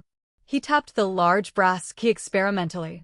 A hissing blue spark lighted up the walls and his features in a ghostly glow. Tightening the vibrator at the terminus of the rubber-covered coil, he spelled out an inquiry in the international code. Any station within hearing would answer that call. He wondered if the Shanghai station was closed up for the night, or if by any chance his assistant on the _King of Asia would be on the job. Peter waited for several anxious moments, with no sound in the telephones other than the faint spattering of the lightning down the coast. Then his inquiry was given a response, startlingly harsh and close. The station might have been across the street. The signals were beating in his ears so loudly. The operator was having some difficulty adjusting his spark. It was rough, ragged, like the drumming of hailstones on a metal roof. A series of test letters followed, exasperatingly slow. VVV, what station is that? This is the _Madrusa_. Peter hesitated, although interference was unlikely. He felt tremendously relieved. The _Madrusa's rough spark meant more to him than help close by. He knew the _Madrusa_ well, a gray, swift gunboat, lying close to the water, whose purpose was to sweep the lower Wangpu and Yangtze clear of pirates. She could spit streams of bullets for hours without let-up. And the knowledge of her closeness to this death trap keyed him up, not entirely because she was manned by British sailors who would rather fight than eat. His hand reached out for the key. Who is on watch? This is Peter Moore. That you, Johnny Driggs? If the man at the _Madrusa's key did happen to be Jonathan Driggs, he could afford to breathe more easily. Driggs was another man who had found in China the irresistible attraction, and who for some years had sat behind the radio machines of many ships that plied these yellow waters. Yes, yes, yes, roared the _Madrusa's spark. Where are you? What are you doing up at this time of night playing with a baby coil? For the next 3 minutes the spitting blue spark flared and jumped as Peter spelled out his plight. He sketched their predicament by abbreviated code, and he impressed upon his friend the necessity for utter secrecy, hoping that the night had no other ears. Damn it, replied the quick fingers of the gunboat's operator. Damn it. But I can't get shore leave. Impossible, you can guess why. Our gunnery officer, Lieutenant Milton Reynard, is jumping to go. He'll fetch you 5 or 6 sailors. He knows the lay of the land, and I've sketched him a map of the locality from your description. Cinch. They'll be off at once, soon as they can get the engines started in the launch. Don't give up the ship, old boy. Don't. Peter dropped the receiver, walked over to the divan and endeavored to awaken the girls, slapping their hands, shaking them. They did not appear to be drugged. Evidently, they had underestimated the power of the smooth, yellow _Araka_. Faint color glowed in their cheeks, and under the treatment Peggy slowly opened one very sleepy brown eye. It drooped again. She muttered something that was not intelligible. It had something to do with the princess, and even that word was indistinct. Anthony lifted a cautioning hand. Someone's outside, he whispered. Slowly, as they watched it, the knob described a single revolution. Anthony lifted his revolver. Who is there? Let me in. It was Romola Borea. Open the door, said Peter quietly, stepping aside. Anthony removed the bench, twisted the key. You must not go with them, Romola whispered. Shut the door, put the bench back, directed Peter. He followed Romola across the room. Evidently she had read the spark. Let these people go, yes. But you remain. You will or won't you? Peter looked skeptical. Why should I? I've decided that life is pretty sweet, after all. Why haven't Jen and his gang broken in here? Why is he waiting? Have you told him help is coming? She shrugged impatiently. I have not seen Jen. I have talked with no one. Then you will stay in this room until we leave? But why did you send for them? It was foolish. How will you explain? They are friends. Such men ask no questions. But there was no need. She made a despairing gesture with her hands. Your friends could have gone safely. Jen has no interest in them. Peter nodded indifferently. But my ship sails. Very good. But you must not leave this house until sunrise. When the sailors come from the Medusa, I shall walk out of here, and into the arms of death, Peter. Peter lighted a cigarette and puffed thoughtfully in silence. Romola's gaze was upon his lips, as though the next words he would utter meant to her the difference between life and death. And what he might have said was forestalled by a heavy battering at the outer door. These deep vibrations seemed on the sudden to stir Peggy out of her sleep. She sat upright, digging fists into tired eyes. Gracious! Where's everybody? The hammering ceased, and a high-pitched crash followed an instant of hush. The men from the Medusa, cried Anthony. He dragged the bench away, flung the door open with a grand gesture. And into the room strode a blandly smiling Chinese, magnificent in gold and blue and red. He was flanked by 3 large and watchful coolies, armed with clubs. Mr. Moore, I am the man from the Gen-Key Road place. He radiated a splendid calm. Peggy cowered against her sister, with a look of sleepy mystification, while Anthony, glancing to Peter for command, was fingering his revolver in anxious indecision. Already one of the coolies was sidling toward him. You were a deck coolie this morning, Peter replied. The Chinese took a step toward him. Peter felt Romola cringe at his side. He wondered at this. Shall we wait until sunrise, or... A sudden babble of men's voices on the other side of the partition checked the Chinese, while a look of misunderstanding came over his bland countenance. More, where are you? These were the rich tones of a man accustomed to command. And instantly the small room seemed to be overflowing with the white and blue of uniforms. Peggy stood straight up with a wondering gasp. Confronting her was a tall and handsome youth with the gold and black epaulets of His Majesty's service at the shoulder straps of his splendid white uniform. A cutlass in a nickeled case hung from a polished leather belt, and depending from it also was an empty leather holster. Gripped threateningly in his right hand was a blue revolver. The shrill voice of the man from the Gen-Key Road place rose sharply above the momentary tumult. In this quick confusion a pale, obnoxious odor, like opium fresh from the poppy, yet with the savor of almonds, flooded Peter's throat. He was vaguely aware of a fumbling in his coat pocket. Explosions sounded as from afar, and a vast redness settled down and encompassed the world. The interval of dark was surprisingly short-lived. Swimming in and out of his distorted vision was a face. He was conscious for a while of no other impression. The face reeled, came closer, danced away from him.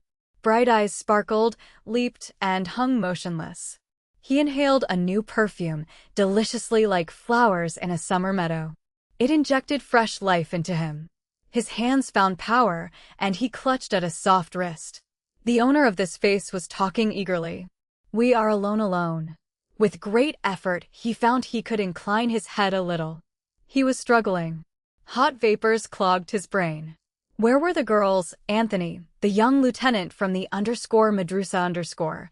Where are they? Safe. He could recognize the features now distinctly, yet they stirred up in him no longer a feeling of repugnance, but a vague longing. Romola. Yes, Peter. You are feeling stronger. What am I doing here? What is this place? We are in the cellar. It was very dim, with an odor of moldy dampness. The rock foundation, the walls, and floor were perspiring whitely. Peter's brain became clogged again. The voice came to him softly but quite distinctly, with each word clear and emphatic. He is waiting outside. They will not dare come into my house again. I am dizzy. Who will not dare? Who is outside? He demanded feebly. The man from the Gen-Key Road place. He is waiting outside that window. No. He cannot see. It is covered with silk. Peter fell back against the arm. What does he want? Your answer. I told him to wait. I promised him. I will hold the candle to the window. But I am dizzy, he groaned. I do not understand. Once means yes. Twice means no. He delivered every ounce of his mental energy against the drug in his brain. It was like struggling against the tide. Once means yes. Twice means no. The meaning suddenly became clear to him. The upriver trip? She nodded slowly, anxiously. And twice means death, also, Peter. He tried to drag himself erect, tried to twist his head, and he sank back with a bitter groan. You drugged me. There was no other way. I could not let you go into the night into death. A bitter smile came to his white lips. I am quite powerless? I am afraid you are, Peter. If I decide yes or if I decide no, how can I defend myself? You are quite helpless, she confessed in a whisper. No, you cannot defend yourself. Her expression showed an inward struggle. You are in my hands. You are in my arms. Yes. What have you to say? The smile of bitterness came and flickered again over his pale lips.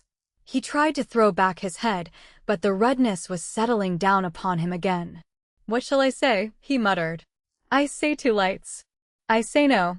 Underscore no underscore. The fingers at his neck were icy. Gently he was lowered to the pavement. Romola had taken the candle down from the rafter, and she went swiftly to the tiny window. She raised her hand once, then pinched out the flame between her fingers. Chapter 8 Foggy Consciousness. A roaring like that of the ocean on a rock-bound coast. He seemed to be floating in a medium of ice. Once his dragging arms scraped a wet, slippery timber.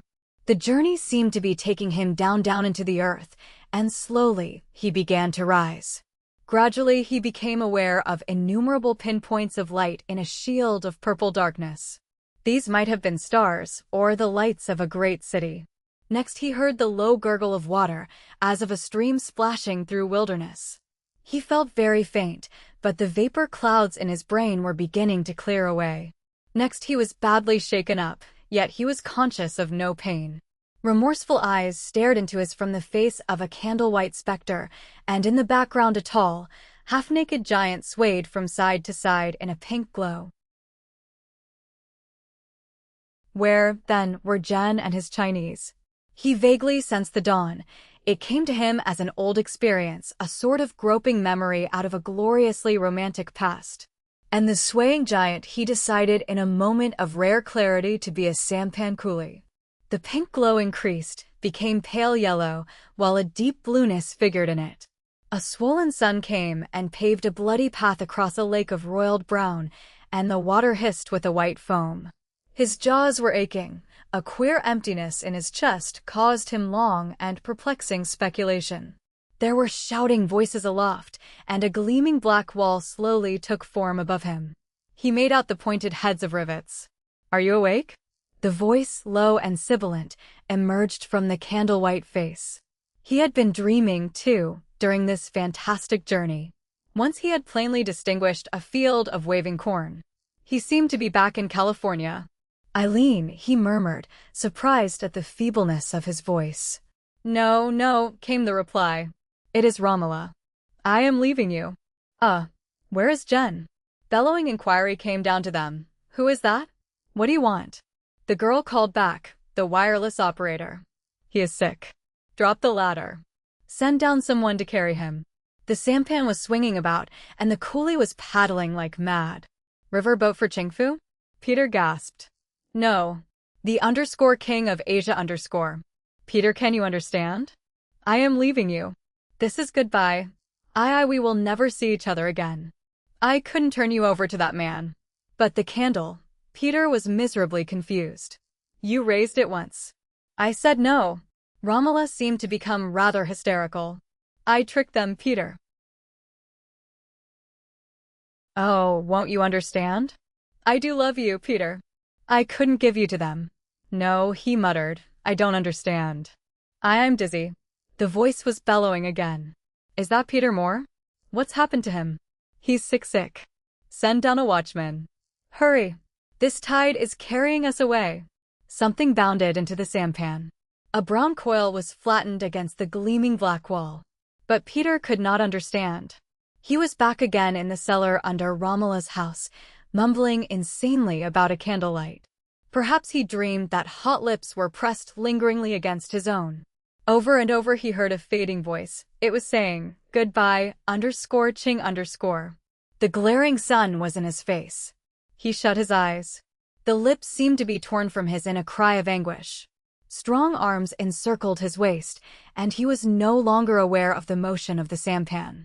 It was late in the day when Peter opened his eyes again, closed them, and stared at the mattress and springs of a bunk over his head. He was lying on his back in his stateroom. Smoky afternoon sunlight, reflected from a shimmering surface, sparkled and bubbled against the white enameled wall. His head was aching a little, and there were numerous jumping pains in various parts of his body. He had been dreaming. All of these things that had come and gone with the fading of the night were figments of a slumbering brain.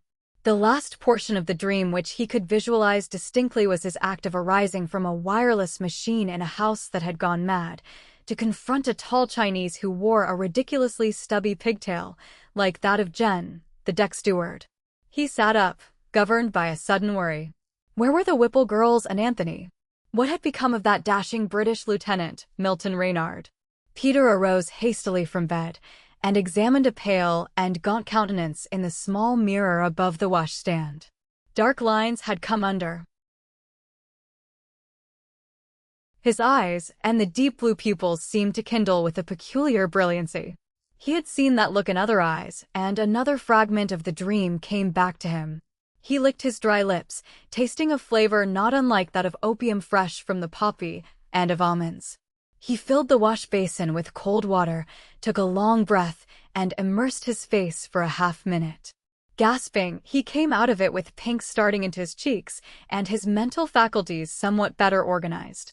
When he emerged from his stateroom, attired in a fresh white uniform, with his gold and white cap set at a jaunty angle on his head, he looked like a different man. His skin was glowing, and a youthful heart was sending recuperative tingles all over his body.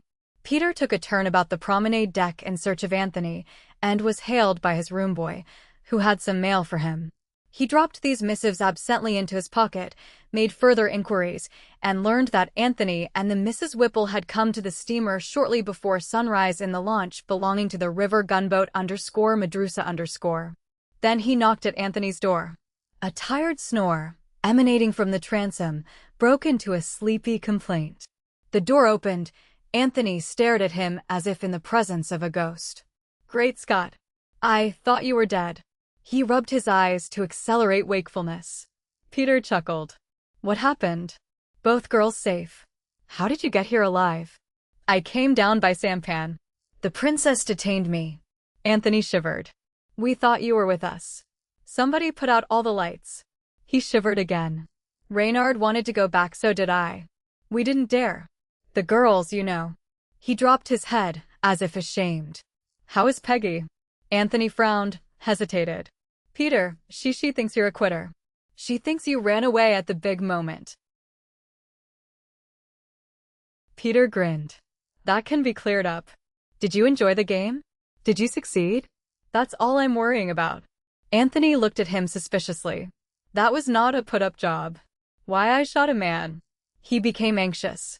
"Will there be a row?" "Not a bit if you keep your mouth shut." "Oh, I'll do that. But that dead chink."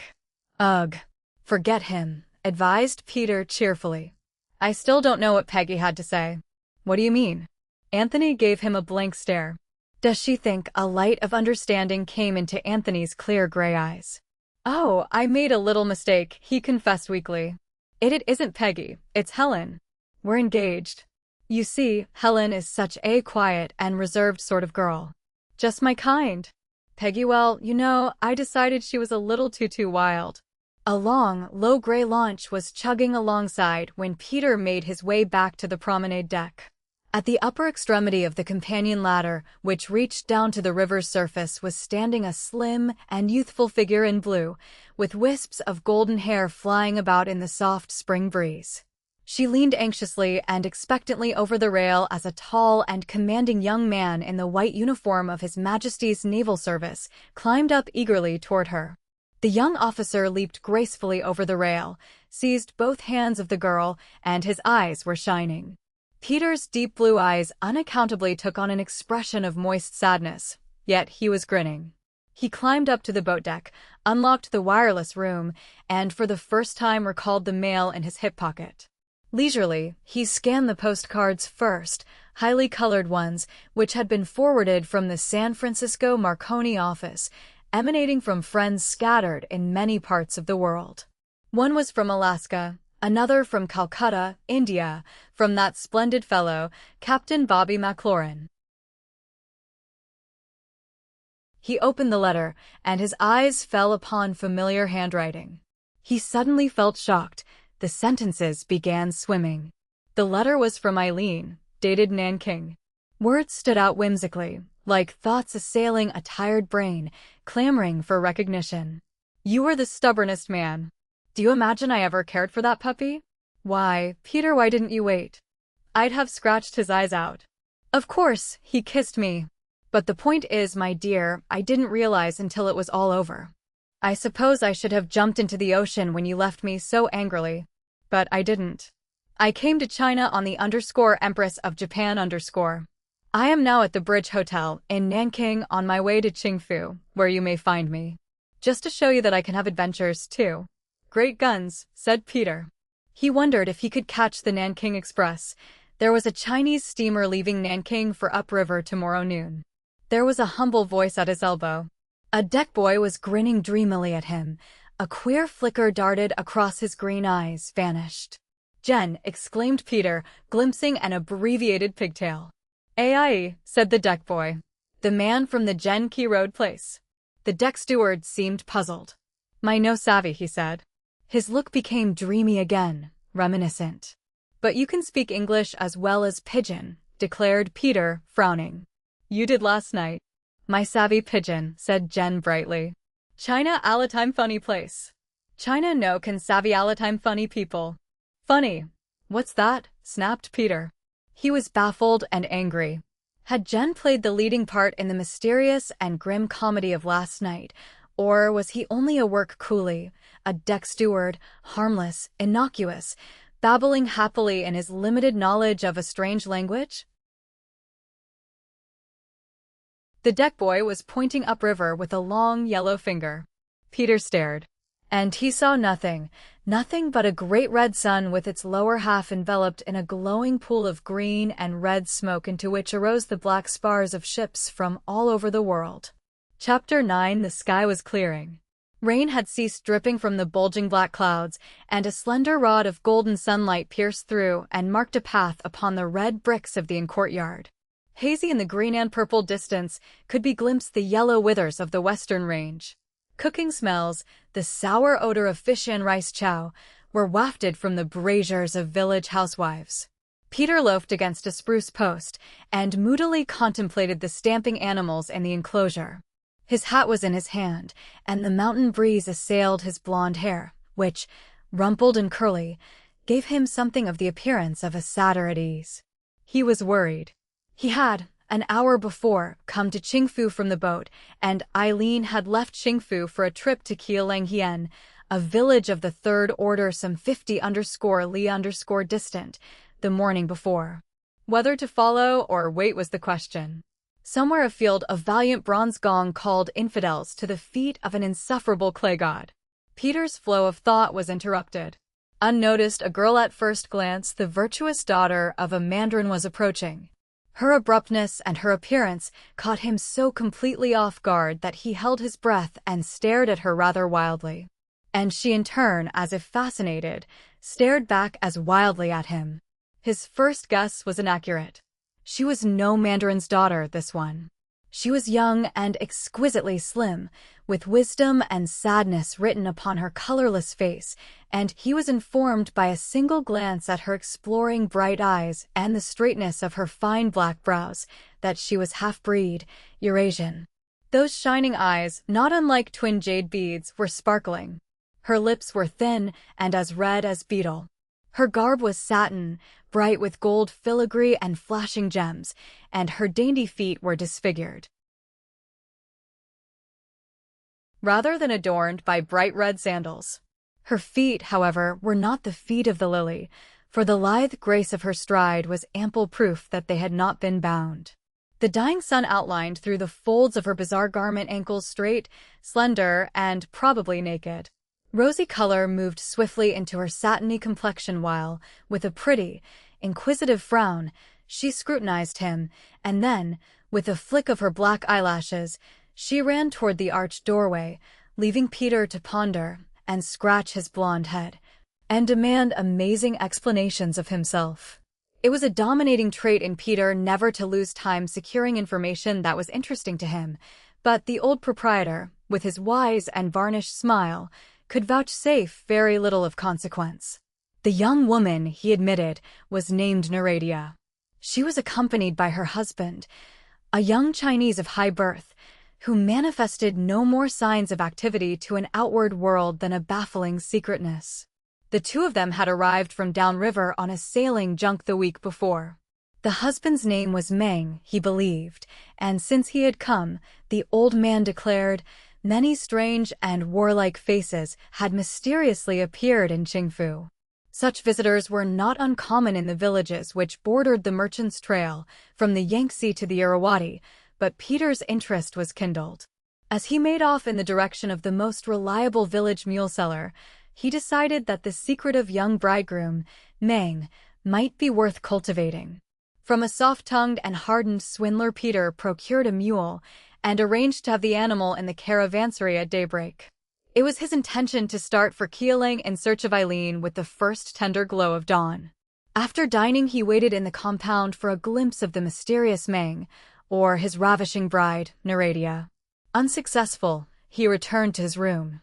His Chinese valet was brewing jasmine tea when Peter opened and shut the bedroom door.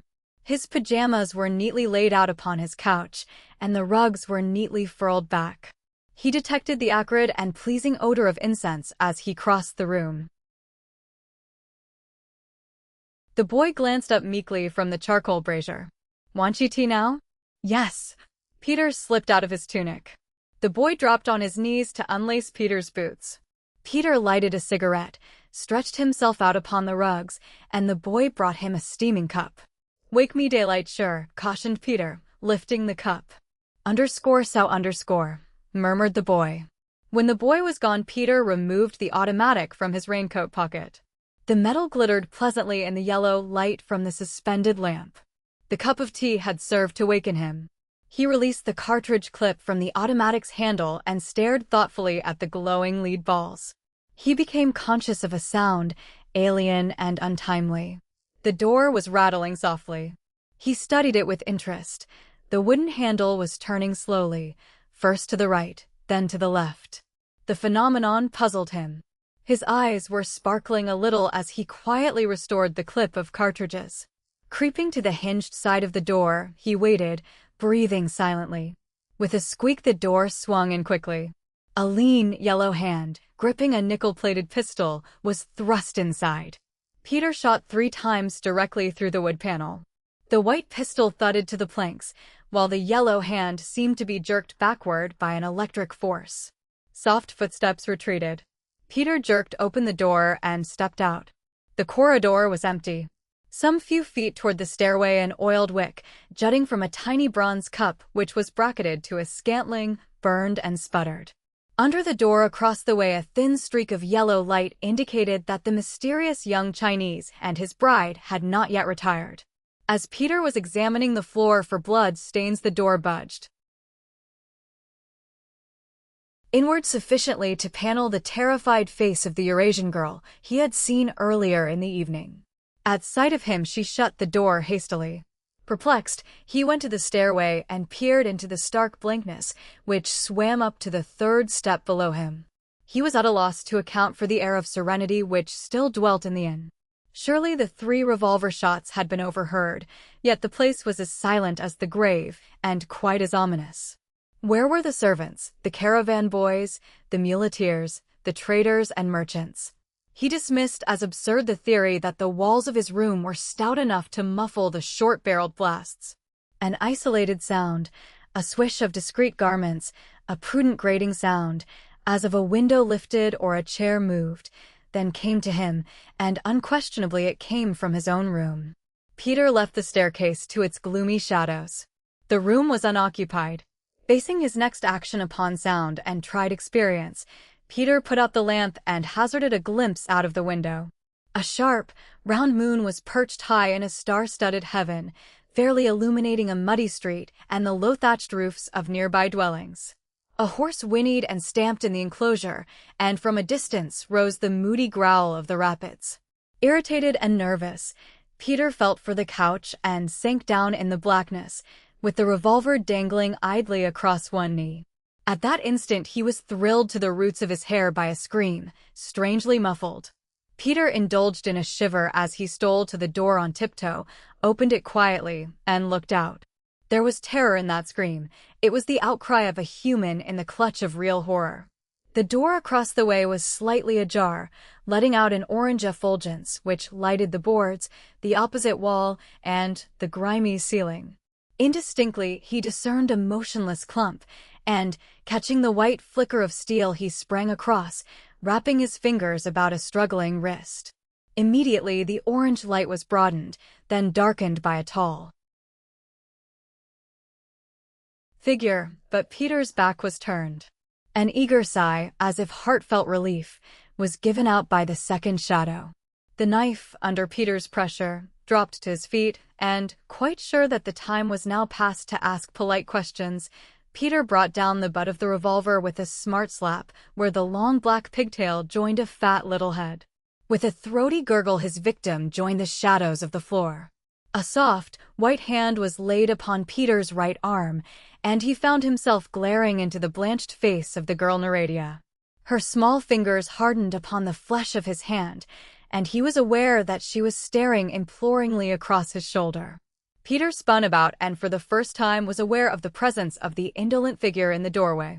The glow of a cigarette was at the man's lips, but the darkness prevented scrutiny. The rapid procession of mysterious events had unnerved Peter. The silent and indolent presence of the stranger in the doorway put the spark to his long-withheld indignation. He lifted the revolver's nose menacingly. The cigarette glowed a bright red, as if in amazement. "You," he snapped, "whoever you are, pick this man up. Carry him into my room. And you," he added sharply to the girl, "follow him." The cigarette fell to the planks, and the tall man put his heel upon it.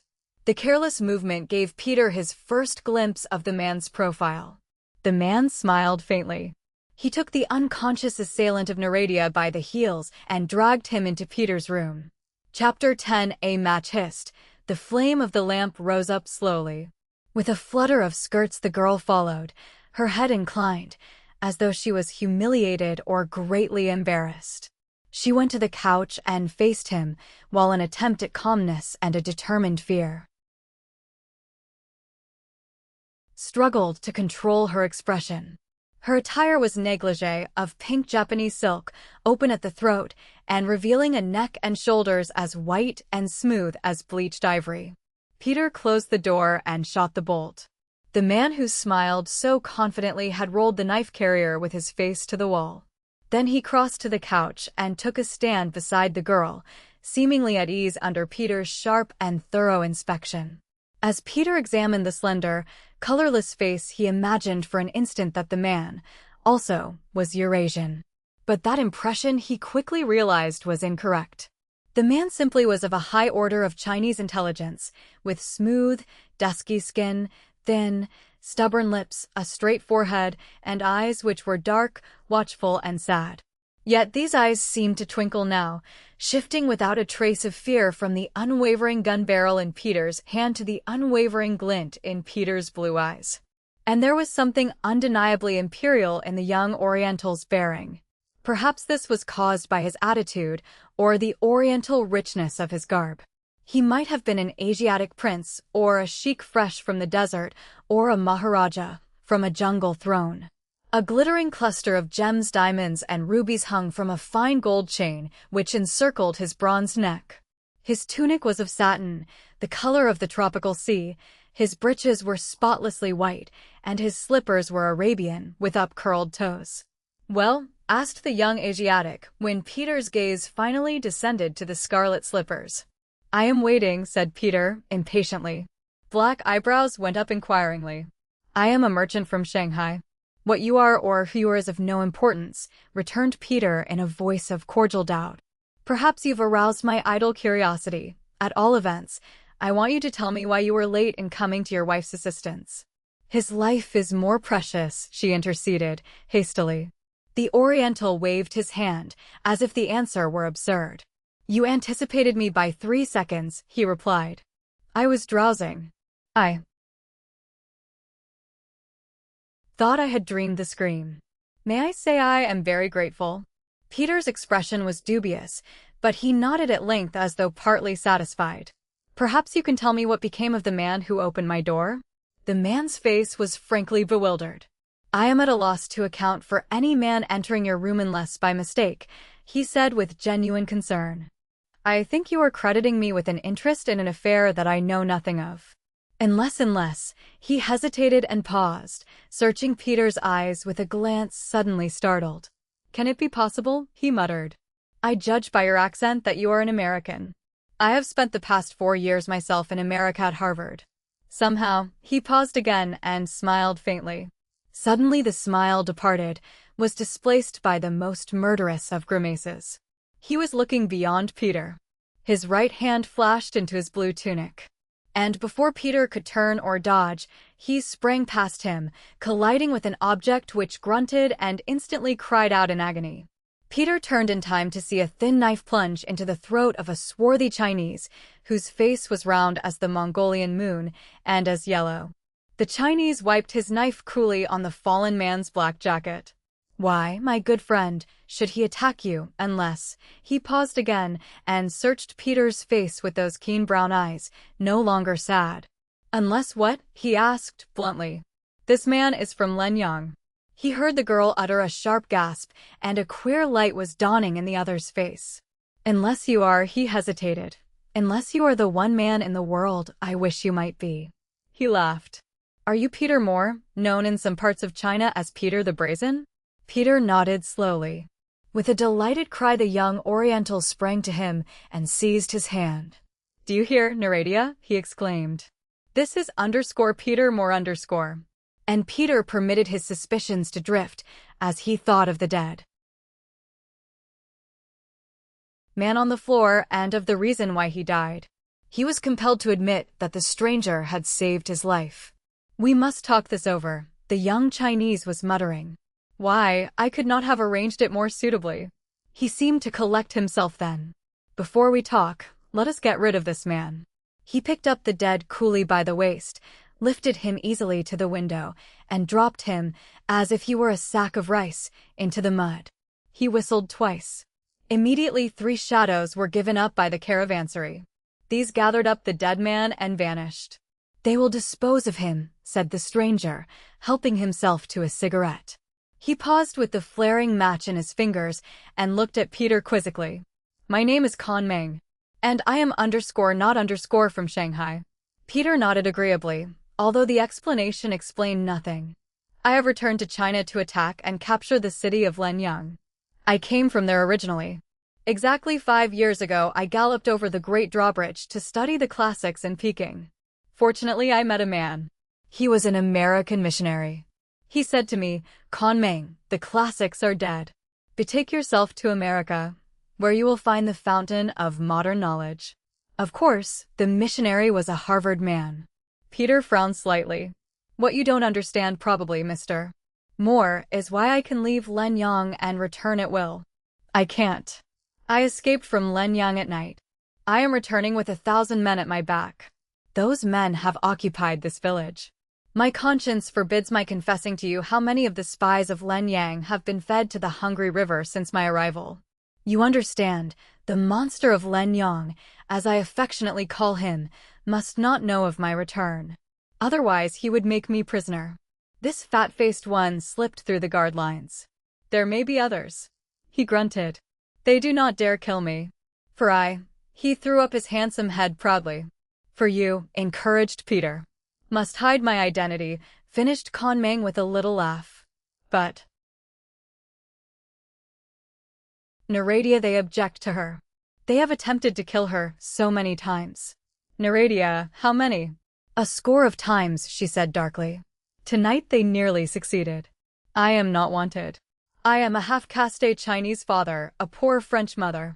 They desired him to marry of the hush, cautioned her husband, for Naradia was almost hysterical and was willing to prattle on. Kan Meng smiled tenderly. Naradia, he continued, lowering his voice gently, now that Peter Moore and I are at last together, will you excuse us? You must be exhausted, my dear, after this unpleasant affair. Will you retire? Remember, little Chaya, in another week this terror will be at an end. Mr. Moore and I will begin planning instantly. Naradia laid her hands upon his and smiled sweetly. Good night, she said obediently. Good night, she lifted her brows archly. Peter the Brazen. I do hope that you are not a dream. They watched the pink silk of her gown flit into the corridor, whereupon Kan Meng took Peter's arm companionably and guided him to the window. A keen, soft wind, tempered with the fragrance of ripening pepper trees, came into them in delicate puffs. A mysterious light twinkled distantly upon the river. The moon was sinking into a void, and the night was becoming black. Kan Meng was extracting from his satin blouse a gold and black cigarette case. Peter accepted one of the white cylinders and struck a match. In the flare he found that Kan Meng was studying him shrewdly, dispassionately. In the first place, began Kan Meng, let us settle the important matter of price. I will promise you whatever you desire. I want you. He spat into the darkness. Why are you in Qingfu? I believed you to be in America, but I could not find you. What brings you here? Surely you were not planning to enter Lenyang again alone. Peter shook his head. I came on another errand, which has nothing to do with Lenyang. But he threw away the half-consumed cigarette. You have made a mistake, Kan Meng. The first matter to settle is the more important one of identity. Take me just as I am, pleaded Kan Meng earnestly. We have one desire, I know, in common, to clean up that horrible city. You have visited Lenyang. You know the wretched condition of the miners' slaves, poor devils. Perhaps you have seen them at nightfall coming from the shaft, dripping with the blood red of the cinnabar, starving blind. I have seen all that, agreed Peter, grimly. But are you acquainted with that man's methods? Do you know that his corrupt influence has extended into every nation of Asia? His organization is more perfect than any Eastern government. His system of espionage puts those of Japan and Germany to shame. You must know. You have encountered his underlings. Oh, I have heard of the Ramalaboria affair. Your escape was masterly. I believe you astounded him. Kan Meng paused and puffed long at his cigarette. Think, Kan Meng, what might be accomplished, said Peter fervently, if the power he wields, that tremendous human machine, hundreds and thousands of men were devoted to the proper ends. Think what could be done for China. Kan Meng turned quickly. His eyes seemed to shine above the ruby glow of his cigarette. I wanted you to say that, he exclaimed enthusiastically. The thing has been in my mind for years, ever since I was a child. We can do it. We can. Yet 1,000 men cannot enter Lenyang. It is a fortress. There is another way into Lenyang by the mines. It cuts off 3 days of the journey. I remember it as a child. Tremendous black ravines lead to the entrance from the Merchant's Trail, and the opening is so small that you could pass it 1,000 times without suspecting. Will you accompany us, Peter Mornaradia and I and our followers? We leave at dawn. He waited anxiously. Peter shook his head regretfully. The song of adventure was musical to his ears, but he could not leave with Kan Meng in the morning. There was Miss Lorimer in Kia Leng. I cannot leave Qingfu until tomorrow night. That will be as well, perhaps, assented Kan Meng after a moment's thought. We will rest for the night in the Lenchuan Pass. It is to the right of the Black Road. My sentries will be watching for you. Chapter 11. Peter shot the bolt and listened to the sad grumble of the river as he endeavored to adjust this strange incident to the stranger events of the very full evening. Not until the mysterious Kan Meng had said his good night did Peter realize how exhausted he was. He looked at his watch, a thin gold affair, which had ticked faithfully during all of his adventures, and was exceedingly astonished that the night had already flown to the hour of 4:30. Dawn would come very soon, and with the first peep of the sun he was to start for Kia Leng and Eileen. The lamp smoked sleepily overhead. Far away the great river sang its bass song. He must be up at dawn. What a question mark was Con Meng, a Harvard graduate and a native of the Red City. And what an adorable creature was the girl Naradia. Her eyes were like jade, her lips like poppy petals. A crash of sound, a blaze of golden light, aroused him. He sat up, dodging a sunbeam which had flicked his eyelids. Shrill voices came from a distance. The odor of manure exhaled by the caravan sheds floated into the room, and Peter jumped up from the couch with an angry grunt. His heart was heavy with the guilt of the man who has overslept.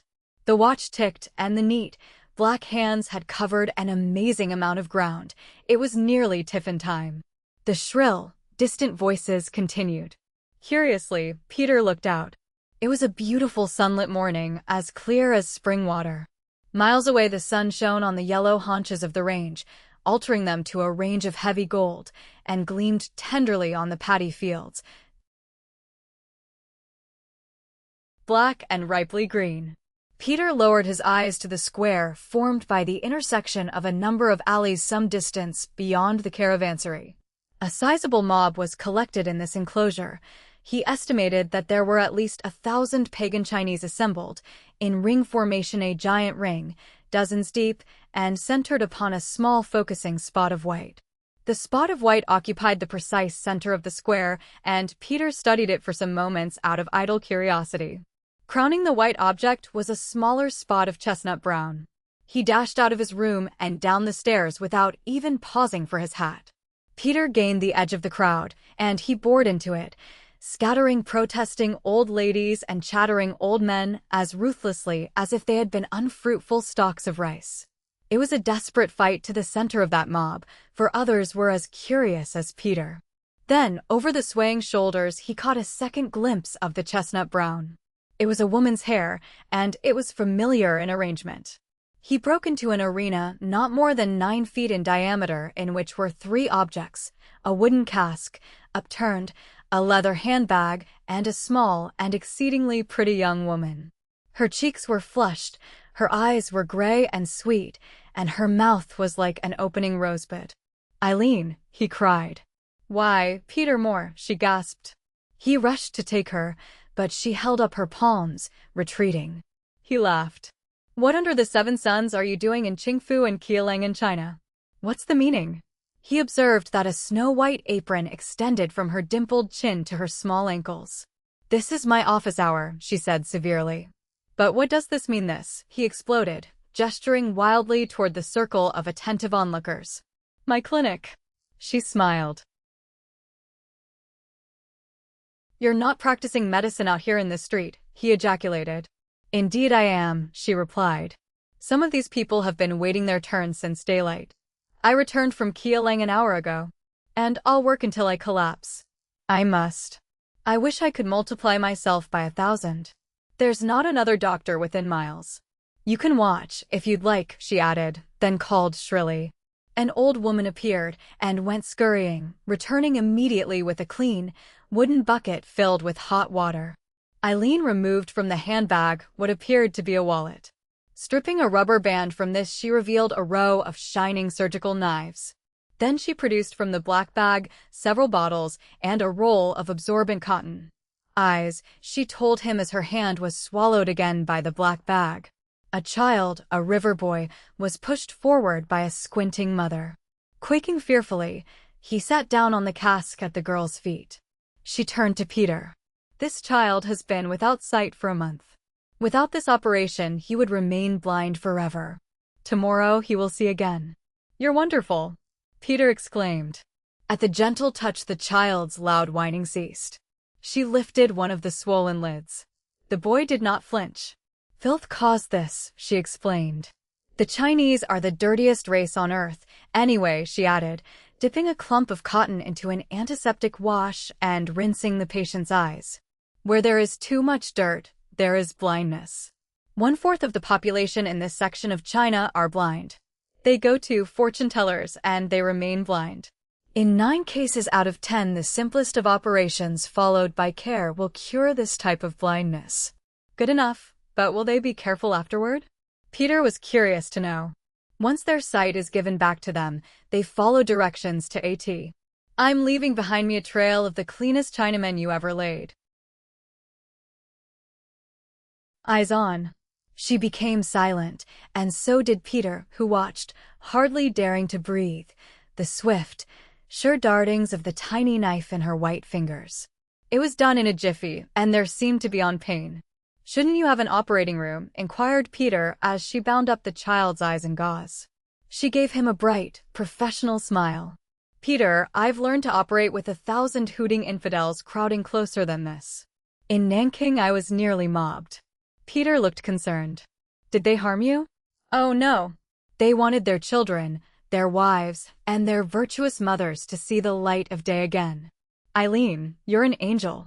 Be careful, Peter, or I'll kiss you in front of all these people. She blushed and smiled. I think I was very bold to come up here all alone. Don't you? Peter grumbled something which escaped her. She sat down wearily on the cask and looked up at him forlornly. I thought it would be a lark, but it isn't. It's the hardest kind of work. There seem to be so many blind people and I get tired furious. Can't we break away from this mob and have a little chin-chin by ourselves? You're not anxious, Peter? This is not Shanghai, he rejoined sententiously. Qingfu is not a healthy spot for me or for you. I've been watched. Perhaps, this very minute. He stopped and looked at the dar faces pressed about them. She shrugged. Are you going on to Lenyang this time, Peter? He nodded slightly. Perhaps. With me. Without you, he stated firmly, dimly conscious of a stir on the fringe of their audience. It isn't fair, she murmured. I've come all this way. She touched her lips with the tip of a pink tongue. What she might have added was forestalled by rising confusion on the edge of the crowd. There were harsh voices, shrill voices. Then these sounds were dwarfed by the thunder of furious hoofs. White with the dust of the lower trail, a troop of Mongolian horsemen, riding high in their jeweled saddles, swept into the square, shouting.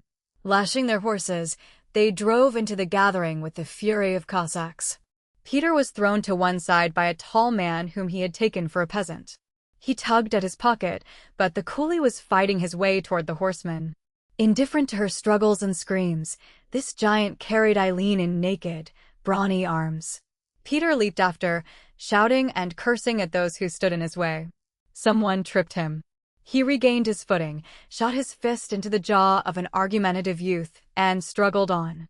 The onlookers were scattering with loud and frightened squeals, running into one another, gathering in bewildered groups, darting for doorways, like sheep attacked by a wolf pack. Then a black horse swept so close to Peter that the stirrup stripped the buttons from his tunic. A heavy whip stung him across the shoulders. When he recovered from this blow, the struggling girl was yards away, still struggling, but no longer screaming. She had been transferred to the arms of a giant Mongol, who evidently was the leader of this pack. Peter whipped out the automatic and let go a burst at the horseman who now blocked his way, and the Mongolian, in the act of lifting a knife from its holster scabbard, dipped across the animal's flank, with his eyes rolling toward heaven, his foot caught in one stirrup. The horse, frightened, leaped up and spun about, twisting the fallen rider about his heels. And Peter had clear way for another few feet. Another horseman swept down upon him.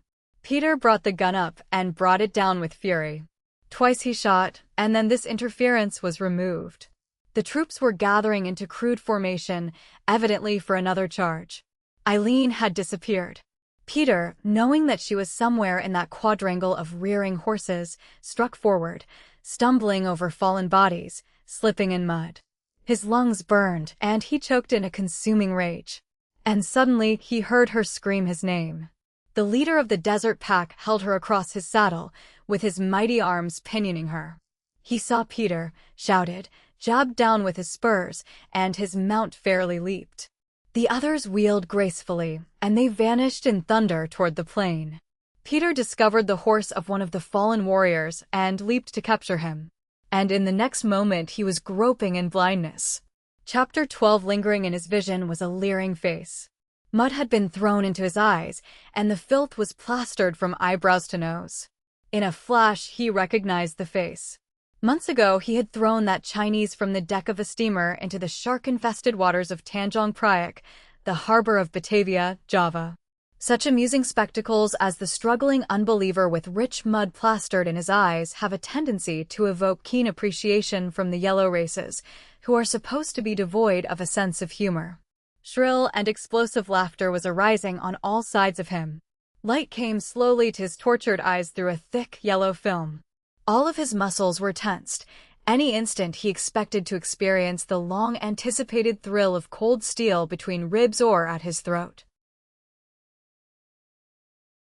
Some kindly Samaritan had taken him by the hand.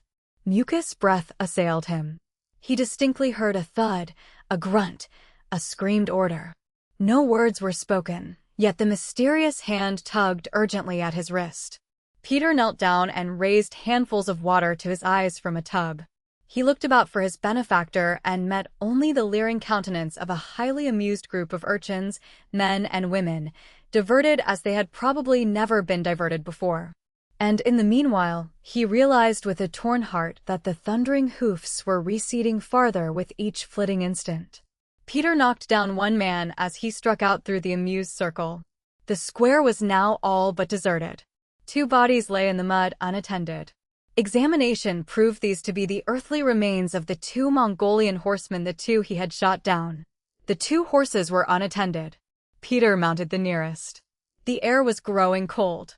A keen, ice-edged wind was moving northward from the range, and the sky was graying with storm clouds. His horse was moving like the wind, perspiring not at all, a thoroughbred, a mount for a prince. At his present rate he should catch up with the Mongolian rear by nightfall, otherwise the pursuit was certainly lost. And then Peter fell to wondering what tactics he would pursue when he reached the band. How could he alone, armed only with an automatic revolver, hope to overpower professional riflemen who numbered at the least 40? It was a nice problem, yet he could reason out no simpler solution. He was bent on a task that might have won applause from _Don Quixote_. The sun was settling upon the golden roof of the range, sending out monstrous blue shadows across the valley. Mountain darkness soon enveloped the world. A dazzling star appeared with the brilliant suddenness of a coastlight. The wind was whiny with the flavor of high snows. And suddenly the horse stumbled. Peter jerked on the reins. The horse whinnied, dancing awkwardly on 3 legs. Peter dismounted. A foreleg was crippled. He groaned. Fate, long his ally, was laughing at him. The chase was ended.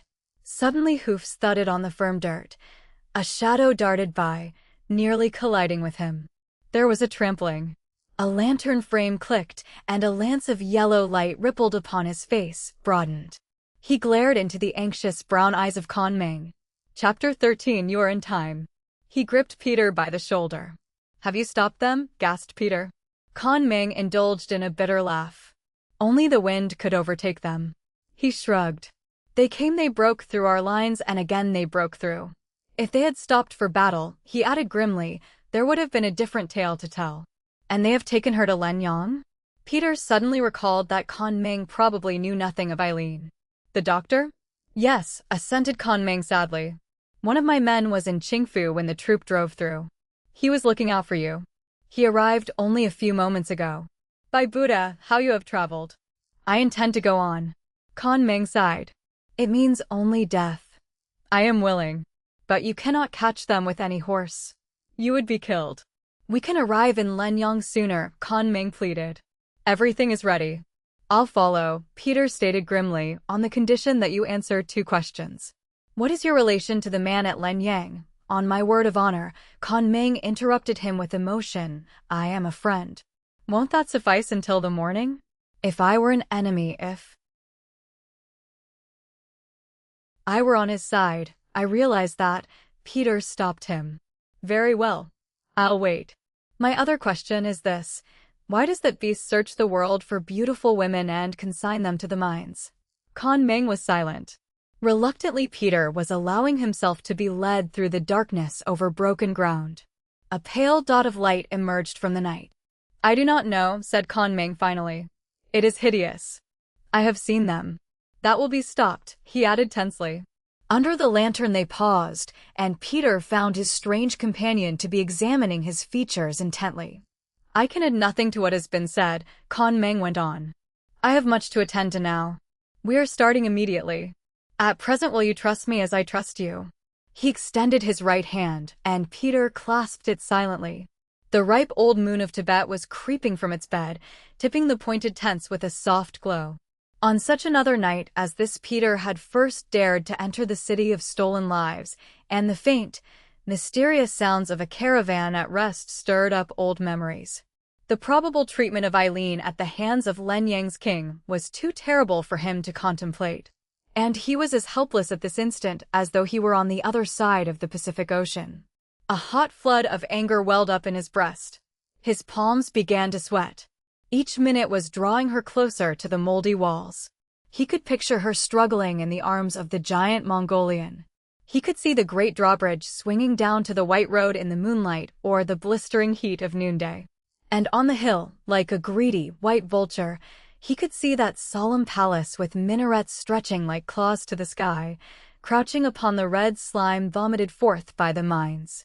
A cool voice startled him. Con Meng came out of the darkness. 200 men will accompany us. The others will remain herein. Case an attack is made on our rear. There may be trouble. Of course I could go unharmed into Lenyang by the mountain road, but as soon as I entered I would be helpless, a prisoner forever. He knows I am returning. He is expecting me. But he does not know that half his garrison are loyal to me. The yellow-whiskered one will not be glad to see me, he added with a malicious grin. The night seemed to be filled with silent, wakeful coolies, armed with rifles.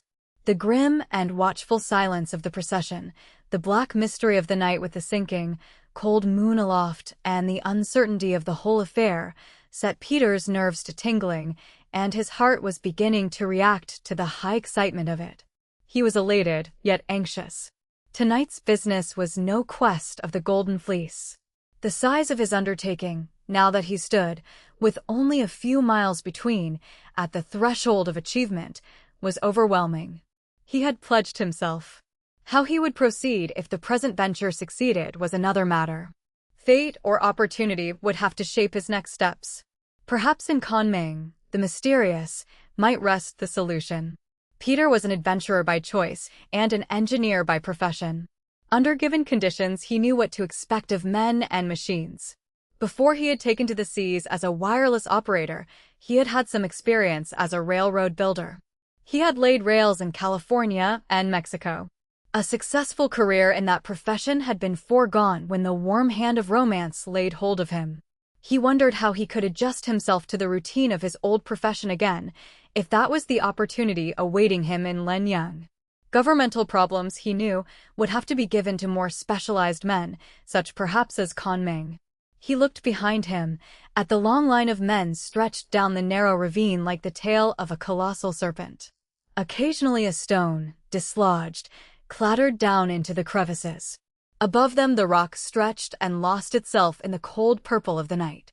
The moon carved out vast shadows, black and threatening.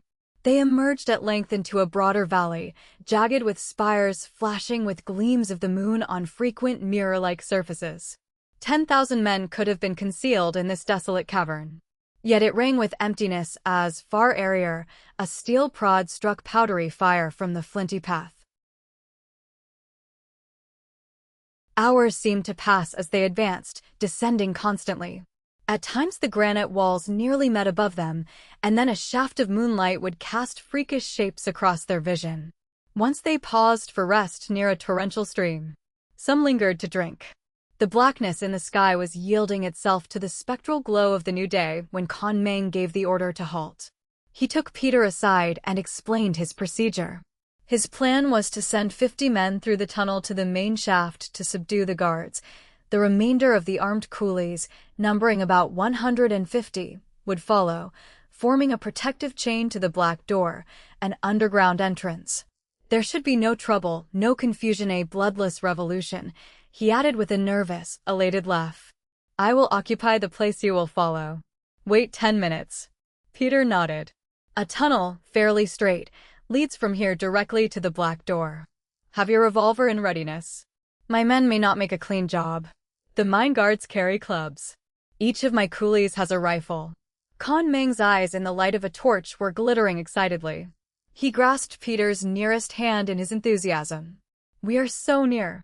Only a step.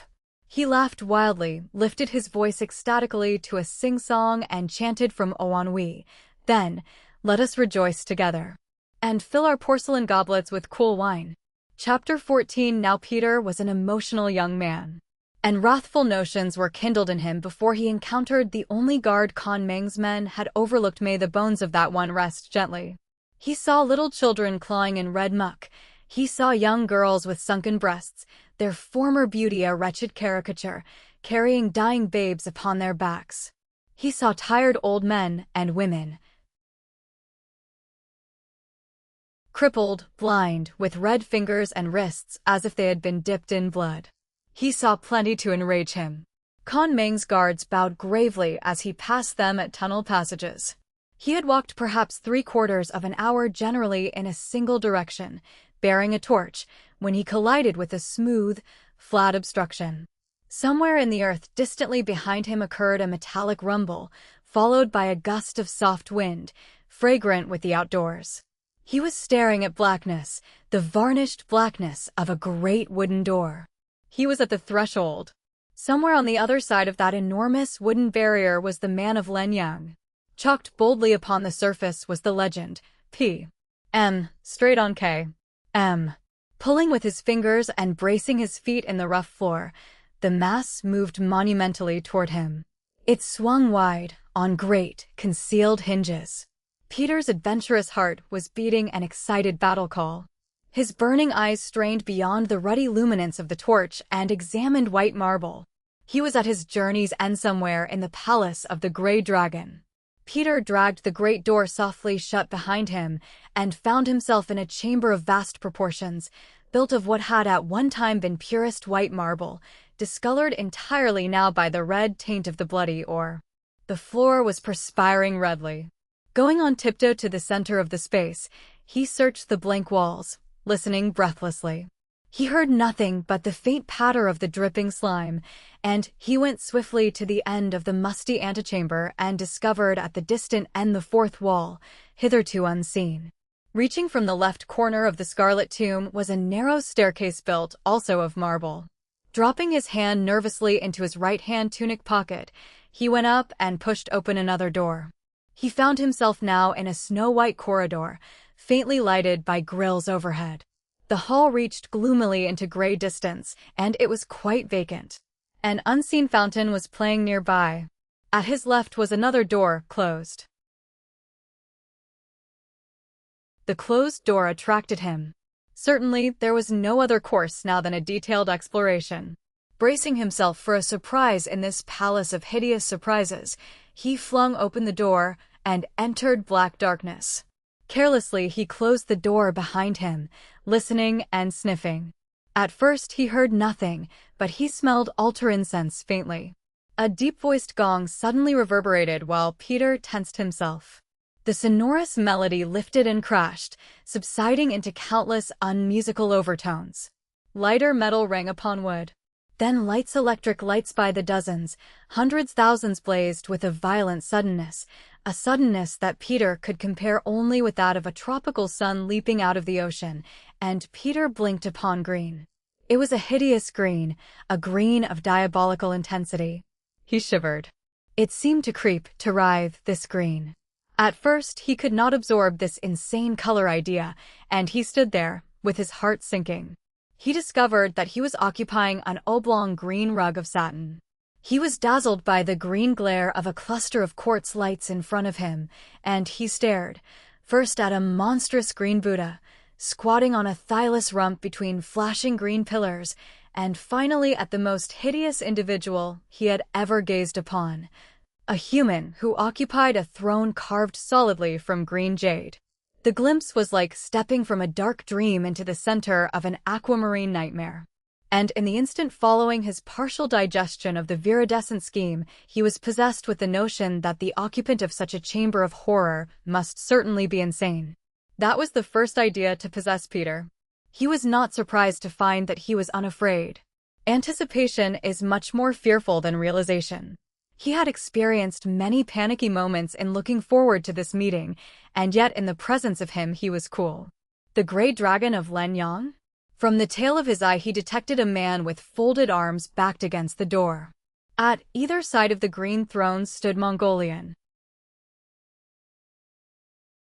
guards armed with rifles. They struck the only dissonant note of the picture, for they were garbed in desert brown. Evidently all ways of escape were closed.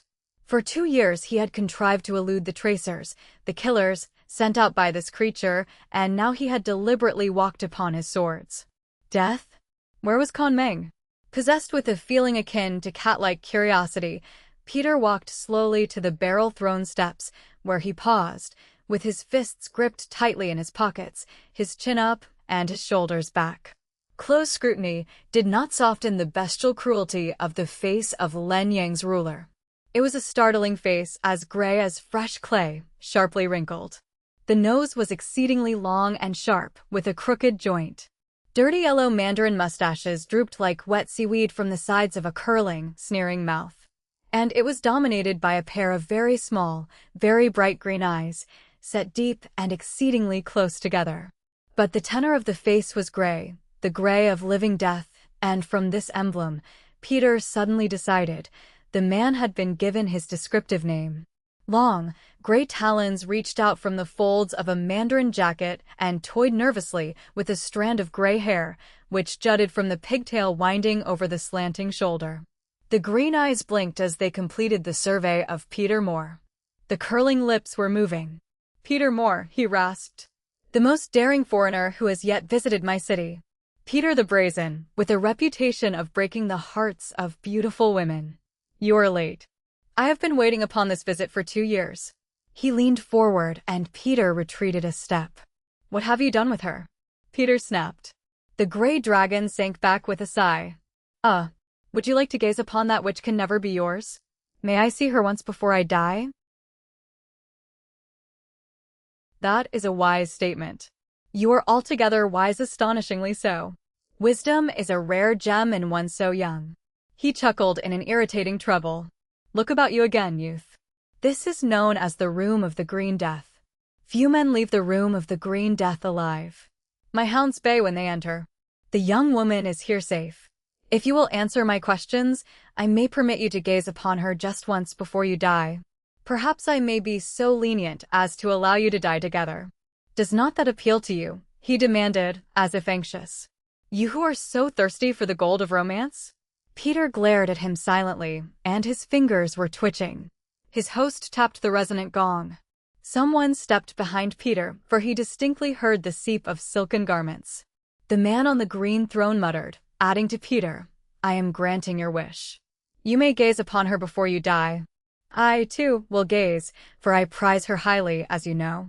He sank back meditatively, and in that moment the gray face became oddly sane. "Peter Moore, seldom do I permit men who have troubled me so sorely to escape alive. Perhaps, in face of what has happened, you are foolishly taking unto yourself credit. And still, for a reason unknown to me, I hesitate. Listen to me closely, youth. For these 2 years I have watched you with my thousands of hired eyes. You cannot realize how closely. Because I was deeply interested. You are a riddle to me. You have the emotions of a woman and the cunning of A_Huli_. Times without count word has gone forth from this green room that your death must take place. Childish curiosity to stare just once upon the foolish adventurer has caused that word to be revoked. Do not assume credit for bravery that was not yours, Peter Moore. You are not heroic. You have been a plaything. The gods are through with you. Hearken to me, Peter the Foolish. Within these green walls daily are inscribed the names of men and women who must die. Your name has been spoken, yet never once has it been written. When it is written," he paused with a portentous hush. "Today, when I realized you were at last coming to me, when spy after spy ran to my feet to say that at last Peter Moore, the unconquerable, was coming to pay his long overdue call, I hastened with that daily quota of names of those who are doomed. so that I could attend you with undivided attention. Can it interest you? 9 men are doomed. Within 2 weeks from this hour, a mandarin will die by the knife. An ambassador at the court of Peking will expire by poison. An indiscreet Javanese merchant. He waved his skinny arms impatiently. Those whose names are written must inevitably die. If the name of Peter Moore had but once appeared on the green silk, I could have forgotten you and rested. But I was restrained by a most curious impulse. He looked at Peter eagerly. You have perplexed, almost fascinated me. Tell me first, what was your power over Ramalaboria? Peter only grunted, angrily astonished. Wait, cautioned the curling lips. I am not ridiculing you. I am keenly desirous of knowing. He frowned, pondering. I will tell you about that woman. Ramalaboria was sent to me, and I employed her. For certain difficult tasks she was all that I desired, more beautiful than sunset on the Tibetan snow, a glorious woman, yet as cold, as unfriendly as that same snow. Her spirit was one of ice, yet fire. And her heart was stone or snow also. I sent her directly to communicate a certain thing to you, to kill you in the event that you declined. Shall I tell you how many men she has put out of the way at my bidding before and after she met you? No matter. Ramalaboria was proof against love. No man was created for her to love. Yet that snowy heart melted, that precious coldness vanished, when she met Peter Moore. The gray dragon paused, and the cessation of his metallic voice, the quick relinquishing of the evil glint in his small, green eyes, left Peter with a deeper feeling of revulsion than previously. It had been his imaginative belief that the gray dragon was utterly without human traits, yet he possessed that lowest of them all, a bestial curiosity. I can all but read your thoughts, he went on, lidding his green eyes. A number of times. You are saying what my victims invariably say when I grant them these rare audiences before they die. Over and over you are repeating beast. Beast. Beast. Is that not true? That is absolutely true. Malice seemed to hover about the glittering green eyes, and was gone at once. Peter Moore, to gaze at you is like gazing into a crystal. In you I witnessed that supreme quality which was denied me in my youth. I can have anything in the world but that supreme, that sublime quality. I can buy anything in the world but that. The voice stopped. Peter shifted his glance momentarily to the armed attendants who guarded this evil life. An inner whisper counseled him, not yet. Not yet. There is time. Yet there is a chance that I may reconsider, that I may permit you to continue to live perhaps in the mines.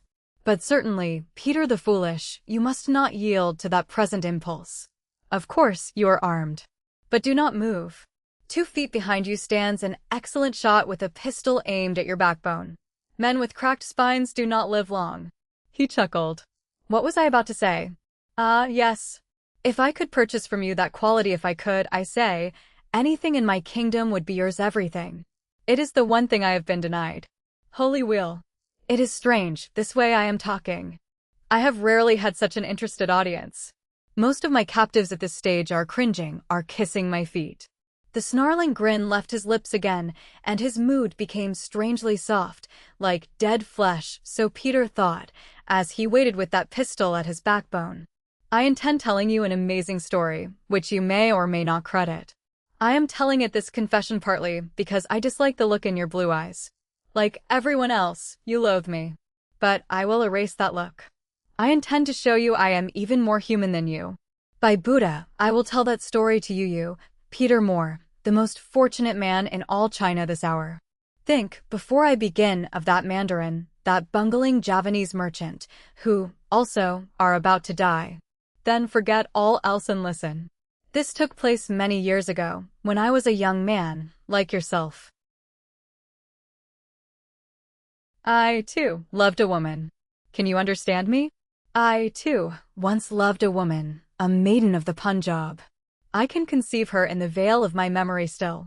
Eyes like dusty stars, skin the color of the Tibetan dawn, the dawn that you may never again look upon. Her heart was gold, so I thought. Yet it was dross. On a night in springtime, in the bazaar at Mangalore, we two first met. I have not forgotten. That night I fell in love with the white orchid from the Punjab. She was more beautiful to me than life or death, a feast of beauty. Len Yang was mine then, and I was a rich prince, but not so rich as now. Drunkenly, I was casting my gold about the bazaar when we met. She saw me and she smiled. It was the first time any woman had smiled upon me, and I was alarmed and troubled. I was no more handsome than now. I was the man that no one loved. _Chessing_ the beast was my name even then, among those who tolerated my friendship because of my fluent gold. And when the Punjab maiden smiled upon me, I thought to myself, _Chessing_, love has come at last to sweeten your bitter heart. What should a young lover have done? I bought the bazaar and presented it to her on bended knees. She confessed that she could love me, despite my ugliness, this white orchid of the plains. Peter Moore, do not look at me. You can believe if you do not look. She kissed me on my lips. Again she said she loved me. Had I been 1,000 times uglier, she would have loved me 1,000 times more passionately. Heaven had joined us. And I forgave my enemies, renewed my vows at the wheel, and blessed every virgin star. Love had come to me at last. Me, the most hideous in all of Asia. And I believed her. What would you have done, Peter Moore, you who know so well the heart of woman? Never mind. I believed everything. We lingered in Mangalore. But I did not know then of the Sinhalese merchant, the trader who owned 3 miserable camels. He possessed not handsomeness, but the romantic glamour which you possess, Peter the Brazen. Reveling in my love, I was as blind as these imbeciles in my minds. Our child was born. She could have taken more, had she not been so love-struck. She could have had all my gems, my pearls and rubies and diamonds, more colossal than the treasure of any Rajamai mines which dripped with the precious mercury. Yet she stole only my gold, which was convenient, and went out into the starlit night with the Sinhalese trader, to share the romance of the blinding desert. The Sinhalese trader, a man of no caste at all. Love? That was my love. The hideous, gray face retreated behind talons, as though to blot out the thought of that ancient betrayal. When the talons again dropped down, the dead softness of the face was replaced by the former sneer. This change was quite shocking. The beast was laughing harshly. If I could not have love, I could at least have hate. I have hated more passionately than any man has ever loved. Peter said nothing to this, although the gray lips closed and the green eyes looked at him expectantly, almost demanding comment. Surely this creature was insane, with his room of the green death, his wild tales of love of a Punjab maiden, of wholesale hate. The gray dragon seemed irritated. What have you to say now? I was only wondering, said Peter, as if suddenly tired, when that pistol is to explode at my back. There is yet time, muttered his host. No man has yet left this room in contempt of me. Can you believe I have lied? He snarled. Why, you fool, he croaked. I will teach you. What do you suppose has become of that other one whom you met at the _1_ into the hills? Do you imagine my men were not in his camp? Every inch of the way you two were watched. And what has become of your prudence? You who defied me, who escaped me undone by a woman. She is why you are here. Because you are such a fool you shall die. I might have relented. I thought you were proof against love. Is anyone proof against it but me? He looked eagerly beyond Peter, and Peter heard a frightened sob, then a little cry, as the door closed heavily. Chapter 15. She flew across the room to him, and pressed her hands to his cheeks. Her eyes were sparkling with tears, and her face was very pale. Only her lips, which were everlastingly bright, gave color to that distressed young face. Peter, she moaned. Oh, I was so afraid. She lowered her voice. What is to become of us? He looked down at her and forced a smile to his lips. We who are about to die, he began grimly. She gave him a twisted smile as his arms tightened about her. He loved her for that courage. With his arm at her waist he turned. He had observed that the gray dragon had spoken truly as regarded the armed coolie at his back. Their captor bent forward and fixed upon them the most curious of glances. His merciless, green eyes ran from Eileen's tumbled chestnut hair to her small, tan boots. Then he regarded Peter with the same intensity, and thereupon he seemed to be weighing the doomed lovers as a unit, or as an idea. A devilish smile cracked his lips. So this is love, he cackled. This is the young woman to whom you have thrown your life away after most splendid resistance you, Peter the Brazen. Do you still love her? He pointed a crooked forefinger at Eileen. Tell me, would you desert him, in this first flush of your maiden love, for a handsomer man and steal his gold, after he laid the earth at your feet? Would you do that? Methodically the talons stroked the seaweed mustache.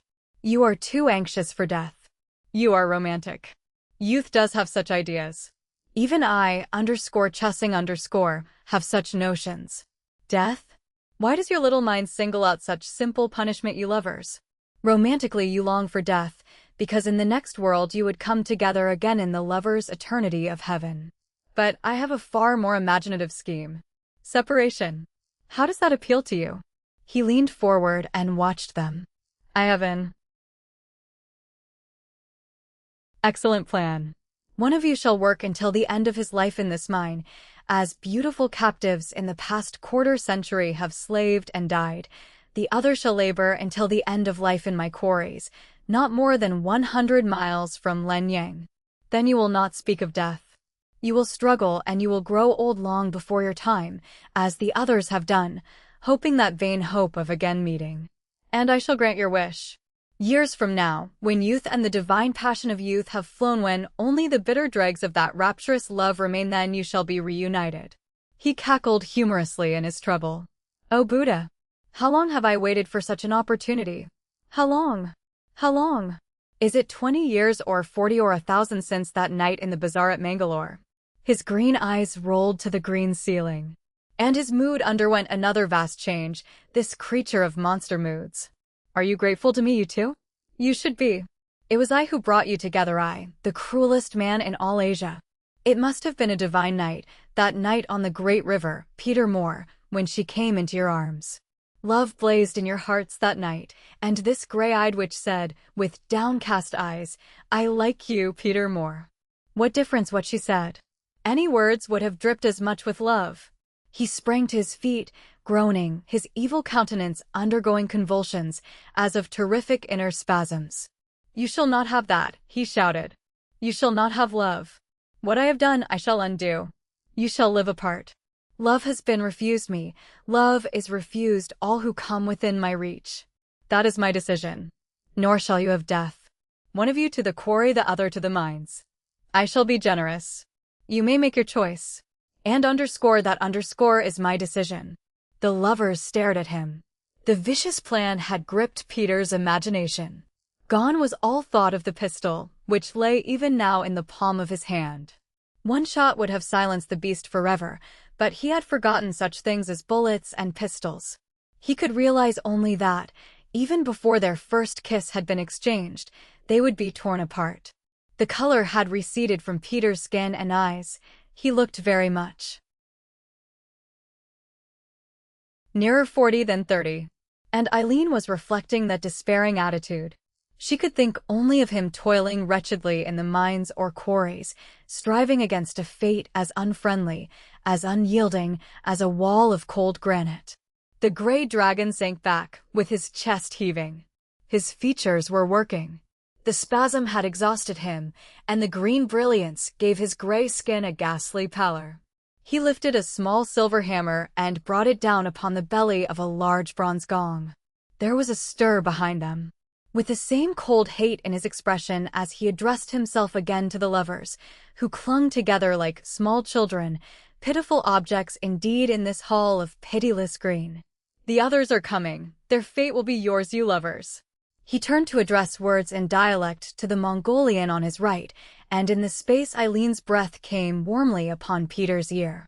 Are you armed? She whispered. His nod was hardly perceptible. He dropped his hand into his pocket, and at that instant his arms were pinioned. The revolver was snatched from his fingers. The malicious green eyes were staring beyond them. Peter heard a low sob, instantly stifled. Neradia, with bloodshot eyes, was searching his face in distress. Her black hair had been arranged in a heavy braid, which ran down her back in a glistening rope. Con Meng's sad eyes lingered on Peter's for a moment, sparkling with guilt, and his face was crestfallen. Plainer than any words could have said, his expression cried out, I have failed. I am sorry. Then he advanced to the throne, taking his stand at the gray dragon's side, a maneuver which was thoroughly mystifying to Peter. The gray dragon seemed to ignore his presence. To Peter he said, "You recognize your companion of last night? The man with a legion of 1,000 loyal men at his back." Peter nodded, muttering. The gray dragon waved Con Meng to one side. "He is my son. He is my son by my faithful wife. Do you understand that, Peter Moore? Your son? And he will carry on your work." "Precisely that. You have expressed it neatly, Peter Moore. The gray dragon will carry on the work of the gray dragon." The mystery of Con Meng was cleared aside. Fury directed at his treachery swelled in Peter's breast and burst. It was as though a torch had been applied. The flame of an ancient ancestral fire, when men fought for their lives and their loves with clubs and nails and teeth, burst into his brain and into his breast. The muscles under his tunic sleeve, which clung to his arm from the moisture of perspiration, rippled and flexed and hardened. His face, the clean, handsome face of well-lived youth, was quite dreadful to look upon, flushed to a fiery red and distorted. His lips were skinned back over his white teeth. The thunder of his roar fairly shook the green quartz pillars, between which the smug, green Buddha smiled complacently, impervious to the rages of foolish mankind. Peter sprang upon the heels of that roar like a mass of wonderfully controlled steel at the crouching figure, a figure whose countenance was suddenly wet and white. He tore the carbine from the fingers of the nearest guard before that one could collect his wits.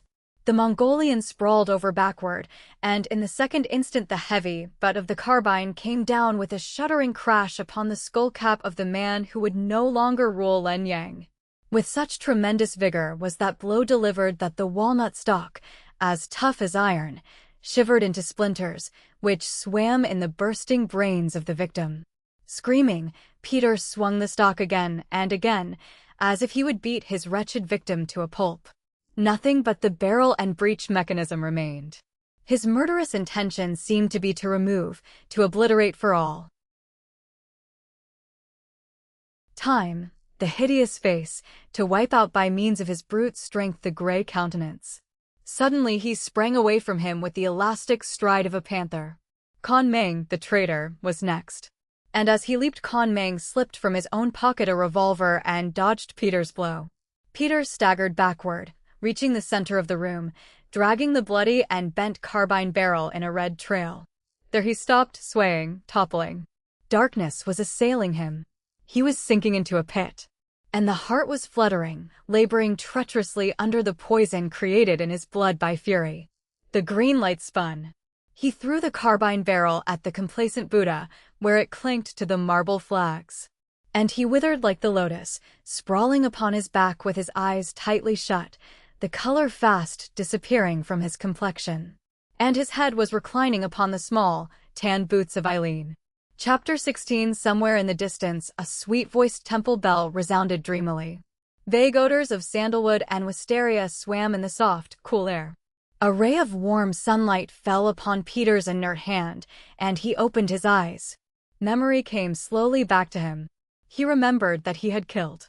The last thing he distinctly recalled from that moment of ungovernable fury which had taken hold of him was that Con Meng, the traitor, had drawn a pistol. As a natural consequence, he should be dead. Perhaps he was. Slowly his brain became clear, although queer vapors arose in it. Soft footsteps crossed the stone flagging with a clicking of dainty heels. Small fingers, exquisite to the touch, brushed the tousled hair from his forehead. These were cool and pleasant. "Old sweetheart," said a happy voice. The cool fingers crept underneath his chin and lingered there. Others crept under his neck. A warm, satiny cheek floated down to rest upon his forehead. Dozens of questions swarmed out of the wreckage of his waking consciousness. "You are safe? Where are we? What happened to that scoundrel, Con Meng? Why did they bring you here? Did they harm you? Who hit?" A silvery laugh interrupted him. "Yes, yes, yes," said the voice that was sweeter to him than all of the music in Christendom, with heathendom thrown in for good measure. "I am safe. I was kidnapped and treated with all respect due a famous doctor because a dead monster was suffering from neuritis. We are alone, in a tiny glass house on the roof of the Ivory Palace, and dawn has this very moment come. Such a glorious dawn, Peter. Are you rested? I never saw anyone so completely burned out. Such fury. Gracious, what a man. But why, Peter, did you attack poor Conming? He's the best friend you have in the world. The Grey Dragon, muttered Peter, clenching his fists. Peter, Conming would lay down his life for you. Of course, he is the Grey Dragon, but that is only a name now. He is the Grey Dragon, and he has you, and you only, to thank for it. The title is hereditary, and he is the last of his line. He knew what that monstrous father of his was doing, and he has been helpless until you freed him. And the dreadful secret, Peter, is that that beast was not Conming's father. A Sinhalese trader, murdered years ago, was his father, and his mother, a beautiful woman of the Punjab, was for a time the wife of the beast. The entire organization has now come under Conming's control. He is the Grey Dragon of Lenyang, and it is a title that from now on will be a power for good, for construction. You can't imagine what wonderful plans he has. He's a genius, that young man is, Peter. And you are to be his chief executive, the Viceroy of Lenyang, the chief of mines, of transportation, of labor. He told me that millions of dollars of capital are at your disposal. Last night we planned a great railroad line, running from the mines to Chosin and Peking and Tientsin. Think of it, Peter. What opportunity! While Eileen went on blithely, am to start a hospital. No more blindness, no more sickness, in Lenyang. And shorter working hours. And an age limit. And schools. And good food, and lots of it. From now on our work is to assume a worldwide importance. Word came over the wireless late last night that Germany has finally started the long-expected European war. Conming believes every nation will be drawn into it. So there is another menace for you to help stamp out the Dragon of Europe. Conming says these mines, and the copper and iron mines, nearer the coast, can help wonderfully. Peter felt vastly happy, too enthralled to believe that the state could endure. He stood up from the cot and looked down into the bright face of the one woman in the world. It was radiant, very pink now, and her round eyes were tender and meek. Perhaps she was a little frightened by the fierceness which had developed in his expression. She opened her arms with a little laugh. He crushed her close. Their lips met and clung. He pushed her away, and his blue eyes were impassioned. Eileen smiled. Look. The white snow on the high peaks across the valley glowed with the heavy gold of sunrise. Far below them, midway to the green wall, he saw a great mass of people. There were hundreds packed about the mouth of the shaft. He wondered why they were waiting. Then the shrill voice of a crier penetrated the cool morning air. The thousands waited in silence. Peter wondered at their dumbness in the face of the news that the man who had ridden them into blindness, into starvation and death, was no longer to tyrannize over them. The crier continued to shout his sing-song. How would the spirit of that mob react to the announcement? The sing-song halted, and for a breathless moment the miners, too, were silent. Then a great volume of sound disturbed the morning hush. It swelled in volume, rose in key, a great thunder, the thunder of laughing voices, the hysterical joy of a people made free. It filled the valley and overflowed into the hills, a prolonged wave of happy tumult.